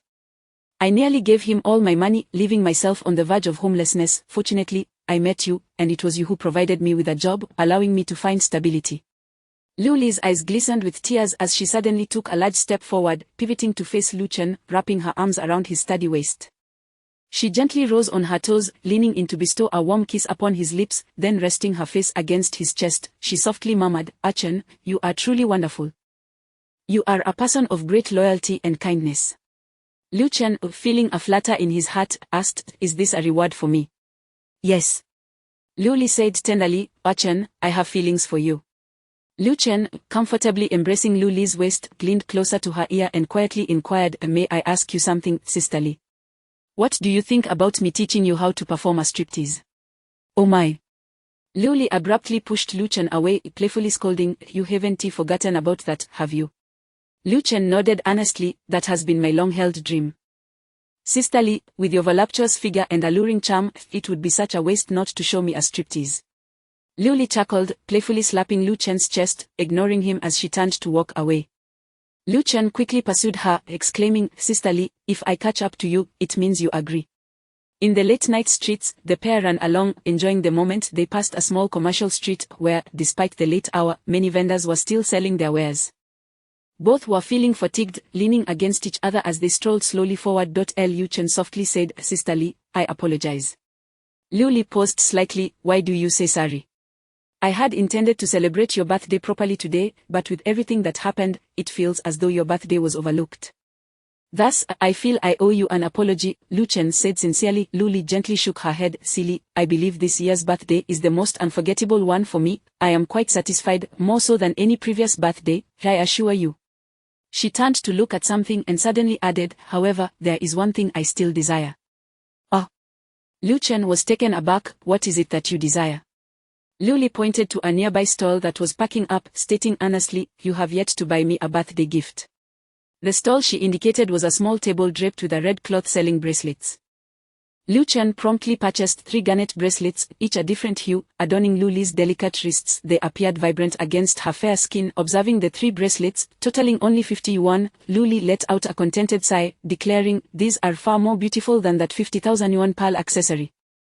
If given the choice, I would undoubtedly select these 3. Of course," Lu Chen replied cheerfully, "for they carry my heartfelt sentiments." "Oh, stop it." Lu Li playfully clenched her fist and lightly tapped Lu Chen's chest. As they continued homeward, Lu Li suddenly proposed selling the pearl jewelry, estimating it could fetch at least 400,000 yuan. A portion of the proceeds could be invested in Moon's Tooth, while another part could be used to assist Gong Xiui's family with medical expenses, addressing their urgent needs. Lu Chen agreed, kissing Lu Li on the forehead. "Sister Li, you are truly wonderful. You have further solidified my resolve to teach you the art of the striptease." Enough already." Lu Li feigned annoyance. Lu Chen chuckled mischievously, but his ambitions for the evening ultimately fell short. Upon escorting Lu Li back to her rented accommodation above the Moon's Tooth pastry shop, they lingered at the door, sharing tender moments. Lu Li even permitted him to caress her bosom. However, when Lu Chen attempted to usher Lu Li inside, she declined, breathing heavily. Lu Li explained, "Chen, I am not prepared. I apologize. Let me get ready first, all right?" Lu Chen, feeling a sense of helplessness, had no choice but to relent. As he walked home alone, he felt a distinct lack of energy. His body was restless, yet he understood that Lu Li's claim of unpreparedness was likely a pretext. She did not wish for him to possess her so swiftly. It is often said that the easier a woman is to obtain, the less a man cherishes her. In other words, Lu Li desired Lu Chen to value her deeply in the future. Lu Chen comprehended this, yet his ardor remained unyielding. Upon returning to his residence, he opened the door to a heavy scent of alcohol. The living room was shrouded in darkness, obscuring everything. Curiosity piqued, he switched on the light and was immediately taken aback. Good heavens, what on earth was Ching Ching doing? On the coffee table lay several empty bottles, haphazardly strewn about. Although they were small bottles typically containing only 3 to 2 ounces, they were filled with strong liquor, and one could only imagine the toll it had taken. The unfortunate victim of this excess was Dong Ching Ching. She was still clad in her suit, though her top had been pulled askew, revealing a thin white camisole underneath. The fabric clung tightly to her ample bosom, trembling with her every breath, an astonishing sight indeed. She reclined against the back of the sofa, one hand propped up, barely supporting her drooping head, while the other had ventured beneath her camisole, probing deeply, nearly reaching her brow. This position had exposed a substantial portion of her soft, fair abdomen. Her delicate navel faintly visible. One leg dangled over the floor, while the other rested atop the coffee table. The skirt she wore revealed glimpses of her lingerie without the need to look down. Her face bore deep tear stains, unmistakably indicating she had cried, perhaps even sobbed. Lu Chen, observing this scene, felt a mix of amusement and sympathy. The typically aloof landlord was surprisingly endearing in her inebriated state. He approached, placing a hand on her soft, supple thigh, gently shaking her. "Sister Ching Ching, wake up, please don't sleep here. You'll catch a chill." After shaking her for several moments, Dong Ching Ching finally stirred. However, her reaction left Lu Chen astounded. Her hand, which had been tucked into her camisole, suddenly withdrew, and a shadowy object flew at Lu Chen's head. Her hand then fell limply to her side. "Stop bothering me, damn it, go away," she muttered, still in a haze. Lu Chen stood there, dumbfounded, inhaling a captivating fragrance while a slender black strap swayed before him. He clumsily removed the object from his head, realizing it was a black bra, presumably a D cup, rather ample indeed. Lu Chen chuckled incredulously. Sister Ching Ching, must you be so reckless? I've heard that when a woman's undergarment lands on your head, it brings 3 years of bad luck. Oh wait, isn't that for panties, thank goodness. He patted his chest, still a bit shaken. Looking back at Dong Ching Ching, his heart began to race. Without her bra, her thin camisole left little to the imagination. Sighing deeply, Lu Chen hoisted Dong Ching Ching's soft, fragrant body onto his shoulder, carrying her into her bedroom and depositing her onto the bed. The voluptuous figure of a mature woman sprawled across the bed, her pose far from dignified but undeniably alluring, especially with her bosom straining against the fabric of her camisole. Lu Chen felt his resolve wavering, lamenting, Sister Ching Ching, please don't toy with my emotions, it's been ages for me. You can't push me like this. Being drunk doesn't mean I can just take advantage of you, right? The moment of truth had arrived. Clenching his teeth, Lu Chen jumped in place a few times, inhaled deeply, and began to undress Dong Ching Ching. In truth, he merely removed her seductive stockings and skirt, quickly covering her with a blanket, not daring to look any longer. However, it seemed he had seen everything there was to see of Sister Ching Ching by now. Seeing the tears on Dong Ching Ching's face, Lu Chen felt a pang of compassion. He understood all too well why she had drunk so heavily and wept, most likely over her unfortunate marriage, perhaps even mourning for the child that should never have been. Although he had never met Dong Ching Ching's son, he knew she was deeply concerned for him, yet, due to that wretched Li Yuzhu and his parents, who constantly spoke ill of her in front of the child, it had created a rift that left the boy indifferent to Dong Ching Ching, unwilling to stay with her. This was the deepest anguish of Sister Ching Ching. Lu Chen filled a basin with warm water in the bathroom and retrieved a towel. Upon returning, he placed the basin on the bedside table, wrung out the towel, knelt at the edge of the bed, and gently wiped Dong Ching Ching's face, erasing all traces of her tears. As he walked, he muttered softly, Sister Ching Ching, despite everything, I was once a high-flying, wealthy gentleman, having been with countless women. This is my first time wiping a woman's face. Such service is dedicated to you. If you still have a sliver of awareness in your drunken state, just hold me close, and I want to leave tonight. After a lengthy monologue, Dong Ching Ching showed no signs of acknowledgement. However, as Lu Chen washed the towel again and began to wipe her slender neck, something finally transpired. Chapter 55. The model husband. Dong Ching Ching seemed to be in such a state of bliss that she began to mumble, lifting one hand to grasp Lu Chen's wrist and pushing down the towel, inadvertently dislodging the 2 prominent mounds above. The implication was unmistakable. She desired to be attended to in that manner as well. Lu Chen felt a surge of apprehension, yet he rationalized that her request was entirely normal. After all, women are known for their love of cleanliness. Having just sobbed through her drinking bout, Ching Ching was no doubt feeling uncomfortable with her sweaty state and yearned for some relief. Resolute in his decision to see this through, Lu Chen gently lifted the blanket. The subsequent tasks were rather straightforward: bathing, washing towels, changing water, and repeating the cycle. Lu Chen diligently traversed between the bathroom and the bedside, changing the water no fewer than 5 times.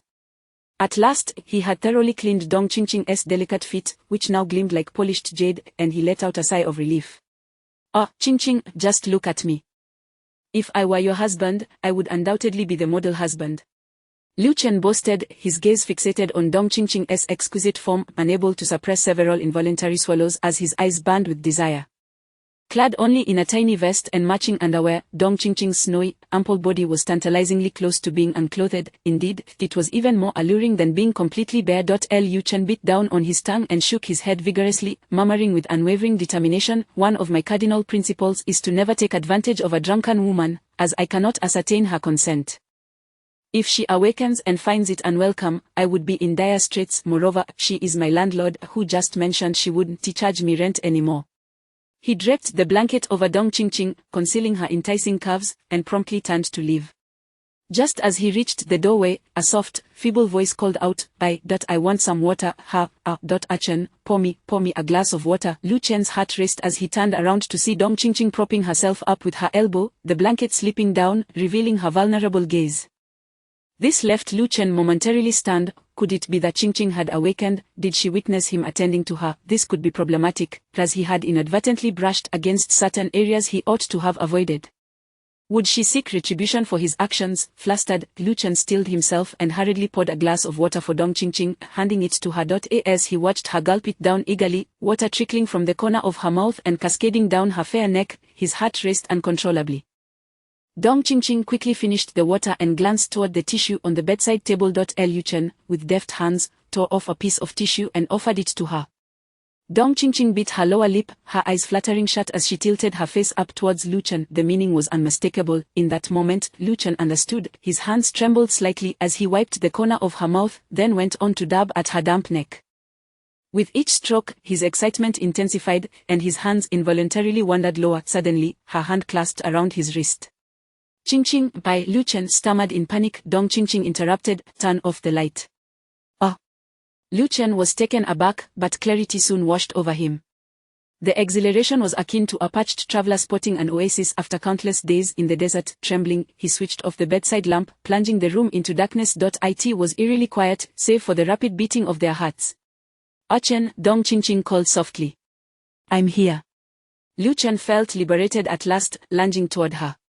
A high-pitched squeal escaped her lips as he enveloped her soft, ample form in his embrace, the two peaks pressing against his chest. "Qingqing, did you wake up while I was tending to you?" "Ma'am." "Qingqing, your body is so soft everywhere." "It's rather delightful." "Shoo, don't speak." "All right, then the conversation faltered into silence. In the darkness, the sounds of clothing being removed filled the air, accompanied by hurried breaths and soft kisses. Then came a low, plaintive cry from Dong Qingqing, clearly indicating her pleasure. Before long, a figure tumbled from the bed with a thud, crashing onto the floor with a resounding noise. Following that, Lu Chen's pained exclamation pierced the silence. "Qingqing, what are you doing? Why did you push me off?" Dong Qingqing's breathy voice followed. "Ah Chen, I'm sorry, I still can't adjust. I am, after all, still someone else's wife, not divorced yet. You should go back to sleep." Lu Chen felt a wave of frustration wash over him. "But I was already in this," Dong Qingqing retorted. "Well, now you're out, aren't you? This is, you pushed me." Lu Chen's voice was nearly a wail at having never encountered such a bizarre situation or such an extraordinary woman in all his life. Dong Qingqing's tone grew cold. "Yes, I pushed you out because I suddenly changed my mind. Ah Chen, I'll say it once more, out." In an instant, she reverted to her icy demeanor. Lu Chen could have insisted, easily overpowering her, but he hesitated, turning on his heel and trudging out, slamming the door behind him. Upon glancing down, he realized, to his dismay, that he was not even wearing his underwear. He turned back to the door, knocking. Hey, my clothes are still inside." Dong Qingqing informed him that she would return them the following day, as she wished to get some sleep. Lu Chen responded by gesturing rudely at the door before retreating to his own room. In Dong Qingqing's bedroom, she suddenly began to weep, clutching her pillow tightly as she beat down on its corner in frustration. Ultimately, she could no longer contain herself and let out a desperate scream. In the adjacent room, Lu Chen, already lying in bed, heard her piercing cry and instinctively shouted back. "What the hell? You can scream, but I can't." The neighboring couple was jolted from their slumber, murmuring to each other, "Is that really Dong Qingqing next door, screaming so loudly? Didn't she separate from her husband? Did you hear that man? He is shouting just as loudly. He can't be her husband. I had a feeling this would happen. When a man and a woman alone together were bound to get involved. With all that excitement, it must be her first time. It is quite a rare occurrence given how long they've lived together." In short, neither party had a restful night. The following day, Dong Qingqing emerged quietly, carrying Lu Chen's clothes and his underwear. As she stepped out, she heard the clattering sounds from the kitchen and caught the aroma of stir-fried mushrooms with pork and fish-flavored shredded pork. She felt a wave of emotion. Both dishes were among her favorites. Typically, such meals were reserved for lunch rather than breakfast. Lu Chen, having prepared them for her to take to the hospital for lunch, had grown accustomed to rising early to make bentos for her, as the hospital food lacked nutrition and flavor. Silently, Dong Qingqing returned Lu Chen's clothes to his room before heading to the kitchen doorway, where she observed him and softly said, "Ah Chen, I'm sorry about last night." Lu Chen grunted in response, his face marked with lingering lines of anger. Filled with remorse, Dong Qingqing stepped closer and expressed, "You've been so kind to me. After how I treated you last night, you still woke up early to prepare meals." Recalling the events of the previous night ignited a fiery anger in Lu Chen. He couldn't help but exclaim, "You pushed me out after I was already inside." His words were not just filled with anger but also a profound sense of grievance. Dong Qingqing, hearing this, grew irritated and walked over to pinch his side sharply, causing him to yelp in pain. She scolded, "Mind your language. I may be at fault, but you must refrain from using foul words." How about you make it so I don't go in? Do you understand what it's like for a man? It's torture. Lu Chen lamented, his face twisted in frustration. Am I not allowed to vent my feelings? With a sigh, Dong Qingqing suddenly wrapped her arms around Lu Chen from behind, pressing her face against his back. In a soft voice, she said, enough, please allow me some time to adjust, understand my internal struggle. I know you are hurting. If there's a next time, I promise it won't be like this again. Hearing her words brought a flicker of hope to Lu Chen's heart. Perhaps there was still a chance for intimacy in the future. However, his tone remained firm. Next time, I'll just tie you up to make sure you can't push me away. Dong Qingqing chuckled, amused yet willing to soften her stance for Lu Chen's sake, nodding gently, all right, I'll consider it. Finally, Lu Chen could no longer contain his laughter, the pent-up frustration from the previous night dissipating significantly.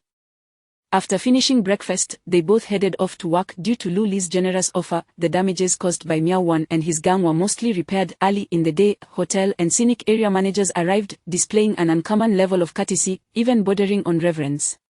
They promptly signed contracts for a year to 3 years for snack supplies, generously paying the deposit upfront. Under normal circumstances, these managers would be wary of dealing with a large boss like Lu Li, requiring careful attention and even meals or kickbacks to secure their business.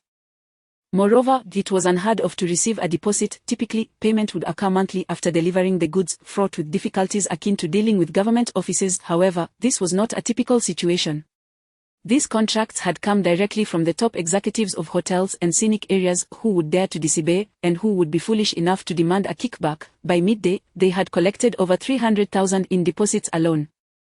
Lu Chen and Lu Li exchanged smiles, both envisioning a promising future. Yet, a dilemma arose. If they were to expand, the neighboring stores were thriving and unlikely to vacate. Finding a larger premises seemed necessary, but the current location was ideal. Relocating elsewhere would be a challenge. Rubbing his scalp, Lu Chen sought a solution. As he surveyed the area outside the store, his eyes suddenly brightened at the sight of the second floor, which was rented out as a storage space. Perhaps they could negotiate for some of that space. The entire second floor was essentially a warehouse. They only needed an area equivalent to their existing store. Connecting the 2 floors with stairs and minimal renovations wouldn't cost much. At most, 20,000 would suffice to make it quite appealing. Chapter 56 Transfer. In this manner, dedicating the second floor as a leisure area and the first floor as a snack shop would be utterly perfect. He conveyed this idea to Lu Li, who wholeheartedly agreed and resolved to speak with the supermarket owner about it.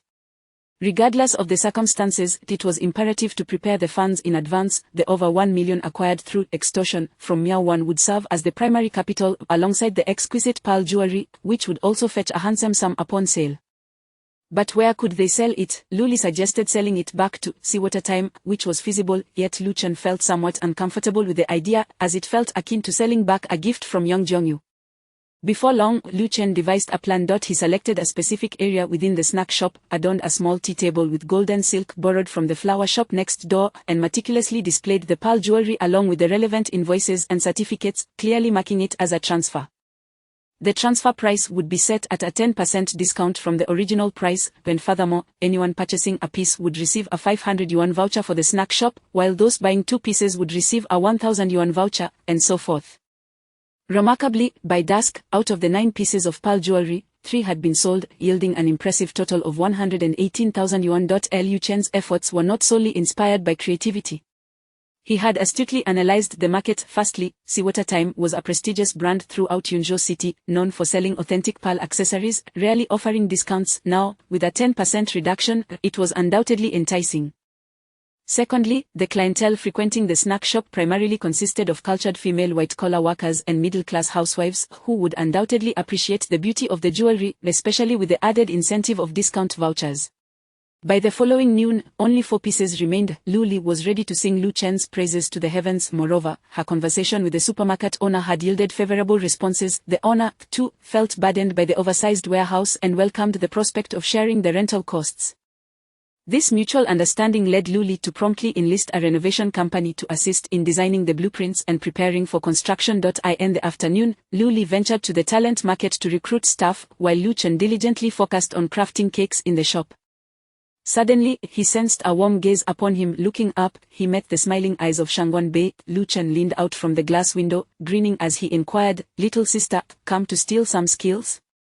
Shangguan Bei pouted, "Master Chef, I'm not a child anymore. I am 21, you know. Lu Chen, feigning seriousness, posed the question, how many months until then? Shangwan Bei immediately deflated, all right, in less than 8 months. You are truly adorable. Lu Chen couldn't resist reaching out, playfully marking 3 smudges of cream on each of her cheeks, transforming her face into that of a small cat. Shangwan Bei cried out in indignation, Aunt Qin, Brother Zhong, someone is bullying me. Aunt Qin, the elderly woman who had accompanied Shangwan Wan to the barbecue stall that night, and Brother Zhong, along with 3 bodyguards, who were stationed at the entrance. Upon hearing her exclamation, they swiftly turned around, laughter breaking out at the sight. Aunt Qin remarked, Miss, this is beyond our jurisdiction. Brother Zhong added, indeed, how can we intervene? Shangwan Bei huffed, glaring at Lu Chen, had I known you would bully me, I wouldn't have purchased your pearl jewelry. I was merely trying to be nice. Lu Chen was taken aback, oh, you bought them all. Glancing over, he realized the tea table draped in golden silk was indeed empty. Then, he noticed Shangwan Bei holding up a check, grinning as she asked, do you want it? Lu Chen's eyes widened, of course, how could I refuse? You've taken all my pearl jewelry. He snatched the check from her grasp and was instantly dumbfounded to see the amount written was 500,000. He recalled that the remaining jewelry could only fetch around 150,000. Why give me so much? Lu Chen exclaimed, little girl, do you have money to burn? Despite their brief acquaintance, Lu Chen felt an inexplicable fondness for her, the desire to tease her. However, recalling Lao Pang's remarks about Shangwan Bei's intentions of wanting him as her boyfriend brought a chuckle. Regardless, she hadn't explicitly stated it, so he chose to feign ignorance. Shangwan Bei shot him a look, don't call me little girl, I'm 8 months away from being 21, moreover, I have 2 matters to discuss with you. First, regarding the shortcomings of the live dragon liquid you mentioned, I have successfully formulated a new variety and am currently testing it. While the final results remain unknown, it indeed enhances the medicinal effects.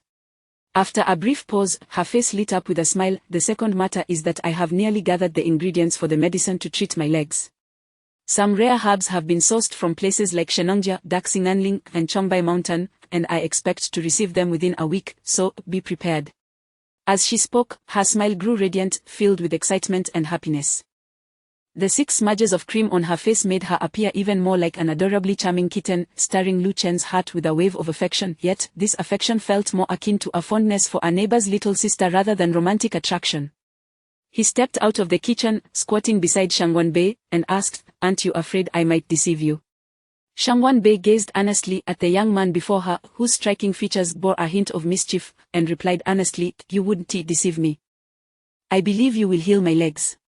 Lu Chen burst into laughter, in light of your trust in me, I shall ensure your recovery, therefore, I understand that the excess from this 500,000 is your reward for me. Very well, I shall accept. The 500,000 minus 150,000 leaves 350,000. In truth, whether Lu Chen provided the improved formula for the live dragon liquid or cured Shangwan Bei's legs, the value far exceeded that sum. It could be said that Shangwan Bei would willingly pay 5 million for the enhanced formula, and her family would gladly invest the same amount to restore her legs. However, Lu Chen refrained from inquiring about any further compensation beyond that 350,000. There was no need to ask, he was certain that Shangwan Bei would ensure he was well compensated. After all, how could a wealthy and beautiful girl who wished for him to be her boyfriend possibly shortchange him?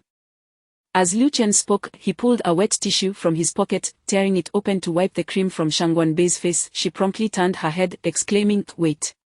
Then, she pulled out a Xiaomi 3 phone, holding it at arm's length while positioning her chin to strike a charming pose. With a click, she captured a photograph, then, she beckoned Lu Chen to join her side. Lu Chen scratched his head, a sheepish smile appearing as he approached her, squatting down to align their faces as she instructed. The closeness resembled 2 egg yolks nestled together. As Lu Chen felt the warmth of Shangwan Bei's delicate face, he found himself drawn in, warmth creeping onto his own cheeks. Then, with another click, the phone screen displayed a lively photograph. Their heads nestled together looked vivid and harmonious, appearing quite compatible. Shangwan Bei immediately waved for Aunt Qin to come over, eagerly showing her the photo while blushingly asking, Aunt Qin, don't we look like a couple? Aunt Qin scrutinized the picture, then gazed closely at Shangwan Bei, and finally at Lu Chen, before slapping her thigh in astonishment. Oh my goodness, you two resemble a couple indeed, it's striking. Instantly, Lu Chen felt his cheeks flash crimson. Though he was accustomed to the company of numerous women, being playfully teased by a young girl left him feeling bashful, and he could only chuckle awkwardly. As he wiped away the cream from her face, Shangwan Bei raised her chin slightly, allowing him to clean her up. The scene was nothing short of heartwarming. While Lu Chen attended to her, Shangwan Bei murmured, I must upload this to my Weibo and create a poll asking if we look like a couple, somewhat like a couple, or just generally like a couple. Just as Lu Chen found the situation both amusing and perplexing, a faint, enchanting fragrance wafted into his nostrils. The aroma was utterly exquisite, evoking a stirring sensation within him, awakening primal instincts buried deep within, leaving him almost dizzy. In the past, such a fragrance would have undoubtedly left Lu Chen lightheaded, for who but an extraordinary beauty could exude such an intoxicating scent? However, Lu Chen was different now. Upon inhaling the fragrance, he entered a state of dreamy distraction for the first few seconds, but soon, an innate energy within him surged forth, swiftly dispelling the hypnotic effects of the scent. As before, this energy manifested in his mind like a memory. Soul-entrancing rosemary, he identified it, a captivating drug that emanates from body heat, possessing remarkable penetrative power, capable of rendering an unguarded individual nearly unconscious, thus allowing the user to exert control. This was the effect brought about by the divine medical energy. Lu Chen exhaled softly, noticing that both Aunt Chin and Shangwan Bei wore a dreamy smile, appearing even more dazed than he had moments earlier. Meanwhile, the surrounding staff and bodyguards at the entrance exhibited signs of dizzy fascination. Fixated on the entrance where a strikingly voluptuous woman had just entered, the woman donned a pale purple chiffon slip dress that clung to her figure, accentuating her curves to perfection. Any looser, and it would fail to showcase her alluring silhouette; than any tighter, it would constrain her form, emphasizing sensuality over beauty. Crafted with the utmost precision by a master tailor, the dress highlighted her body's devilish allure while hinting at an angelic purity. Her exquisitely delicate face resembled a work of art, complemented by a pair of oversized tinted sunglasses, rendering her breathtakingly beautiful. Lu Chen found himself speechless, captivated by the harmonious blend of beauty and sensuality, a true marvel of the human form. A thought suddenly crossed his mind: why were there so many stunning women in Yunzhou City? The woman effortlessly commanded attention, ensnaring the hearts of all, regardless of age or gender. She possessed an undeniable allure, reminiscent of the enchanting seductions found in martial arts novels. Chapter 57 Vigilance. However, she appeared utterly unconcerned, fixated instead on the exquisite pastries and cakes displayed elegantly on the shelves. Her slender, delicate fingers glided gently over the merchandise, occasionally lifting a box of treats to inspect. In that moment, it seemed as if she alone was at ease, while everyone else moved sluggishly, almost in a daze. Even Shangwan Bei couldn't help but murmur, "This sister is truly stunning." Meanwhile, Lu Chen, after the initial moment of enchantment, felt a surge of alertness. This heightened awareness seemed to stem from an enigmatic energy, one that had first manifested before the inexplicable assault at the grilled fish stall. It always carried a warning, able to foresee danger. This energy, akin to the divine medical prowess, continuously pierced through the mesmerizing charm of the enchanting lady and the disorienting effects of the rosemary scent. Lu Chen realized that this woman was no ordinary customer. Although she appeared to be just that, she was undoubtedly far more complex. He silently braced himself. Unbeknownst to him, the lady had already approached the shelf beside him, picking up a box of pearl tarts and cheerfully saying to herself, "This tart looks delightful. Clerk, please pack me 3 boxes." As she spoke, she turned her head slightly, playfully lowering it just enough to press down the bridge of her sunglasses with a finger, revealing the most exquisite pair of bright eyes. She glanced around, her gaze landing successively on Lu Chen, Shangwan Bei, Qin Mo, and others. Upon meeting her gaze, Lu Chen felt as if he were ensnared by the softness and vibrancy of her eyes, which radiated an enchanting springtime warmth, drawing him into a profound sense of entrapment. It was an inescapable sensation, rendering his body powerless. A dazed clerk wandered over, saying, "Miss, you want those 3 boxes, right? I'll pack them for you." "Absolutely," the lady replied lightly, then casually removed her sunglasses, seemingly nonchalant as she flicked them. In that instant, a slender, transparent object, resembling a miniature syringe needle, shot out from her glasses, grazing the clerk's shoulder before hurtling toward Shangwan Bei. It was extraordinarily swift, so fast that anyone without prior caution would hardly have noticed, let alone the clerk's body acting as a shield. Yet, Lu Chen perceived it. His vigilance was intact. He swiftly summoned his cast energy, focusing intently on the needle-like object, and uttered a single word: "Freeze." However, the object merely hesitated midair for a mere 5 microseconds before swiftly piercing through the void. Fortunately, having detected the woman's strangeness, Lu Chen surmised she was a formidable opponent, superior to any he had previously encountered. Thus, he understood that the effectiveness of his energy was limited. Consequently, as he issued the command to freeze, Lu Chen seized a hammer left on a nearby table from the repair of the food cabinet and swung it fiercely at the incoming projectile. A faint yet piercing sound resonated, sending chills down Lu Chen's spine. The hand gripping the hammer trembled as if something malevolent might leap from within. The hammerhead collided with the needle, which, propelled by an almost unfathomable force, crashed into one side of the hammerhead. Lu Chen could even feel it whizzing past within the solid iron. The hammer halted midair when Lu Chen beheld the needle piercing through the hammerhead, emerging from the opposite side. However, its momentum had significantly waned. After all, penetrating a hammerhead was no trivial feat. The needle, approximately 7 centimeters long and 2/3 the thickness of an ordinary sewing needle, finally emerged from the other side of the hammerhead, paused momentarily, and then plopped to the ground with a soft thud.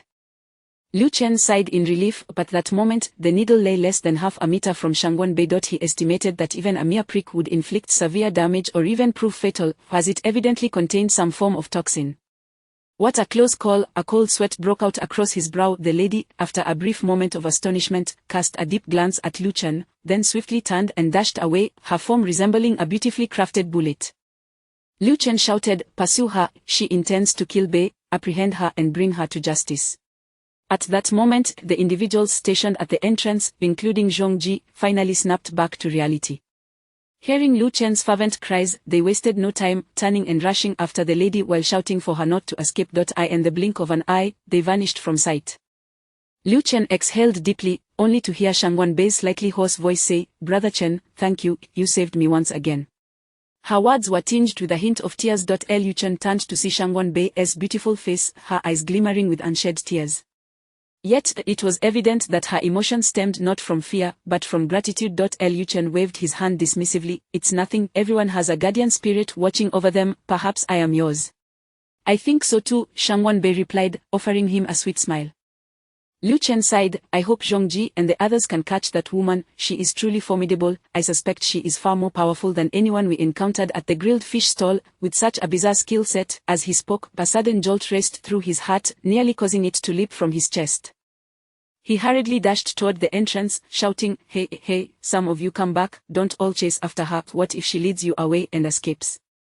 He began to retreat slowly, a wry smile on his face, hands raised in a placating gesture. "Let us all talk this over calmly.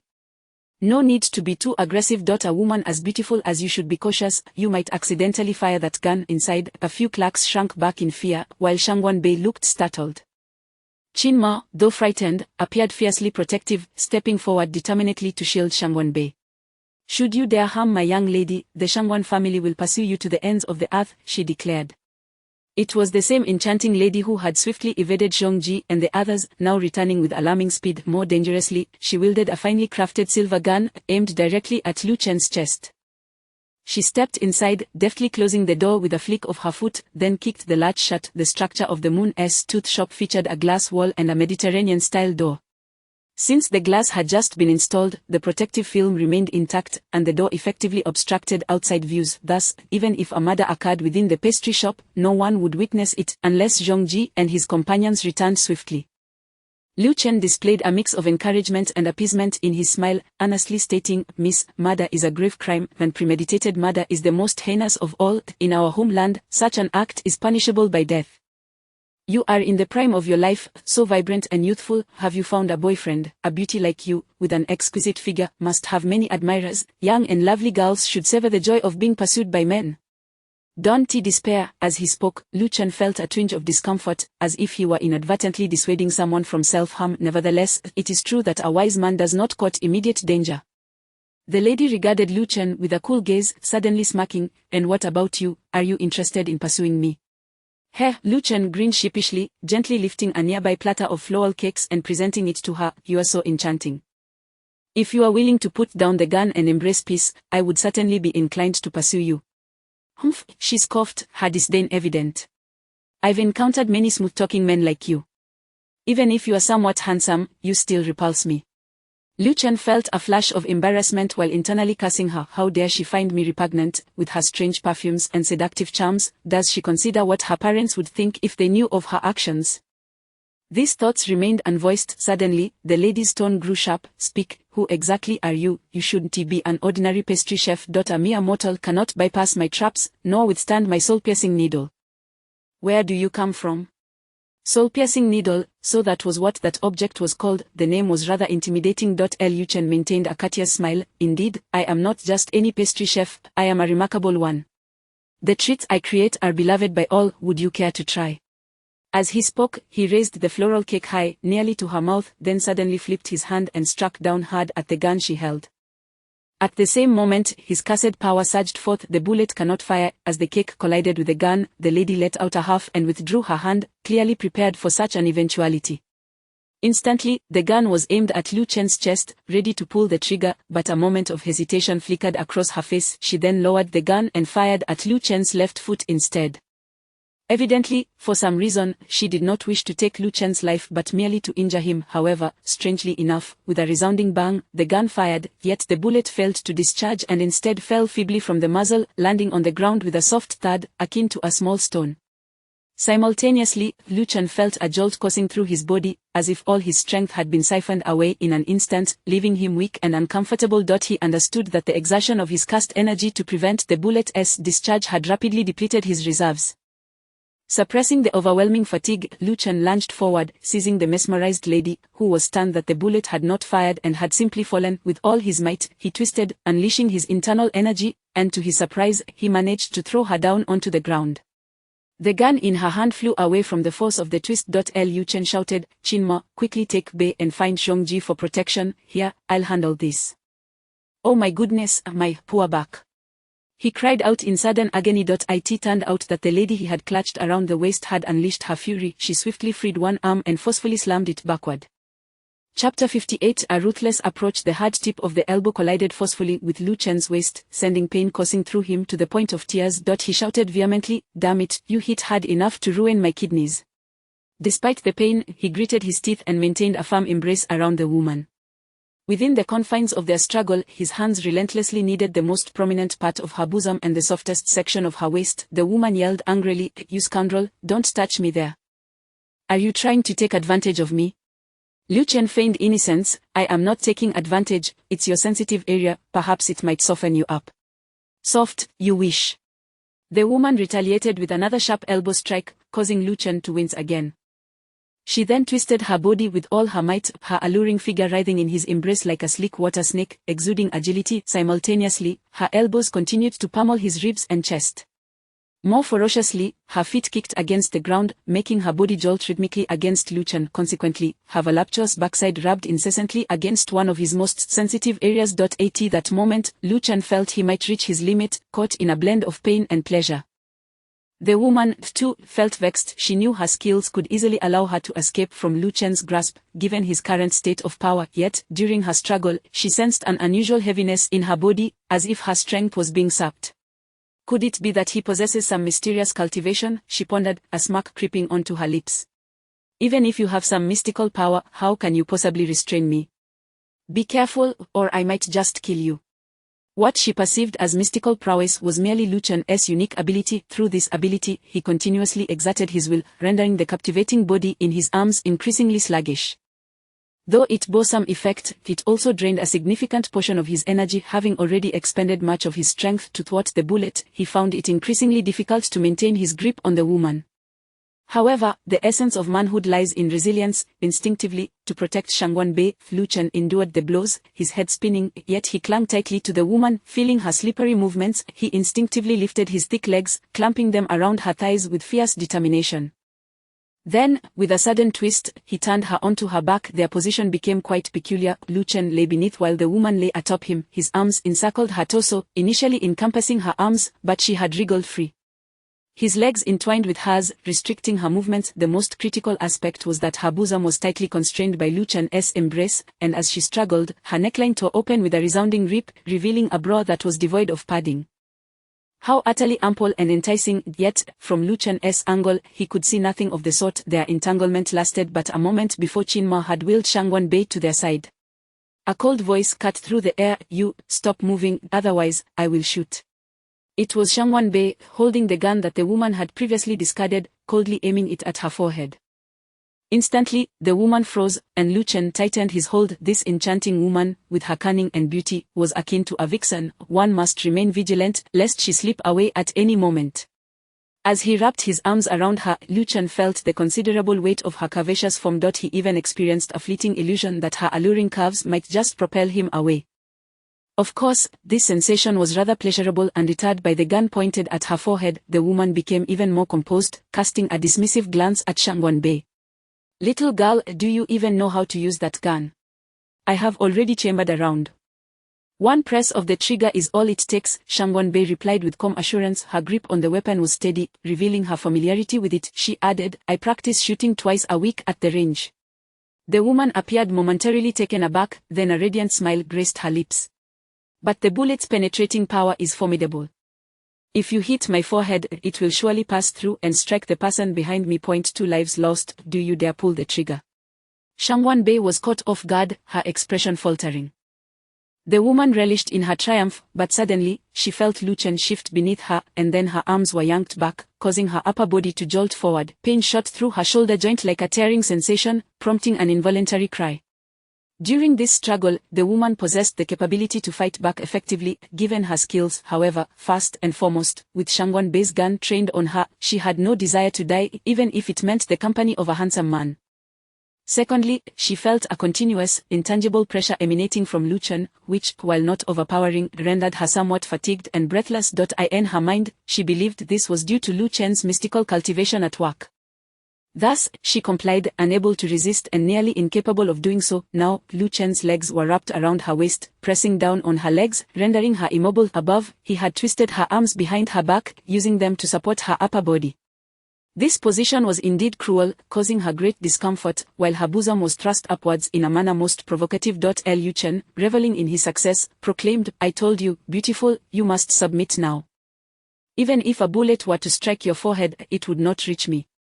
Indeed, he lay on the ground while she was forced to arch her back. Should a bullet penetrate her skull, it would only graze above Lu Chen's eyes. The woman smiled wryly, her chest rising and falling, and through gritted teeth, she replied, "You are quite ruthless. Now tell me your name, how you came to know I was here, and your purpose in wanting to kill me." Shangguan demanded through clenched teeth. The woman shot her a sidelong glance. Despite being restrained and aimed at, she maintained an irresistible charm that no man could resist. She replied coolly, "My name is Yuan, blue as the sky." "What a lovely name, quite imaginative," Lu Chen interjected, suddenly impressed. Yuan couldn't help but smile, continuing, "I came here primarily to meet this foul brat holding me down, but upon encountering you, I felt the timing was opportune to eliminate you. As for where I came from and why I intend to kill you, well, I have no intention of divulging that." With that, a mocking smile danced on her lips. Shangguan sensed that Yuan hardly believed she would follow through with her threat. Frustration gnawed at Shangguan. Despite her talents in biomedical science, allowing her to create valuable living liquid, and her proficiency with firearms, she was ill-equipped to deal with villains. Just then, Qin Mo spoke up, pointing at Yuan as if her finger were a gun. With a fierce demeanor, she demanded, "Tell me, what is your connection to the assailants who attacked us at the barbecue stand 3 nights ago, and those thugs who were killed the night before last?" The guards claimed it was several women in black with ghost masks. "Are you one of them? Speak." Upon hearing Qin Mo's words, Lu Chen was taken aback. What? The assailants they had captured that night had all been killed. Clearly, whoever eliminated them was not serving justice but rather silencing witnesses. The ruthlessness of this situation sent a chill down Lu Chen's spine. If this beautiful woman was indeed involved, she was truly formidable. Facing Qin Mo's accusations, Yuan replied nonchalantly, "What ghost masks? I am unfamiliar with such things. You seem to be the one wearing a ghost mask. Do you remember wrong mama from My Fair Princess? You are even uglier than she is. You." Qin Mo, known for her fiery temperament, trembled with rage at Yuan's insult, immediately rolling up her sleeves and delivering 2 resounding slaps. Lu Chen could hardly believe his eyes, feeling the tremors from where he lay. The force of those slaps was astonishing. Instantly, 2 distinct red welts appeared on Yuan's delicate cheeks, swollen and painful. The corner of her luscious lips split open, blood seeping forth. The power behind those slaps was immense. Shangguan stared, aghast, and immediately protested, "Qin Mo, don't hit her so hard. Perhaps this sister has her own untold hardships." The kind-hearted Shangguan could hardly bear to look. Meanwhile, Lu Chen added, "Qin Mo, Xiaobei is right. She's so beautiful, and now you've marred her looks." Although he couldn't see the extent of Yu Manglon's injuries from his position, the force of the blows was certainly damaging. With a glint of malice in her eyes, Yu Manglon glared at Qin Ma. "You old hag, you have some nerve. One day, I will make you pay. I will bind you and strike your face 100 times with a wooden plank until your children fail to recognize you. Facing your demise, you still dare to be arrogant." Qin Ma retorted furiously, then snatched the gun from Shangwan Bei's hands, pressing the barrel forcefully against Yu Manglon's forehead. It was not merely a press but a jab, leaving a mark of blood on the woman's fair skin. Fuming, Qin Ma declared, "You foul girl, you should have kept your mouth shut. The night my dear son was beaten so badly, do you think raising a son is easy for me?" Lu Chen suddenly understood, feeling a pang of sympathy for the plight of parents. Qin Ma's son was likely one of the guards watching over those thugs, and now that they had been silenced, it was probable that he had suffered greatly as well. Shangwan Bei chimed in, "Qin Ma, Lengwo's shoulder was merely scratched by their nails, leaving a few bloodstains. It's hardly serious." Lu Chen found himself at a loss for words. "Miss, those scratches are quite deep. What if they become infected? What if he ends up with a scar? He hasn't found a wife yet, and if a future girlfriend sees the scar on his shoulder, she might think he's fierce and avoid him. As a mother, I have to consider so many things. You'll understand once you become a mother." Chapter 59. A murder. And silencing Qin Ma slightly turned her head, muttering under her breath, before returning to her fierce demeanor and asserting, "You wretched girl, tell me who you are, who sent you, and why you sought to kill our young lady. How dare you attempt to silence us? If you had arrived just a tad later, my son would have compelled those ruffians to spill their secrets." As she spoke, a sense of pride mingled with her ferocity. "You must have seen it for yourself. The unfortunate souls you silenced had their bones shattered beyond recognition. It's a wonder they endured as long as they did, but no amount of endurance could shield them from my son's torturous methods.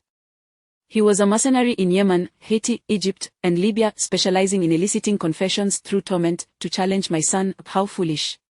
If it weren't for your untimely arrival, they would have confessed. Speak quickly, or else I shall employ my own methods of torture.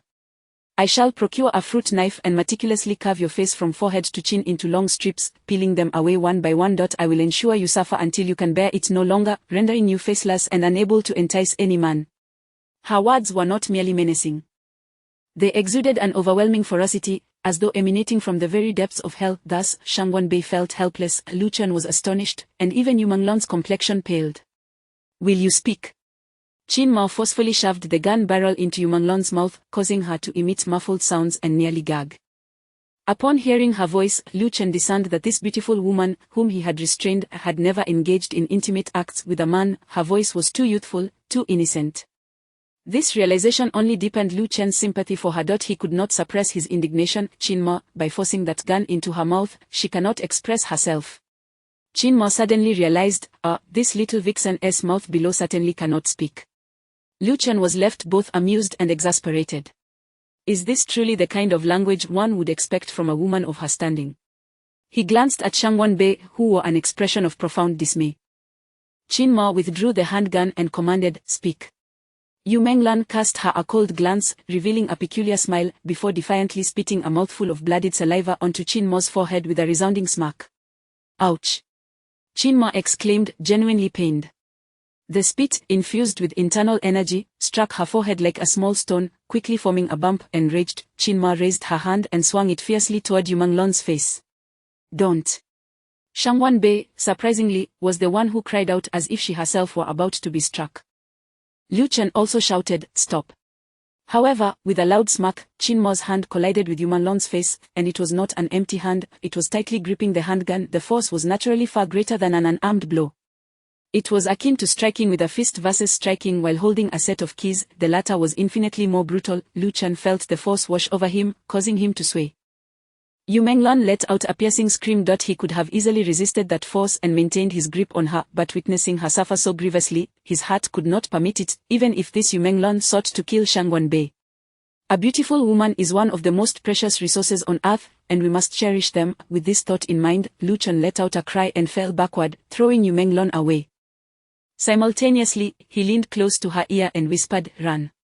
Qin Ma shrieked, "Capture her," and promptly aimed her handgun at Yu Manglon. To Lu Chen's astonishment, Qin Ma could indeed fire a gun, and she did. Bang! But Yu Menglan reacted swiftly. She leapt into the air, shielding her head with her arms, and lunged toward the floor-to-ceiling window like a cannonball. Lu Chen watched, momentarily stunned, instinctively wanting to shout, "Wait, that window is very thick. You'll knock yourself out. Why would you crash into that when there's a door right beside you?" Before he could complete his thought, there was a thunderous crash. The sound of shattering glass followed, as the newly installed window was breached, creating a large hole filled with jagged shards.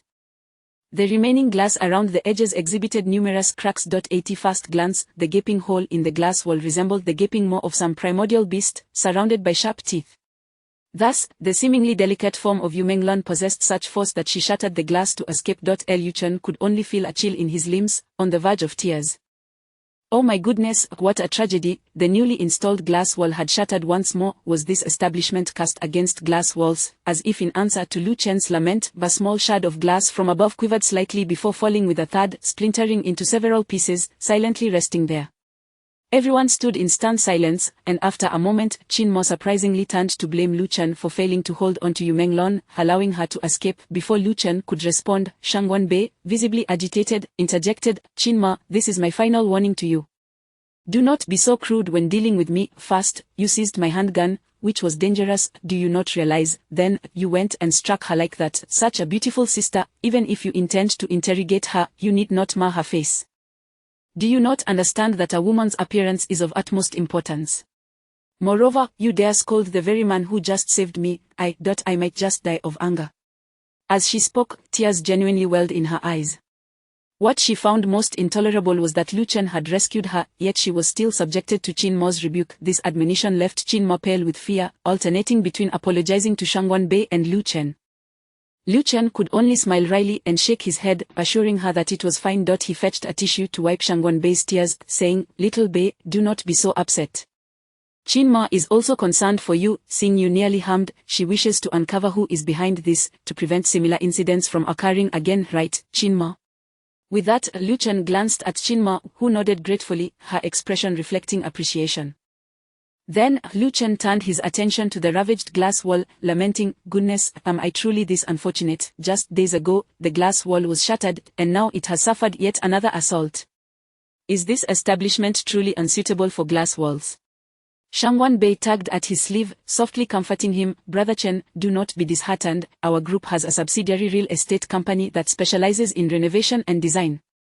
I shall summon them to install a new glass wall for you, one with layers, suitable for keeping fish, and it will be quite beautiful, won't it?"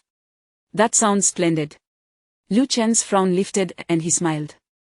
At that moment, Zhongji and his group returned, taken aback by the chaotic scene before them. "What in the world?" Zhongji exclaimed, bewildered. Qin Mo's temper flared anew as she marched over, pointing an accusatory finger at Zhongji. "Where have you all been?" "Off enjoying afternoon tea, I presume. Do you realize how perilous it was for the young lady just now? That vixen returned with a handgun and nearly took her life. Thankfully, Mr.Lu was present. Otherwise, humph. You lot are useless. I shall have Pang Bei dismiss you. Truly appalling. Were you not supposed to pursue that vixen? How could she return, and after such an extensive pursuit?" Spittle flew from her mouth as she berated Zhongji, who, along with the other bodyguards, remained meek, not daring to retort or display anger, their faces awash with panic. While Qin Mo scolded Zhongji, Lu Chen leaned in to quietly ask Shang Wenbei, "Little Bei, does Qin Mo hold a significant position in your family? She is quite fierce, really, more fearsome than a matron." Shang Wenbei, with a troubled expression, replied in a low voice, "Qin Mo has served the Shangwan family since my grandmother's generation. She is essentially a matriarch, having dedicated herself faithfully and even saved her master's life, granting her considerable standing within the family. Even collateral branches treat her with utmost respect. Particularly, Qin Ma boasts a commendable son named Lengguo, who has served as a mercenary in various regions such as Africa, East Asia, and West Asia, and upon his return to China, remained loyal to the Shangwan family. He possesses formidable strength, commanding respect even from Pang Bei. In terms of rank, he is only one level below, serving as the deputy head of the Falcon Group Security Department and also as the captain of the Shangwan family's bodyguard team. He ranks among the top 10 martial artists in Yunzhou City. As Lu Chen pondered this, he recalled the bold mercenary from the Gold Coast. He too was a skilled fighter. He wondered where he might rank among the martial artists in Yunzhou City. According to Dongzi, a subordinate of Ling Zaij from Hongqing Hall, the bald mercenary was ranked in the top 20. However, Lu Chen had not had the specifics. Returning to the topic, Qin Mo's esteemed position within the Shangguan family, coupled with her commendable son, undoubtedly emboldened her demeanor. Of course, her audacity was rooted in loyalty and did not stem from personal ambition. At last, having finished her tirade, Qin Mo panted heavily. Meanwhile, Zhong Ji, wiping his face of spit, respectfully recounted what had transpired on their end.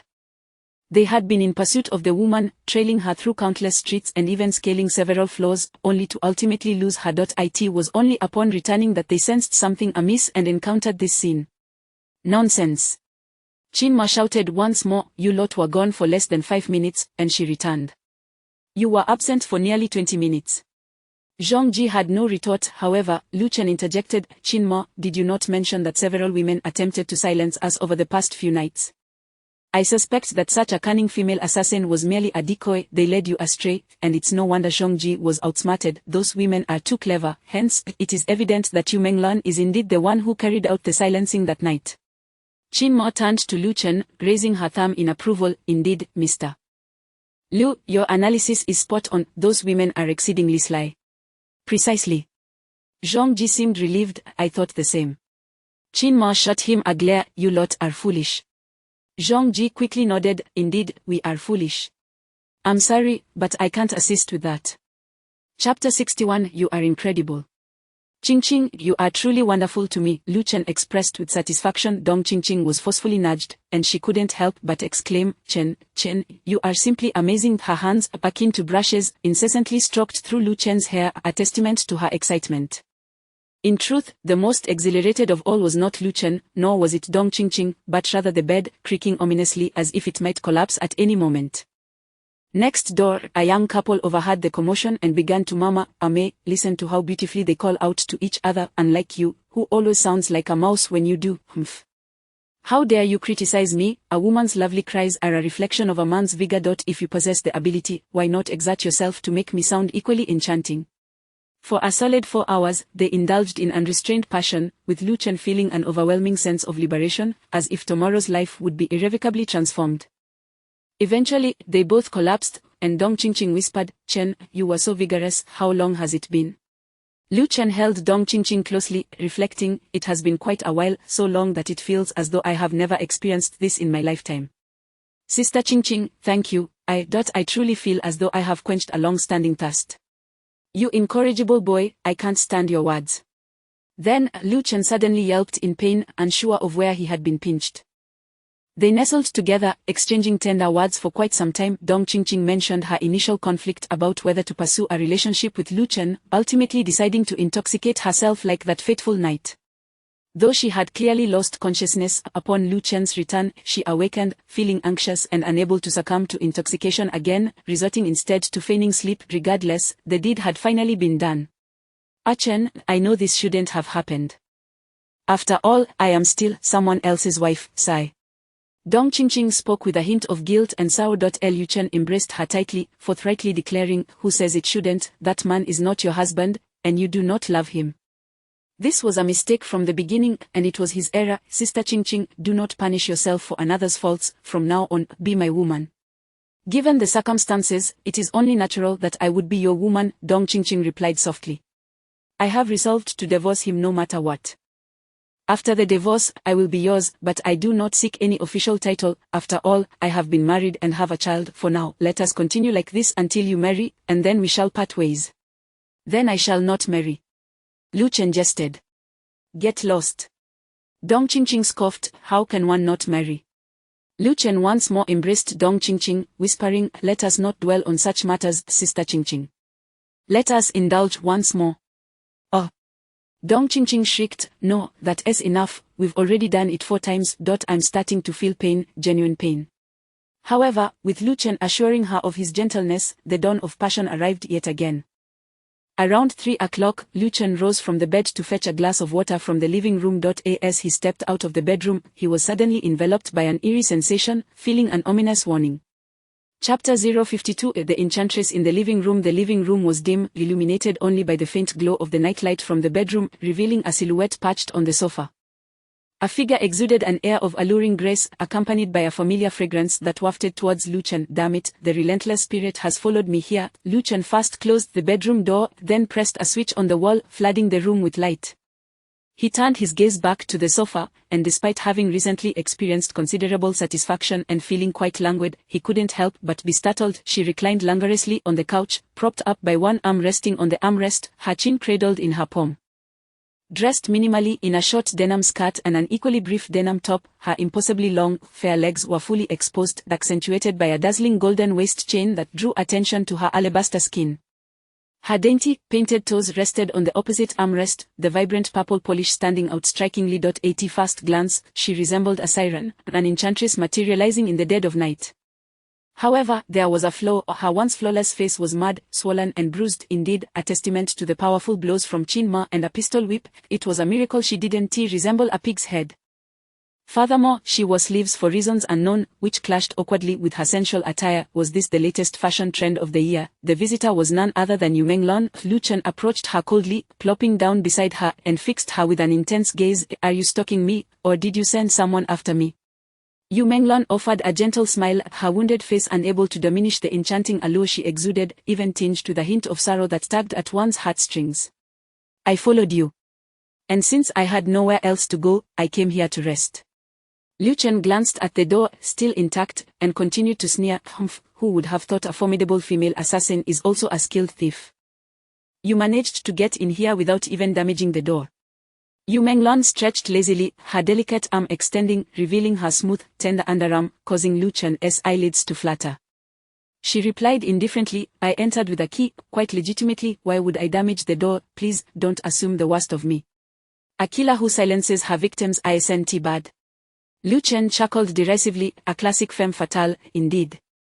I showed you kindness by letting you go, and you ended up smashing my glass door.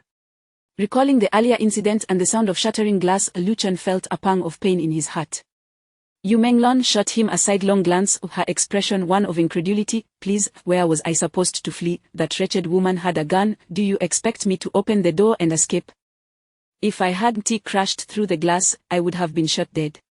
Her tone carried a hint of grievance. Lu Chen reflected on this, feeling a twinge of guilt, as if he had wronged her. But upon further consideration, something felt off. Why should he feel sympathy for someone who had come to stir up trouble? Then Yu Menglon continued, what are you worried about? The Shangguan family is wealthy. Surely they can cover this. Didn't you replace the shattered glass with something even better? Now you have a wall of fish swimming around, like an aquarium. Don't tell me you paid for that. It was Shangguan Bei's doing. Lu Chen paused, realizing she had a point, and lowered his gaze in silence. If I hadn't smashed your glass door, would you have been able to replace it with a new one? With something this exquisite? Yu Menglon became increasingly emboldened, speaking as if she were doing Lu Chen a favor. Growing more animated, she carefully removed her sleeves, extending her slender arms. Look at me, do you think I wanted this? Upon seeing her arms, Lu Chen suddenly understood why she wore sleeves. Her arms were a ghastly sight, swollen and resembling turtle shells, cracked and oozing blood in places. It was truly distressing. Clearly, she had applied ointment, but its effects were lacking. Lu Chen felt a genuine pang of sympathy. The instinct to cherish beauty knows no boundaries, whether friend or foe. As long as she was beautiful, Lu Chen felt compelled to care. He sighed, approached Yu Menglon, and knelt beside her, speaking softly, let me take a look. With that, he gently grasped her arm. Yu Menglon's eyes flickered with weariness. She initially considered pulling away but then smiled slightly, appearing submissive to his touch. Lu Chen closed his eyes, taking a deep breath as he summoned his healing abilities. A rich energy began to coalesce in his palms as he tenderly held her elbows, applying gentle pressure. Why? Yu Menglon gasped in shock. Are you trying to tear my skin off? She thought. Just as she was about to protest, she felt a warm, invigorating energy flow into her arms. Witnessing a miracle, the pain that once plagued her arms faded away, washed away as if by water cleansing dirt. Yu Menglon's enchanting eyes widened as she observed her arms, which, while not entirely restored to their former glory, now bore only faint red marks, completely devoid of their previous horrific appearance. Lu Chen's hands glided down to her delicate hands before withdrawing. Opening his eyes, he surveyed her arms with satisfaction, grinning. At least they're about 90% better, right? Suddenly, he felt lightheaded, his limbs growing weak. Damn it, the energy from the 2 bottles of vitality tonic he had consumed that day had been depleted. Financially, this healing method was quite a loss. Yu Menglun gazed at her arms in delight, twisting them to and fro, then turned to Lu Chen, smirking, "Your skills in the arcane arts are quite impressive, truly miraculous. I've encountered several practitioners, all adept at combat, but none possess your healing prowess." A hint of admiration sparkled in her eyes. Lu Chen chuckled, choosing not to disclose the truth. Yu Menglun then urged, "Since you've gone this far, why not heal my face as well?" She leaned in, presenting her swollen visage. Lu Chen's eyes widened. "Don't push your luck." Yu Menglun, seemingly unfazed by her injuries, replied, "I don't know what pushing my luck means. I only know to deliver a Buddha to the West." Damn it, Lu Chen, without hesitation, raised his middle finger at her. Why? Yu Menglun giggled, "Sorry, I don't have a sister, just a cousin. But if you are interested, I can arrange something." With that, she reached out, grasping his extended middle finger, playfully toying with it. Then, without hesitation, she leaned in, extending her soft, rosy tongue to lick and suck at his finger. This bold move sent a shiver down Lu Chen's spine. My goodness, this woman is utterly enchanting. Finally, Yu Menglun released his hand but kept her face close, saying, "Come on, heal my face. It is far more important than my hands, dear." Chapter 62 Healing Wounds. With no other option, Lu Chen could only muster all his strength and utilize his divine healing abilities to reduce the swelling on the face of this enchanting vixen. As the swelling subsided, her exquisitely beautiful oval face was revealed in its entirety, showcasing an alluring radiance that was simply captivating. Beside her right nostril, the delicate rosy beauty mole added to her charm, appearing both dainty and adorable. When she smiled slightly, her seductive allure was such that it could topple cities. She was breathtakingly beautiful, causing Lu Chen's heart to race uncontrollably. This woman was undoubtedly a reincarnation of a fox spirit, and a 9-tailed one at that.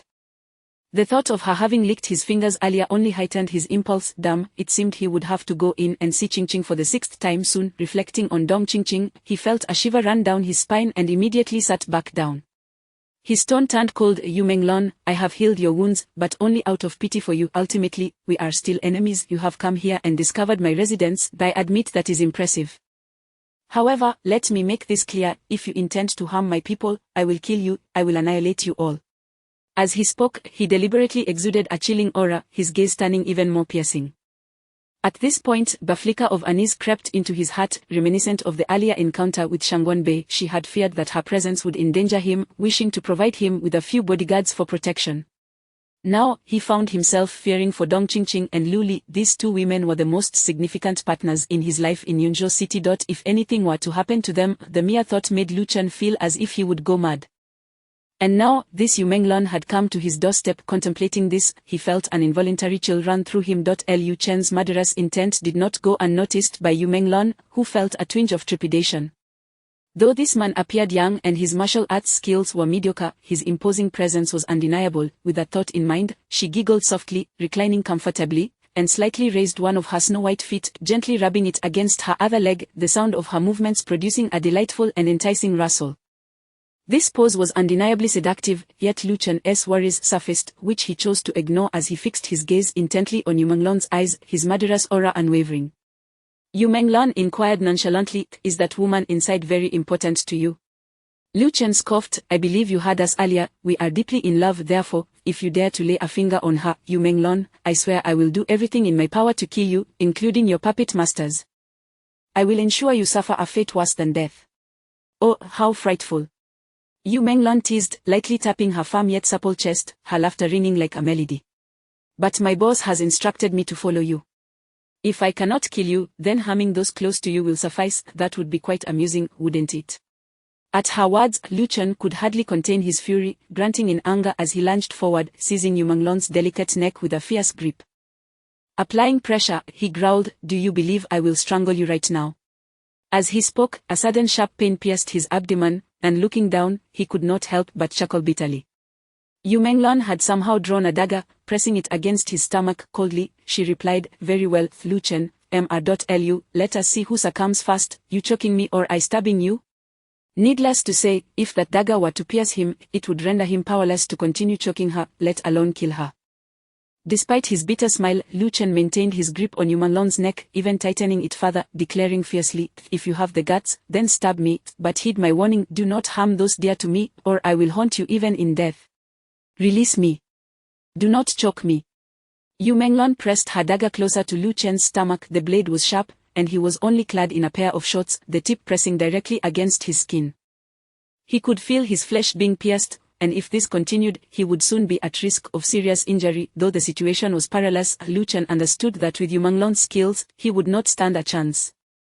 Even with his divine abilities, he had exhausted his energy healing her and could not summon his powers easily. Even if he could, with the dagger pressed against him, any delay would allow her to easily pierce his abdomen.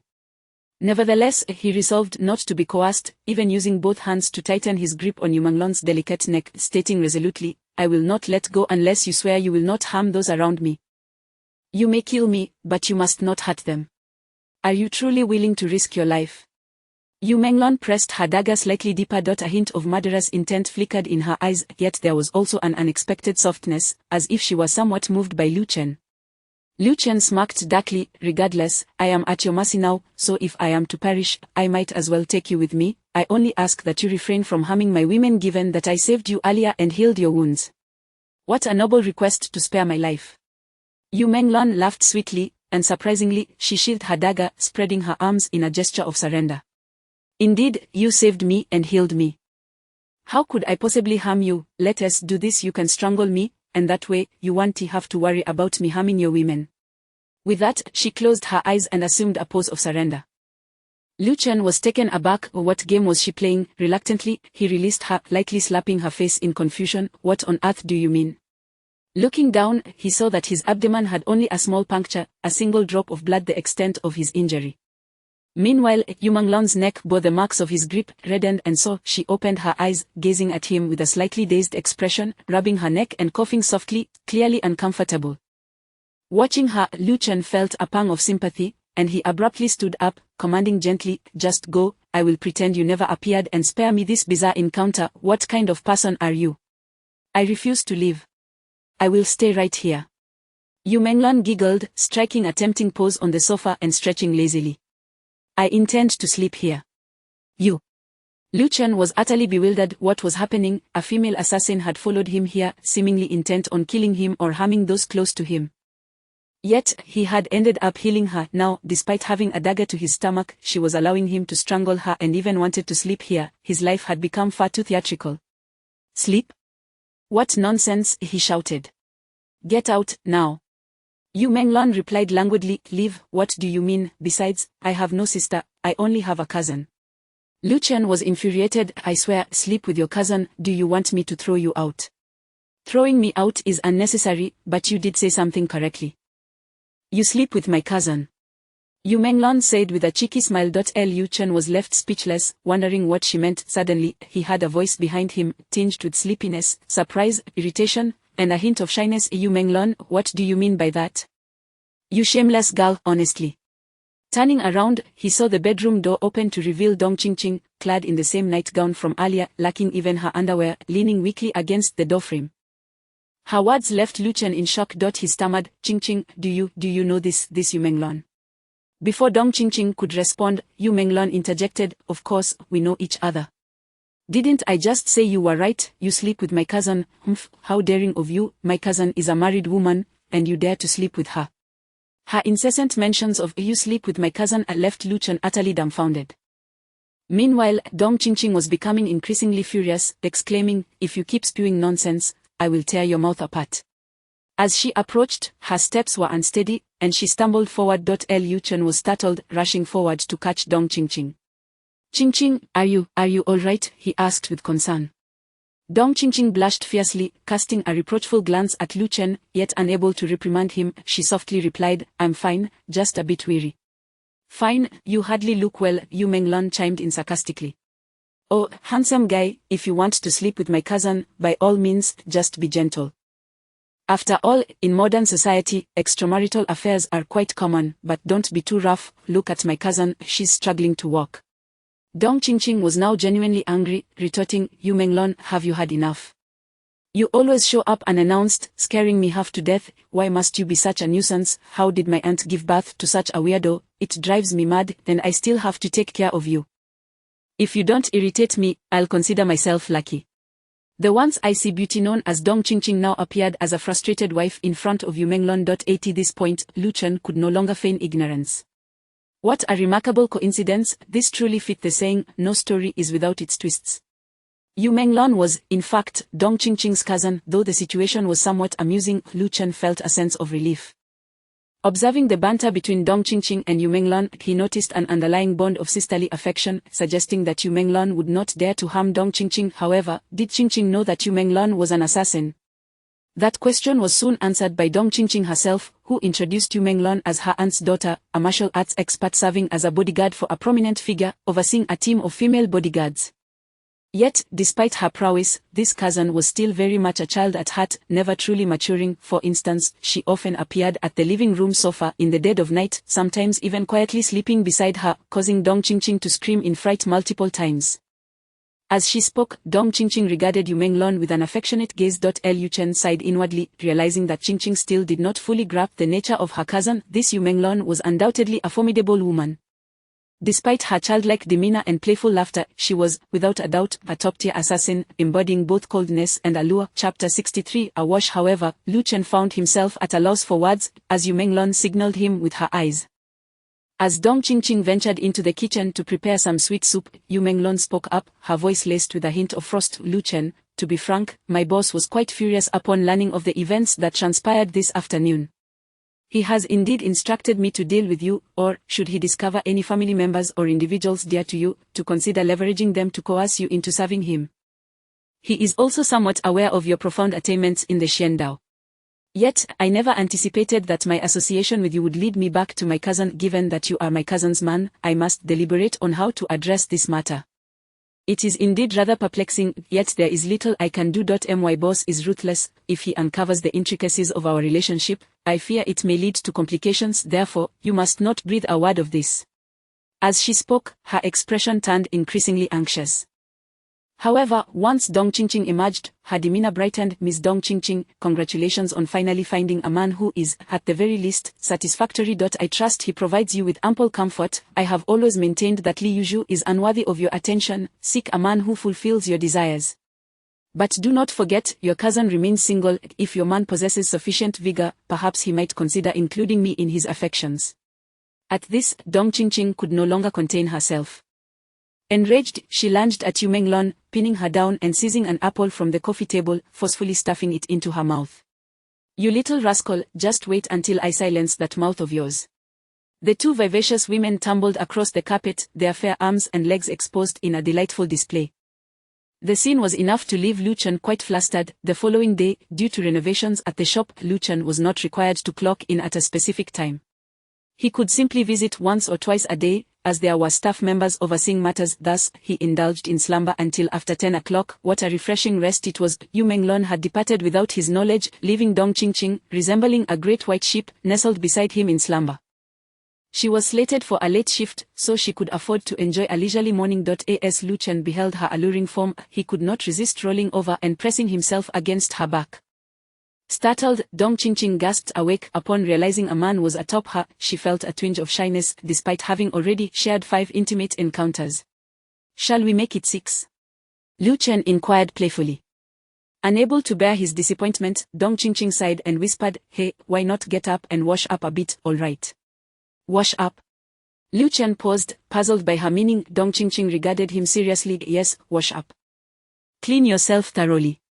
With that, her gaze subtly drifted downward, instantly illuminating the understanding within Lu Chen. With a sudden exclamation, he leapt from the bed, rushing to freshen up. What ensued was decidedly unseemly. At noon, Lu Chen indulged in a delectable meal, primarily aimed at replenishing his energy and alleviating inflammation and pain, the former being evident, while the latter was primarily for Dong Qingqing's benefit. In short, the two relished their meal, resembling a blissful couple. Though Dong Qingqing was nearing 30, and Lu Chen was just over 23, an age gap of 7 years, she maintained her appearance remarkably well, exuding a mature yet youthful allure, appearing no older than 26 or 27. Lu Chen, though not imposing, possessed a tall stature that conveyed a sense of maturity. At a glance, their ages seemed quite compatible for a couple. After their meal, they settled to watch an episode of that show, My Love from the Star, before each attending to their respective responsibilities. Dong Qingqing headed off to work while Lu Chen accompanied Lu Li to catch her bus. While waiting at the station, Lu Li took the initiative to grasp Lu Chen's arm, snuggling against him, her ample bosom resting unreservedly upon his shoulder. Naturally, Lu Chen felt a surge of attraction. However, after expending months of pent-up passion the previous night, he was not as impulsive. Women, being sensitive, quickly sensed his demeanor. Lu Li, slightly disheartened, inquired, "Chen, what is wrong?" Lu Chen responded, perplexed, "Nothing's wrong. I am quite well." With a soft sigh, Lu Li murmured, "Is it because I didn't let you in last night? Are you a bit upset?" "It would be a lie to say I'm not." Lu Chen replied sternly, "But I had no choice. I couldn't force my way in, could I? I can only hope that when you return, you'll miss me enough to finally let me in. At that moment, I could be as reckless as I desire." The more he spoke, the more animated he became, and without regard for their surroundings, he leaned in and planted a kiss on Lu Li's cheek. Though she feigned annoyance, Lu Li felt a sweetness wash over her heart, playfully striking Lu Chen's shoulder, finally dispelling her gloom as she sensed his spirits lifting. In truth, Lu Chen realized why Lu Li had posed such inquiries, prompting him to rally his spirits to bring her joy. However, he felt a twinge of guilt regarding the previous night's escapade with Dong Qingqing. What if Lu Li discovered he had other women? Would she become jealous? Nonetheless, matters of this nature were best addressed as they arose. Suddenly, Lu Li produced a card and handed it to Lu Chen. "Chen, whether for the shop or personal use, we need a vehicle you can drive. Right, here is 200,000. Find a time to choose ACAR. My suggestion is to opt for an SUV, spacious and suitable for both business and leisure. Just do as you see fit." This was only logical. With some spare funds, acquiring a vehicle would indeed be much more convenient. 200,000 could procure a rather fine SUV. 5 minutes later, after seeing Lu Li onto the bus, she suddenly embraced Lu Chen, planting fervent kisses on both his cheeks, before whispering, "I have a feeling that when I return, I'll be willing to let you teach me how to dance seductively." Her words enveloped Lu Chen in pure elation. After bidding Lu Li farewell, Lu Chen sighed and turned away. Upon exiting the station, he was confronted with a scene that incited his indignation. How dare someone openly harass a respectable woman in broad daylight? No, it was a respectable girl. Not far ahead, a group of brush ruffians encircled a stylishly dressed girl, boasting a devilishly alluring figure, as they leered and proposed to be her male best friends. The girl struggled vehemently, attempting to escape from various angles, but was flanked by thugs on all sides. Their crude tones echoed around her. "Hey babe, stop pretending, I can tell what you are, just name your price, and I'll make it happen. Of course, you'll need to satisfy me too. Look at her, big boss. She is definitely capable of pleasing you, haha, satisfying us won't be a problem." "Exactly, stop pretending, darling, we all know you're not the real deal anymore, haha." As they spoke, their hands reached greedily toward her ample calves. The girl, in a fit of rage, cried out, "Let go of me, I'm not what you think I am, let me go." She attempted to push them away, but her delicate wrists were seized, and they pulled her closer with relentless force. Though dispatching the ruffians would pose no challenge for Lu Chen, as he deemed their level comparable to those he had previously dealt with at Gongjiu's, the public setting deterred him from intervening. In a more secluded area, he might have acted, as rescuing a damsel in distress was an obligation. Yet, with so many witnesses, it was inevitable that someone would capture the moment on their phone. Such footage could easily circulate online, reaching the entirety of Huaxia. If Wan Qian were to see it, the repercussions would be dire. Thus, it was prudent to remain discreet. Moreover, with the ruckus escalating, surely the on-site security would intervene? There was no need for him to take action. Lowering his gaze, he began to walk past the scene. "Hey, please help me, don't walk away," the girl suddenly called out. Lu Chen had already moved beyond, yet even without turning back, he could distinctly discern that she was pleading for him. Why, of all the onlookers, did she call for him?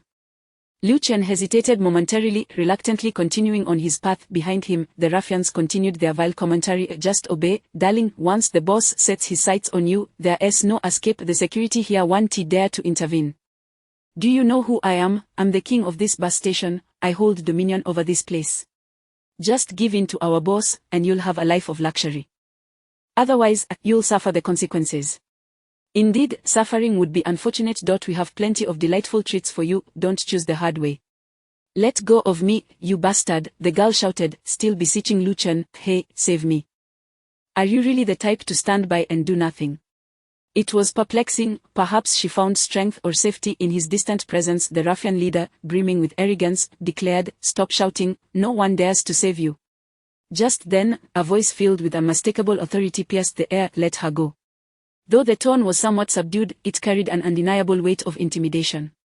Lu Chen had returned. Though he had been reluctant to involve himself, the girl's earnest plea tugged at his conscience. He couldn't allow a beautiful woman to feel disheartened, losing faith in society, humanity, and good men.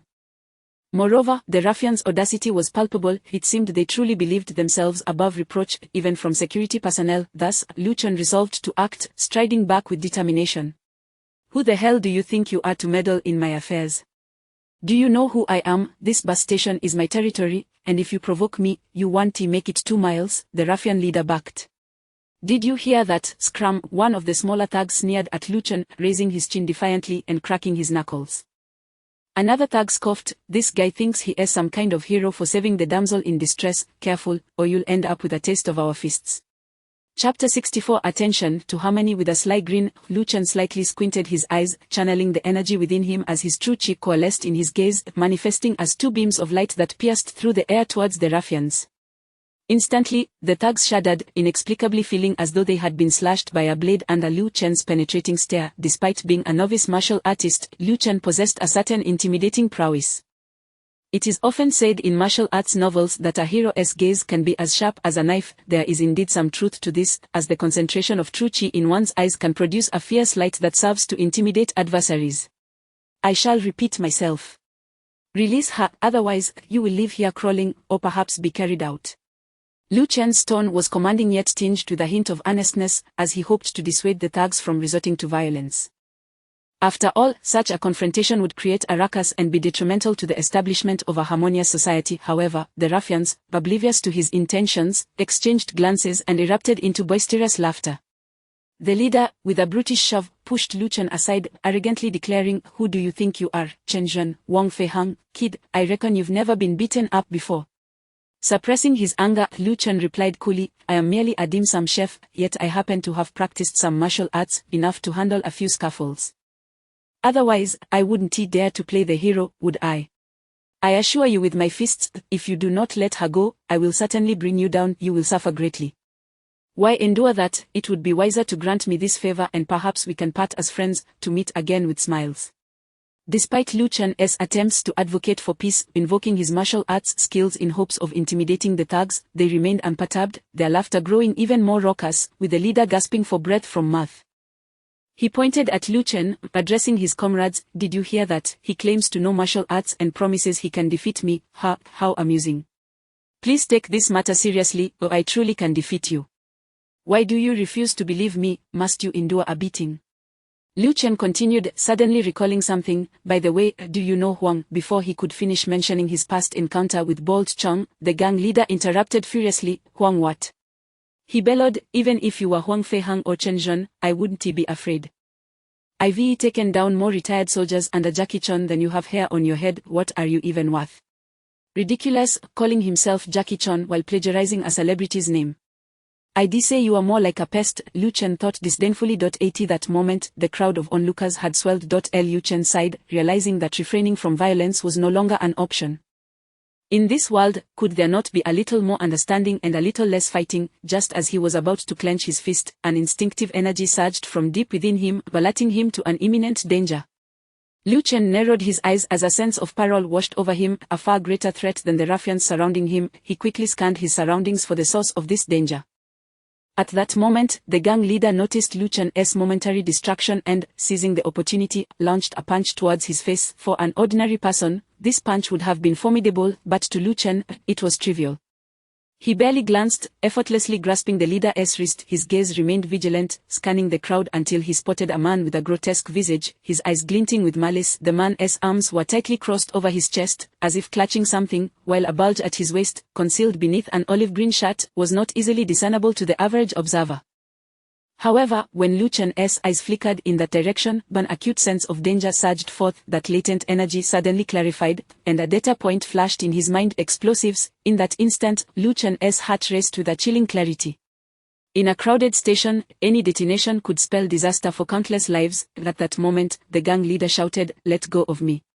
He struggled to free his fist. Lu Chen, sensing the urgency, stepped closer and forcefully twisted the leader's arm, leaning in to whisper, "Not afraid of Huang Fei Hang?" Then what about someone strapped with explosives? His voice was barely above a whisper, inaudible to those nearby. Let go of me, if you lay a hand on me again, you are dead. I fear nothing, not even .ow. The gang leader's bravado faltered as Lu Chen yanked his arm, the pain transforming his threats into anguished cries. My arm, it's going to break. Let go, or I'll summon hundreds of brothers to hack you to pieces. Lu Chen, unfazed, shoved him away. The leader stumbled back into the crowd, colliding with the dangerous man Lu Chen had identified. Instantly, the man staggered back several steps, fury etched on his face. The gang leader, enraged, bellowed, How dare you push me, get him.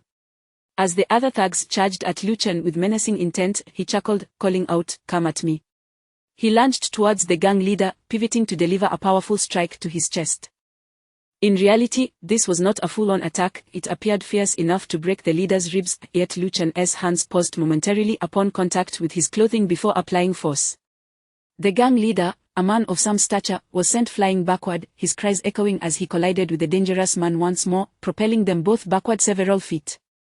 The two landed near the restroom, just a few meters from the station's exit. In pain, the gang leader gritted his teeth and began to rise, only to hear the dangerous man roar, Are you seeking death?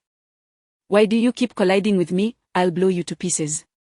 The gang leader, already incensed, found the man's words to be like fuel to fire, and he retaliated with a fierce slap, shouting, To hell with your threats. Do you know who I am? But before he could finish, he froze, witnessing the man tear off his shirt to reveal a row of detonators and explosive packs, with a makeshift timer crafted from an electronic watch. These explosives were tightly bound around his body, and it was evident that even unbinding them would take considerable time. Panic erupted among the crowd, and onlookers scattered in fear. A bomb. There's a bomb. We're going to explode. Do you really have a bomb? The gang leader's face drained of color as he recalled Lu Chen's earlier question about fearing someone strapped with explosives. It dawned upon him that a madman indeed stood before him, fully armed. Though the gang leader was notorious in the station, even he was terrified of such a lunatic. He let out a primal scream and turned to flee, but the madman seized him from behind. You dared to hit me twice. You'll be the first to die with me. Please, no, it wasn't me who crashed into you, the gang leader wailed, pointing accusingly at Lu Chen. It was him, he pushed me, he knew all along. In that instant, Lu Chen sprang forward, delivering a swift kick to the gang leader's chest. The leader shrieked as he and the madman stumbled backward, crashing into the restroom wall. Lu Chen pursued closely, glancing around as men and women fled from the restrooms. The male restroom was still occupied by several individuals too frightened to emerge, while the women seemed more astute, quickly vacating the premises. The madman shouted hoarsely, This is a timed bomb, it will explode in a minute and a half. I can't stop myself now, let us die together. He lunged at Lu Chen while dragging the gang leader along. The gang leader shrieked in terror, No, I don't want to die, I don't want to die. Just moments ago, he had boasted about not fearing anyone, yet now his face was ashen with dread. Meanwhile, Lu Chen, though anxious, maintained his composure. He knew what had to be done. With a swift motion, Lu Chen dashed forward, ignoring the madman and instead grabbing the gang leader's arm, forcefully propelling him into the women's restroom. Both men tumbled inside. Lu Chen cast a sardonic glance at the terrified gang leader, waving mockingly as he prepared to close the door. The gang leader, understanding the implication, screamed in desperation, No. Save me, I don't want to be blown up. 40 seconds left. Lu Chen stated matter-of-factly. Just then, a door within the women's restroom swung open. A girl emerged, clad in a purple chiffon sundress, her lovely legs a visual delight, complemented by a pair of ample bosoms that would captivate any man's gaze. She was lost in her music, but upon witnessing the chaos outside, her expression morphed into shock, her mouth agape in surprise. Lu Chen, equally astonished, realized there was indeed someone inside. The madman, momentarily distracted, released the gang leader to pursue the girl. Perfect, let this beauty accompany me to the afterlife. In a flash, Lu Chen lunged forward, striking the gang leader on the forehead with a forceful blow. The gang leader's head snapped back, colliding violently with the madman's face. The impact was substantial, and both men cried out in pain. The gang leader fared slightly better, while the madman's nose erupted with blood. Despite this, he quickly regained his footing, eyes blazing with fury as he lunged at Lu Chen. You bastard, you've ruined my plans, and now we'll die together. 17 seconds left, Lu Chen calculated with precision, glancing at the timer strapped to the madman's waist. It was ticking down without a second's delay. The situation was becoming increasingly dire. Chapter 65 Eliminate evidence. Lu Chen sidestepped as the bomber made a dash towards the exit. It was evident that he still harbored intentions to claim more lives. Such trivial thoughts were not lost on Lu Chen, who let out a cold sneer before swiftly reaching out to grab the back of the bomber's neck. With a forceful tug, the bomber was flung into the restroom. 9 seconds. Lu Chen exclaimed as he rushed to the side of the terrified girl, clasping her hand and sprinting toward the exit. At that moment, the dazed Chenglong also regained his senses, bolting towards the door. He reached it fast, turning back with both hands thrust towards Lu Chen, backing, "You go in there and blow yourself up." Lu Chen scoffed, deftly sidestepping him while seizing a handful of Chenglong's hair and yanking him downwards. With a cry of pain, Chenglong was forced to bend over. Lu Chen then delivered a sharp kick to his rear, propelling him inside. "You should be the one going in." Chenglong stumbled forward, inadvertently colliding with the bomber who was attempting to follow. 4 seconds remaining. Lu Chen shouted as he pulled the girl out through the doorway. Chenglong, in a fit of despair, cried out, "No." He desperately twisted to escape, but after just a few steps, his legs buckled, and he collapsed close to the entrance. Lu Chen let out a grunt, turning to seize his shoulder and yanking him outward. Chenglong managed to tumble out, landing in a heap on the floor. Meanwhile, the girl lay crumpled at the threshold, her face ashen and her mind in a state of shock. 1 second left. Lu Chen gritted his teeth, scooping the girl into his arms and lunging forward. Boom! A powerful shockwave erupted from the women's restroom, slamming into Lu Chen's back. Despite having fortified his body with internal energy, he was unable to withstand the force, and together with the girl, they soared through the air, landing several meters away. As they descended, he instinctively shielded the back of her head with one hand. They crashed to the ground, and Lu Chen's head spun momentarily before he was overwhelmed by an exquisite fragrance, his face nestled between two remarkably soft mounds. Shaking his head, he looked up to find he had inadvertently used the girl's ample bosom as a pillow. Thankfully, she was still conscious, albeit dazed, muttering, "How, am I dead?" Lu Chen gently patted her delicate face, reassuring her, "You're not dead. You're alive and well." He sprang to his feet, only to realize that her skirt had been completely lifted, revealing her smooth, pale thighs, and even the dark fabric of her underwear was visible. The sight was undeniably thrilling. Suppressing his inner turmoil, Lu Chen calmly pulled her skirt back down. Turning to glance at the restroom, he observed thick smoke billowing out, with the bomber having met his demise. Chenglong lay sprawled on the ground, trembling and covered in dirt, his pants soaked. The reason for his disarray was all too clear. Lu Chen felt a mix of amusement and exasperation as he approached and gave Chenglong's shoulder a kick, stating nonchalantly, "Buddy, try not to be so arrogant in the future. With your cowardice, I feel embarrassed to admit I've ever fought you." At that moment, the sound of police sirens echoed outside, as numerous special police and armed officers began to arrive. Nearby, several reporters, cameras in hand, commenced taking pictures, albeit from a distance across the large square, only managing to capture shadows. Lu Chen felt a surge of urgency. He needed to make a swift exit. The girl, still lying on the ground, gazed at Lu Chen's resolute face, a hint of color returning to her pallid complexion. Feeling a sudden impulse, she retrieved an exquisite phone from her pocket and snapped a photo of Lu Chen's profile. Though she had not used a flash, Lu Chen noticed and turned to confront her. "Why are you taking pictures of me?" The girl replied, "You were so impressive just now. I found you incredibly charming, so I wanted to capture this moment." "Hey, great hero, what's your name, can you tell me?" Lu Chen, bemused, stepped closer and demanded, "Hand over the phone, quickly." The girl feigned ignorance. "Why should I give it to you?" Lu Chen gritted his teeth. "I want to delete that photo. Hurry up." Without hesitation, she hid the phone behind her back, resolutely declaring, "No way, this is going to be my most treasured memory, an extraordinary hero who rescued me from a bomber in the women's restroom." Seeing the police closing in and a few frantic individuals rushing about, Lu Chen felt a sense of helplessness. It would be too late to grab the phone. He could only plead, "Just remember, do not show that photo to anyone. I'm in a precarious situation, being pursued by villains. If that photo gets out, they might track me down, and I do not wish to be killed for doing a good deed." The girl nodded vigorously. Lu Chen, clenching his jaw, shot her a stern look before turning and sprinting into the station's waiting area. Behind him, the girl called out, "Hey, great hero, remember me? My name is Yuan, and I will find you." As Lu Chen turned around, his gaze did not fall upon the girl named Zhuangku Luo, but rather beyond her.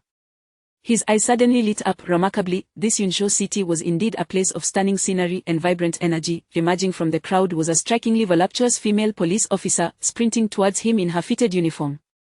Her form was impeccable, and as she ran, her ample bosom bounced rhythmically, captivatingly. Lu Chen sighed. Were it not for the current circumstances, he would have loved to find a chair, brew a fine pot of tea, and enjoy some rock music while admiring the alluring spectacle before him. As these thoughts lingered, he dashed into the restroom of the waiting area, skillfully escaping through the skylight and leaping onto a less traveled street, continuing his flight. Truly, there was no greater irony than this.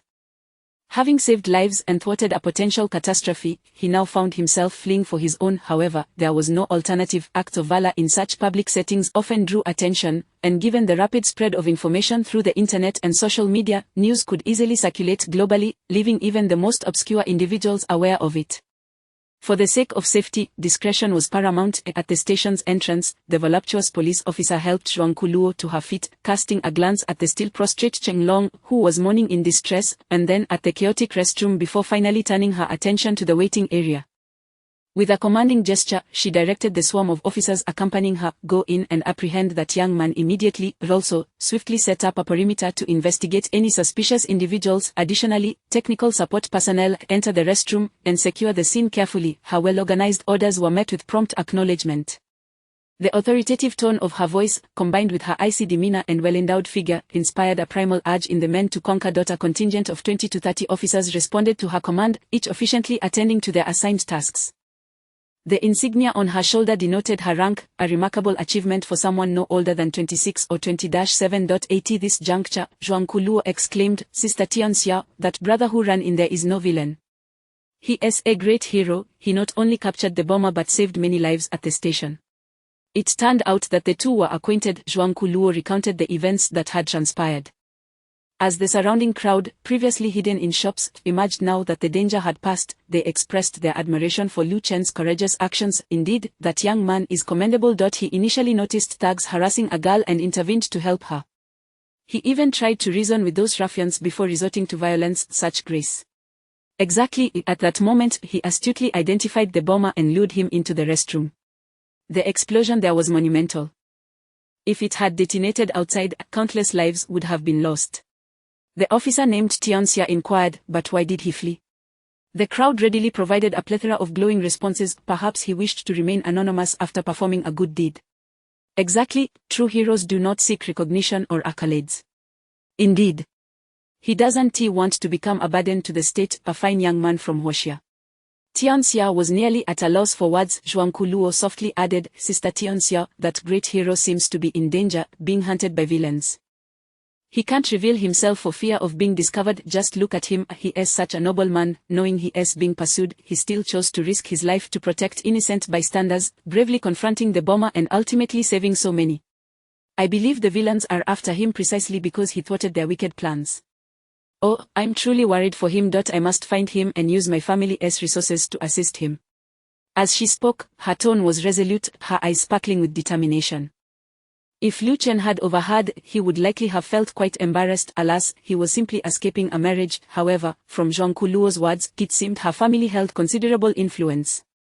Tianxia shot her an incredulous glance. "How do you know so much?" "I don't see him as a good person at all." He turned to look at me earlier, and I could tell his gaze lingered where it shouldn't have. I almost wish I could gouge his eyes out. Her words radiated hostility. Apparently, she had noticed Lu Chen's glance and his mischievous stare. Upon hearing this, Zhuang Kuluo understood completely, glancing down at Tianxia's impressive figure, murmuring, "Sister Tianxia, who could blame him? Your assets are quite pronounced, almost as if inflated. You seem even larger than the last time I saw you. It's only natural that men would look, even the great hero would be drawn to you. If I had such a figure, I'm certain he would notice me as well. I'd be more than willing to show him." At this, she expressed a hint of jealousy. Tianxia, amused yet exasperated, playfully swatted Zhuang Kuluo's head. "You little rascal, how did your family produce such a peculiar flower? If your second brother hears you talking like this, he might just hang you by your heels." Chapter 66. Matters of distress. Wang Kelu glanced at the expansive area occupied by Tianxia and sighed, "Sister Tianxia, if you truly become my second brother's girlfriend, I feel you would be at a loss. No matter how I ponder it, he simply does not deserve your ample bosom. Suppressing the urge to strangle Zhuangkelu, Tianxia coldly replied, "Enough, Miss Zhuang. I must ask you to accompany us back to the police station. As a party involved and one of the victims, I require a more detailed statement from you." Zhuangkelu, feigning a pitiful demeanor, responded, all right, Sister Tianxia, I will go back with you. However, could you grant me one request? Absolutely not. Tianxia firmly refused, her irritation evident from Zhuangkelu's previous remarks. Why does she always have to bring up my figure? Those who lack in that department truly cannot fathom the troubles of those who possess it. Thus, regardless of Zhuangkelu's persistent entreaties, Tianxia maintained her icy demeanor. She coldly pulled her along and pushed her into a police vehicle. After conducting a thorough examination of the scene, she instructed her subordinates to apprehend several witnesses and involved parties, including the local ruffian, before climbing into the police car alongside Zhuangkelu to return. Inside the vehicle, Zhuangkelu wore a sulky expression, gazing out the window. Her demeanor elicited a mixture of amusement and exasperation from Tianxia, who softened slightly and remarked, "Fine, tell me what you need. As long as it is reasonable, I will do my utmost." Zhuangkelu packed up, instantly transforming her sullen attitude as she affectionately linked her arm with Tianxia's, saying, "Sister Tianxia, that great hero is reluctant to reveal himself. He might genuinely fear exposure. If this matter reaches the media, he would undoubtedly become the center of attention. Would you please refrain from describing his physique in any symbolic manner? This girl is surprisingly considerate." Tianxia reluctantly nodded, "All right, that is within my control, I promise you." "Yay!" Zhuangkelu exclaimed with delight before adding, "Oh, Sister Tianxia, could you perhaps utilize the police investigation network to help me find him? I do not wish for him to be exposed, I merely want to repay him, to offer myself in gratitude." Her eyes sparkled with yearning, clearly excited by the prospect of such a gesture. Hearing Zhuangkelu's almost infatuated words, Tianxia chuckled, "Please wake up, the police investigation network is not meant for you to find a boyfriend. You could simply leverage your family's influence. Who doesn't know that the Zhuang family is one of the 4 great families in Yunzhou City, operating a large detective agency? People from all walks of life are part of it, and the police sometimes even rely on your family's power. That may be true, but my mother despises my involvement with such channels. She claims I would be led astray." Zhuangkelu pouted, shaking Tianxia's hand in a playful manner. All right, please." Tianxia sighed, all right, investigating the identity of that hero is a procedure of the police. Once we locate him, I will inquire if he is willing to share his information with you. If he consents, then there will be no issue. I am, after all, a vision of beauty. He would surely be willing. If it weren't for the urgency of the situation, then he might have taken me along with him. Alas, even though he is a great hero, he may be too modest to ask for my phone number. If I had known, I would have been more proactive. When faced with a hero, a beauty should take the initiative. Zhuangkelu exuded confidence, only to bring up Tianxia's figure again. "Alas, if only I had a bosom as ample as yours, Sister Tianxia, he would undoubtedly be more drawn to me.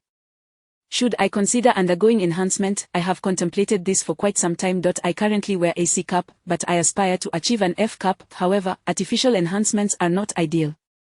By the way, Sister Tianxia, is yours truly natural?"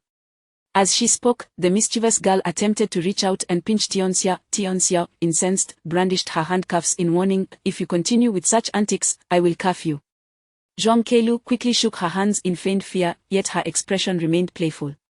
"Do you truly dare to cuff me?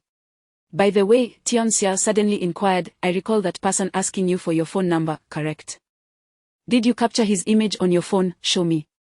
Zhuangkelu hesitated, mumbling, "Sister Tianxia, can't I refrain from showing you? I promised him I wouldn't share it with anyone." Tianxia's expression turned serious. "Did you not wish for me to find him? The police can certainly locate him. However, having your photo would expedite the process. Regardless, we will find him. What harm is there in you showing me the photo? Moreover, this will assist you in locating him." Such is the nature of the police, and the determination of a female officer is resolute. Zhuangkelu, convinced by Tianxia's reasoning, quickly betrayed Lu Chen, retrieving her phone, scrolling to find the image, and handing it over. "Here, but you must not show it to anyone else." Upon viewing the photo, Tianxia was momentarily taken aback. Lu Chen's profile, displaying distinct features, bore a hint of a devilish smile, enhancing his allure among women. Yet, as a proud and self-assured police officer, Tianxia was not easily captivated. Her astonishment was not from admiration but from shock. Zhuangkelu quickly noticed, "Sister Tianxia, what is the matter? Do you recognize the great hero?" With a faint smile of resignation, Tianxia replied, I am somewhat acquainted. I was just about to seek this fellow out. No wonder I thought he looked familiar when I saw him running inside earlier. As she spoke, a subtle hint of rivalry seeped into her tone. Zhuang Keilu, confused, asked, what is going on? At that moment, Tianxia pulled out her phone, opened a certain social media app, and displayed a message for Zhuang Keilu to see. Upon viewing, Zhuang Keilu was left speechless, her expression subsequently morphing into one of indignation. She roared, resembling a feisty tigress, impossible, how could she possibly be worthy of my great hero? That vile girl has stolen many things from me since childhood, and now she dares to steal my man.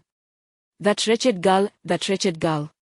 As she spoke, her finger jabbing at the screen, she indicated a photo of a sweetly smiling girl, adorned with cream on her face. The image featured two individuals. Lu Chen and Shangwan Bei, their faces closely pressed together, exuding intimacy. This was a photograph taken a few days prior at the Moon's Fong dessert shop, where Shangwan Bei had called Lu Chen over for a picture. Accompanying the image was a caption, Lu Chen, this is my boyfriend, don't we look great together? He is the best pastry chef in Yunzhou City. If you wish to indulge in delicious pastries, make sure to visit the Moon's Fong and support my boyfriend, thank you. Not a match at all. How could they possibly be suited? Zhuang Keilu exclaimed, fuming, Shangwan Bei, you insufferable girl, you cannot even walk properly, with two broken legs, how do you think you can match my great hero? How dare you, you must have used your family's influence to coerce my great hero. Oh, I suspect he is trying to avoid you. Zhuang Keilu. Tianxia suddenly interjected coldly, I warn you once more, do not speak ill of Xiao Bei. She is my beloved sister, if you persist in this manner, I shall not treat you kindly. Zhuang Keilu was taken aback, incredulously pointing at herself, Shangwan Bei is your most cherished sister. Then who am I, Sister Tianxia? Do not forget, you are set to marry my second brother, which makes me your sister-in-law. Tianxia coldly interrupted, marrying your second brother, that is highly improbable. Although my family does not possess the same power as yours, it does not mean we must cling to the powerful. If your second brother does not win my favor, even if I were his girlfriend, he can forget about me marrying him. Sister-in-law, not even close. You. Zhuang Keilu fumed, turning to stare out the window in silence. Tianxia huffed, I suspect this Lu Chen is attempting to climb the social ladder by associating with the Shangwan family, hence his close proximity to Xiao Bei. If that is indeed the case, I will have to teach him a lesson. Hey. Zhuang Keilu surprisingly concurred, yes, I absolutely believe that, there is no doubt about it. Tianxia turned to her in astonishment. Zhuang Keilu, with a serious yet exuberant demeanor, declared, Sister Tianxia, expose my great hero's true nature, and let that wretched girl Shangwan Bei realize his true colors, driving him away. Ahaha, then I can welcome my great hero without reservations, no matter his desires, I shall fulfill them. In Yunzhou City, the Zhuang family is not inferior to the Shangwan family. Among the four great families, we rank second, while they are merely third. Moreover, that wretched girl who cannot even walk, does she truly deserve my great hero? Tianxia was instantly enraged, nearly slapping Zhuang Keilu across the face, yet she restrained herself. This little girl lacks understanding. I cannot stoop to her level. At that moment, Lu Chen had returned to his residence, merrily preparing dinner. He had no inkling that the voluptuous police officer he had saved and the influential Zhuang Keilu had nearly clashed over him, dragging Shangwan Bei into the fray. Of course, these matters were temporarily unrelated to him, and they would remain so, for now. Lu Chen prepared a sumptuous meal of 5 dishes and a soup, all nourishing and anti-inflammatory delicacies, primarily for Dong Qingqing. Such matters can affect not just men but women as well. Upon her return, Dong Qingqing was genuinely touched by the lavish spread before her. Chen, I wish I had met you 7 or 8 years ago. I would have surely married you. What a pity, perhaps this is what they call lamenting missed opportunities. Lu Chen chuckled, nodding along, though he hesitated to mention that he had just started high school 7 or 8 years ago. That evening, despite some mutual desires, they limited their intimacy to a maximum of 2 encounters. However, Lu Chen refrained, feeling guilty as he noted that Dong Qingqing seemed as swollen as a ripe peach. This stirred a sense of remorse within him, as he felt he had been too rough the previous night. Dong Qingqing gently reassured him, it's all right, it will heal in a few days. However, Chen, you are indeed quite formidable. Even now, I find myself a little fearful just thinking about it. As she spoke, she nestled against Lu Chen's chest with an almost girlish gentleness. The once aloof landlady had transformed into a tender and affectionate companion. The following day, Lu Chen first visited his shop. The renovations were in full swing, bustling with activity as several craftsmen worked on the ceiling, preparing for the installation of stairs. Once the stairs were complete, a comprehensive upgrade of the decor would follow, a process that would take at least half a month, plus an additional period for the removal of chemical odors. Chapter 67. The vouchers. The storefront business has temporarily paused, yet in a bid to ensure customer retention upon reopening, Lu Chen has placed a sign at the entrance to alert patrons. It states that any customer who purchases dim sum on the opening day, regardless of the amount spent, will receive a chance to win a prize with a guarantee of success. Each individual is entitled to a consolation prize, the voucher valued at 20 yuan, alongside several first, second, and third prizes worth 1,500 and 300 yuan, respectively. This strategy has indeed captivated the attention of many customers, who eagerly anticipate the reopening. Moreover, regarding the supply of dim sum, Lu Chen has made arrangements with a hotel with which he shares a favorable rapport, allowing him to utilize their kitchen for the preparation of the delicacies.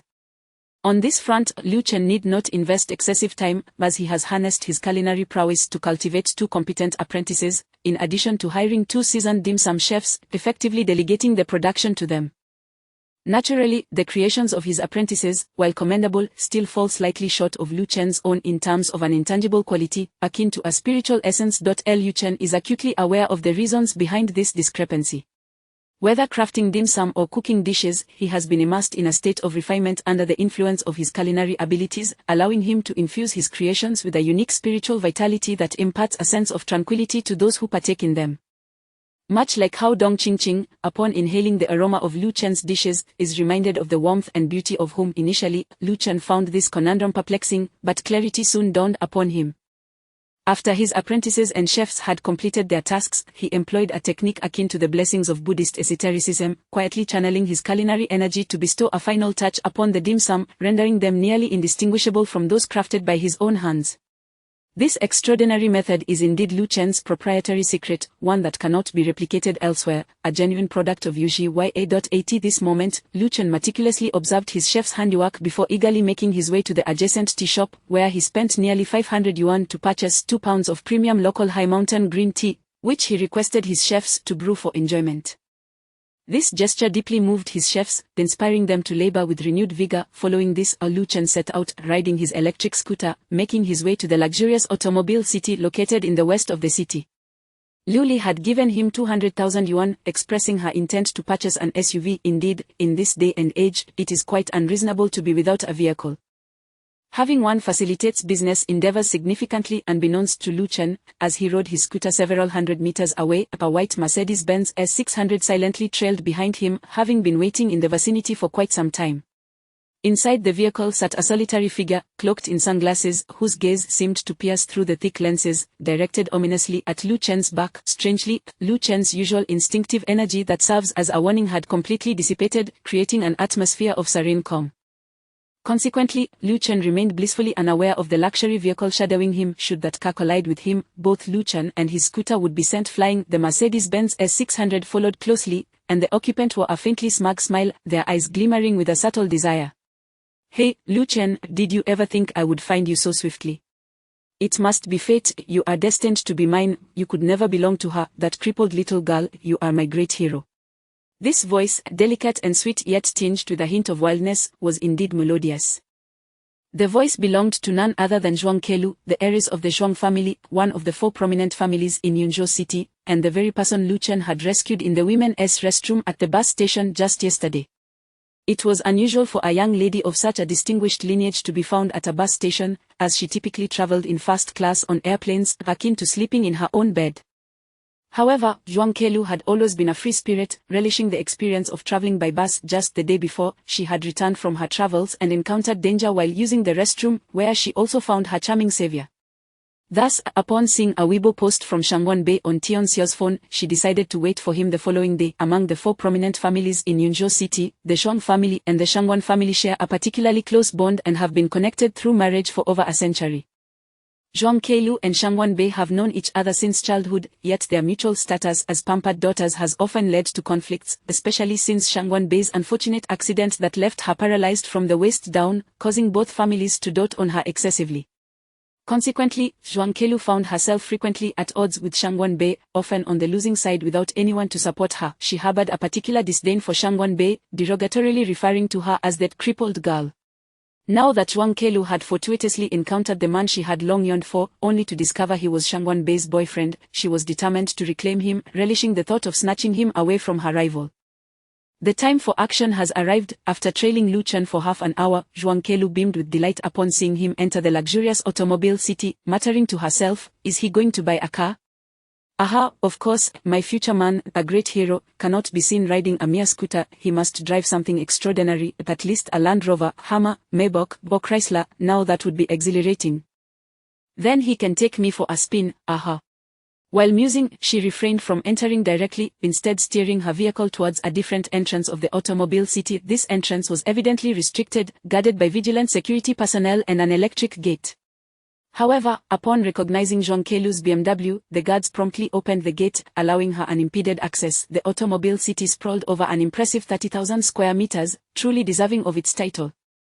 In Yunzhou City, it ranks among the top few in its industry. The complex is divided into various sales areas and exhibition halls, each with its own distinct style, showcasing more than 500 models from over 30 car brands, including sedans, SUVs, off-road vehicles, RVs, sports cars, and limousines.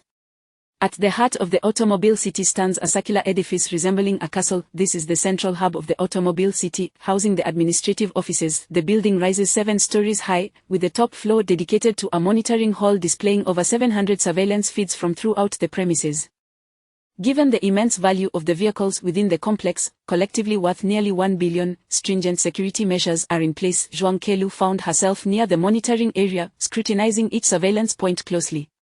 Accompanying her was a middle-aged man, impeccably dressed in a suit, with a closely cropped hairstyle. His demeanor radiated authority, accentuated by the finely etched lines of his face and piercing gaze, which commanded a sense of respect from the staff who occasionally glanced his way.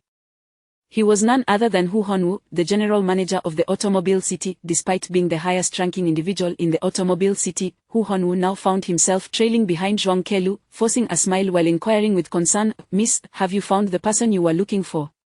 "Be quiet," Zhuang Kelu snapped impatiently. "Old Hu, can you please keep it down? I've been searching for over 20 years, I'm not in a rush, why are you?" Hu Honwu was taken aback. 20 years, that meant he had been searching since she was born. This was rather unusual, yet he dared not voice his thoughts and could only nod. All right, no rush, miss, take your time." The surrounding staff struggled to contain their laughter, knowing full well that prior to Zhuang Kelu's arrival, Hu Honwu was in charge. Now, with her presence, he was relegated to a subordinate role. The automobile city is one of the many enterprises under the control of the Shuang family's Huaihai Group. Although the automobile city boasts a considerable investment of around 1.5 billion, it is merely a small venture within the vast portfolio of Huaihai Group. Earlier this year, Zhuang Kelu's grandfather, Zhuang Ziliang, seeking to prevent his beloved granddaughter from wandering aimlessly and encountering danger, permitted her to choose any enterprise within the group to manage, with the hope that she would focus and grow into a formidable businesswoman. Consequently, Zhuang Kelu, with a penchant for automobiles, selected the automobile city. In no time, it became common knowledge that the owner of the automobile city was none other than Zhuang Kelu herself. Zhuang Ziliang even had the legal representative of the automobile city registered in her name to affirm his resolve. However, Zhuang Kelu did not actively manage the automobile city. She continued her free-spirited lifestyle. That said, she was not entirely unproductive. Whenever she conceived an idea, she would communicate it to Hu Honwu. These ideas ranged from hosting glamorous car and beauty photography contests to organizing themed essay and drawing competitions for elementary students, and even collaborating with group buying websites for automotive deals. These initiatives yielded modest success, with automotive sales increasing by 7% year-on-year. Although not a staggering amount, it proved significant in the fiercely competitive automobile market. Thus, she earned her grandfather's approval while also garnering a degree of respect from Hu Honwu. This young heiress was not as inept as she might appear. "Oh, I found him, finally found my man," Zhuang Kelu exclaimed with joy.at. This, Hu Honwu was left dumbfounded, and the surrounding staff could no longer contain their laughter. Hu Honwu felt embarrassed, having anticipated that Zhuang Kelu was searching for a prominent figure, only to discover she was seeking a man. However, for a girl, such a pursuit must also hold significance. After all, she had been searching for over 20 years. Zhuang Kelu pointed at the screen, exclaiming, "Zoom in, zoom in." Hu Honwoo hurriedly adjusted the image, ensuring the man's figure and visage became distinctly visible to Zhuang Kelu. Chapter 68. What is the matter with you? Zhuang Kelu stared dreamily at the man on the screen, her eyes shimmering with an overwhelming affection. Memories of the previous day flooded her mind. It was this very man who, in a moment of dire peril, had embraced her tightly and leaped into safety just as the bombs were about to detonate. Although he did not press her firmly against him to shield her from the shrapnel, he buried his head in her bosom, a sensation that was quite delightful. Contemplating this, Zhuang Kelu felt a wave of bliss wash over her, accompanied by a rather complex array of emotions. Why the complexity? It was a blend of boundless admiration for her heroic savior and a deep sense of security, intermingled with a maternal affection. In a sudden surge of emotion, she yearned to cradle the man named Lu Chen in her arms, wanting his face to rest against her chest. How wonderful! Zhuang Kelu unconsciously placed her hands over her bosom. Miss, what is the matter? Hu Honwoo inquired, astonished. However, being someone with experience, he could discern from Zhuang Kelu's delicate flushed cheeks and dazed eyes that she was undoubtedly infatuated. Turning to glance at the man on the screen, he acknowledged that, while he had a commendable physique and decent looks, he fell short of the quintessential suave gentleman. Given the beauty and stature of Miss Zhuang, not to mention her status, what kind of distinguished man could she not attract? Thus, Hu Honwoo was perplexed. He could not fathom the extent of the girl's emotional turmoil when a man had risked his life to protect her, using his very body as a shield against the bombs.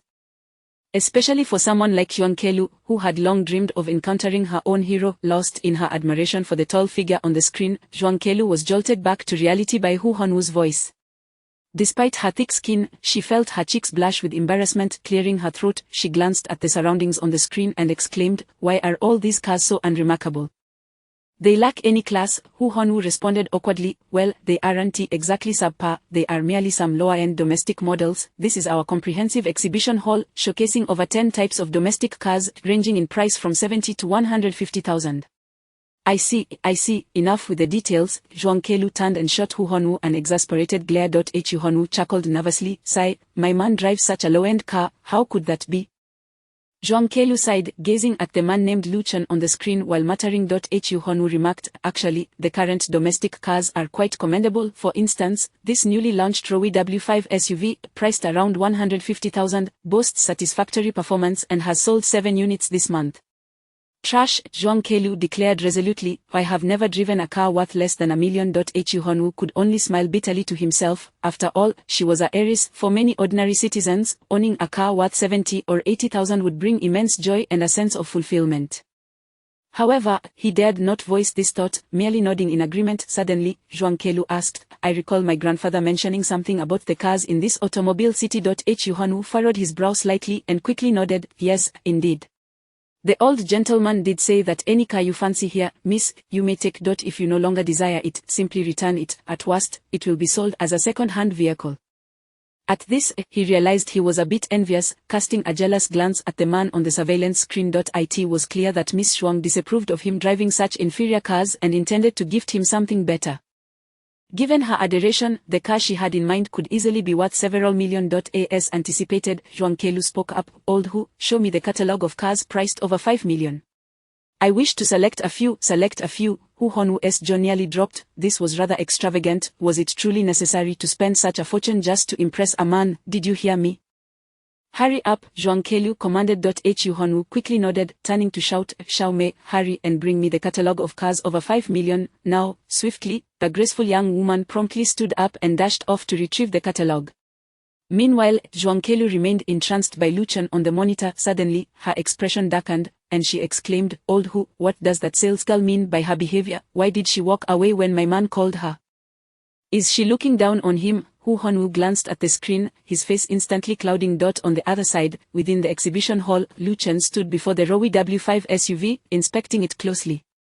After such a lengthy examination, he had grown quite fond of this vehicle. Of course, the Great Volvo H6 was also appealing. Both were similarly priced and reasonably styled and performed well. With the 20,000 given by Lu Li, he could easily afford either car, insurance included. Yet, Lu Chen found himself pondering whether he should opt for such an expensive vehicle, as he had just seen several SUVs around 70 to 80,000 that seemed suitable. Given the current financial situation, would it be wasteful to purchase a car worth over 100,000? In truth, when Lu Chen resided in Jiaoying City as a scion of a wealthy family, he too drove cars worth no less than $1 million. But now, circumstances dictated that he consider buying a car priced around 70 or 80,000. With these thoughts, a pang of melancholy struck him. How unpredictable life can be. Nevertheless, he managed to encourage himself.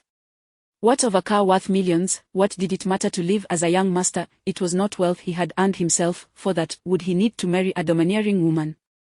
Absolutely not. He was determined to establish himself in Yunzhou City, gradually build his fortune, and return with a fleet of 20 luxurious cars worth millions, arriving in style by plane, choosing whichever vehicle he desired. And when the time came, would he still need to marry Lu Chen? Sure, he would marry her, but only to dominate her. He envisioned her as a subordinate, dutifully bringing him water for foot baths every evening. With these amusing thoughts, Lu Chen found himself chuckling. He decided against purchasing the SUV, though he thought it worthwhile to try. Thus, he called out to a salesgirl, "Miss, come over and open the car door. I'd like to test this vehicle." To his dismay, the salesgirl, though somewhat attractive, lacked any decorum. She disdainfully glanced at him and rudely replied, "I'm sorry, that vehicle is not available for testing." "Why not? Others are allowed to test drive." Lu Chen observed the bustling atmosphere around him, feeling increasingly frustrated. In this vast exhibition hall, many individuals were indeed testing vehicles, with the sound of engines reverberating throughout. The salesgirl mocked him, saying, "Sir, others may test, but you are not necessary." Just then, another voice called out, "Salesgirl, hurry over and let us test this car." It was a middle-aged woman adorned in luxurious jewelry, accompanied by a young man in his 20s, both clad in designer labels. He appeared rather unwell, his complexion pale with dark circles under his eyes, resembling a mother and son duo. Beside them stood a great Volvo H8, priced at 228,800 yuan.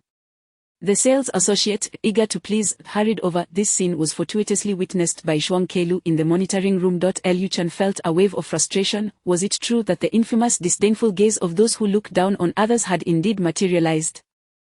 He glanced down at his attire, realizing that the total cost of his clothes, shirt, trousers, and shoes barely exceeded 200 yuan. Thus, the sales associate had discerned that he did not appear to be a potential buyer, leading her to dismiss his need for a test drive. The more Lu Chen pondered this, the more aggrieved he became. In today's market, dominated by a service-oriented ethos, how could such a sales associate possibly exist? Such individuals must be reprimanded. With a huff, he approached her, his expression icy as he demanded, "Sales associate, what sort of service attitude is this? I called for you first. Why have you come here? We are all testing cars. Why am I deemed unnecessary? Explain yourself." The sales associate regarded him with disdain, candidly retorting, "Sir, do you truly look like a prospective buyer? You seem more akin to a casual passerby, aimlessly wandering about. I've encountered many like you, those who come merely to gawk, with no honest intent to purchase. While you squander your time, I cannot afford to waste mine." With that, she deftly unlocked the car door with her electronic key and, with exaggerated enthusiasm, addressed the middle-aged woman beside her, "Dear lady, please step in and give this vehicle a try. It has just arrived and is the pinnacle of domestic SUVs, rivaling the performance of Toyota and Honda. Should you choose to buy it, you will not regret it, and it will be a testament to your patriotism, supporting our national products." Her words were sweetened for the appropriate audience. Lu Chen, incensed, retorted, "Individuals like you, I surmise, no matter how patriotic, do little more than drag down the overall quality of our compatriots." Before the sales associate could respond, the middle-aged woman interjected, TSK, as if you possess any semblance of civility, to nitpick at a young lady like that. Do you find it amusing? Furthermore, she is correct. You strike me as someone merely here for the spectacle. Can you even afford a vehicle? Don't speak of tens or 20s of thousands. I doubt you could manage even one that costs a few thousand. With that, her gaze was even more contemptuous than the sales associate's. Exactly. The sales associate chimed in, delighted to have support. Individuals like these paupers truly have no place in here. I was even considering suggesting to management that anyone wishing to enter the showroom should first present proof of their savings, lest we toil in vain. This line of work is no easy feat. We expend so much effort, only for them to come here for idle chatter. She quickly added, "Of course, ladies like you, so distinguished, clearly do not need such proof." This remark thrilled the middle-aged woman. Alas, Lu Chen was fuming. She cast another glance at him, her large, bulbous eyes suddenly sparkling with mischief. "I say, young man, you appear quite robust. How about this? If you become my friend and satisfy my whims, I shall buy you a car." At that moment, the young man beside her stamped his foot, pouting as he exclaimed, "Sister, how can you do this? How can you flirt with another man in my presence?"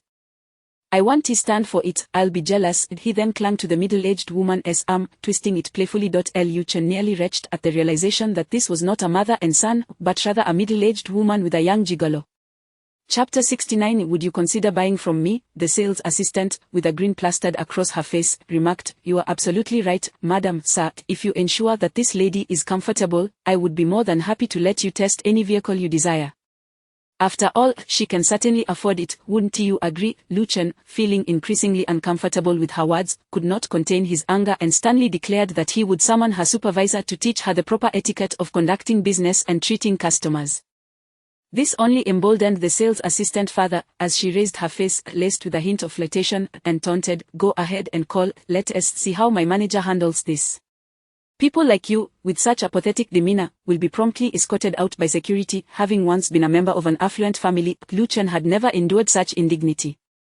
Furious, he bellowed, Where is the manager of this sales hall? I demand to see them. How can you allow such an inappropriate sales assistant to work here? It's utterly disgraceful. With such incompetence, your car dealership is bound to fail. His voice resonated with a deep, powerful energy, echoing throughout the showroom. Shortly thereafter, a stout man in a suit strode over, flanked by 2 security guards. He fixed a cold glare on Lu Chen and stated, I am Gu Shida, the manager of this showroom. What seems to be the problem? Before Lu Chen could respond, the sales assistant rushed to Gu Shida's side, entwining her arm with his, her chest subtly brushing against him, clearly indicating a questionable relationship. She sweetly complained, Brother Jida, this man is utterly outrageous. Not only does he refuse to buy a car, but he is also causing a commotion, disturbing this lovely lady's shopping experience. Isn't that right, madam? She turned towards the older woman, who had yet to speak, while the young man beside her nodded in agreement, exclaiming, Exactly. How can your dealership allow such unsavory individuals to mingle here? I suspect he may be a thief, so beware of potential theft at night. Such venomous words nearly incited Lu Chen to throw a punch. Meanwhile, Manager Gu Shida merely patted the sales assistant's hand gently, speaking in a surprisingly soft tone, It's all right, Lulu, continue with your duties and attend to the customers. He then turned his icy stare towards Lu Chen, ominously declaring, I'm sorry, but you are not welcome here. Please leave immediately. Lu Chen, taken aback, retorted, Is this how it works? You don't even ascertain the facts before dismissing a customer. With your behavior, how could you be considered a customer? Who invited this little nobody? Let me tell you, my eyes are sharp and I know exactly what kind of person you are. If you don't leave now, I will have security remove you. Gu Shida's demeanor had shifted to one of a petty tyrant. Lu Chen exhaled deeply. What an amusing spectacle this is. What kind of car dealership is this? With such scoundrels, it won't be long before you go bankrupt. I wonder what your general manager is doing about all this. With that, he turned to leave, feeling a surge of frustration from the entire ordeal of car shopping. Had this been in the past, during his time in Jiaoying City, he would have summoned people to deal with these miscreants. Of course, if he was still a wealthy heir, he wouldn't have endured such humiliation. It was a classic case of a tiger falling into the plains, bullied by dogs, and a dragon swimming in shallow waters, toyed with by shrimp. Just as he took a few steps, a malevolent voice called out from behind, Who are you calling a scoundrel? It was Gu Shida's voice. Without turning around, Lu Chen shouted, Me, I'm saying that the dog-like scoundrel is indeed a scoundrel. Damn it, Gu Shida shouted angrily, Who do you think you are calling a dog-like scoundrel? Lu Chen replied nonchalantly, I'm referring to the scoundrel. Who else could it be? Gu Shida then yelled, You two, go over and grab him, take him to the office. I suspect he has stolen something from us and needs to be thoroughly searched.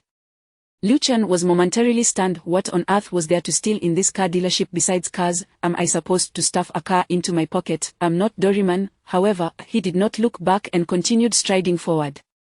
At that moment, on the second floor of the showroom, 2 individuals stood observing Hu Honwu, the general manager of the dealership, and his superior, the owner, Zhuang Kelu. They had just traversed the connecting corridor between the offices and the showrooms. Upon seeing the commotion, Hu Honwu was alarmed as he noticed the 2 security guards lunging towards Lu Chen, brandishing their clubs. He was terrified, realizing they were about to strike someone associated with the owner. Just as he was about to intervene, Zhuang Kelu called out to him. With a broad smile, Zhuang Kelu whispered, Old Hu, let us see what my man can do. Humph, your subordinates are utterly disgraceful. It is about time my man teaches them a lesson, lest they continue to look down on others. At that moment, Lu Chen could hear the rush of wind behind him. He suddenly crouched low, extending his arms to the sides and bending his elbows, executing a powerful backward thrust. Instantly, 2 agonized cries rang out, and the clubs fell from the guards' hands as they doubled over in pain. With a swift and decisive motion, Lu Chen had displayed remarkable strength and finesse. Onlookers gathered, applauding in admiration, with one tall, lanky foreigner exclaiming, "Oh, Bruce Lee!" Lu Chen smiled broadly, bowing to the audience. Hu Honwu on the second floor was rendered speechless. What a remarkable display of skill! Zhuang Kelu beamed with pride. Of course, how else could he be my man? The most astonished was Gu Shida, who could hardly fathom that his two security guards had been so easily defeated. He quickly reached for his walkie-talkie, shouting, "All security personnel, hurry to the main showroom, we have a troublemaker here who knows how to fight, get over here." Although Lu Chen had intended to leave, he was still seething with indignation. After all, he had come to purchase a car and support their business. Being so blatantly disregarded by the sales assistant was one thing, but for a showroom manager to call security on him was entirely unacceptable. Suppressing his frustration, Lu Chen turned and marched directly towards Gu Shida. The manager, sensing the impending confrontation, did not retreat but charged forward, swinging a punch aimed at Lu Chen's face. In the past, this might have posed a threat to Lu Chen, but now, it was hardly a concern. He deftly sidestepped, causing Gu Shida to miss entirely. Seizing the opportunity, Lu Chen grasped Gu Shida's arm, twisting it with ease, turning him around so that his back faced Lu Chen. With a mischievous grin, Lu Chen delivered a swift kick to Gu Shida's backside. Ouch! Gu Shida cried out, propelled forward and colliding with the sales assistant, Lulu, knocking her over in a rather compromising position. Lu Chen approached with a smirk, teasing, "How affectionate, should we all step aside to give you two some privacy? I can see how you two conspire together, this must be a frequent occurrence." At that moment, the swarm of security personnel rushed in, clubs raised and ready to strike. From the second-floor corridor, Hu Honwu whispered nervously, "Miss, the security I hired are all veterans, strong and skilled. I fear with so many of them, your man may not hold up against them." Zhuang Kelu glanced over, concerned as well. While her man was indeed formidable, even he could be overwhelmed by sheer numbers. Just as she was about to nod in agreement, it seemed too late. Lu Chen, with a swift turn of his head, wiped his thumb across his nose, then leapt high into the air, amid the cheers of the crowd, launching himself at the group of security guards like a hungry tiger pouncing on its prey. Strangely, the guards appeared frozen in shock, their movements sluggish, as if ensnared in an invisible mire. Lu Chen descended upon them, executing a flurry of kicks and strikes with remarkable agility, left kick, right kick, followed by a scissor kick, then a knee strike, each move precise and powerful. The onlookers were left in awe, unable to process the spectacle as approximately a dozen security guards fell to the ground like petals shed from a blossoming flower, scattered in disarray. Lu Chen took a deep breath, steadying himself after the exertion. It seemed he had pushed his supernatural abilities a bit too far. However, the brazen behavior of the dealership staff had left him no choice but to teach them a lesson they would not forget. Applause erupted once more around him. The previously disdainful woman, now enthralled, rushed to Lu Chen's side, clasping her hands in a prayer-like gesture, her eyes sparkling with admiration. "Young man, you are absolutely incredible. You can fight, you are the man of my dreams. Would you be my bodyguard? I'll pay you 30,000 a month, then you can stay in my luxury villa, plus I'll take you to the brand showroom. You can choose any car under 500,000. Her sudden generosity was a stark contrast to her earlier contempt for Lu Chen. The young man beside her, now flustered, rushed over and stomped his foot, clinging to the woman's arm. "Sister, you can't do this. Don't be so fickle. What makes him so special? Is he more handsome than me? Can he serve you better? Why give him a car worth 500,000? I'm upset." Lu Chen shivered, nearly overwhelmed by the absurdity of the situation. The woman shot a fierce glare at the young man, retorting, "You useless thing, I need medication just to deal with you. This young man is so strong, he doesn't need anything." With that, she flung her arm, sending the young man stumbling back. Then, she reached for Lu Chen, sweetly coaxing, "Come here, you strong man. I'll take care of you and buy you a car worth 500,000. These low-end cars are beneath you." Lu Chen, startled, attempted to retreat, but before he could, a pair of delicate hands pulled him away. The woman missed her target, nearly tumbling over. At that moment, a voice even sweeter than the previous woman's chimed in, "A car worth 500,000 is fitting for my great hero. How laughable. My hero deserves a car worth at least 5 million. Lu Chen turned, stunned by the familiar voice. He was taken aback, realizing he had encountered this person before. What a coincidence it was to meet again, having seen her just yesterday at the station and now here at the car dealership. Chapter 70. I must call the police. The individual grasping Lu Chen's arm was none other than Miss Zhuang Kuluo, the owner of the Fully Auto City. Beside her, Hu Honwu was anxiously instructing the security personnel to leave, insisting that only Gu Shida and the sales associate should remain. The sales associate, named Lulu, was muttering, "Mr. Hu, that kid is causing trouble, and he has even assaulted so many security guards. We must call the police, we absolutely must." She continued, "Look at Manager Gu, shut your mouth." Gu Shida backed in a hushed tone, nearly raising his hand to slap Lulu. As a lowly sales associate, she had never encountered the owner of the Auto City, but Gu Shida, being the showroom manager, was well aware of Zhuangku Luo's identity. Upon seeing the heiress of the Zhuang family affectionately draping her arm around the young man's, he felt a wave of dread wash over him. This was a dire situation. Even a fool could see that Lulu had disrespected the woman's choice in men. "What are you doing here?" Lu Chen asked, somewhat bewildered. Before Zhuangku Luo could respond, a middle-aged woman interjected with an arrogant tone, "Listen here, little girl, you'd do well to watch your tone. Who do you think you are, flaunting a 500,000 yuan car?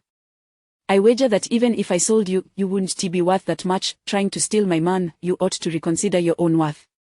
When it came to verbal sparring, Zhuangku Luo was unafraid of anyone. She cast a few scrutinizing glances at her opponent's physique and retorted with a cold smirk, "Oh, you yellow-faced old hag, must you be so amusing? Do you truly believe that slathering on a thick layer of powder makes you beautiful? Moreover, even if you were 20 years younger, my man wouldn't spare you a glance. And to think you are attempting to lure him with such paltry sums. Does your family even have any wealth?" As she spoke, the heiress of the Zhuang family struck alluring poses like a model, arching her back and puffing her chest, even mimicking the iconic Marilyn Monroe pose with her hands clutching her skirt while blowing a kiss. "I'm different. If I want to be youthful, I am. If I desire beauty, I possess it. If a fine figure is what I seek, I have it, and if wealth is what I desire, I possess that too. What can you possibly offer that compares to me? Take your little boy toy and hurry off to bed. Be a good girl, will you?" This speech left the middle-aged woman seething, her face pale with rage. Pointing at Zhuangku Luo, she trembled as she declared, "Fine, you are young and pretty. I want to believe you have money. I'll buy this young man a car worth 500,000, no, I'll buy him one worth 1,000,000. Young man, if you accompany me for a year, I'll pay you 50,000 each month, and you can choose whichever car you fancy. How does that sound?" She turned her gaze toward Lu Chen. Lu Chen was utterly dumbfounded. What was going on? Why was this woman competing with an older lady for his attention? And what had she just said? "My man, when did I become her man?" However, the audacity of the middle-aged woman was truly astonishing, and it left Lu Chen feeling quite vexed. Did he appear to be the type of man who would be kept by a wealthy woman? Certainly not. While it was true that he had been supported by his parents until last year, from this year onward he intended to earn his own wealth honestly through hard work, and he would never rely on a third party. Before Lu Chen could respond, Zhuangku Luo scoffed, "You think you can buy my man with 1,000,000 yuan, my dear aunt? I truly didn't expect you to be such a joker." With that, she tightened her grip around Lu Chen's arm, as if she intended to envelop him completely. The middle-aged woman responded with a cold smirk, "If you have the means, why not show me more money?" As she spoke, she produced a card, boasting, "I have over 3 million in here. Feel free to verify it anytime, young man. As long as you agree to be with me, I'll immediately purchase a luxury car worth 1,000,000 and pay you a year's worth of allowance upfront." Zhuangku Luo laughed derisively, "Why would I need to bring money? That would be so troublesome. Besides, how dare you flaunt your mere 3 million? You should learn from someone like Go Mimi about how to fabricate wealth. However, I assure you, I have no need for such deceit." At that moment, she glanced at Hu Honwu, who promptly retrieved a small remote and pressed a button. Shortly after, the sound of powerful engines echoed from outside the showroom. One by one, exquisite imported luxury cars began to roll in. A Bentley Mulsanne worth 5.28 million. A limited edition Continental GT convertible priced at 5.68 million. A Lamborghini Aventador at 7.38 million. A Rolls-Royce Ghost costing 6.66 million. A Ferrari FF valued at 5.38 million. An Aston Martin Vanquish priced at 6.28 million. Almost every top-tier luxury vehicle in the Auto City made its entrance, with 13 or 14 cars pulling into the showroom. The price tags atop the vehicles clearly displayed their brands and prices, with the most expensive exceeding 10 million. As these magnificent vehicles entered, they rendered the dozens of lower-tier cars within the expansive showroom utterly insignificant. The spectacle left everyone, including Lu Chen, in awe. He had only ever owned 2 of those cars at most. As the luxury cars slowly encircled Zhuangku Luo and Lu Chen, she looked triumphantly at the middle-aged woman and stated with emphasis, "So, auntie, do you still wish to compete with me?" Do not dare to claim that you doubt my ability to purchase these cars. I assure you, if I so desired, I could drive away in any one of them right now.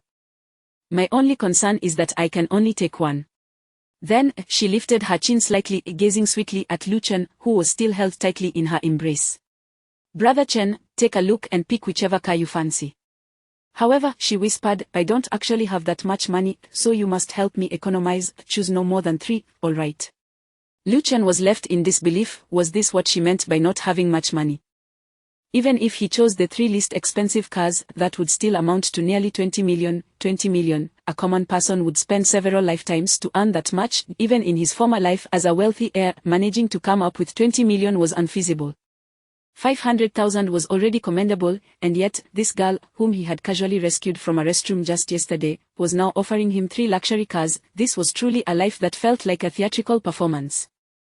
However, regardless of the circumstances, he could not accept such extravagant gifts. A gentleman does not accept unsolicited gifts, let alone 3 cars. He could not even take a single windshield wiper. Clearing his throat, he avoided answering Zhuang Kuluo's question, attempting to free his arm from her grasp. Unfortunately, her hold was unyielding, making it more difficult than pulling a carrot from the earth. The middle-aged woman's face went ashen. Witnessing such a scene made it clear to her that Zhuang Kuluo was not jesting. Where had this affluent young lady emerged from? Without uttering another word, she spun on her heel and hurried toward the exit, fearing that lingering even a moment longer would lead to her embarrassment. Following her, her young companion trailed behind, whining, Sister, you still haven't bought me a car. You haven't bought a car yet, sister, come on, let us buy a car. The pair departed, fading into the bustling crowd. Lu Chen was still struggling to detach his arm, demanding, Who are you exactly? How do you know my name? How can you afford so many cars? Wait, you didn't follow me here, did you? Meanwhile, Hu Honwu stood in shock. The young lady who repeatedly referred to Lu Chen as my man appeared to be unfamiliar with him. Zhuang Kuluo, still clinging to Lu Chen's arm, smiled brightly as she answered, Oh yes, Brother Chen, I followed you from your shop all the way here. I never expected you would come to my auto city to buy a car. Haha, it seems we are quite fated to meet. Shouldn't we be together? As for how I know your name, that is a long story. Let us have lunch together so I can tell you all about it, alright. Her words left Lu Chen utterly astounded. Such a grand auto city belonged to this young girl. It was hard to believe that he had unwittingly saved a super-rich heiress. That sounds fine, he replied, feeling quite troubled. But you really should let go of me fast. Zhuang Kuluo sighed, Don't you enjoy being held by me at all? Lu Chen sighed in response, We are not that familiar yet, and with all these people around, I think, could you be a little more reserved? Alright then, so Brother Chen prefers reserved girls. Very well, I shall be reserved. Zhuang Kuluo finally released him. Once we are better acquainted and there are fewer people around, I'll embrace you again. Is that sufficiently reserved? Was that truly what one would consider reserved? Lu Chen opened his mouth to speak but ultimately decided against it. It was enough that she had let go. However, he soon noticed Zhuang Kuluo's expression darkening. She turned her attention to Gu Shida, scolding him sharply, Manager Gu, could you enlighten me as to what is happening here? Why are your employees being so impolite when my man comes to buy a car? What kind of attitude is this? You dare employ such a sales associate? Are you out of your mind? Her reprimand was anything but gentle, leaving Gu Shida's face pale and his forehead slick with sweat. And you, how bold you are. My man has been wronged. Is it not entirely reasonable for me to file a complaint? You actually shield your subordinates and treat my man this way, even allowing them to strike him. Do you realize that hitting my man is akin to hitting me? With your ferocity, one might mistake our auto city for a den of bandits. Is this how you treat other customers as well? Is there a rule in our auto city that permits disdain for certain patrons? Her words grew increasingly incisive, rendering both Gu Shida and Lulu unable to meet her gaze. Zhuang Kuluo then turned her eyes toward Hu Honwu, who likewise lowered his head, unable to withstand the murderous glare of Zhuang Kuluo. And you, old Hu, how are you managing as the general manager? Are you entirely unaware of your subordinates' outrageous behavior? Are you also covering for them? Hu Honwu smiled apologetically, Miss, I assure you I will implement stricter management, rectify all issues, and treat customers like royalty. Please rest assured, I will ensure this. If I fail to do so, feel free to dismiss me. Zhuang Kuluo continued her tirade, and throughout this exchange, she would frequently interject the phrase, my man, leaving Lu Chen utterly baffled.